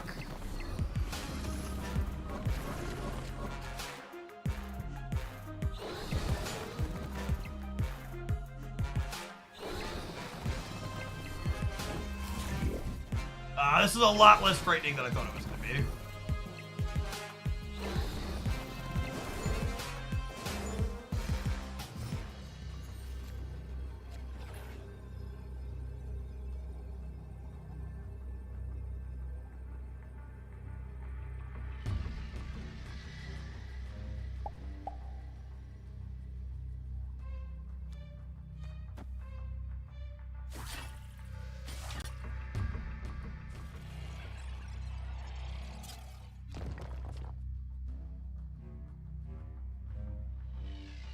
Grapple Hero, actually kind of awkward.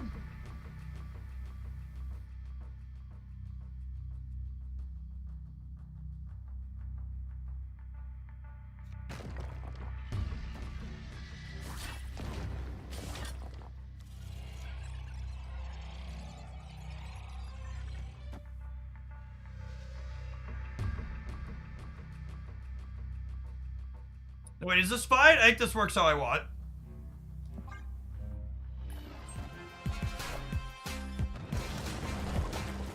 Pretty sure this works how I want. Dog jumps. This sends dog jumps, Viper pulls. Okay, we were fine either. I thought grapple would pull. Victory. Should we play the demon because it's free? Yeah, sorry, I was distracted, chat. I didn't play the demon because I was distracted. It's weird. I would have expected these to resolve in the order the card was in play. So I was expecting Wolf to jump and then grapple to pull Viper in. But I guess Wolf is always last. Yeah, grapple probably always goes first is what it is. Would be my expectation. That's fine. We won the game and we got some knowledge. Should have played Demon out in the center as well, obviously, but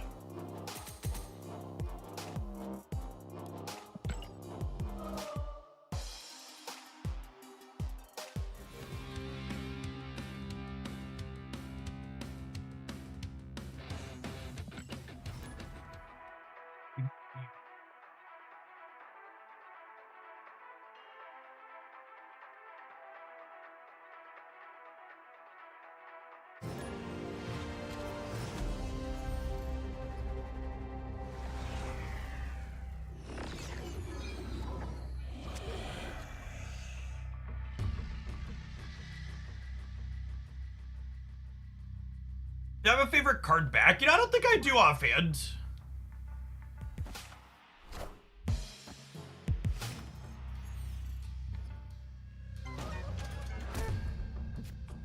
Murder World. I was gonna go ahead and kill the hood for free here. No Viper or Nico Insight.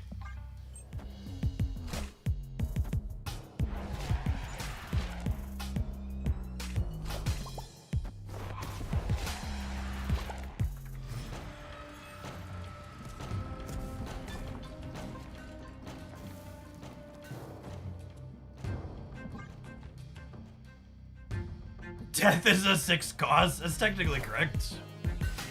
Oh, are we playing a mirror? Might be playing a mirror, gamers. Impressive.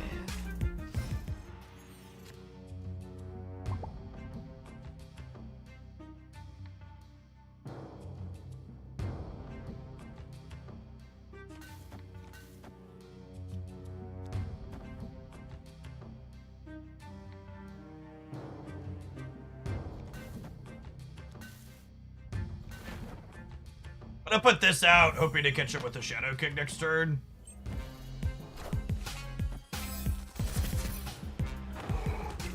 It's not a mirror, your variants are better. Fair. Oh yeah, they're playing a bounce variation, it's not an exact mirror. Also worth noting on their bounce variation, they bricked their draw when they Falcon Indicated this turn.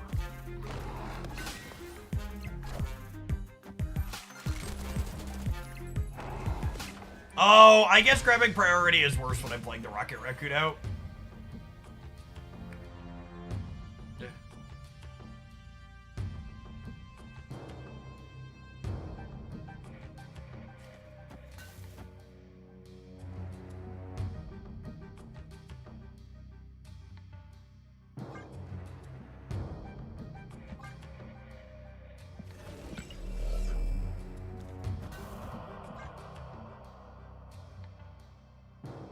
It's a very lucky pig. I don't know about lucky. Shang-Chi's, or Pig's pretty likely to hit a Shang-Chi that's lurking in their hand for the end of the game.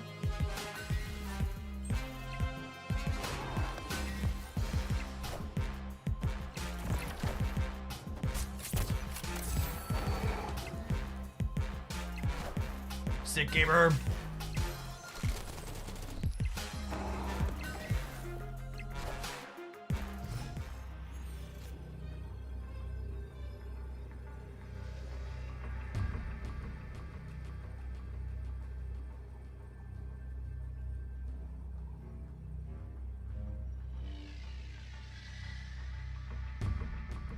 People have been saying Kate is mid. Who is people? I want fucking names.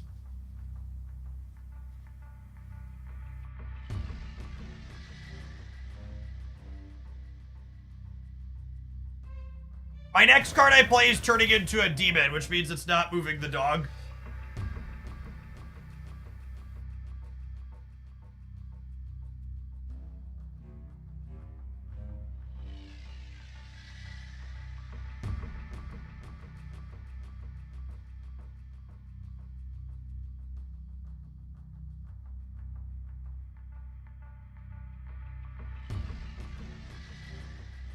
My first time drawing the Shadow King, and it feels not great.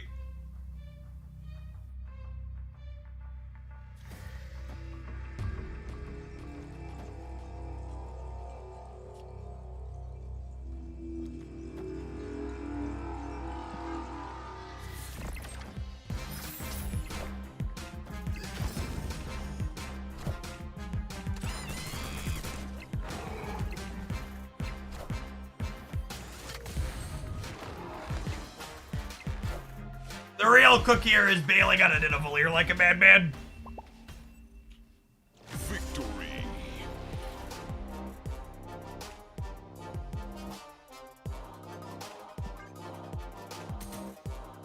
Oh, the real big brain play.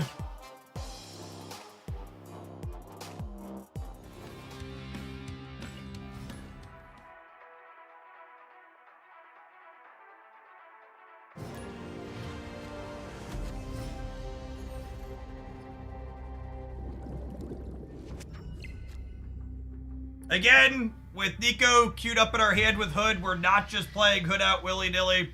We're going to wait until we either draw Viper or Nico rolls a mode that can interface with Hood's -3. Covain, thank you for the 70 months. Welcome back. Appreciate it.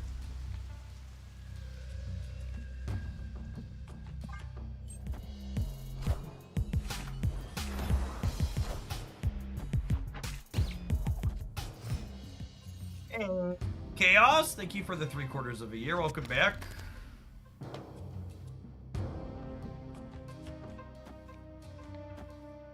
What do we think of this? And then Hood Viper next turn. I think I'm into it.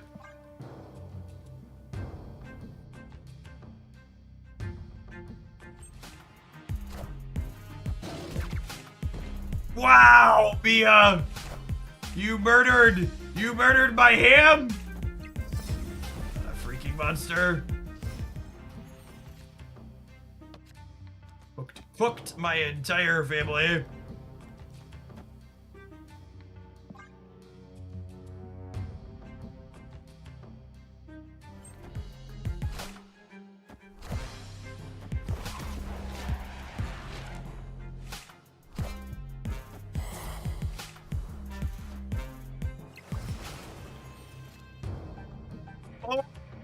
my gosh! Oh, baby! Obviously they're an AI, but like, this is the dream. This is the dream, video gamers. The only way this gets better is by drawing Werewolf by Night next turn. I am Iron Man.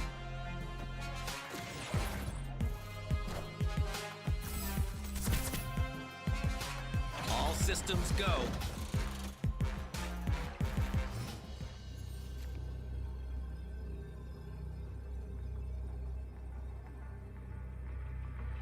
Alright, doggo. This.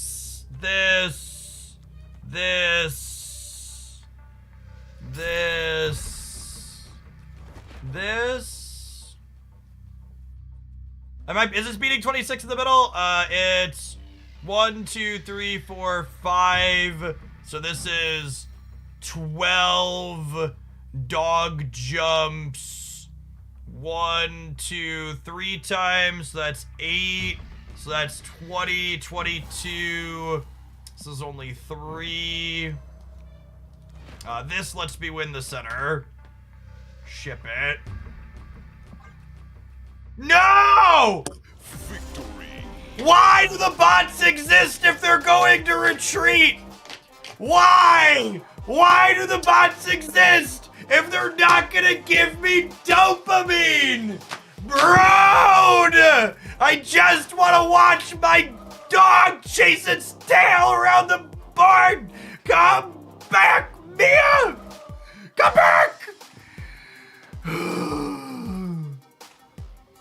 Life is so unfair.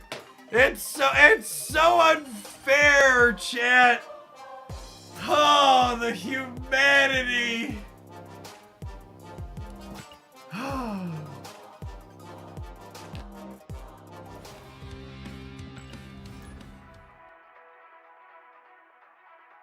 Maybe it's the lack of humanity, really. Maybe that's the problem. The problem isn't the humanity, it's the lack of it.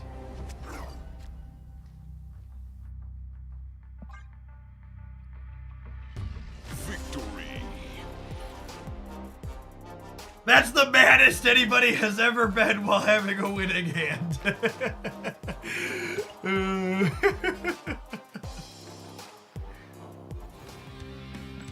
Yeah, a real human being would have been like, I won the raft, I'm staying. Ship it.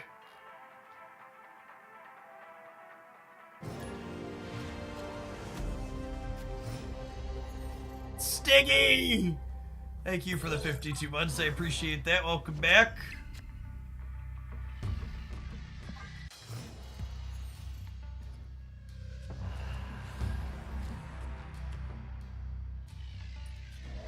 I think we're vibing for now. This quake could be deadly in the most literal sense.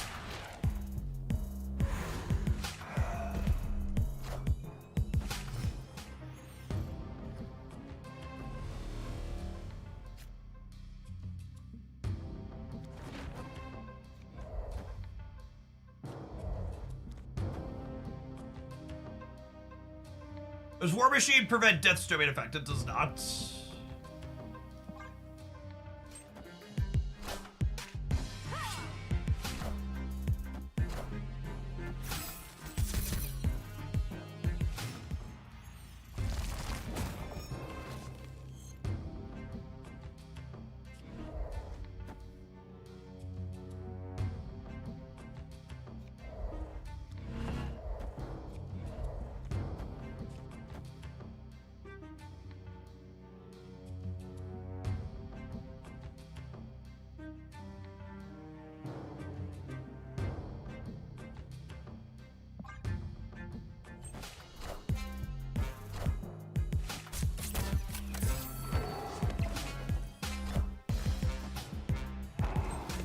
I think Kyra means they're less likely to be a Sandman deck. Slightly. Oh my god, my Black Swan getting picked is so sad.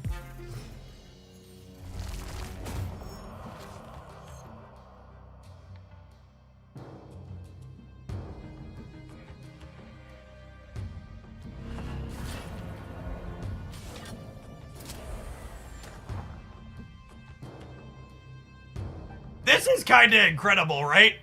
It kicks the dog here, and then Quake pulls here, and then Castle Blackstone ends mid, and Werewolf ends mid. If I wasn't worried about scaring them off, I'd snap them, but I think, no, they stay every time, right? See, they stay every time. They never leave here. Well, I'm a little scared they're gonna leave. I lost the coin flip on Death's Domain. I think I was supposed to put Death's Domain into the left.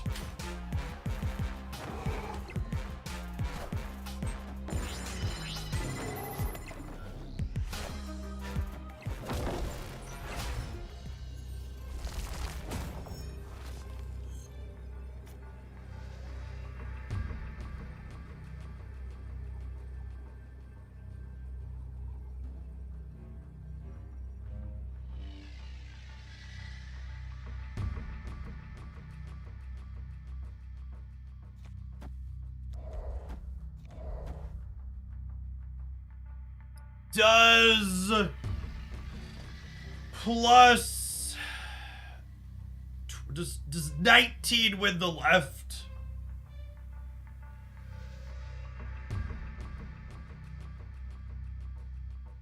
Oh, grapple does say this location, doesn't it? I didn't think about Quake.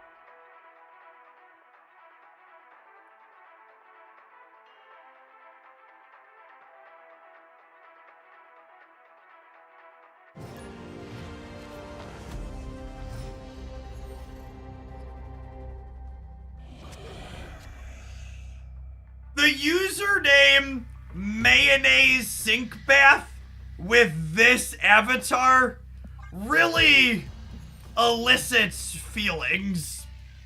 I'm not, like, the jury is out on what those feelings potentially are, I think, but they're there. It's definitely, something. Mayonnaise Sink Bath oozing with flavor. Oh, baby. Oh, baby.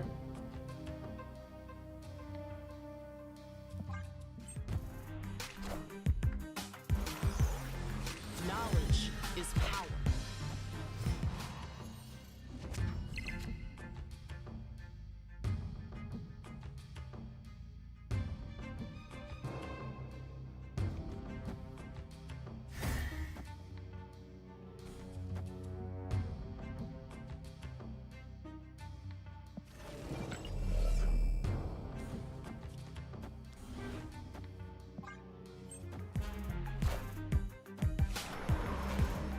Well, that's just rude. Behold my mighty hand. That's fine. He wasn't gonna flip there anyways. Joke's on you.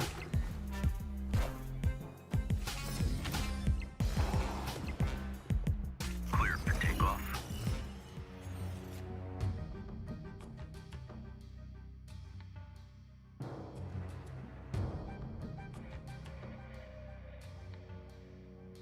Oh, I should end on a grapple arrow. That's so smart. That would have been really smart. I think we die now. I'm bad at this game.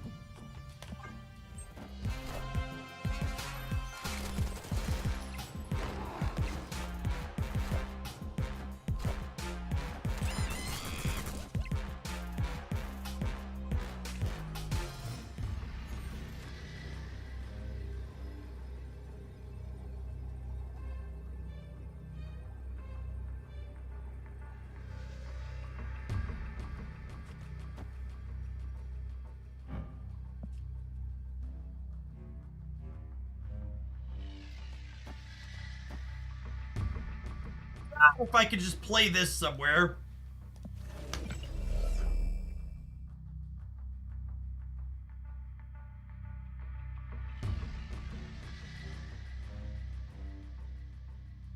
Hellfire Club just giving us the business in the center.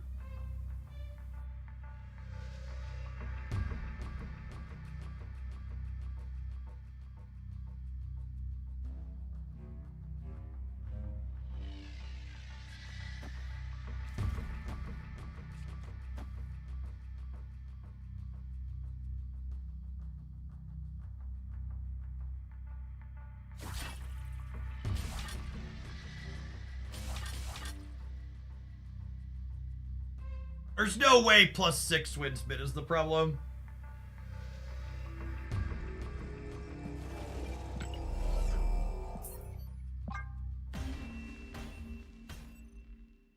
Escaped.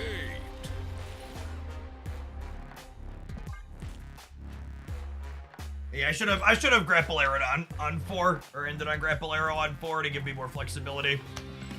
Just two bad locations for us, and then I played them poorly.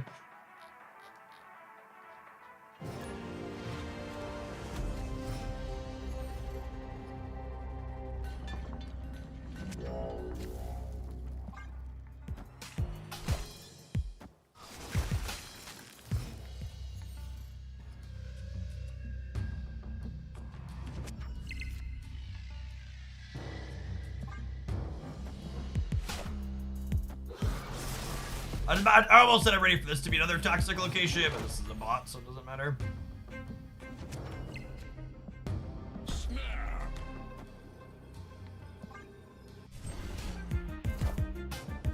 Wind, aid my hand. Well, if this isn't the most toxic AI shit I've ever seen, I don't know what is.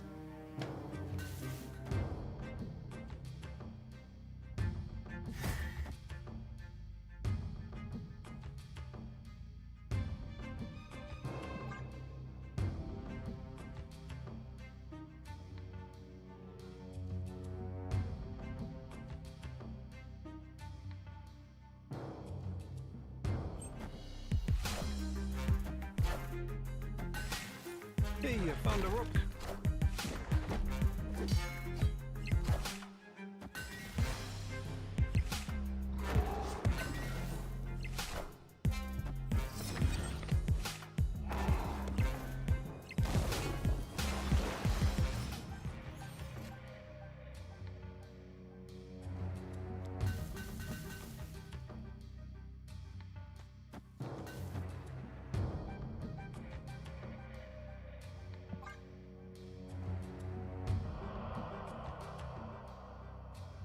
Toxic AI username is Sandman checks out. Yep.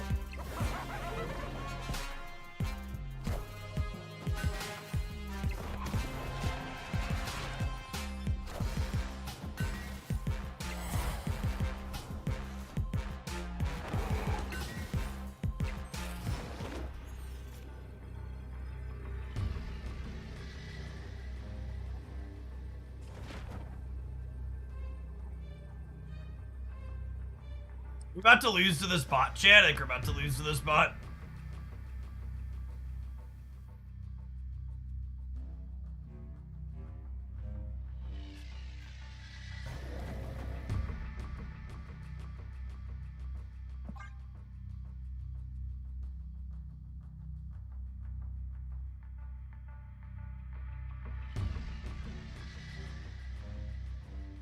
Never. That's the kind of faith I need.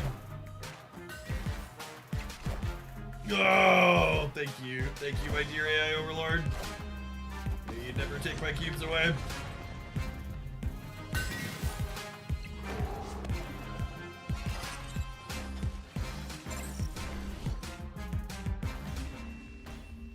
And to lose to a single bot in Conqueror's chat, we certainly aren't about to start now.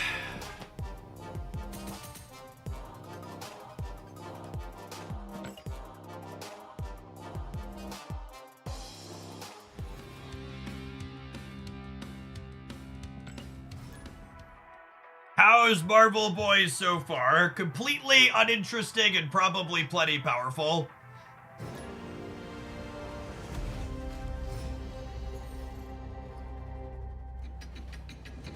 Meanwhile, I think Kate Bishop is one of the more interesting sequencing cards they've released in a while, and I expect we'll probably spend a ton of time playing with her on this channel.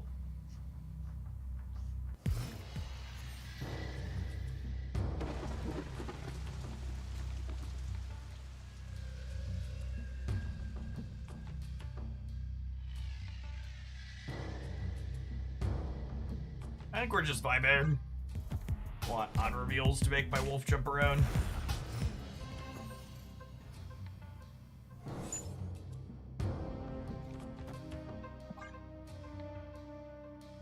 Kate's a wonderful draw after Subterranea happens. Fingers crossed we get lucky and spike Black Swan here.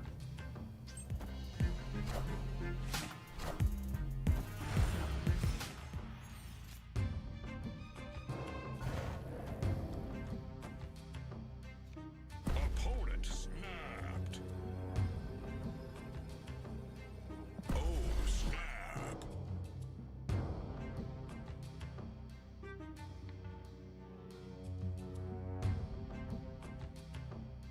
Escape been pretty impactful in the games that we've played. She's not a make a big swing style card.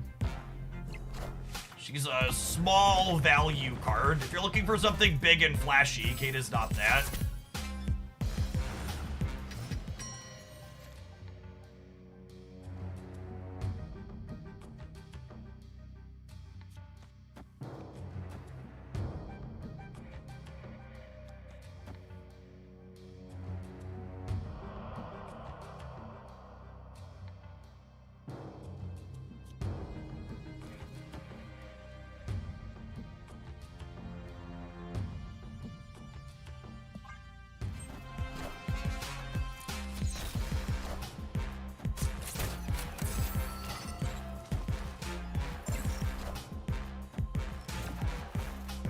White Widowed the Murray Island.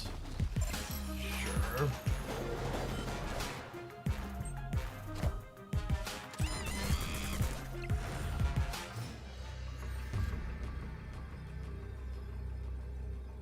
Every Subterranea game we've played today, we've drawn 3 rocks.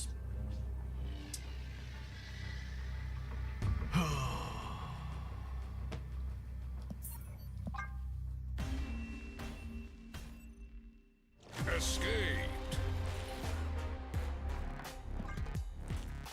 First Red Guardian we played against a little while too. That card's obviously uniquely good against Werewolf. Is that card good in general right now? It doesn't have a lot of good targets, right? That's atrocious in all the Sandman decks that are running around.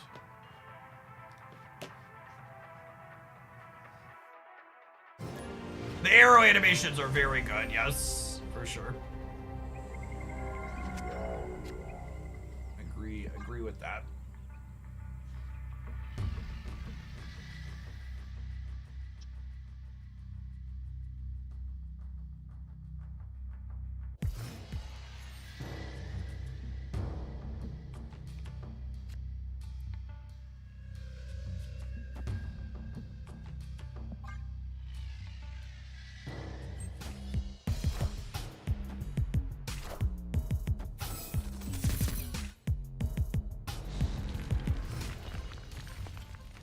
Oh my god, Acid Arrow is terrible against Marvel Boy.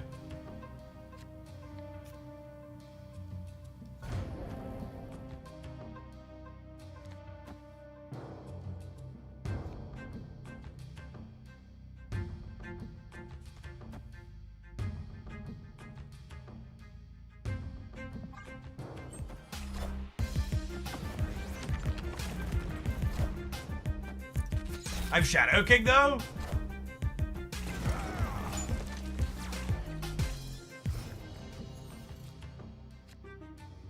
When you accidentally win the Eternity Rage.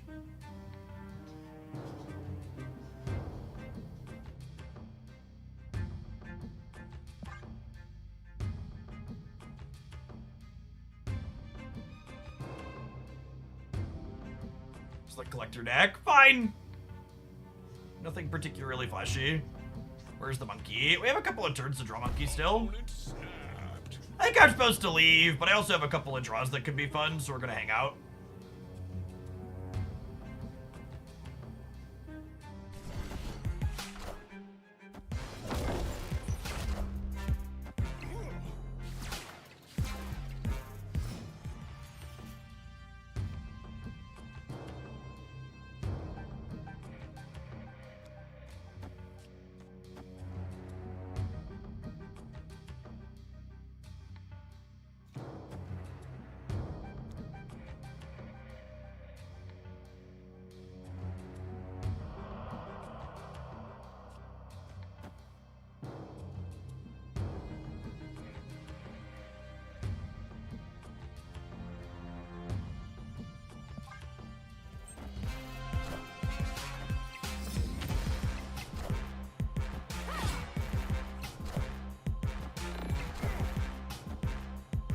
Alright, we're spider-hamming the only card in their hands.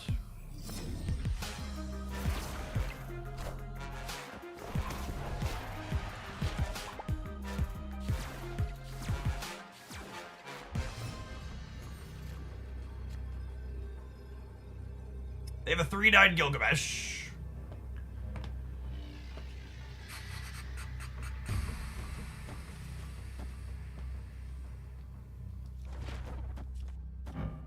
Does this win the center?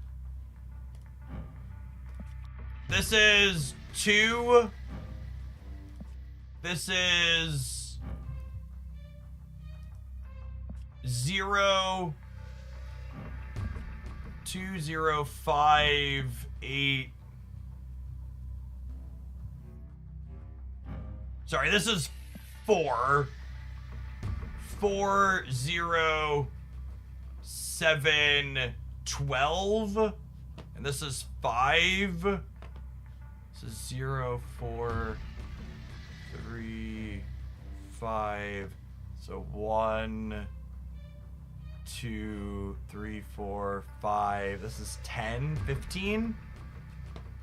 I think this wins the center.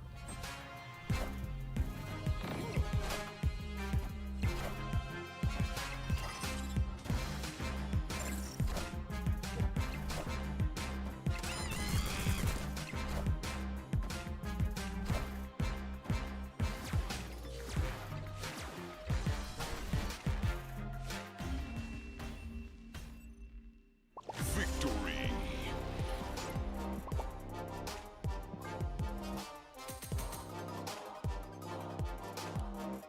Take no chance for e-staff lessons here. Yeah, counting. Counting, not even once.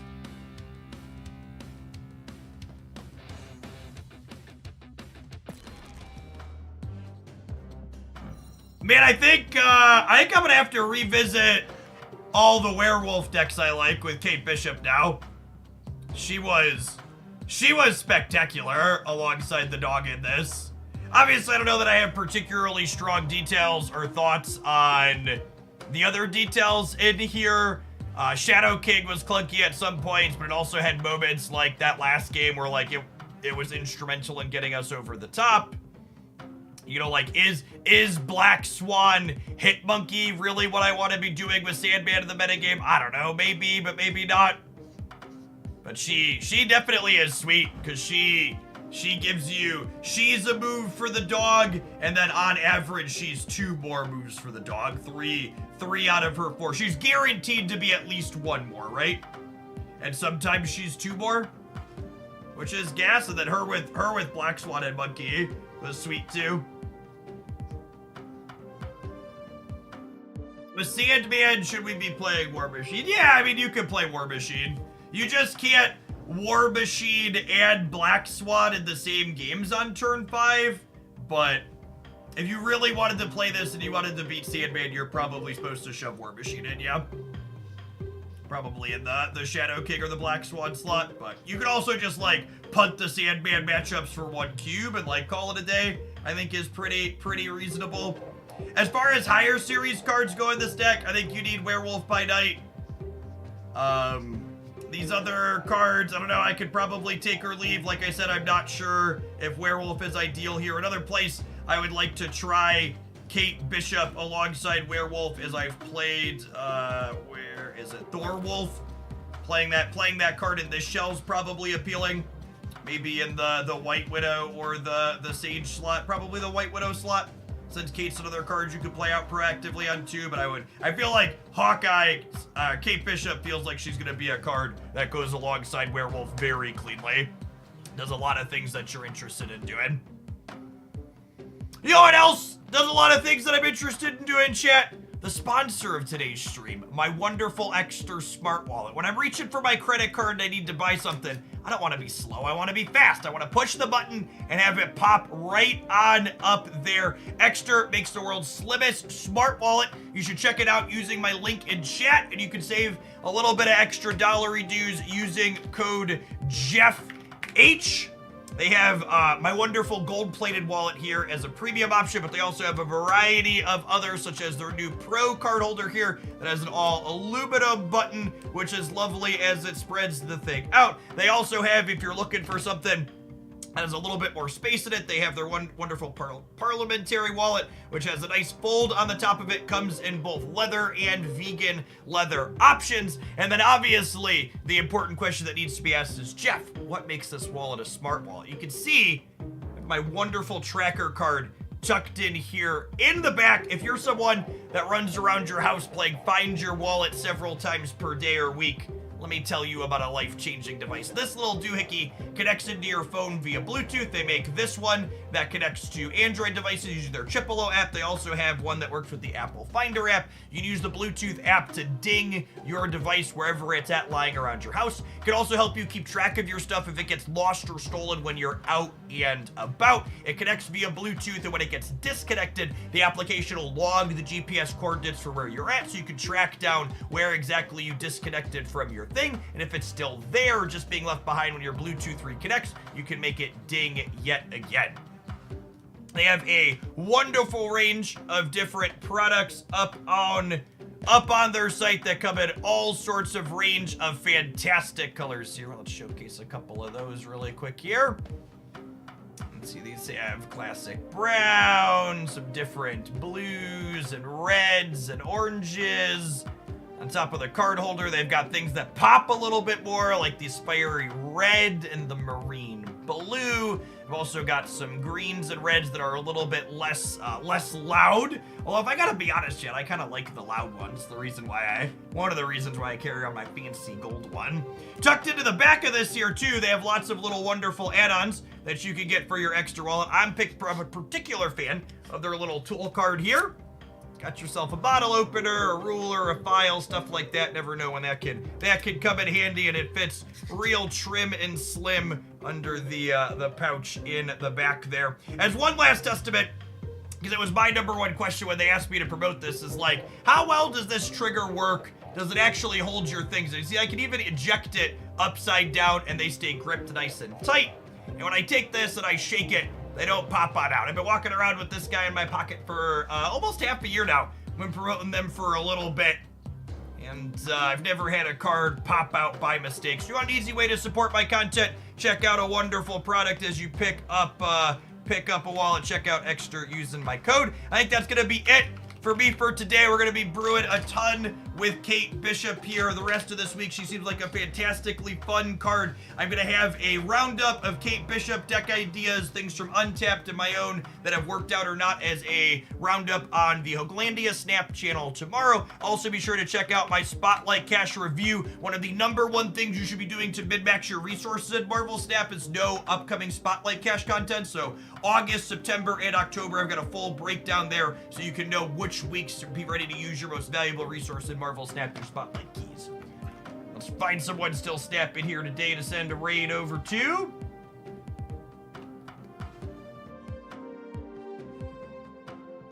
Going to raid you into Chaos Pro. They are grinding for day 1 infinite.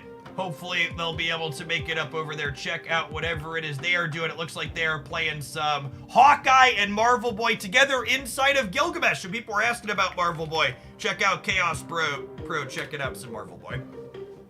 Looks like a reasonable good shell to play the 2 new cards in.